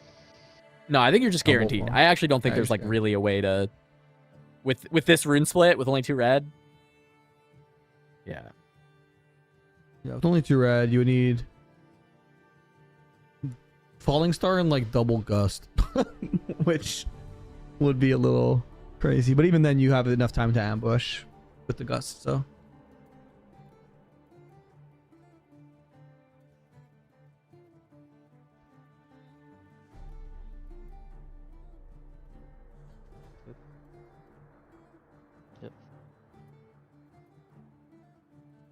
So we're gonna Gankarino and play a Vex. Ooh, this is good answer. But is it though? It's a good answer if there is a way to punish the Blood Rush. Correct. Is there an axe? Is there something to continue to generate value? Where'd it go? Did they accidentally put... Oh, they accidentally put the Inferno on the bottom. They just need to rework. Yeah, so we're gonna see a Under Titan and an Inferna. Yeah. Which is fine. It's low-key disgusting, actually. It's actually, yeah, low-key disgusting. It's 'cause high-key disgusting, actually. We just send in our units to kill the... No, we have to kill the Vex first. Yeah, I'm pretty open to the idea. Okay. I don't know why the... This wasn't on my bingo I think card. drawing both is better. Yes. I'm wondering if there's just like a consideration to waiting a turn, but I don't... I mean, it's only 2 runes for Draven. I actually don't think it gets like a better attack necessarily. Rebuke is the scary thing here. Yeah. And How scary, or though? If Axe puts thing to 7, Vex to 7, right? Yeah. And repeated Blood Rush puts me what, to 8? No, to 6. So I need to swing in with both. That's the issue. Because Assault 2 twice, right? That's what Blood Rush is? Yeah, so it would put Inferno to 7 into Axe, but that doesn't. Oh, beat Inferno! I Rebuke. completely forget Inferno's. Yeah. She has the assault. So I think you just send Inferno in. If you get rebuked, then you can send the Noxian Emissary in. But then you just you can't play around both in this line unless you're thinking Yeah. of playing the Undertitan. You still have 2 Yeah, runes Undertitan- up if you. Yes, there's still 2 runes up because this Inferno was free off of the Void Rush. So this is 2 floating energy from Undertitan. But does he know that? Well, I'm gonna assume so. So if you play the Undertitan, I mean, it doesn't allow you to like play the like a winning line here if you play the Undertitan, right? Like it allows you to clear some things, but it doesn't. It looks like Okay, we so don't. No repeat. Looks like we don't know that we have the 2 floating. No repeat, just sending 5. Yeah, we need to. Since we don't think we have the. Yeah, here comes the axe. Yeah. Yeah.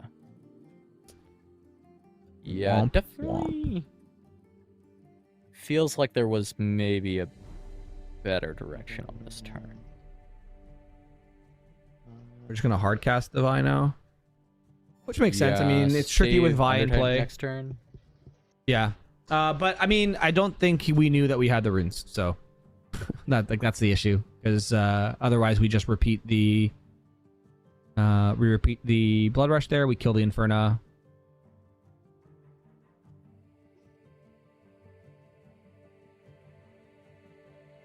We're not crazy, right? We paid 2, we Void Rush, which means our next card costs 2 less. We see an Inferno and another time, which means we make 2, and then we play the Inferno for free. Yeah, okay.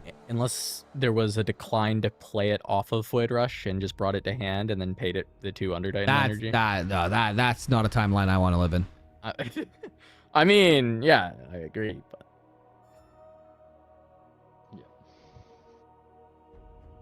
Ooh, that seems rough. This seems like we kind of just mismanaged our resources a little bit, and it's Spot costing felt us the game. very winning, and Yeah. because you even talked Especially about like if the you know axe, right? if you double cast the Blood Rush there, like if you get rebuked, what is then the follow up, right? Like I guess there's not a good follow up. Maybe you're supposed to look at a Conquer trigger on Targon's Peak. Like maybe you're always supposed to just look at a Conquer trigger on Targon's Peak anyway, right? Like just send Emissary to Targon's Peak, because then what? You see Call the Week off the top, and then the game's over because they're on Forbidding Waste, right? Yeah. Or you see like another Cleave or something, and then you have like more options. I mean, it doesn't beat Rebuke, right? Like Rebuke is kind of getting you. But Rebuke's kind of getting you, right? Like, that's fine. Like, and Rebuke is, you know, -2 runes, etc. Here comes the Titan. Yeah, Titan gonna come down. Young Titanos. So currently, I vaguely like the Vi into Targon's Peak as being just 1 over and getting the stun. Especially because at this point, there's no ambushes that you're even trying to do, so the Vex is actually irrelevant. And the boots are a more relevant effect. Actually, it doesn't matter. He's at 7. I didn't realize. Yeah. This might be. 7 Do or is really die. tough. I think it's just die. I'm trying to think. Did we run a Tide Turner in this deck? Not that it would really matter much, but Yeah, Tide Turn is a big reason to not put Vi on Peak. yeah. Kind of a die angle, though, because nothing else can swing above the Kaisis, and no matter what, you have to commit too much. It looks like we are Vi on peaking. It really is going to be... The Conquer trigger is going to have to see Under Titan and something good. Maybe Call. But is UD Call even good? I don't know. And there's the Rebuke is also Rebuke. there. I think it's just GG at this point. Yeah. 5, 9. I'm trying to think. I don't want to like over push on this line as though there was like 100% something there, because it wasn't guaranteed.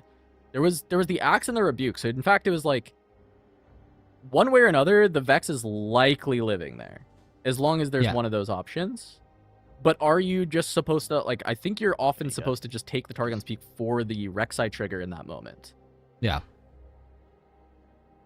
Especially with an empowered emissary.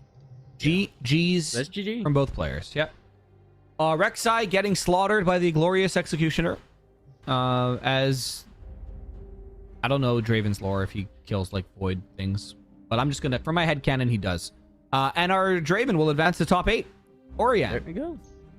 Top Like kills 8 Demacian. Same thing. for the Draven. I want to quickly shout out as we get through that top 8. There was that mishap. I don't want to keep bringing it up. This is the last time because there's actually very good news coming out of the mishap. There's a mishap. There was a table 4 was misseeded, and we were showing game 1 of table 4. We just got very unlucky. It was just the one table where there was an issue, so they had to change opponents, and so we went somewhere else.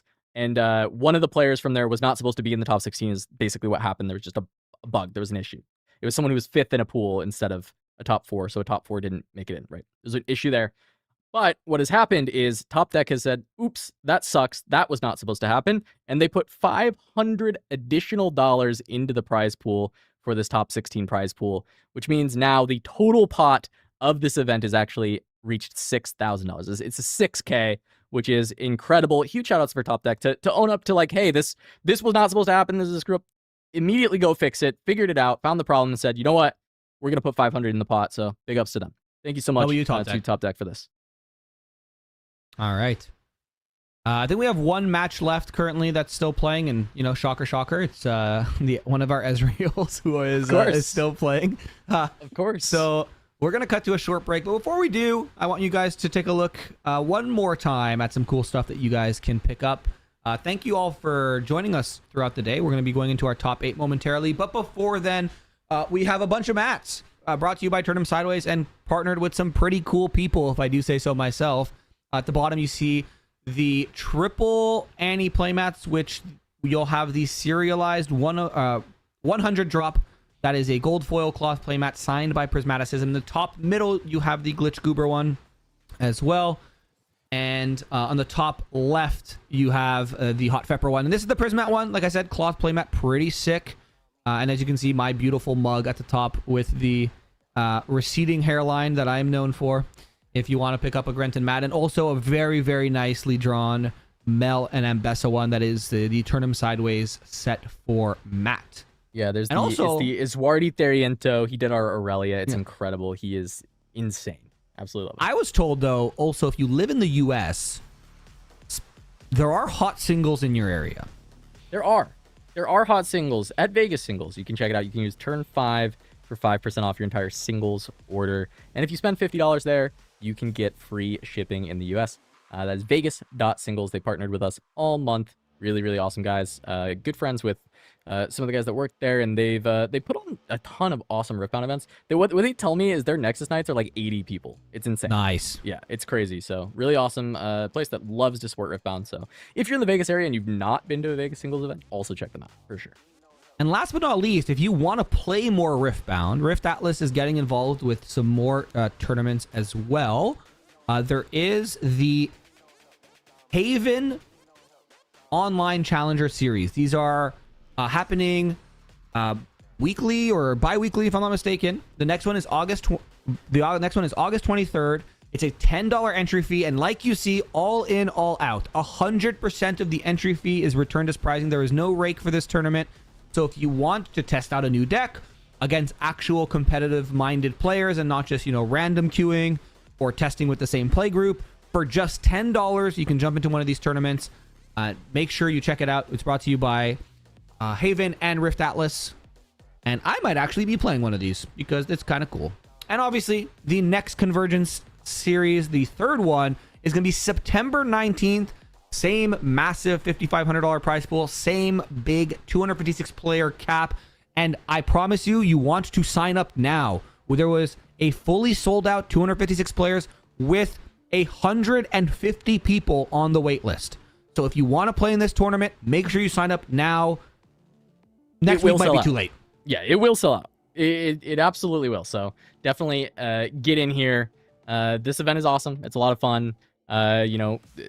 Things are continuing to improve as we go each week, but the RiftAtlas crew is amazing, and they're doing a really, really great job. It's awesome to have Top Deck on board, helping to support the tournament as well. So really sweet, and we have a lot of fun making to stream It's a good time here, and we'll keep doing it for the long haul, and we love having you on board. So top 8 coming up in just a moment. We're going to go to a quick break. When we return, Convergence 2 continues. See ya.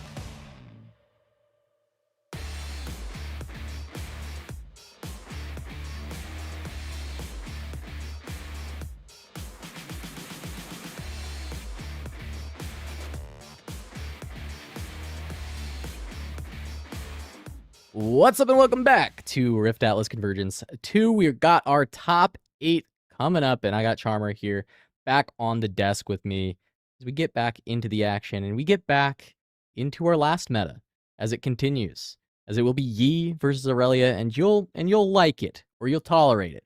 We're all somewhere in between, but they are the last remaining unique decks. Outside of that, we just basically have a bunch of Rengar Kennen, and then there's the Draven as well. So there's like all Rengars, a Kennen, a Draven, and then we have a 1 Yi and an Aurelia. So we're going to see a lot more Draven, a lot more of that stuff later. So we're going to get a Yi Aurelia. This matchup, I think a lot of Aurelia players have said, is quite cursed for quite some time. But a lot of new tools for Aurelia in Vendetta. A few new tools for Yi in Vendetta. So we'll see how this goes. Charmer, what are you thinking as we get into this matchup? First and foremost, I'd like to say that if you're not a fan of Yi and you're not a fan of Aurelia, I have great news. One of them is going to be eliminated here, so you have that to look forward to. But I think that a lot of the talk about Aurelia and getting some of those new tools has really been centered around our new green Akali and the ability for that to kind of protect itself on the backline, specifically in this matchup, I think against Charm. Charm has been kind of the tempo ruiner of sorts that Master Yi has leaned on heavily in its kind of rise to prominence, because you are being very cost efficient with your removal. You're getting the bonus might from your legend ability. You're spending 1 energy and 1 power to essentially take a backline unit or one of their early developments off the board, very often just pushing the Yi ahead in the tempo game plan. So we'll look to see if our Aurelia player is running any of the Akali silence. And of course we see it here in Yi as well, and that does not surprise me, because if you're expecting to run into other Yis, it's just as good in the mirror.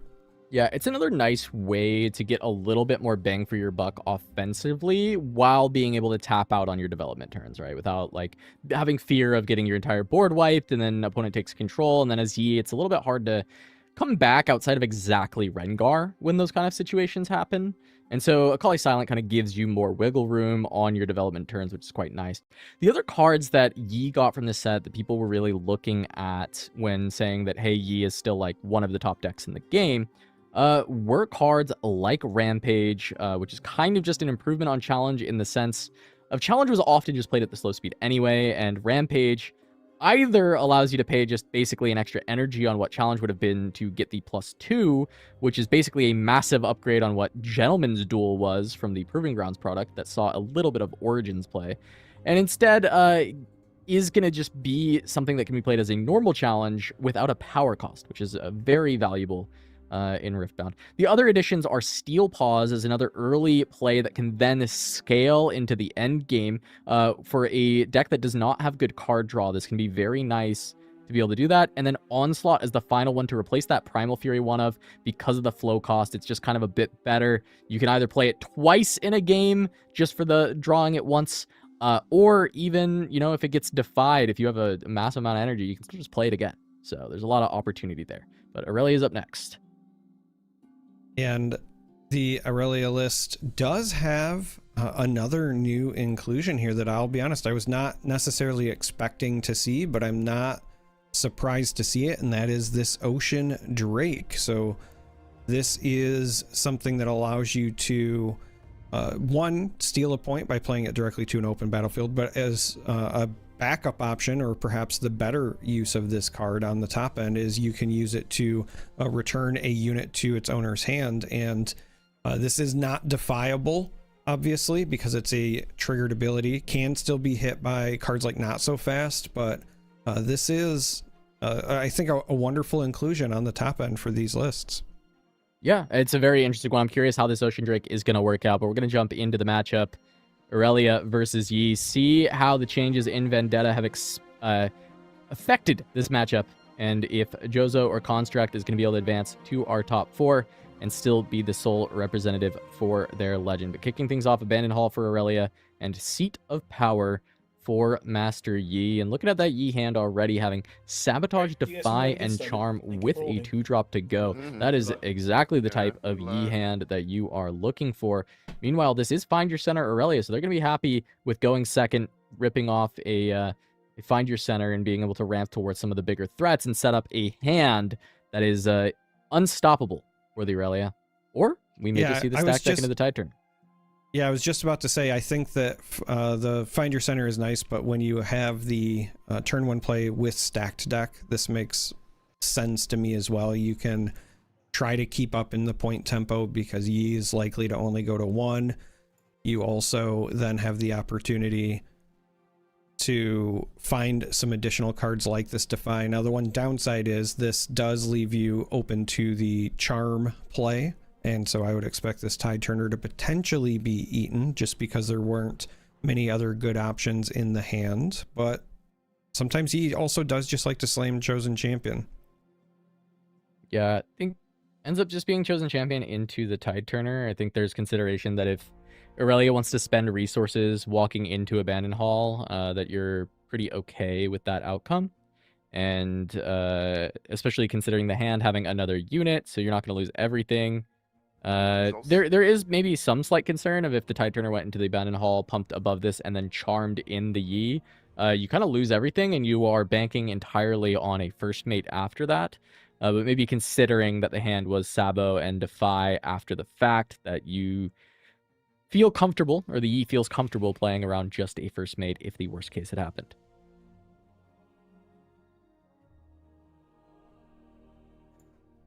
I was about to say, it should be going over to hi, I'm Jozo now, and still not a lot picked up in the form of units, but still in a good position. You know, we can see because we can see the hands. Good position to take control of the board, at least in the short term. I have to assume that Construct will be developing the Chosen Champion Aurelia next turn. Gonna attempt the Sabotage. Good time for the Sabo, and going to see 5 options to pick from. Entire hand of spells. Defiant Dance, the one that immediately prevents the Seat of Power Conquer. So if it is taken, it would be able to allow Yi to walk in.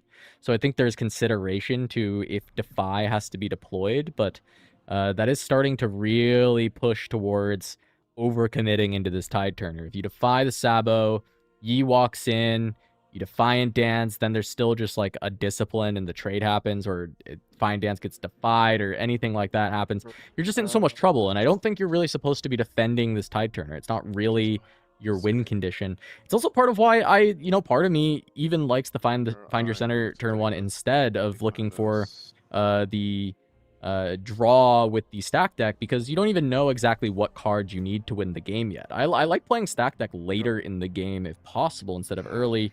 But I can understand at least trying to get some amount of value on the board. It just doesn't work out that well into the Master Yi. All right, so the Defiant Dance was the choice. I agree with you. I don't think that that's something that you should be trying to defy there. The only reason that you might consider it would be if you really value the information that you're granting your opponent as well. The Chosen Champion Yi, the Yi Tempered, does go to Seat of Power, and that's a pretty big conquer because it grants XP as well as the draw from the Seat of Power, and then First Mate allows it to go back to safety. Yep, just going to make sure it is not in harm's way of something like the Aurelia, and it is just going to be Aurelia played, but what can you do from here? I mean, if you try and spend any more resources, you get vastly punished by cards like Charm. So holding on to Defy plus Ride the Wind to try and get away from anything nasty coming their way. But looking at this hand, pretty interesting from the Master Yi. Into 3 runes, I think there's probably too much risk to really aggressively go for it, and into Deflect, it becomes a pain. But there is, in theory, a way for Master Yi to end the game immediately here with moving in, having double Charm, Defy, and Punch first backup. I was just about to say, when I look at this hand, and because you just got to see your opponent's hand, they're only going to have 1 card that is unknown. I think I would be strongly tempted to give this a go. I mean, you do get an additional draw off this Seat of Power Conquer. You could, if you really wanted to, take a Sabo again here. If you're doing this, though, shouldn't you move the Lonely Poro out, move Master Yi into Abandon Hall, and then get the +1 on Master Yi beforehand as a way to potentially build like the largest unit that you can? So theoretically, yes, but I think that this is the conservative option of you just got to see what their hand was last turn. You're not really concerned about the might issue because you've already got the punch first, and even if they do have a buff, it's like not going to be huge.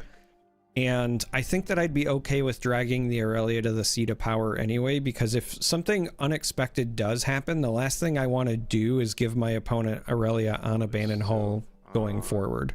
Yep, so Aurelia defies, but Yi is going to follow it with a defy. Is going to start pumping up this Lonely Poro. And he is going to get the Sabo through. He's going to see double Ride the Wind, but double Charm is a way to get through this. It's going to burn just about every rune. But it will deal with the only unit that Aurelia has available. Double Sabo, double Charm, Defy, Punch, Discipline. I don't know how you're beating this draw most of the time from the Aurelia side. This is tough. This is all the best cards. And the double Ride the Wind doesn't really matter because they'll only be able to play one exactly in response anyway. Yep. Taking the Find Your Center is pretty disgusting because after this turn, all the cards would be useless except for the Find Your Center. So I expect to see these charms come down. And here we go. Yeah, and so this should be a charm into Abandoned Hull first, and then the Ride the Wind will theoretically save the Aurelia, but then you can punch first on the other side. Well, it would be Ride Home most likely to play around punch first, and then it's just second charm. But either way.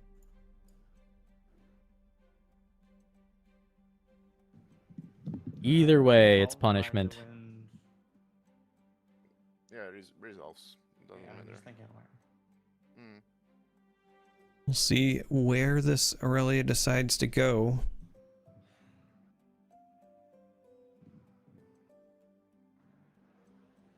So Jozo has committed essentially all of the runes and all of the energy to this play this turn. But I think it's also, you know, once again, still fine because you're kind of winning the game on the spot. Yeah, and even with this, there is still discipline if there was any need, but there isn't because this Poro is way too large already. So Master Yi finds the nuts and is just completely dominant over Aurelia. Double Charm.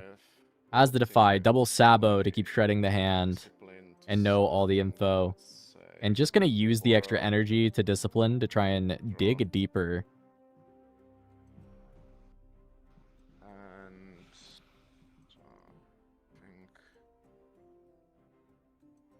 And now Construct does find a unit. It's just a Tide Turner though, which is not great in this situation.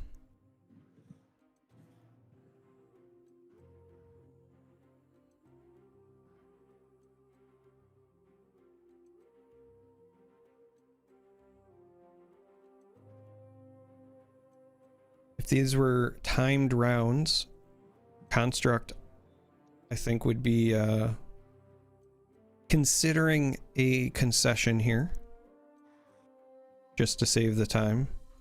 Nothing you can do this turn. Your opponent's about to go to 7 and you'll have essentially a single top deck, but again, untimed rounds, no reason not to send it. And Jozo with the channel does get a second body rune, so the punch first is now online as well, and that should be all she wrote for game 1.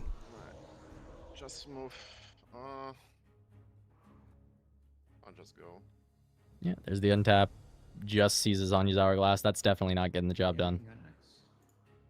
Nope, not enough might to go over what's on the board, let alone twice.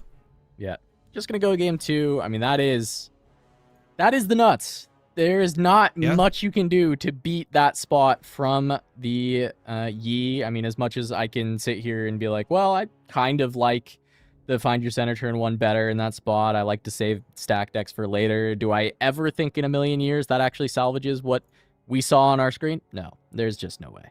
That was definitely a brutal shellacking, as they say.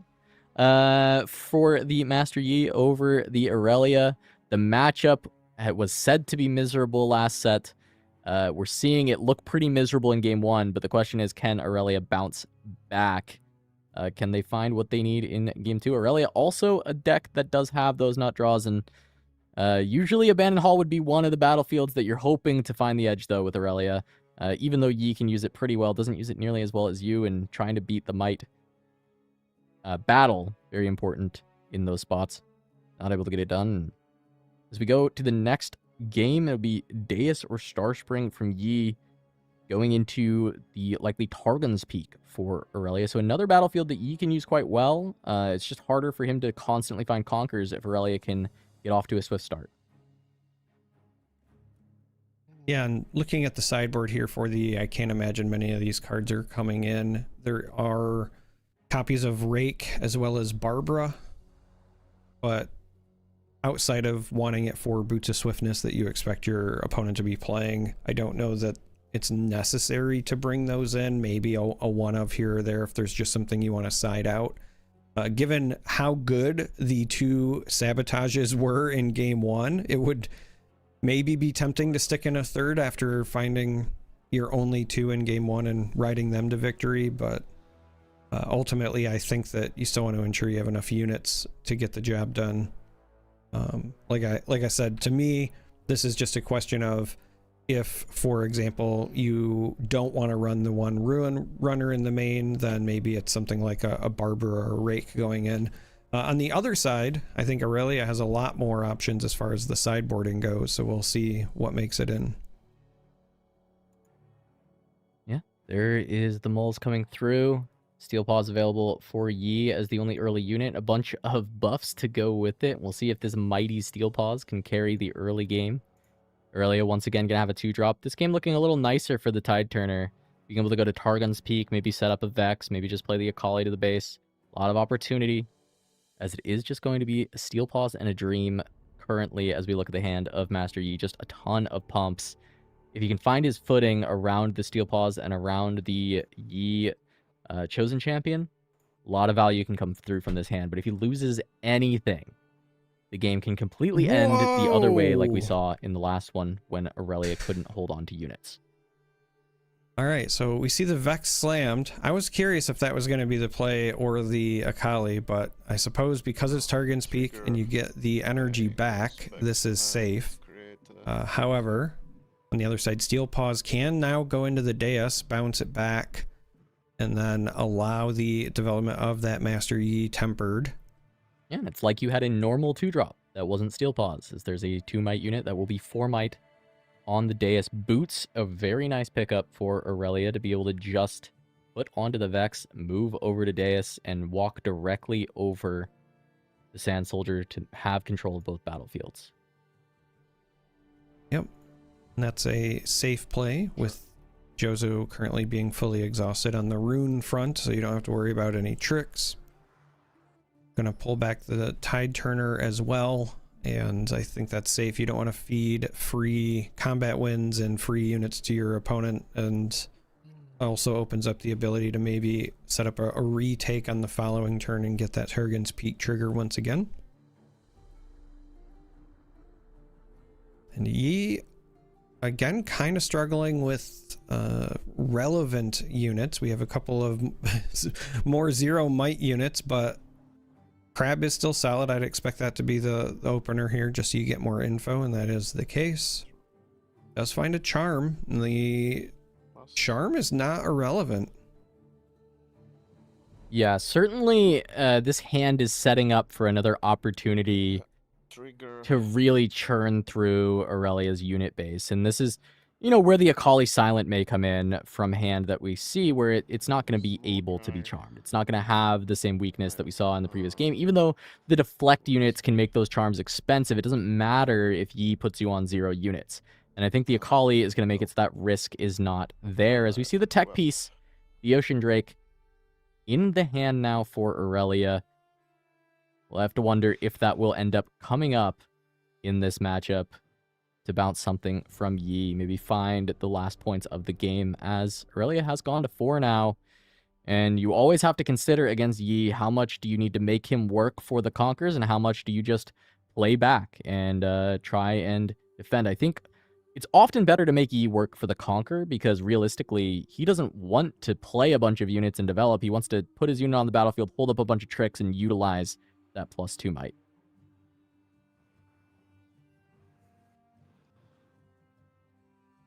So I think the real question now would be whether or not you want to also pull back this Vex or potentially reinforce it with your chosen champion. I'm not a huge fan of that, though. You would have both the Defiant Dance and the On Guard. Even though the On Guard would not be the +2, it would still be some sort of additional help. There is also the line of pulling back. You could develop the Akali Silent and then just try to set yourself up for, you know, going 4 to 6 next turn. Gonna instead just play the Aurelia.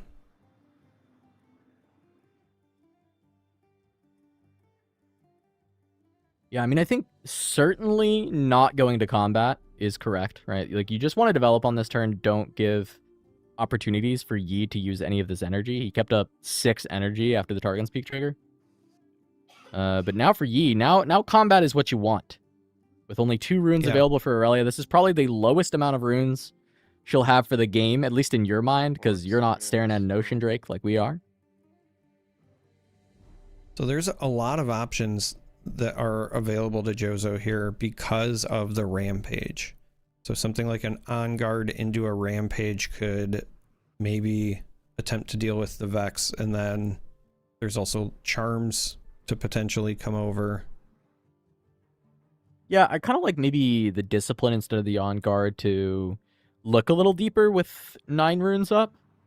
Same effect, right? Same idea. It's just like, which 2 might buff do you use? I think spending the extra energy on this turn to look does make sense. The only other side to that would be, is there a reason to actually empower Steel Paws and try and leverage that unit on this turn, or is that something that you want to do a little bit later? Because after you decide to go in with these charms and the buffs, I don't think you're going to have the runes to empower the Steel Paws ever again. So is there a world that you want to wait one more turn, right? I actually really like the Steel Paws play here, because you could also just empower Steel Paws and then send that into the dais, offering just a trade with getting rid of the Vex and then making the rest of your turn incredibly easy as well. But I think right now they're just thinking get rid of the Aurelia because we see a charm. Yeah, I think this is what I don't mind about this leading with charm. This is 1 energy floating, so still on 8 energy after this, is getting Aurelia to flinch, see something happen here. And then that can inform that Steel Paws play as being a potential that still happens. Yeah, that's resolves. Or informs a way that you actually do just get rid of all of your runes and use Charm and Rampage to clear the rest of the board and say, I bet you have no units and this game is over once again, right? So that's what Yi is looking for. Is looking if he can say, hey, you've got nothing left. He's going to go for the Discipline. That's where this Defiant Dance can hit the table. No Defy for the Defiant Dance, which would be the absolute blowout. Doesn't end up seeing it off the Discipline either. I would have considered Defiant Dance in response if you're going to use it for Aurelia to not give the extra draw towards Defy. Not going to be a punish here, though. Defiant Dance and ready Aurelia, trying to get as big as possible. But even this is not going to be bigger than Punch out the gates. I believe it's even with Punch. So,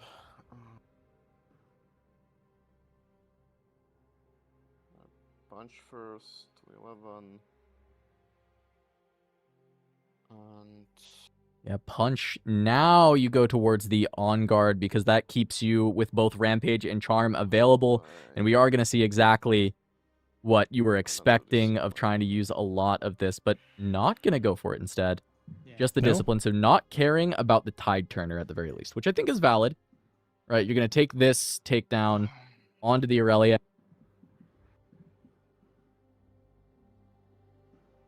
And then either Rampage or Charm.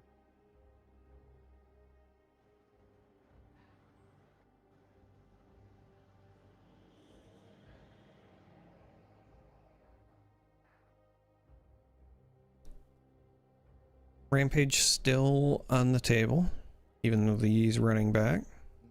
Yeah, I don't see a reason to allow Vex to live necessarily when you have invested so heavily on getting the Yi this big. But when we think about it, the consideration here on not spending more resources is allowing you to play the Steel Paws at some point during this game. Because there's still a lot of pumps available with the double on-guard discipline. I was just thinking that because of all of the buffs you'd already placed on your Yi, you could have still just rampaged without paying the power. Got rid of the Vex. You just pay the one you're only paying for the deflect, but right. And then you can't Steel Pause this next turn, but I didn't personally see Jozo empowering Steel Pause if it was going to fully exhaust out, because there's so many other combat tricks available. So it's, at least in my mind anyway, 2 turns away. Yeah, anyway. no, I agree. Yeah. We'll see if Jozo can still navigate a victory with these extra pumps. The hand's still very aggressive, but it's just an opportunity to get some more mileage out of the punch first with the charm, with the rampage. Now gonna probably just try and leverage these on guards and disciplines to still get the mileage out of the charm and rampage as previous. Yeah, I'll pass back. But having all these buffs available now that the Akali Silent is on the board and cannot be charmed is also going to be valuable. I don't think I'm going to use it.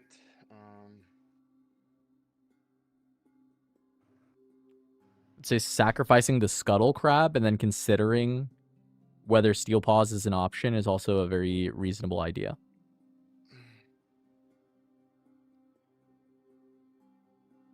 I think knowing this Aurelia's hand is quite valuable here. Yeah, I think that I would want to know what the hand is as well.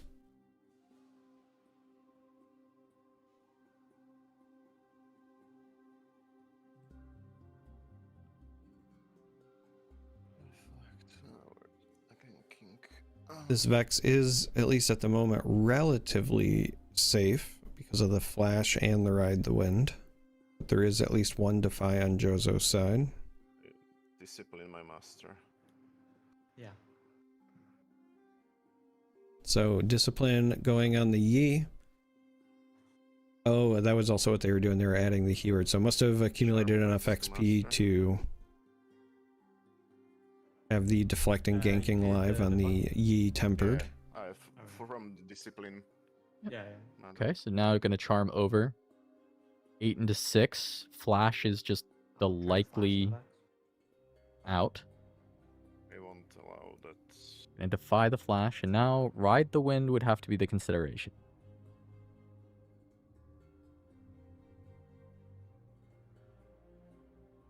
Yeah, I think I was going to say, I think saving the Vex is potentially important, but also a trap of sorts, because being able to give this Akali your boots might be more attractive anyway. Oh, certainly. Akali is a very good double conquer unit with the Ride the Wind available, with the even just the Ocean Drake available and the boot equip, right? You don't even need the Ride the Wind. The Ocean Drake is actually just a almost guaranteed lethal in this spot. Yeah. It's where the crab information could have come in, because I think this is actually this is just, it's basically guaranteed. Once the Akali runs in and conquers Targon's Peak over the crab, there is nothing that stops Ocean Drake outside of exactly Not So Fast. And do you board in Not So Fast against Aurelia to stop Charm? Is that something you would do? I don't think so. I'm not a Yi player, but that doesn't sound particularly like something I would do as Yi. Like, it doesn't on feel top correct. of that, like, let's be honest, we traditionally see Not So Fast as a one of in most sideboards anyway. So even if they do have it, I wouldn't kind of, be that worried about it. But instead, we're going to see a Fizz on a Defiant Dance, which I will admit, this is not what I was expecting. I thought it would be the Akali over the crab, and then boots to the Akali, use the Aurelia to ready, and then Drake, and then send it over. But this is we're gonna likely see to if- just work anyways. Right? I mean, Akali just goes to 8 here and then goes to 10 over a 4 might E. It'll into be 4 even. runes. It'll be a 12 over a 6 might E, but I hear you. It'll be a 12 over... No, it's a 4 might E because it's -2 right now. But you are right, it's a 12. We were both wrong about something. Yeah. And there it is. There's just the scoop with the boots on board, just recognizing that it's immediately done. I mean, there's so many ways. There's, as Blevins always says, there's no wrong way to eat a Reese's. In that moment for Aurelia, it feels like you're always kind of winning with the Akali boots, Ride the Wind, or the Drake. And they're able to find the win. So tying it up, game 1 absolutely dominant by Yi. Game 2, I think there was opportunity for Yi, but there wasn't. Even the other lines we discussed of trying to leverage the punch first might more or anything like that, it doesn't matter in the face of the Akali Silent.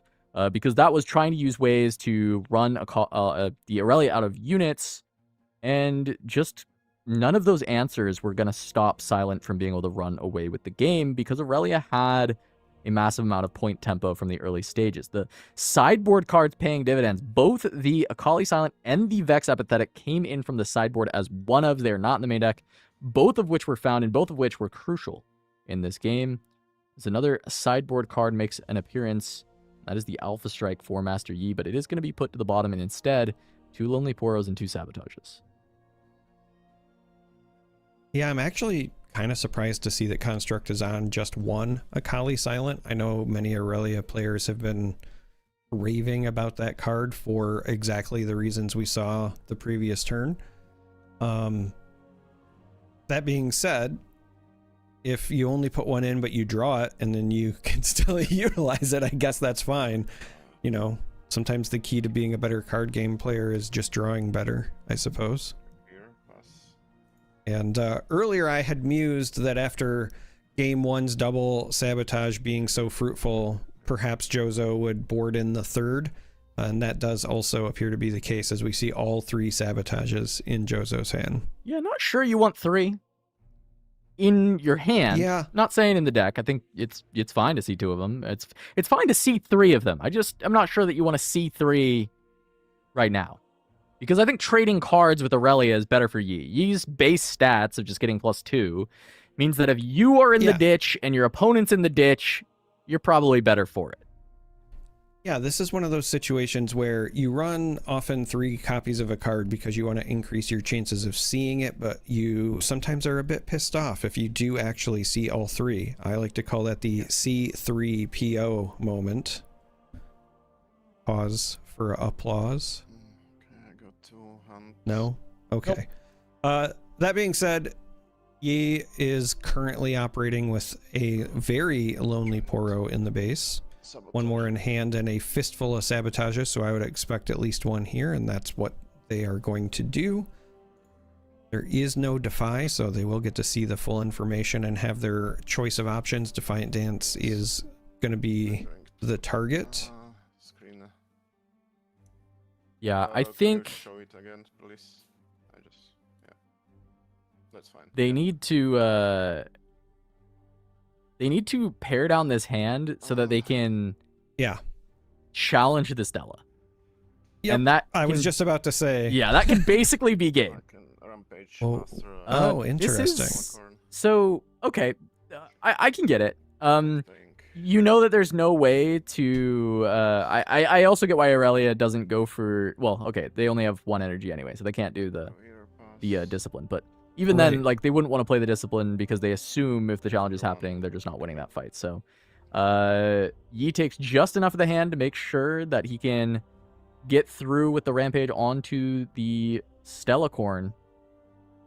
And that means Aurelia is not going to be able to keep drawing a massive grip of cards, though the hand is actually very efficient on cards. It has Discipline and Fizz for the Discipline, which is actually quite a good thing for Aurelia to be able to do to get just more cards and more threat. And even though the point tempo goes to Yi this time, current card advantage for Aurelia, there is some unfound card advantage in the Lonely Poros, but there is still the world that the charm can be used to actually punish the Lonely Poro setup.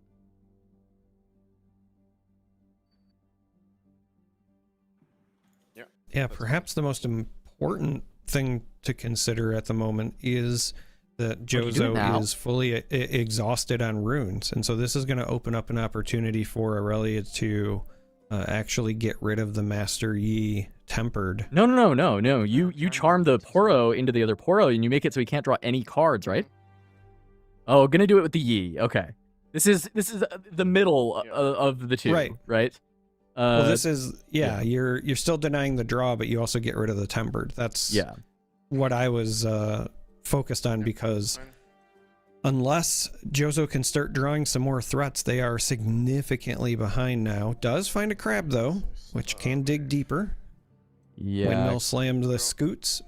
I was curious if there was a world that actually just denying both Poro draws was ever going to be better in just getting rid of as many resources as possible, but I can really understand getting rid of the biggest might source, as the Poro is often not going to be nearly as threatening. But we do see that Poro, while so non-threatening, is actually going to be able to run over the top of this Aurelia. There's a discipline. We see the on guard. We see the punch.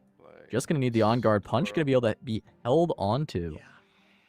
And this is going to give a Sunken Temple draw. So the Poro will be a bit nasty here. Yeah, the Lonely Poro becomes the mightiest of Poros, and that conquer is very important as well because it gets Jozo to 4 points halfway there, but also on the evens. Pickup of the first mate will be helpful for later. I was going to say, I'd be surprised to see this sabotage go off, but I guess if your opponent only has 2 cards in hand and you know that one was a discipline because you saw it earlier, getting rid of it feels pretty good here. Were they aware of the Fizz as well? No, the Fizz was drawn after. Okay, because I was going to say, if you knew it's exactly Discipline Fizz, it's a really good Sabo. It's an insane Sabo. Like, you really didn't want to let Discipline on Tide Turner, then Fizz the Discipline, bounce it back, and allow the Tide Turner to walk over the Lonely Poro.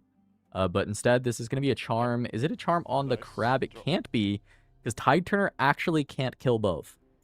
It would still just be 2 might going into a 2 might, but an extra health on that Crab. All right. This has been a very quality matchup thus far. A lot of back and forth as these players are jockeying for position. I think advantage still slightly in Jozo's court, just because of the 5 cards in hand to 0 on Construct side, but Construct is at least keeping pace with points.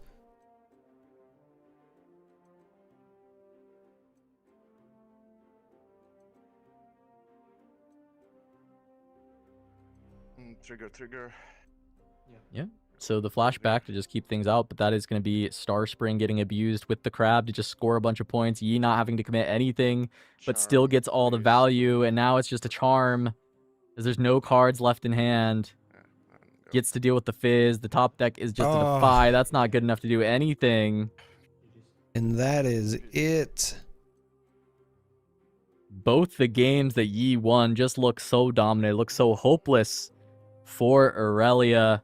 Still a punishing matchup, and Master Yi, even though there's no best of and will likely be less overall repped across the board when it comes to best of tournaments, there is still a world where you see a lot of this guy because he's just so good, and he is going to be able to place really well at a lot of events. And when there's no best of on the line, when it's just cold hard cash, not just the 5,500, but an additional 500 the top deck put on top of $6,000 tournament, you just play the best deck. And is that still Master Yi? Only time will tell. That is perhaps the single greatest series if you want to show somebody why Sabotage is such a good card. Game 1 and Game 3 really shined for Jozo just on the back of multiple Sabotages. The first one ripping a Defiant Dance both Game 1 and Game 3, but also providing that very relevant information, and then remembering, okay, hey, there's still a discipline that I saw earlier. my opponent's down to 2 cards. Let's strip essentially a card and a half because you're going to get rid of the one in hand plus deny the draw. That was kind of it. Really allowed Jozo to get the lead, but then also protect it because you're just denying a lot of the things that Irelia needs, not Akali, to get some of those early conquers, because if you don't have your chosen champion online, especially with the boots, you do oftentimes need to rely on cards like the Defiant Dance in order to go over the top of these orange decks that have access to, punch first and so much additional might. Yeah, I mean, it is what it is. Matchup was tough before. Matchup seemingly, at least with this version of Aurelia, didn't improve too much. Yes, a game was got, but that was really on the back of that Akali sign. So maybe the versions of Akali that are playing, or versions of Aurelia that are playing a lot more of those Akalis, maybe that could be a little bit more doable into the Yi, because I think a lot of the problem came from the Charm, came from the Rampage, kind of stopping that deck from really ever getting online, really getting set up with that Protect the Queen strategy that you see with the Find Your Center. But we've got another game coming up in just a moment here in the top cut, but check out Convergence 3 coming up September 19th, another 256 player tournament, another $5,500 prize pool. We'll be streaming it once again on September 19th. Make sure to sign up soon, if not now. The last one, of course, this one did sell out.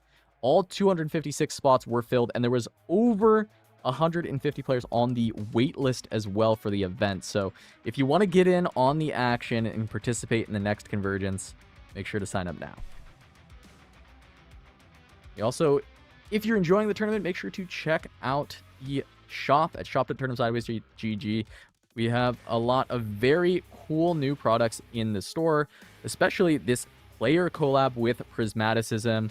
He is the dominant any player. He picked up an RQ win as well as so many best ofs, and so we said, Priz, let's make a mat. And he's got a signature on this mat, as well as it only being 100 serialized copies of the mat. It's got that gold foil. It's beautiful cloth mat, and you can get it now at shop.turnipsides.gg. Only 40 left of the 100. We revealed them today. I don't think there was a world we expected to sell so quickly. So if you want this will be just a limited time. Once they're out, they are out.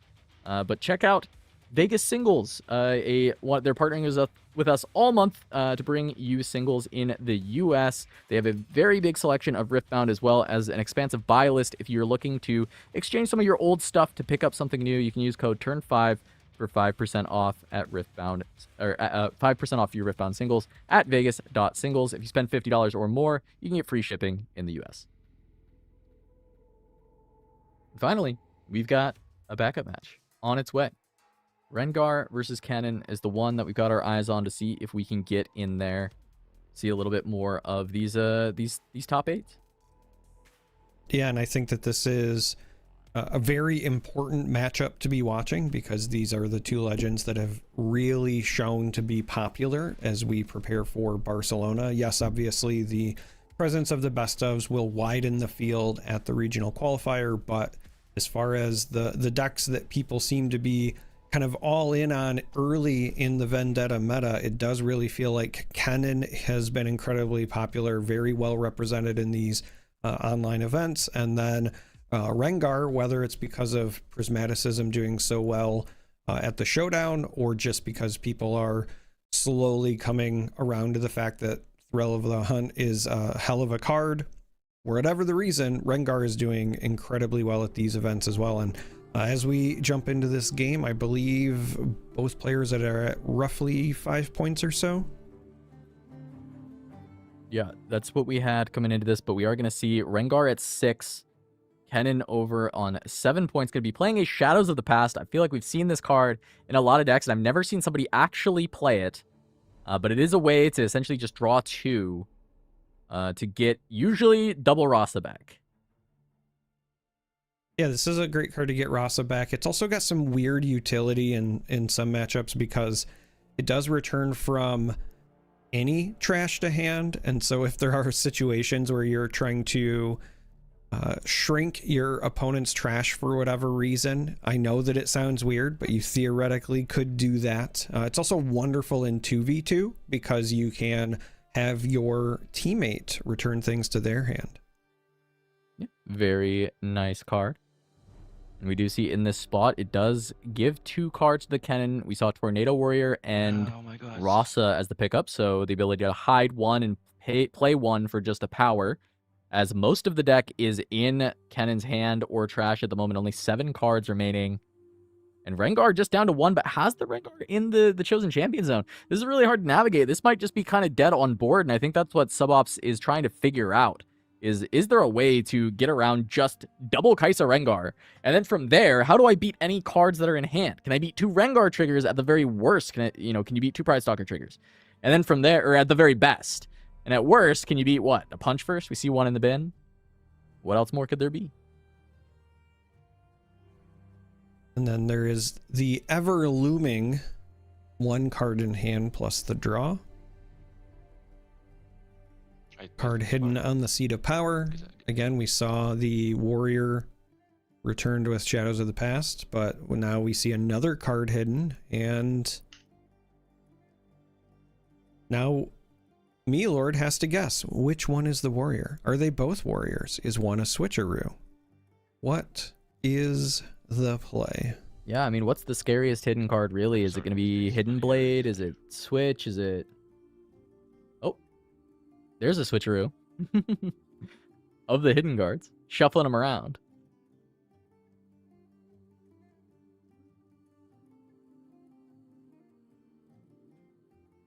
All right, going to push just 8 into the Nocturne to start things off. I mean, I don't mind it. If this goes through, you just get the clear, you draw a card. If not, there's likely ambush. There's effects to be done. See all your options for the turn. Rengar can always go left. And this was where the Warrior was. So a good call from Mealord as far as just understanding the assignment. You focus on your areas yet, right? So you have to pass to me. Because on my focus, I play it here. Play it.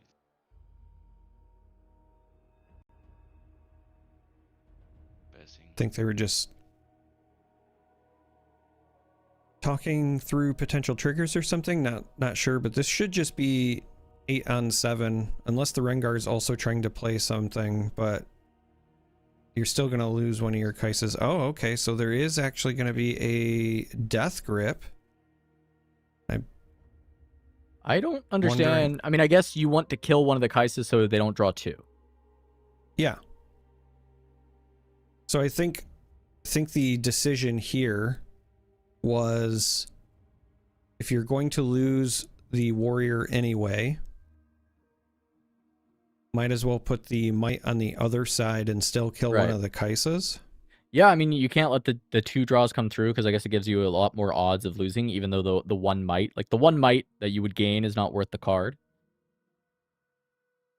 But that just means Kennen's tapped out, and it's just entirely up to this hidden card. But this hidden card is not the Tornado Warrior, or at least we don't think it is, right? If a Tornado Warrior was returned to hand, I mean, I guess it could have been that there's just nothing else. But it's likely the more powerful hidden card of the 2, which we imagine is Switcheroo or a Hidden Blade or something of that nature. Which means I think Kennen may have turned the corner, but we'll see. What else do you think? It's a little interesting, because doing it this way protects against the Rengar going in and immediately, potentially trading with the Rasa to soften things up, even if you expect a switcheroo. And wow, yeah, looks like Mealord has left. No way to get there. No way to get there, and Kennen is going to take it 2-0. So our Kennen remains and will advance even further in the tournament, and continue to show that this deck is one of the decks that you cannot trifle with. You cannot underestimate. I think Rengar, Kennen are starting to kind of step ahead above the rest of the decks in the format. I think Rek'Sai in Ottawa was really showing some stuff, but everyone was curious if that would be a fluke, if we'd see a lot more Rek'Sai still there. We had 2 in the top 16, but none advanced to the top 8. Kennen, of course, though. I think everyone expecting this to be good. The question just being, what are the best cards to play in the deck? And not everyone 100% agrees. A lot of similarities. The decks all look pretty close. They're all doing a lot of the same stuff. But some on the Harrowing, some with the Baron, right? Usually that's a pairing. Some with the Nocturne, some with not. But we've seen a lot more Nocturne than not recently. So we'll see how people continue on with that Kennen journey. But at the very least, the one we've got looks like no Harrowing, no Baron. And it looks like it does have Nocturnes, but 3 copies of Tornado Warrior as well. So some very spicy tech overall. Yeah, it's interesting because I think I agree with this. I like the Nocturne version personally. I would also agree that a lot of folks know that Kennen is good. It just does inherently powerful things. It's just trying to figure out what the right ratio is. I would not be surprised if at some point we see more and more folks attempting to include Karox, even if it's just in the sideboard, because if you're going to be running the 3 Tornado Warriors anyway, you can create some really powerful chain plays just off of the back of a single Karox with a hidden warrior. Yeah, there's some spicy things for sure. I mean, that's like another Aurora potential counter that's kind of funny. You steal their Elder Dragons because you steal from their bin instead. Really, really cool stuff in general. Tornado Warrior, spicy little guy. He could also de-empower, so there's some weird matchups that it's like, oh, I actually de-empower your Mbessa unit that runs in here your cat. make this better. Yeah. There you go. Yeah, steel paws. Take the steel right off the paws. Yep. Take 7. Yeah, take the steel right off the paws. That's it. That's the one. That's the one for sure. But we've got top 4 on the way as we are finishing up the last bits of our top 8. We're going to go to a break. When we come back, we will have even more of Convergence 2 right here on the Term Sideways channel. See you in a sec.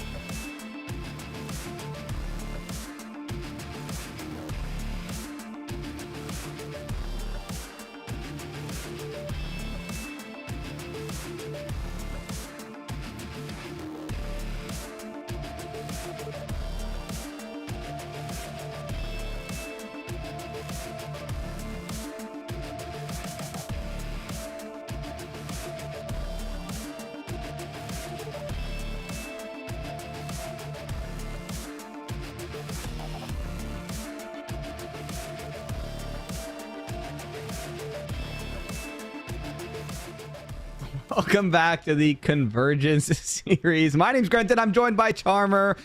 We knew who was taking who in this time. Charmer, coming off that top 8, how you feeling?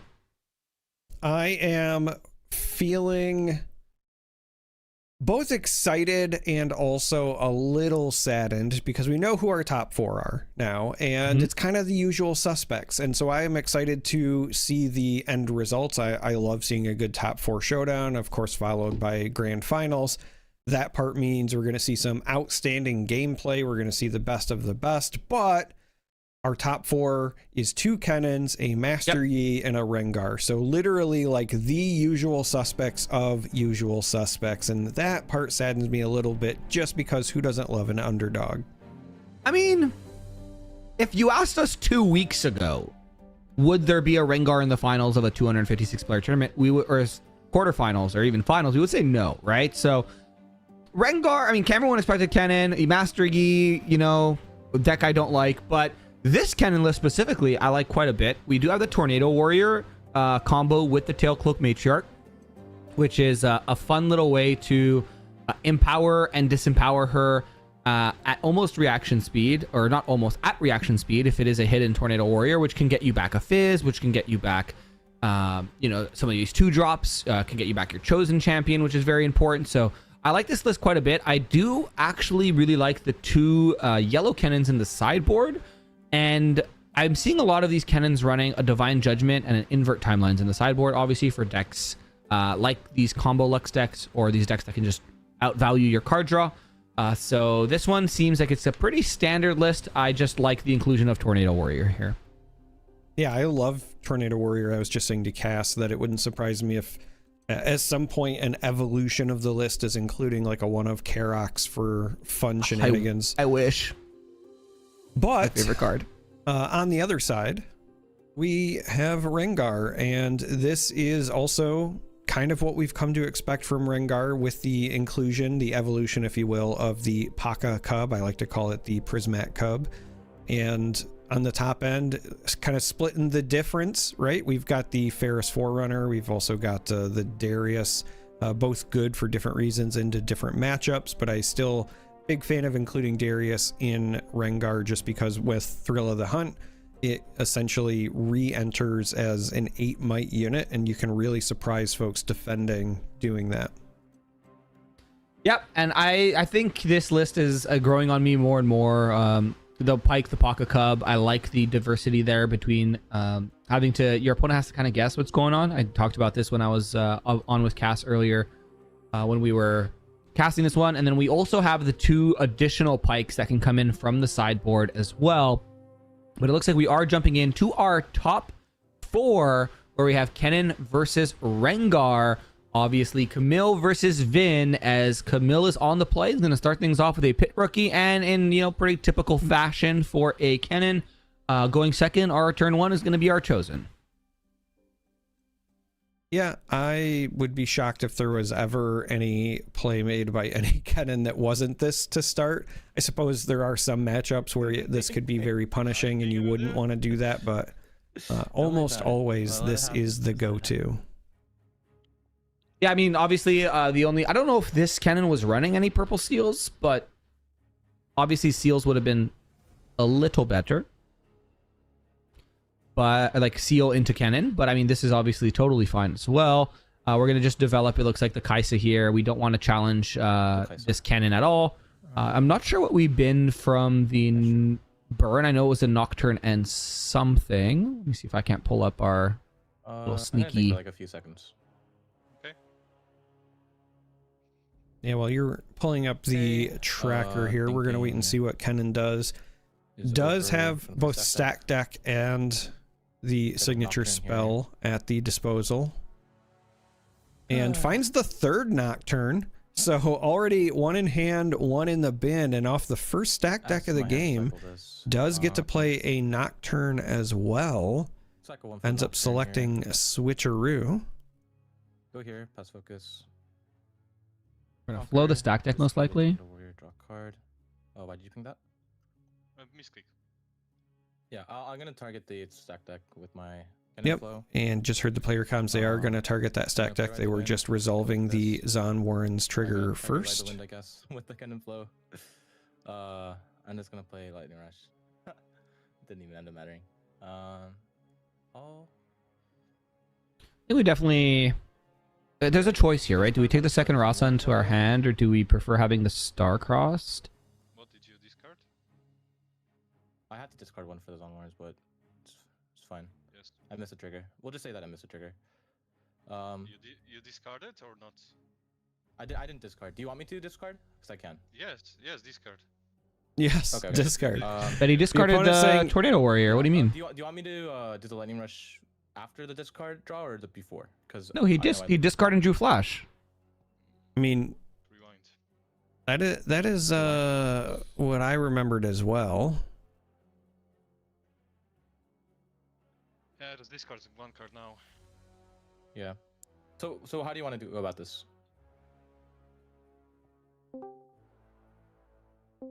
Hello. Hello? Hello. Yeah. I missed a Zon Warren's trigger. Yeah, he missed the discard. He drew the card and he didn't discard before the drawing. You discarded before you drew? No, he didn't discard. He just drew the card. Oh. No, I didn't draw the card. I just didn't draw any card. 338. Yeah, I think that there's just some confusion. Oh no, yeah, no, I moved one card from hand to trash, so I did. You did? Oh yes, I discarded. Yes, I discarded Tornado Warrior. I'm so sorry. There we go. They got there. Huzzah! I'm so sorry about that. You already discarded. Yeah, I did. Alright, we're good. Oh, okay. My bad. Stream is yelling. The stream is saying. In their like, defense, stop, you it's discarded been already. a very long event. Correct, yeah. That's my bad. It's literally my bad. I'm sorry about this. You're good. Take your time. Alright. I'm not gonna take my time. I'm gonna pass. All right, and I believe that was a pass over. Now, I will say, when you don't find seals as the cannon player, this kind of a board state's pretty common, where you've done a lot of things and then you're still just sitting on 2 runes. But the really annoying thing about that is the cannon players can still be very effective with little to no runes, because everything is so cheap. You are essentially cheating your Rasas. You're trying to play Nocturnes without having to pay energy. You're hiding cards as well. We'll see if it does start to matter as the game goes on, though, because there's only so many Chaos runes at your disposal when you don't find those seals. Yeah, that's the issue. Is we get to do the around the world with conquer and then ride the wind, go to the other battlefield, come home, and give multiple things flow and get some points and keep our units safe. But it is very power hungry to do that. So we're only going to be on 4 runes next turn, which when Rengar gets to play their next turn, they're going to be on 8 runes, which is kind of crazy. We did get another ride the wind, so we could technically do this maybe again, but we see a triple punch first hand, as well as a Nidalee in hand for the Rengar player here. So moving in with a Kennen is pretty rough. We do know that we have a flash to kind of save this Kennen, but curious to see if we're just going to maybe send the Nocturne in to try to bait out some interaction, or try to maybe just fill the trash a bit more so we can get these Rasas. But again, we only have 1 purple rune, so we can only play 1 Rasa, even if we manage to, flow our Lightning Rush, play it, and then get some more cards in the trash. Top 1. I'll play the Lightning Rush. Flow from the trash. Sure. I'll just hand. I'll trash these. All right, gonna pick up yet another Lightning Rush. I'll just hand. Trash these. Playing a rush to get another rush, just cycling through as many things as possible so that these Rasas are this is gonna active. Be a punish. But now, this is what I was talking about, where theoretically you could be developing multiple Rasas if you were the Kennen player. However, you're capped on your Chaos runes.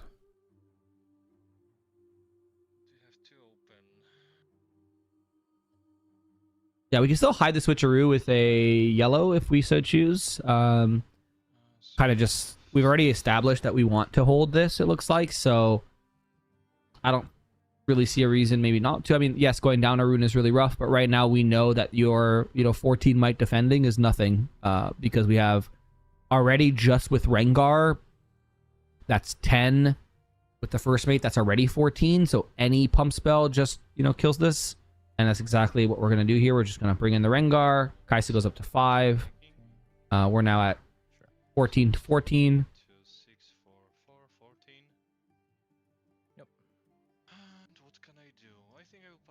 And the fact that Kai'Sa got the buff there tells me that this might be also a punch first on the Kai'Sa just to make some of the math awkward. Oh, are we just trading?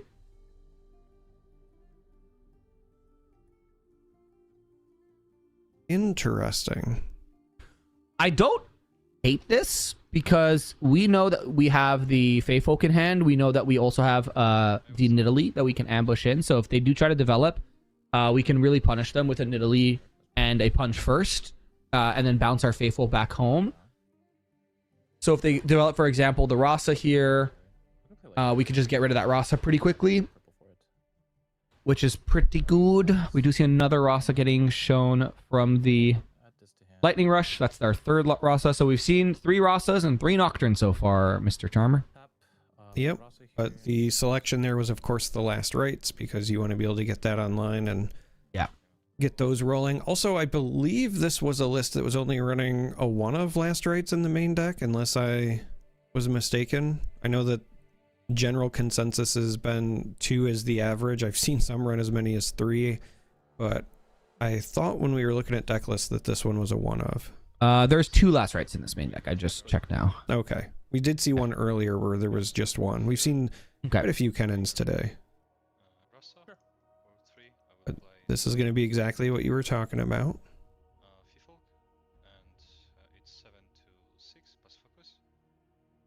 Sure. You're the attacker, right? And I'm the defender. Yes, I'm the attacker. You're the defender.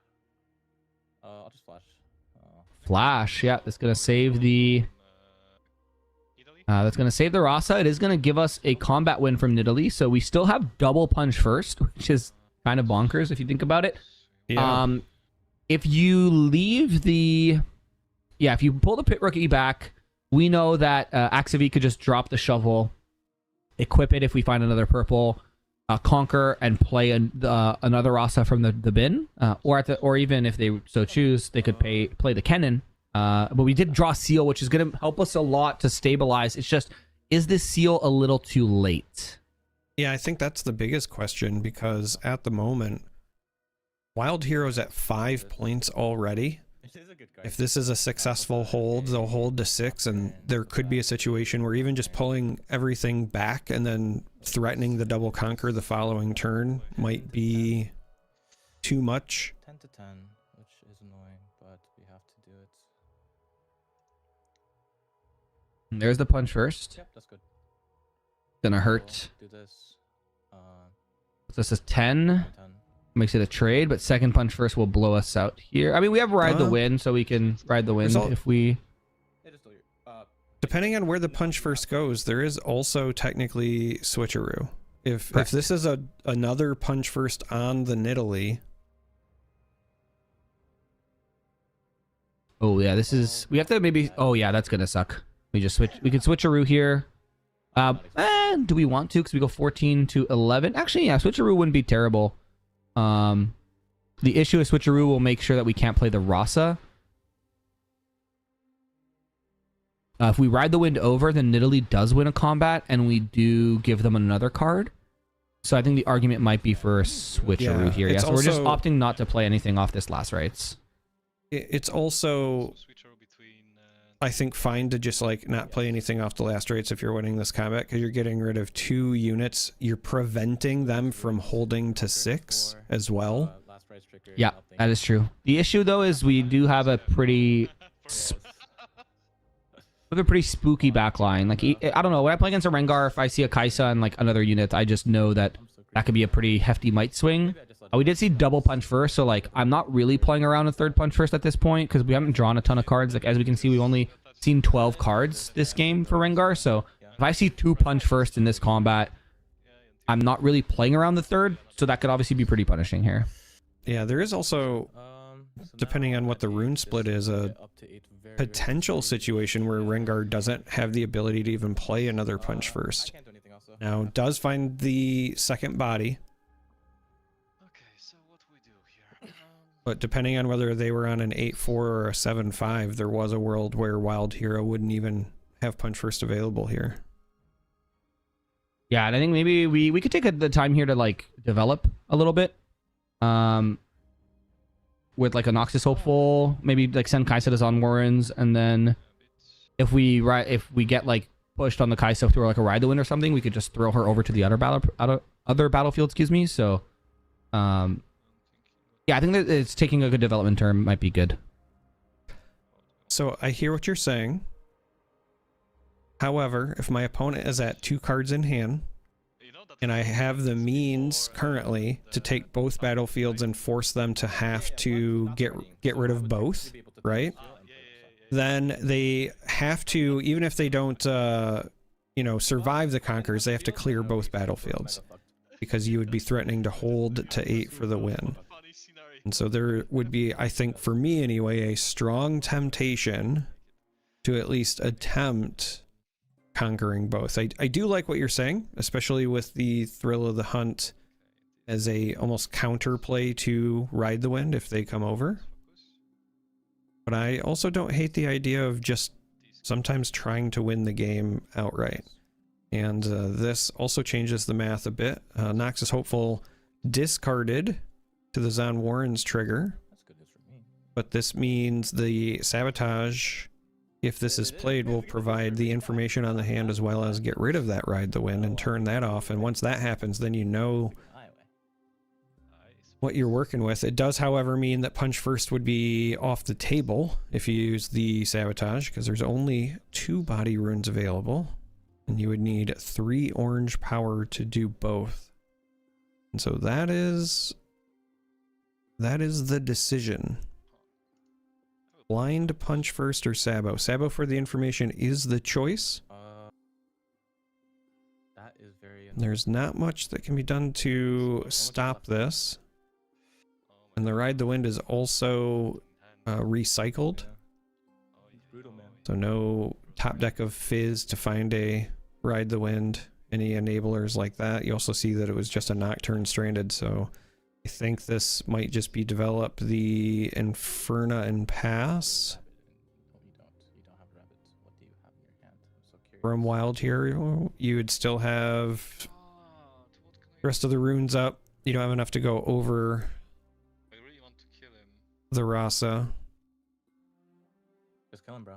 You got this. The one downside is that the last rites should still get a trigger, and because of the seal, would still be able to play a Rasa from the bin. Come on, what's the worst that could happen? Runes won't be channeled before, but the seal will be awakened. Do I need to go on the 7 points? No, you don't.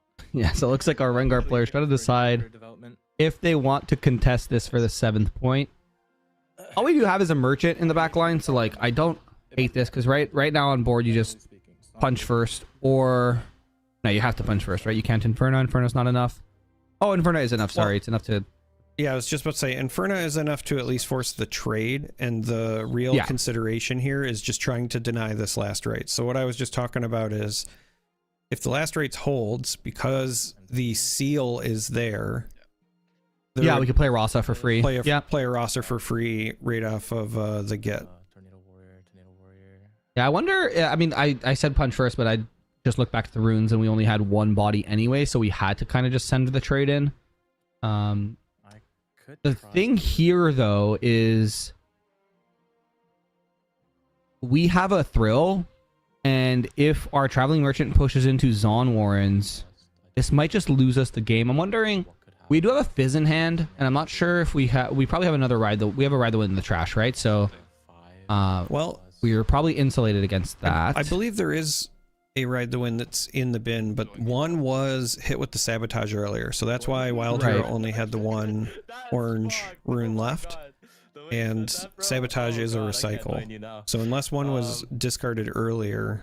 Here's what I will do though.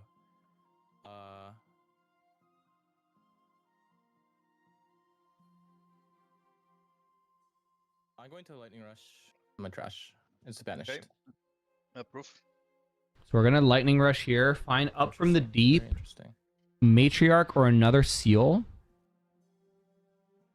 Well, that's not really I think we're keeping these last 3 runes available for our fizz. It looks like we're gonna take the seal here. Try to play for. This is good though because we know that there's no other units. And I'll say we're not going to contest the Zon Warrens, which I think is fine. the seal. Is that okay before doing that? Yeah. I'm just gonna float. Yeah, I mean, Yeah, I want to play the seal first so we can, I guess, play the Rasa off the Conquer, but That's the problem. if the Kanev player didn't find what they were looking for with that dig, then it makes sense to just go to the Star Spring. You don't want to get blown out by the thrill. You're not wrong. You're not wrong. In this case, I will still conquer. I'll still play the Rasa. I still discarded 1 draw 1. And I'll do this. I still have an energy floating from the Rasa because I had to float a purple to do that. Yeah. I'll conquer to 5. I will use the floating here to pay a stack deck. I'll stack deck here. So there's another ride though, and so maybe I was incorrect in my memory. Maybe there wasn't one already in the trash and the one was recycled. right, maybe yeah, was the only one. I'm curious though. We drew the Ride the Wind. I don't hate Ride the Winding to Zon. It's rough though because punch first. You don't have an empowered cannon, so you like if you get punch first, it hurts.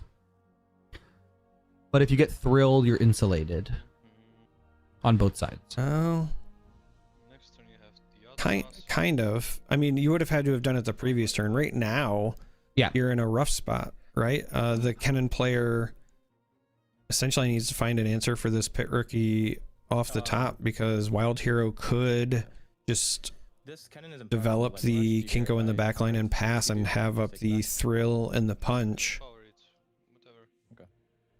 threatening to hold to 8, so you have to do something over there, and then you could thrill to the other side if the opening presents itself. And if it's targeted removal of any sort, right? If it's like a star-crossed, then you could just thrill and reapply to the Warrens. Yep. Now what do you do here if you're...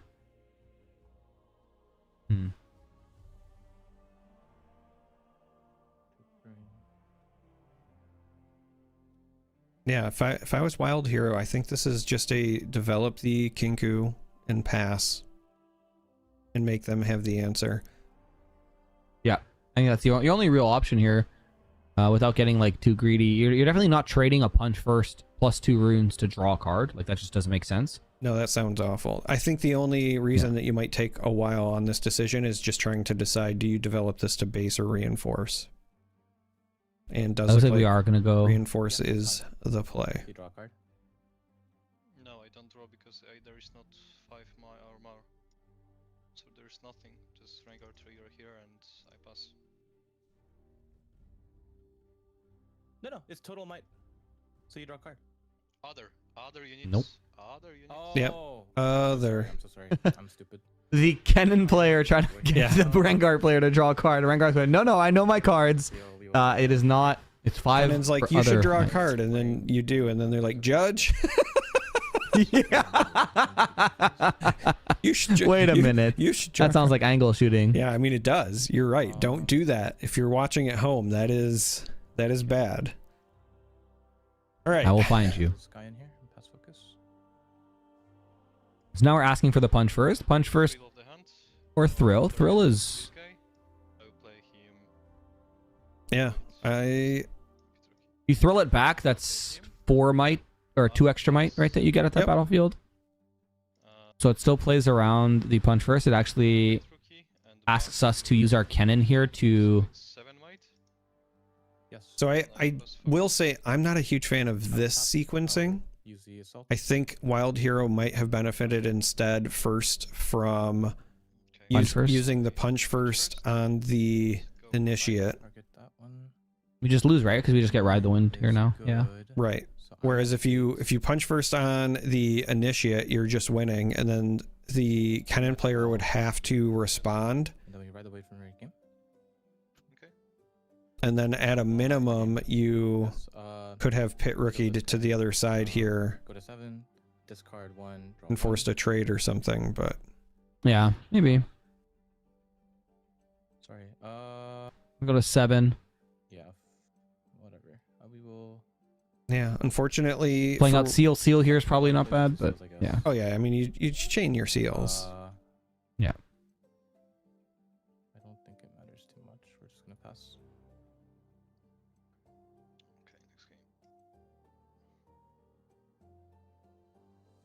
Well, game 2. Game numero dos.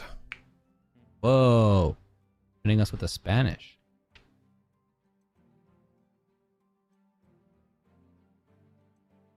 Yeah, a little Barcelona prep. I love to see it. Trying to think here. What are we bringing in against this cannon list? I think the pikes might be kind of useful. The Noxian Demologist? I don't know. I always mess up that word. Demolitionist. Dude, why can I not speak English? I don't know. That is probably a pretty good card because it just snipes seals instantly. Correct. Probably bring that in. I would almost guarantee that it is what that is there for. Also, with so many other ways to buff might and etc., it's probably pretty good into Azir lists as well. I've been saying for a bit now that cards like Adaptatron, where you can threaten multiple gear explosions, is important in the current meta, I think. And while this is not as good as Adaptatron, I think it is efficient enough that that would warrant coming in. Also, if I'm being honest, I don't think this matchup is one where Ferris Forerunner gets like amazing value. Like, it's obviously still a good card no matter what, but it's kind of a bit slow, I think, for this matchup.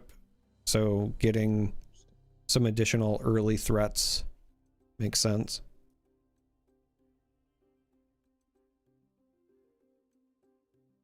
Looking at this hand. This is the primo turn 1 play.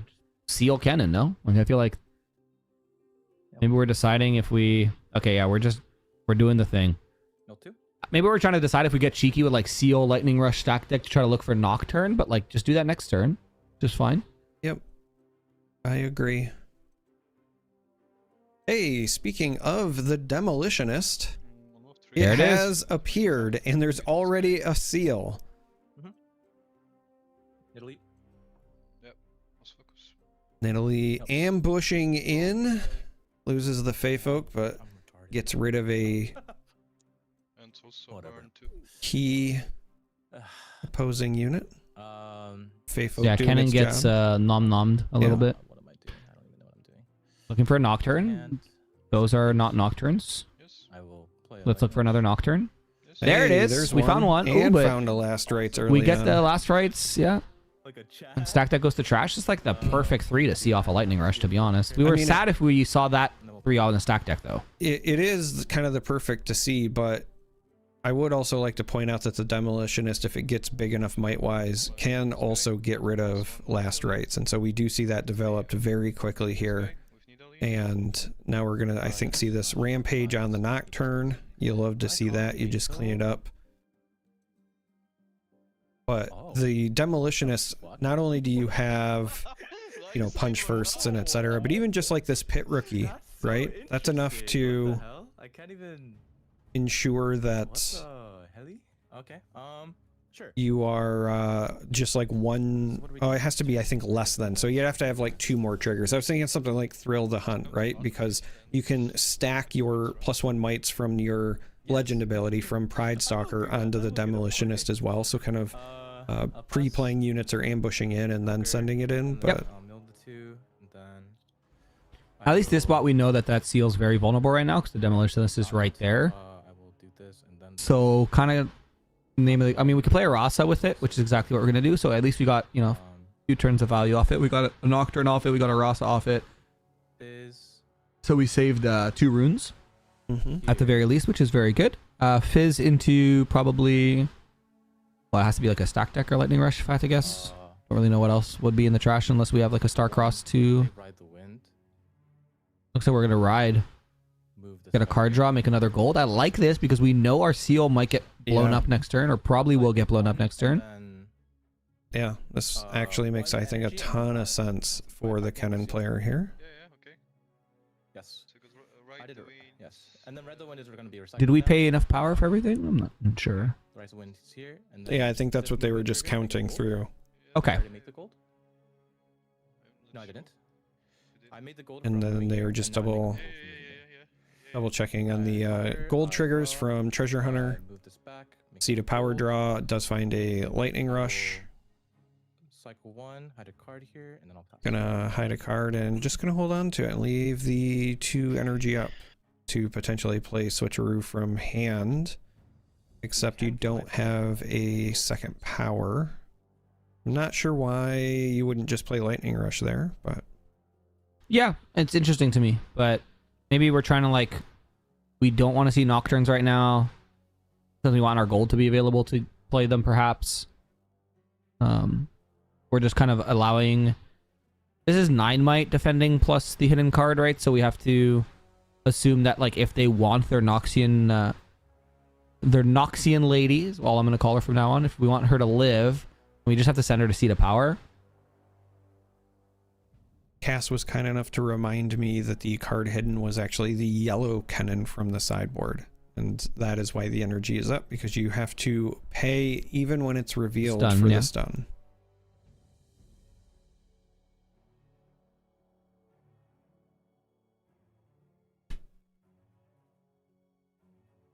I like my thought process better, but you know, Cass probably makes more sense. Yeah, kind of an awkward hand for Wildhero here. It's just it's just all might. No frills, no combat tricks. We can play the Kinku if we want to draw a card. We have exactly 5 might. We'll have an additional trigger that we can from Pride Stalker that we can give to something. Yeah, I mean, there's plenty of options here. You've still got the Chosen Champion that could be played. Yep. Along with this Pit Rookie, you could Kinku. Yes, that's good. Maybe draw something else that costs 2, pair that with the Pit Rookie. This just triple Grim Apothecary is not the best. Yeah, so we are going to Kinku here. See what we draw. Give this Nidalee a Pride Stalker buff. We draw an Inferno, which now we can't Rengar, so if we push in the Nidalee, looks like we're just going to bounce this back to our hand and not contest this. Yep, you just want to save it, and I think that that's also fine. Yep. The only other option would have been if you wanted to like Pit Rookie and Inferna and just give up the Demolitionist, but I think saving the Demolitionist, you haven't seen a Last Rites yet, you want to use that to get rid of it. Being conservative here makes sense. Trash this. Nocturne will be played on this battlefield here. Okay. I'm going to kill a gold. There's Naki turn. Okay. I'm going to move the Treasure Hunter here. Make another gold. This Treasure Hunter is providing so much value. Now that the seal got destroyed, the Treasure Hunter is unironically my favorite 2-drop in the game. And I'm kind of sad it's 1 might. This Treasure Hunter is providing insane value because not only was it making gold, but the Conqueror and Seat of Power draws a card, also allows for the Reinforce here, and perhaps most importantly, Kennen is now way ahead on point tempo. Crazy, yeah. And meanwhile, on the other side, it's still just units. So all of the nifty tricks that you typically want as Rengar, and especially the stuff that we saw game 1, just in the bottom half of the deck for game 2. So no punch firsts, no Thrill of the Hunt. It's just units and no real units way and to units. draw cards either, unless we can get a Conquer through with a Kaisa. Looks like we're just gonna go full pin. This looks like 10 into the 13. Here's the Inferna. We're at 14 into 13. Now we have to pull the trigger on the stun. 6 plus 8, so it's 14. And then I'm at 7. The stun would put us to 14 as well and take 4 out.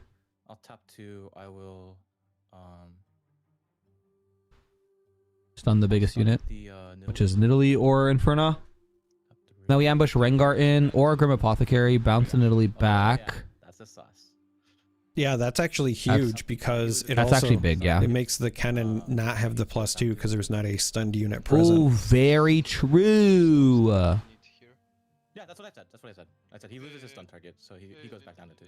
Yeah, that was my idea. Now we're at 12 to 14, so it looks like we are gonna get the Conquer. We're just gonna probably leave the Grim Apothecary available, I have to guess, or the Kinku. 12, 15, and you have.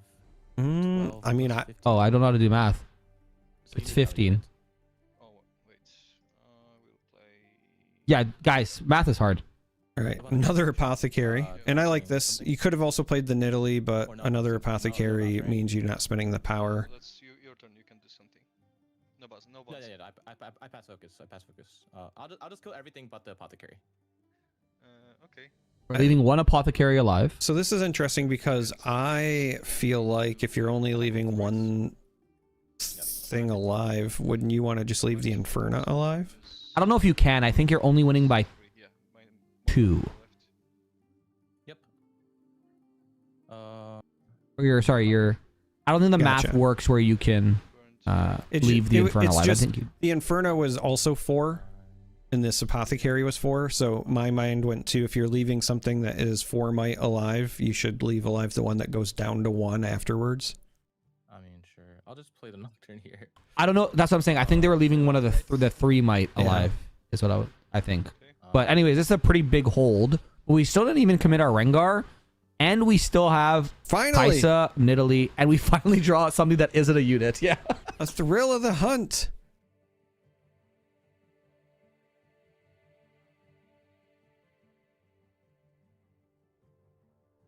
Now we know that on this other side it was a switcheroo. Kind of interesting to me that the last rites got played but did not get equipped to anything.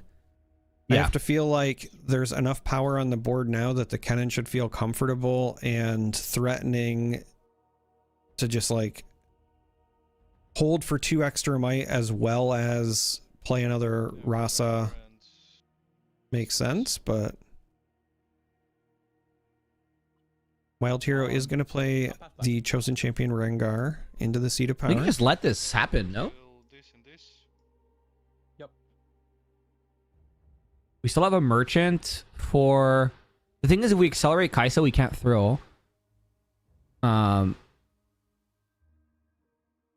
we saw that switcheroo. Because the one backbreaking thing to the switcheroo is going to be thrilled, like getting thrilled in reaction to it.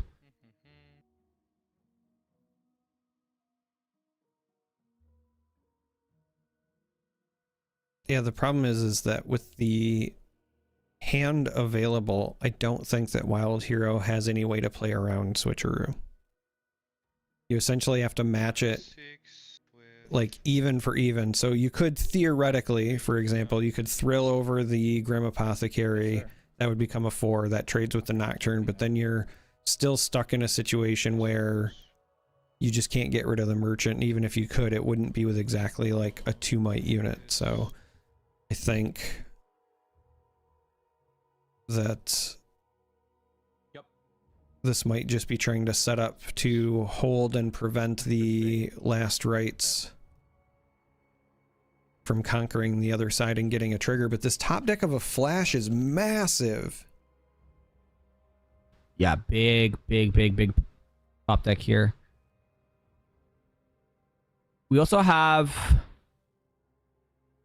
We know there's a Nidalee. If we put the shovel on... We're just going to flow the Lightning Rush first. I was going to say, if we put the shovel on the Nocturne and try to gank over, kind of walking into that Nidalee. I mean, you're walking into the Nidalee, but your cannon's empowered, so you could give Assault. I don't know if that's enough, though. That'd be 6, 8 into 9. We'd have to play the second shovel and go double shovel. Yeah.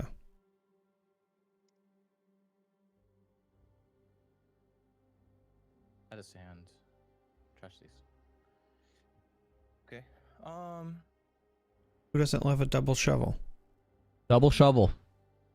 Double trouble. Tap this, cycle 1. I forgot the rest of that. And here we So we go. are gonna double shovel that we're at 8. This one is banished. That's it. Yeah, thank you, voice in my head. Trash. And then I have to put back this one, Nocturne, Nocturne, and another seal. So I put back 2 Nocturnes and a seal, and 2 seals. And I'm at 6 points.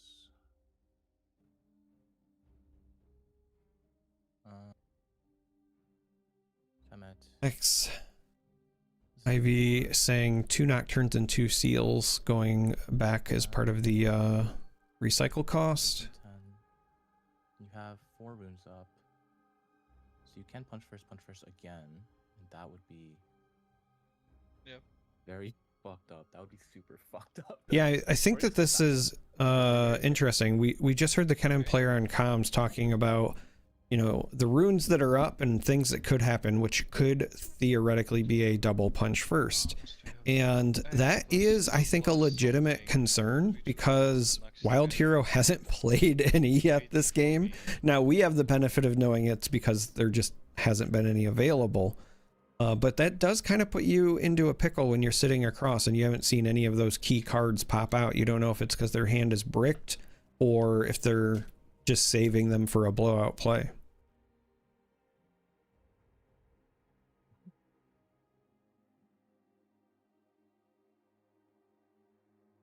Accelerate trigger on this. That's good.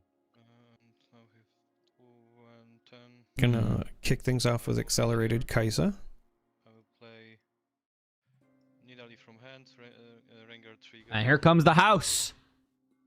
We just flash out here, I think. Or maybe we try switch, and then we bait one of the many thrills in hand, and then we flash out. I think it's probably the correct thing. I mean, you want to switch one way or the other because you're going to lose it anyway. So You're going to lose the switch anyway, yeah. So you probably switch the, whatever, Kaisa, Nidalee, doesn't matter. One of the 3-4 might units there. Yeah. That'll cause them to throw the hunt. Then you flash out, discard the matriarch, draw a mystery card. 16 and you're at 12. I want to use something. Yes, you do. It's Thrill the Hunt. That's very good. Thrill of the Hunt on Nidalee. And Sounds good. Play her all right. So we're going to bounce our Nidalee. Yeah, no, this is important because the switcheroo doesn't do the snapshot thing because the unit that it was targeting was technically no longer there anymore. 8, 10. And yes, that's very good. So this thrill was in reaction to the switcheroo. About this here. 'Cause I can still do something. Yeah, you can still do something.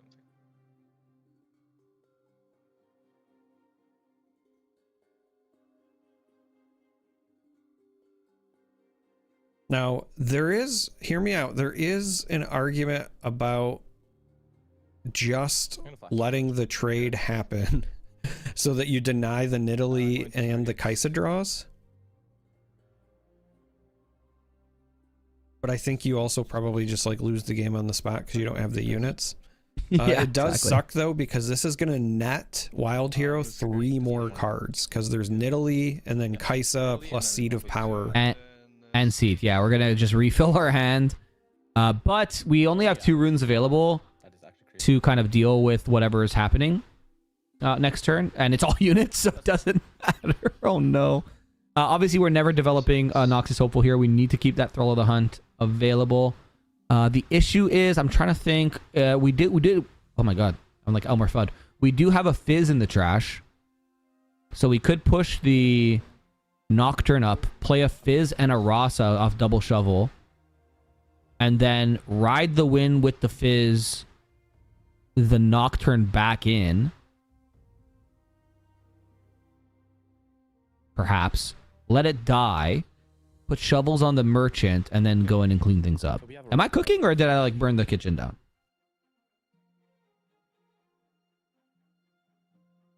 It's kind of tough. So Ride the Wind also just got picked up from the top. So this actually opens up a lot with this Fizz. And a Fizz. Because Fizz can now use, like, I know there's a Starcrossed in the bin, for example. And being able to... Fizz Starcross would go crazy right now. Yeah, being able to utilize that first before you even need to commit to Ride the Wind. 3 triggers. We'll have Minefield and we'll have double Last Race targeting the double Rasas in the main trash. Okay, so we're going double Rasa, obviously, since we have the Fizz. And then a Fizz from my trash. Yeah, so as we said, Fizz, Rasa, A seal gonna for play the them to the battlefield. for the Fizz. Gonna pay for the Fizz. Conquer, and then we'll mill 2 for the minefield. Well, Fizz trigger goes on top of the minefield trigger. Starcross on the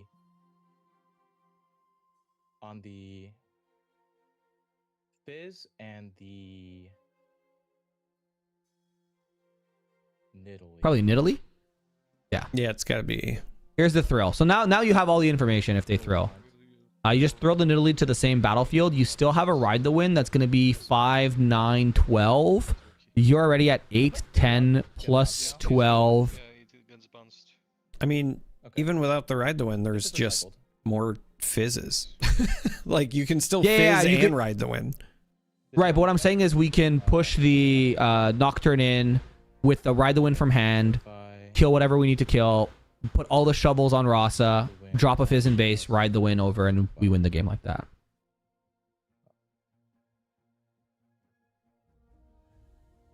Yeah, sure.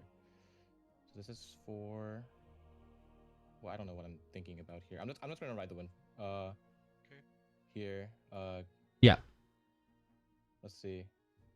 Yep. So sorry. We don't need to give the cannon power to him yet. We just I'm with do 8. this, and then this, and then do this to assault, and then it's just gonna be 12 per game. Okay, so we are gonna. GG's. We just call GG's. Okay. Yeah, we see the line. So instead of riding the wind over, you just ride the wind back to base and then send that and the merchant in with the cannon and power. No, you just send the merchant and then ride the wind from hand, like on your action as attacker, right? Like you don't have to get like super creative with it. You just move the merchant in, discard the fizz, draw or one of the fizz, draw a card on your attacker action, ride the wind your Nocturne over, and life is good. That is also fine. It doesn't matter. It's a little Yordle that turned into a ball of lightning and ran around the map. Yep. Yeah. Oh. All right. Just Well, a silly little guy, huh? Just a silly little guy. So at least one cannon in the finals. Yeah, I'm curious what our other top 4 matches doing. Master Yi versus Cannon. I know that they hopped into a game 3 waiting to see if we can jump into it and catch the end. So we could either be seeing a Cannon mirror in the finals or Cannon versus Yi. Well, no matter what happens, I want Cannon to win. Because I don't like Master Yi. You know what? I am rooting for Master Yi. No, of course. Yeah, you got to be the contrarian. No. There is a method to my madness. The more events Master Yi can do well at that are not regional qualifiers, the more tempted people might be to play Master Yi at regional qualifiers. And then that makes my best of field that much smaller. Okay, we're cooking. We're cooking. I see what I'm picking up. I What say you're that putting as down if here, Charmer. I'm playing in Barcelona, but I am not. The next one I'll You be in at Barcelona? is LA. No, that's what I'm saying. I'm not. Okay. Next one I will be at. I'm in Barcelona, but I'm not playing. So there you go. Yeah. That's because you're flexing your hot pepper degree. Yeah. Speaking of hot pepper, if you guys want to pick up a playmat with my face on it, Hot Pepper University playmats are available. And if you are a judge or anyone who works at events, literally any role at events and judges, DM me on Discord and I'll give you a code for 5% off. I love the way that you worded that. If you have any role at events and judges. Yeah. Because everyone knows judges are weird people, you know? Like we just put the judges in the corner and then all the other people are cool event staff. But speaking of something that isn't cool, Master Yi is going to be on our screen. Just kidding. And we're in game 3, like we mentioned, right? So pretty close game. We're entering a combat showdown. Looks like we have a Master Yi attacking into a Kennen. And I know this, chat, because there's a hidden card. I know that Kennen is defending.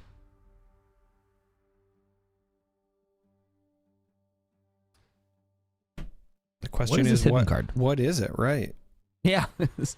Right now, it's a Tornado Warrior. There we go. We get to see the Warrior. It's a blowout warrior is what it is. We'll wait and see what Master E has. Oh. Tide Turner to save our cannon, perhaps?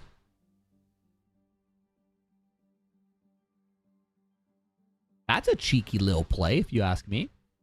Yeah. So if you're watching, you're not understanding. The warrior is empowering the matriarch. Yep. And then that is allowing for the resurrection of the Tide Turner, which saves the cannon. Yeah. Down. Oh, a rampage though. Never mind. Hee.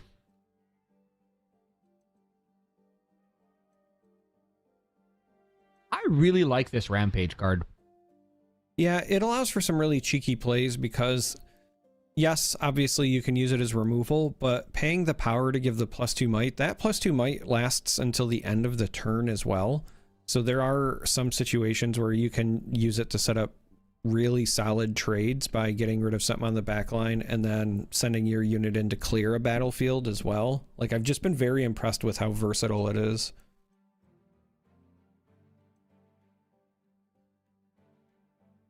And how do we get out of this now if we're... I mean, we still have a few turns, right? We still have, what, 3 turns? And he only has 3 cards in hand. And we have lightning rushes and stack decks. So there's a world where we could just, you know, develop some fun stuff. I'm looking at the trash for our cannon player. There's 1 Rasa in the trash. No Nocturnes. 1 lightning rush. So we do have some ways to do some fun stuff, which is the bane of all Yi players. Yi hates when people have fun. You're not wrong. It's a curse, really. I wish I was wrong more. The Master Yi decks definitely benefit from your opponent like trying to play the game fairly. That much I will say. The little stacky D. Gonna find a card. And why shouldn't we stack deck again? Is this like the 9th card we've looked at this game? I think so. Or this turn. I was gonna say this game, more like this turn. Yeah, I was like, this game, what am I saying? This turn, yeah.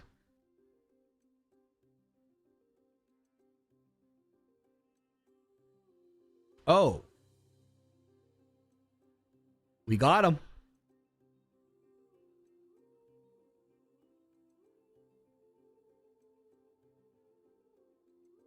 And a Rasa. And a Rasa. And what else? And a Fizz. Stack deck again, dare I say? Could be that. Could be a Starcross just to put them behind. Ride the Wind. No, Ride the Wind. Do we have a Ride the Wind? Yeah, we send Rasa in. We kill the Yi. Oh my goodness, this is beautiful. Oh my, this is, yeah. Ladies and gentlemen, this is pod racing. This is Cannon.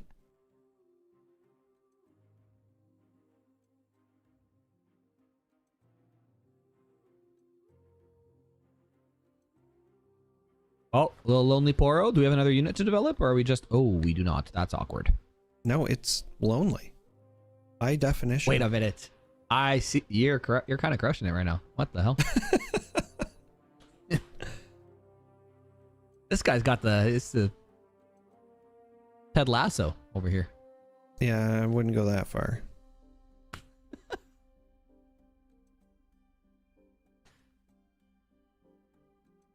All right, so we could push our Fizz in. Yeah, I was going to say Nocturne. There's a Fizz or Nocturne are both fine here. You just want to, I think, get to the 6 points. Could also push 1 in and then run the Rasa back as well. Set yourself up for a good double conquer. I was just about to say I like the Nocturne more as an option. Yeah. Just because it also has ganking if you are going to run back the Rasa. But there's also kind of no reason to run the Rasa back because you want to make Yi work harder on offense than defense where they don't get the inherent buff.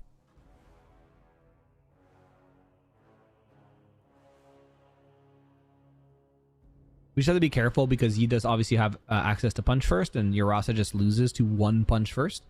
And I don't know if that's our game plan, but like you mentioned, right? 1 punch first on offense is 5. A punch first on defense is effectively 7.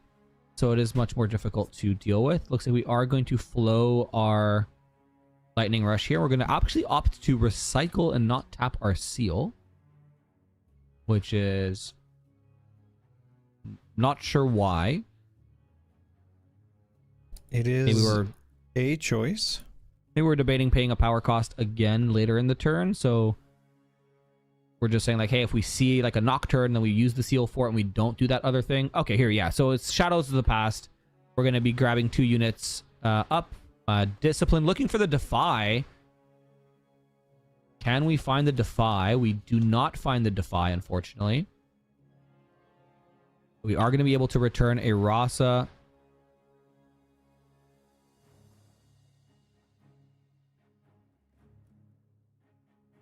And a Tide Turner to our hand. Are we going to play the Rasa or are we going to wait for next turn? I was going to say, the Rasa's Rasa's got to be coming. Yeah. There's kind of no we're at reason 6 not points, to. right? So we have to. Yeah, kind of no reason not to in this matchup. Sometimes in certain matchups, it's actually incorrect to develop the second one, specifically if you expect cards like Singularity or Elder Dragon or whatever. But in this instance, into a Yi, it's almost always correct to just jam as much might on the back line as you can. Yeah, so we also know that we took a Tide Turner from our trash and we just hit a card, right? So we can probably safely assume that we might send a Rasa into here. Obviously right now only 4 cards in hand for our Master Yi. We have to find a way to either the issue here is if we looks like we have to kind of push in. There's the punch first, going to be 7-4 currently. If we bring if that is a tie turn, we bring the Rasa, we're at 10. And that's oh no, we're just going to reveal it. We're just going to say, okay, interesting. I guess not wanting to give the Master Yi an additional card, because I feel like unless you're scared of like double punch first or like 2 more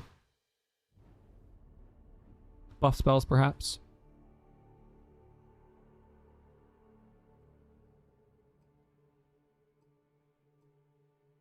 Yeah. Looking pretty tough here for I was Mr. gonna Yi say, with 1 Boro. I'm looking at this Yi board state plus hand, and I'm struggling to come up with situations where you can stabilize. It'd be one thing if you were still somewhat even on point tempo, but the fact that Panina, Subops Panina, I just realized that our stuff is flipped. I was about to say Jozo, but Jozo is actually our Yi player. Panina just has so much might on the back line. Even if you can survive this hold, then how do you prevent them holding to 8 on the other side? Correct, yeah. Yeah, hiding a card here, most likely Zonya's, right? If we're Yi. How do you prevent the hold on the other battlefield? It's definitely a tricky choice as well.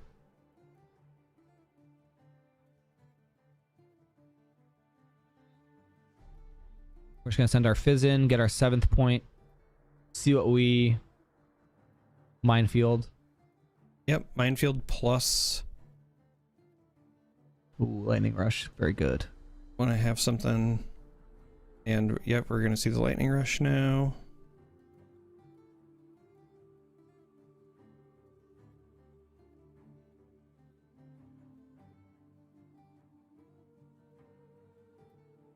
So Tornado Warrior and Seal going to trash, taking a mystery card to our hand.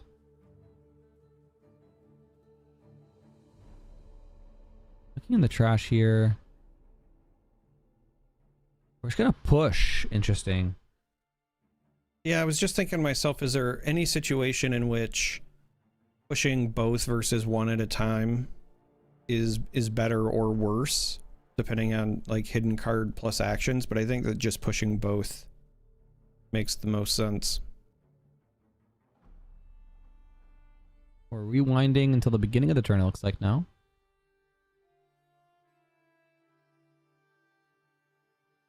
that is... Or the end of Yee's turn. We rewinded really far for some reason. Yeah, I was gonna say that is quite the rewind.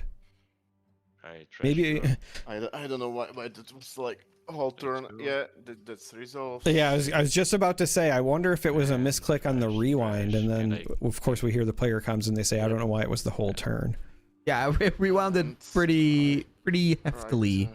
Yeah. 6. If it's okay. And may I play again? Yep. On guard, Alpha Strike. So we're trading, Okay. it looks like.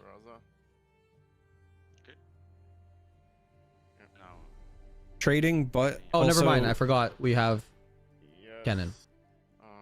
Okay, so these dice, I have that now trigger. In response, I show this. We're reacting to the Death Note trigger to see if any one card magically in our deck saves us, and the answer is no. I think we just drew a Discipline. GG's, yeah. Yep, GG's. Finally I can go sleep. Yeah, it's 4 AM now. Well, it's going to be Kennen on Kennen violence for our finals. I do not mind that. Congratulations. Get out of to- here, Master Yi. Congratulations to Panina moving into the finals, and it's going to be it's really just going to be an artists convention, right? Because both players are going to be drawing an awful lot. Yeah, it's going to be a lot of drawing, a lot of art, a lot of spooky, scary nocturnes showing up randomly, Rasa's coming out of, nowhere. We'll blink at one point, there'll be no battlefield and no base, and then we'll open our eyes and there'll be, 20 might that just spawned in. Yeah. In true miracle fashion. Yeah, that sounds about right. I will say, so far, we haven't really seen them in the Kennen lists, but I'm really surprised that we haven't, at least in the sideboard, seen Gust Monk pop up. I feel like that's a card that is incredibly powerful for these Kennen mirrors, being able to banish stuff in your opponent's trash, even if you don't care about the assault, just I get to play this in banish, and every time I play it I do, and if you start looping that with last rites and so forth, you have the ability where you can deny flow targets, deny fizz targets, or even just get rid of some of those Rasas before they start coming back and becoming a problem. Yep. And I'm excited to kind of see how this mirror plays out. Mirror matches are always interesting because it's not how you pilot your deck anymore. It's now how you pilot your deck against your own deck, essentially, because I'm assuming both these players' lists are very similar. And I've been saying this a lot for Jace Aurora specifically. I think the mirror for Jace Aurora is probably the most intricate mirror for an Aurora that you'll ever see. And I think the same can be true for Kennen, because there's a lot of shenanigans you can do it, like switcheroo, your legend, trying to mess with your opponent's hand and or trash. For example, with we might see a Divine Judgment come in. Who knows? We might see the invert come in. So I'm very curious to see what we're gonna have cook up in our finals. But before we get there, I want to show you some cool stuff. We're gonna start things off with some nice play mats, as you can see. Some 4 designs, I guess 6 technically, if you want to split the ante into 3 categories. But in the top left, we have the Hot Fepper University playmat. So if you are someone who wants to have Grenton on your playmat looking at you, you can purchase that playmat. And if you are a judge or anyone who works at event staff, you can message me on Discord for 5% off that playmat. And then right next to me, I am fortunate enough to be covered by the Glitch Goober playmat, which I find looks incredible, as you can see in the middle of your screen there, as well as the Turn 'em Sideways exclusive Mel and Ambessa playmat. And at the bottom of your screen, you have 3 cloth playmats. I believe this is the first time Turn 'em Sideways are doing cloth playmats. And there is a limited drop of a gold foil signed, serialized playmat, signed by none other than Mr. Prismaticism himself.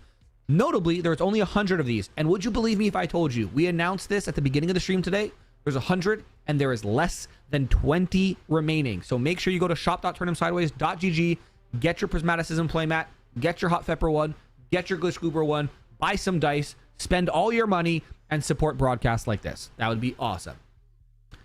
Next, though, as we are watching the wrap up, the finale of the Convergence, number 2, number 3 is already locked in. It's already going to be on September 19th.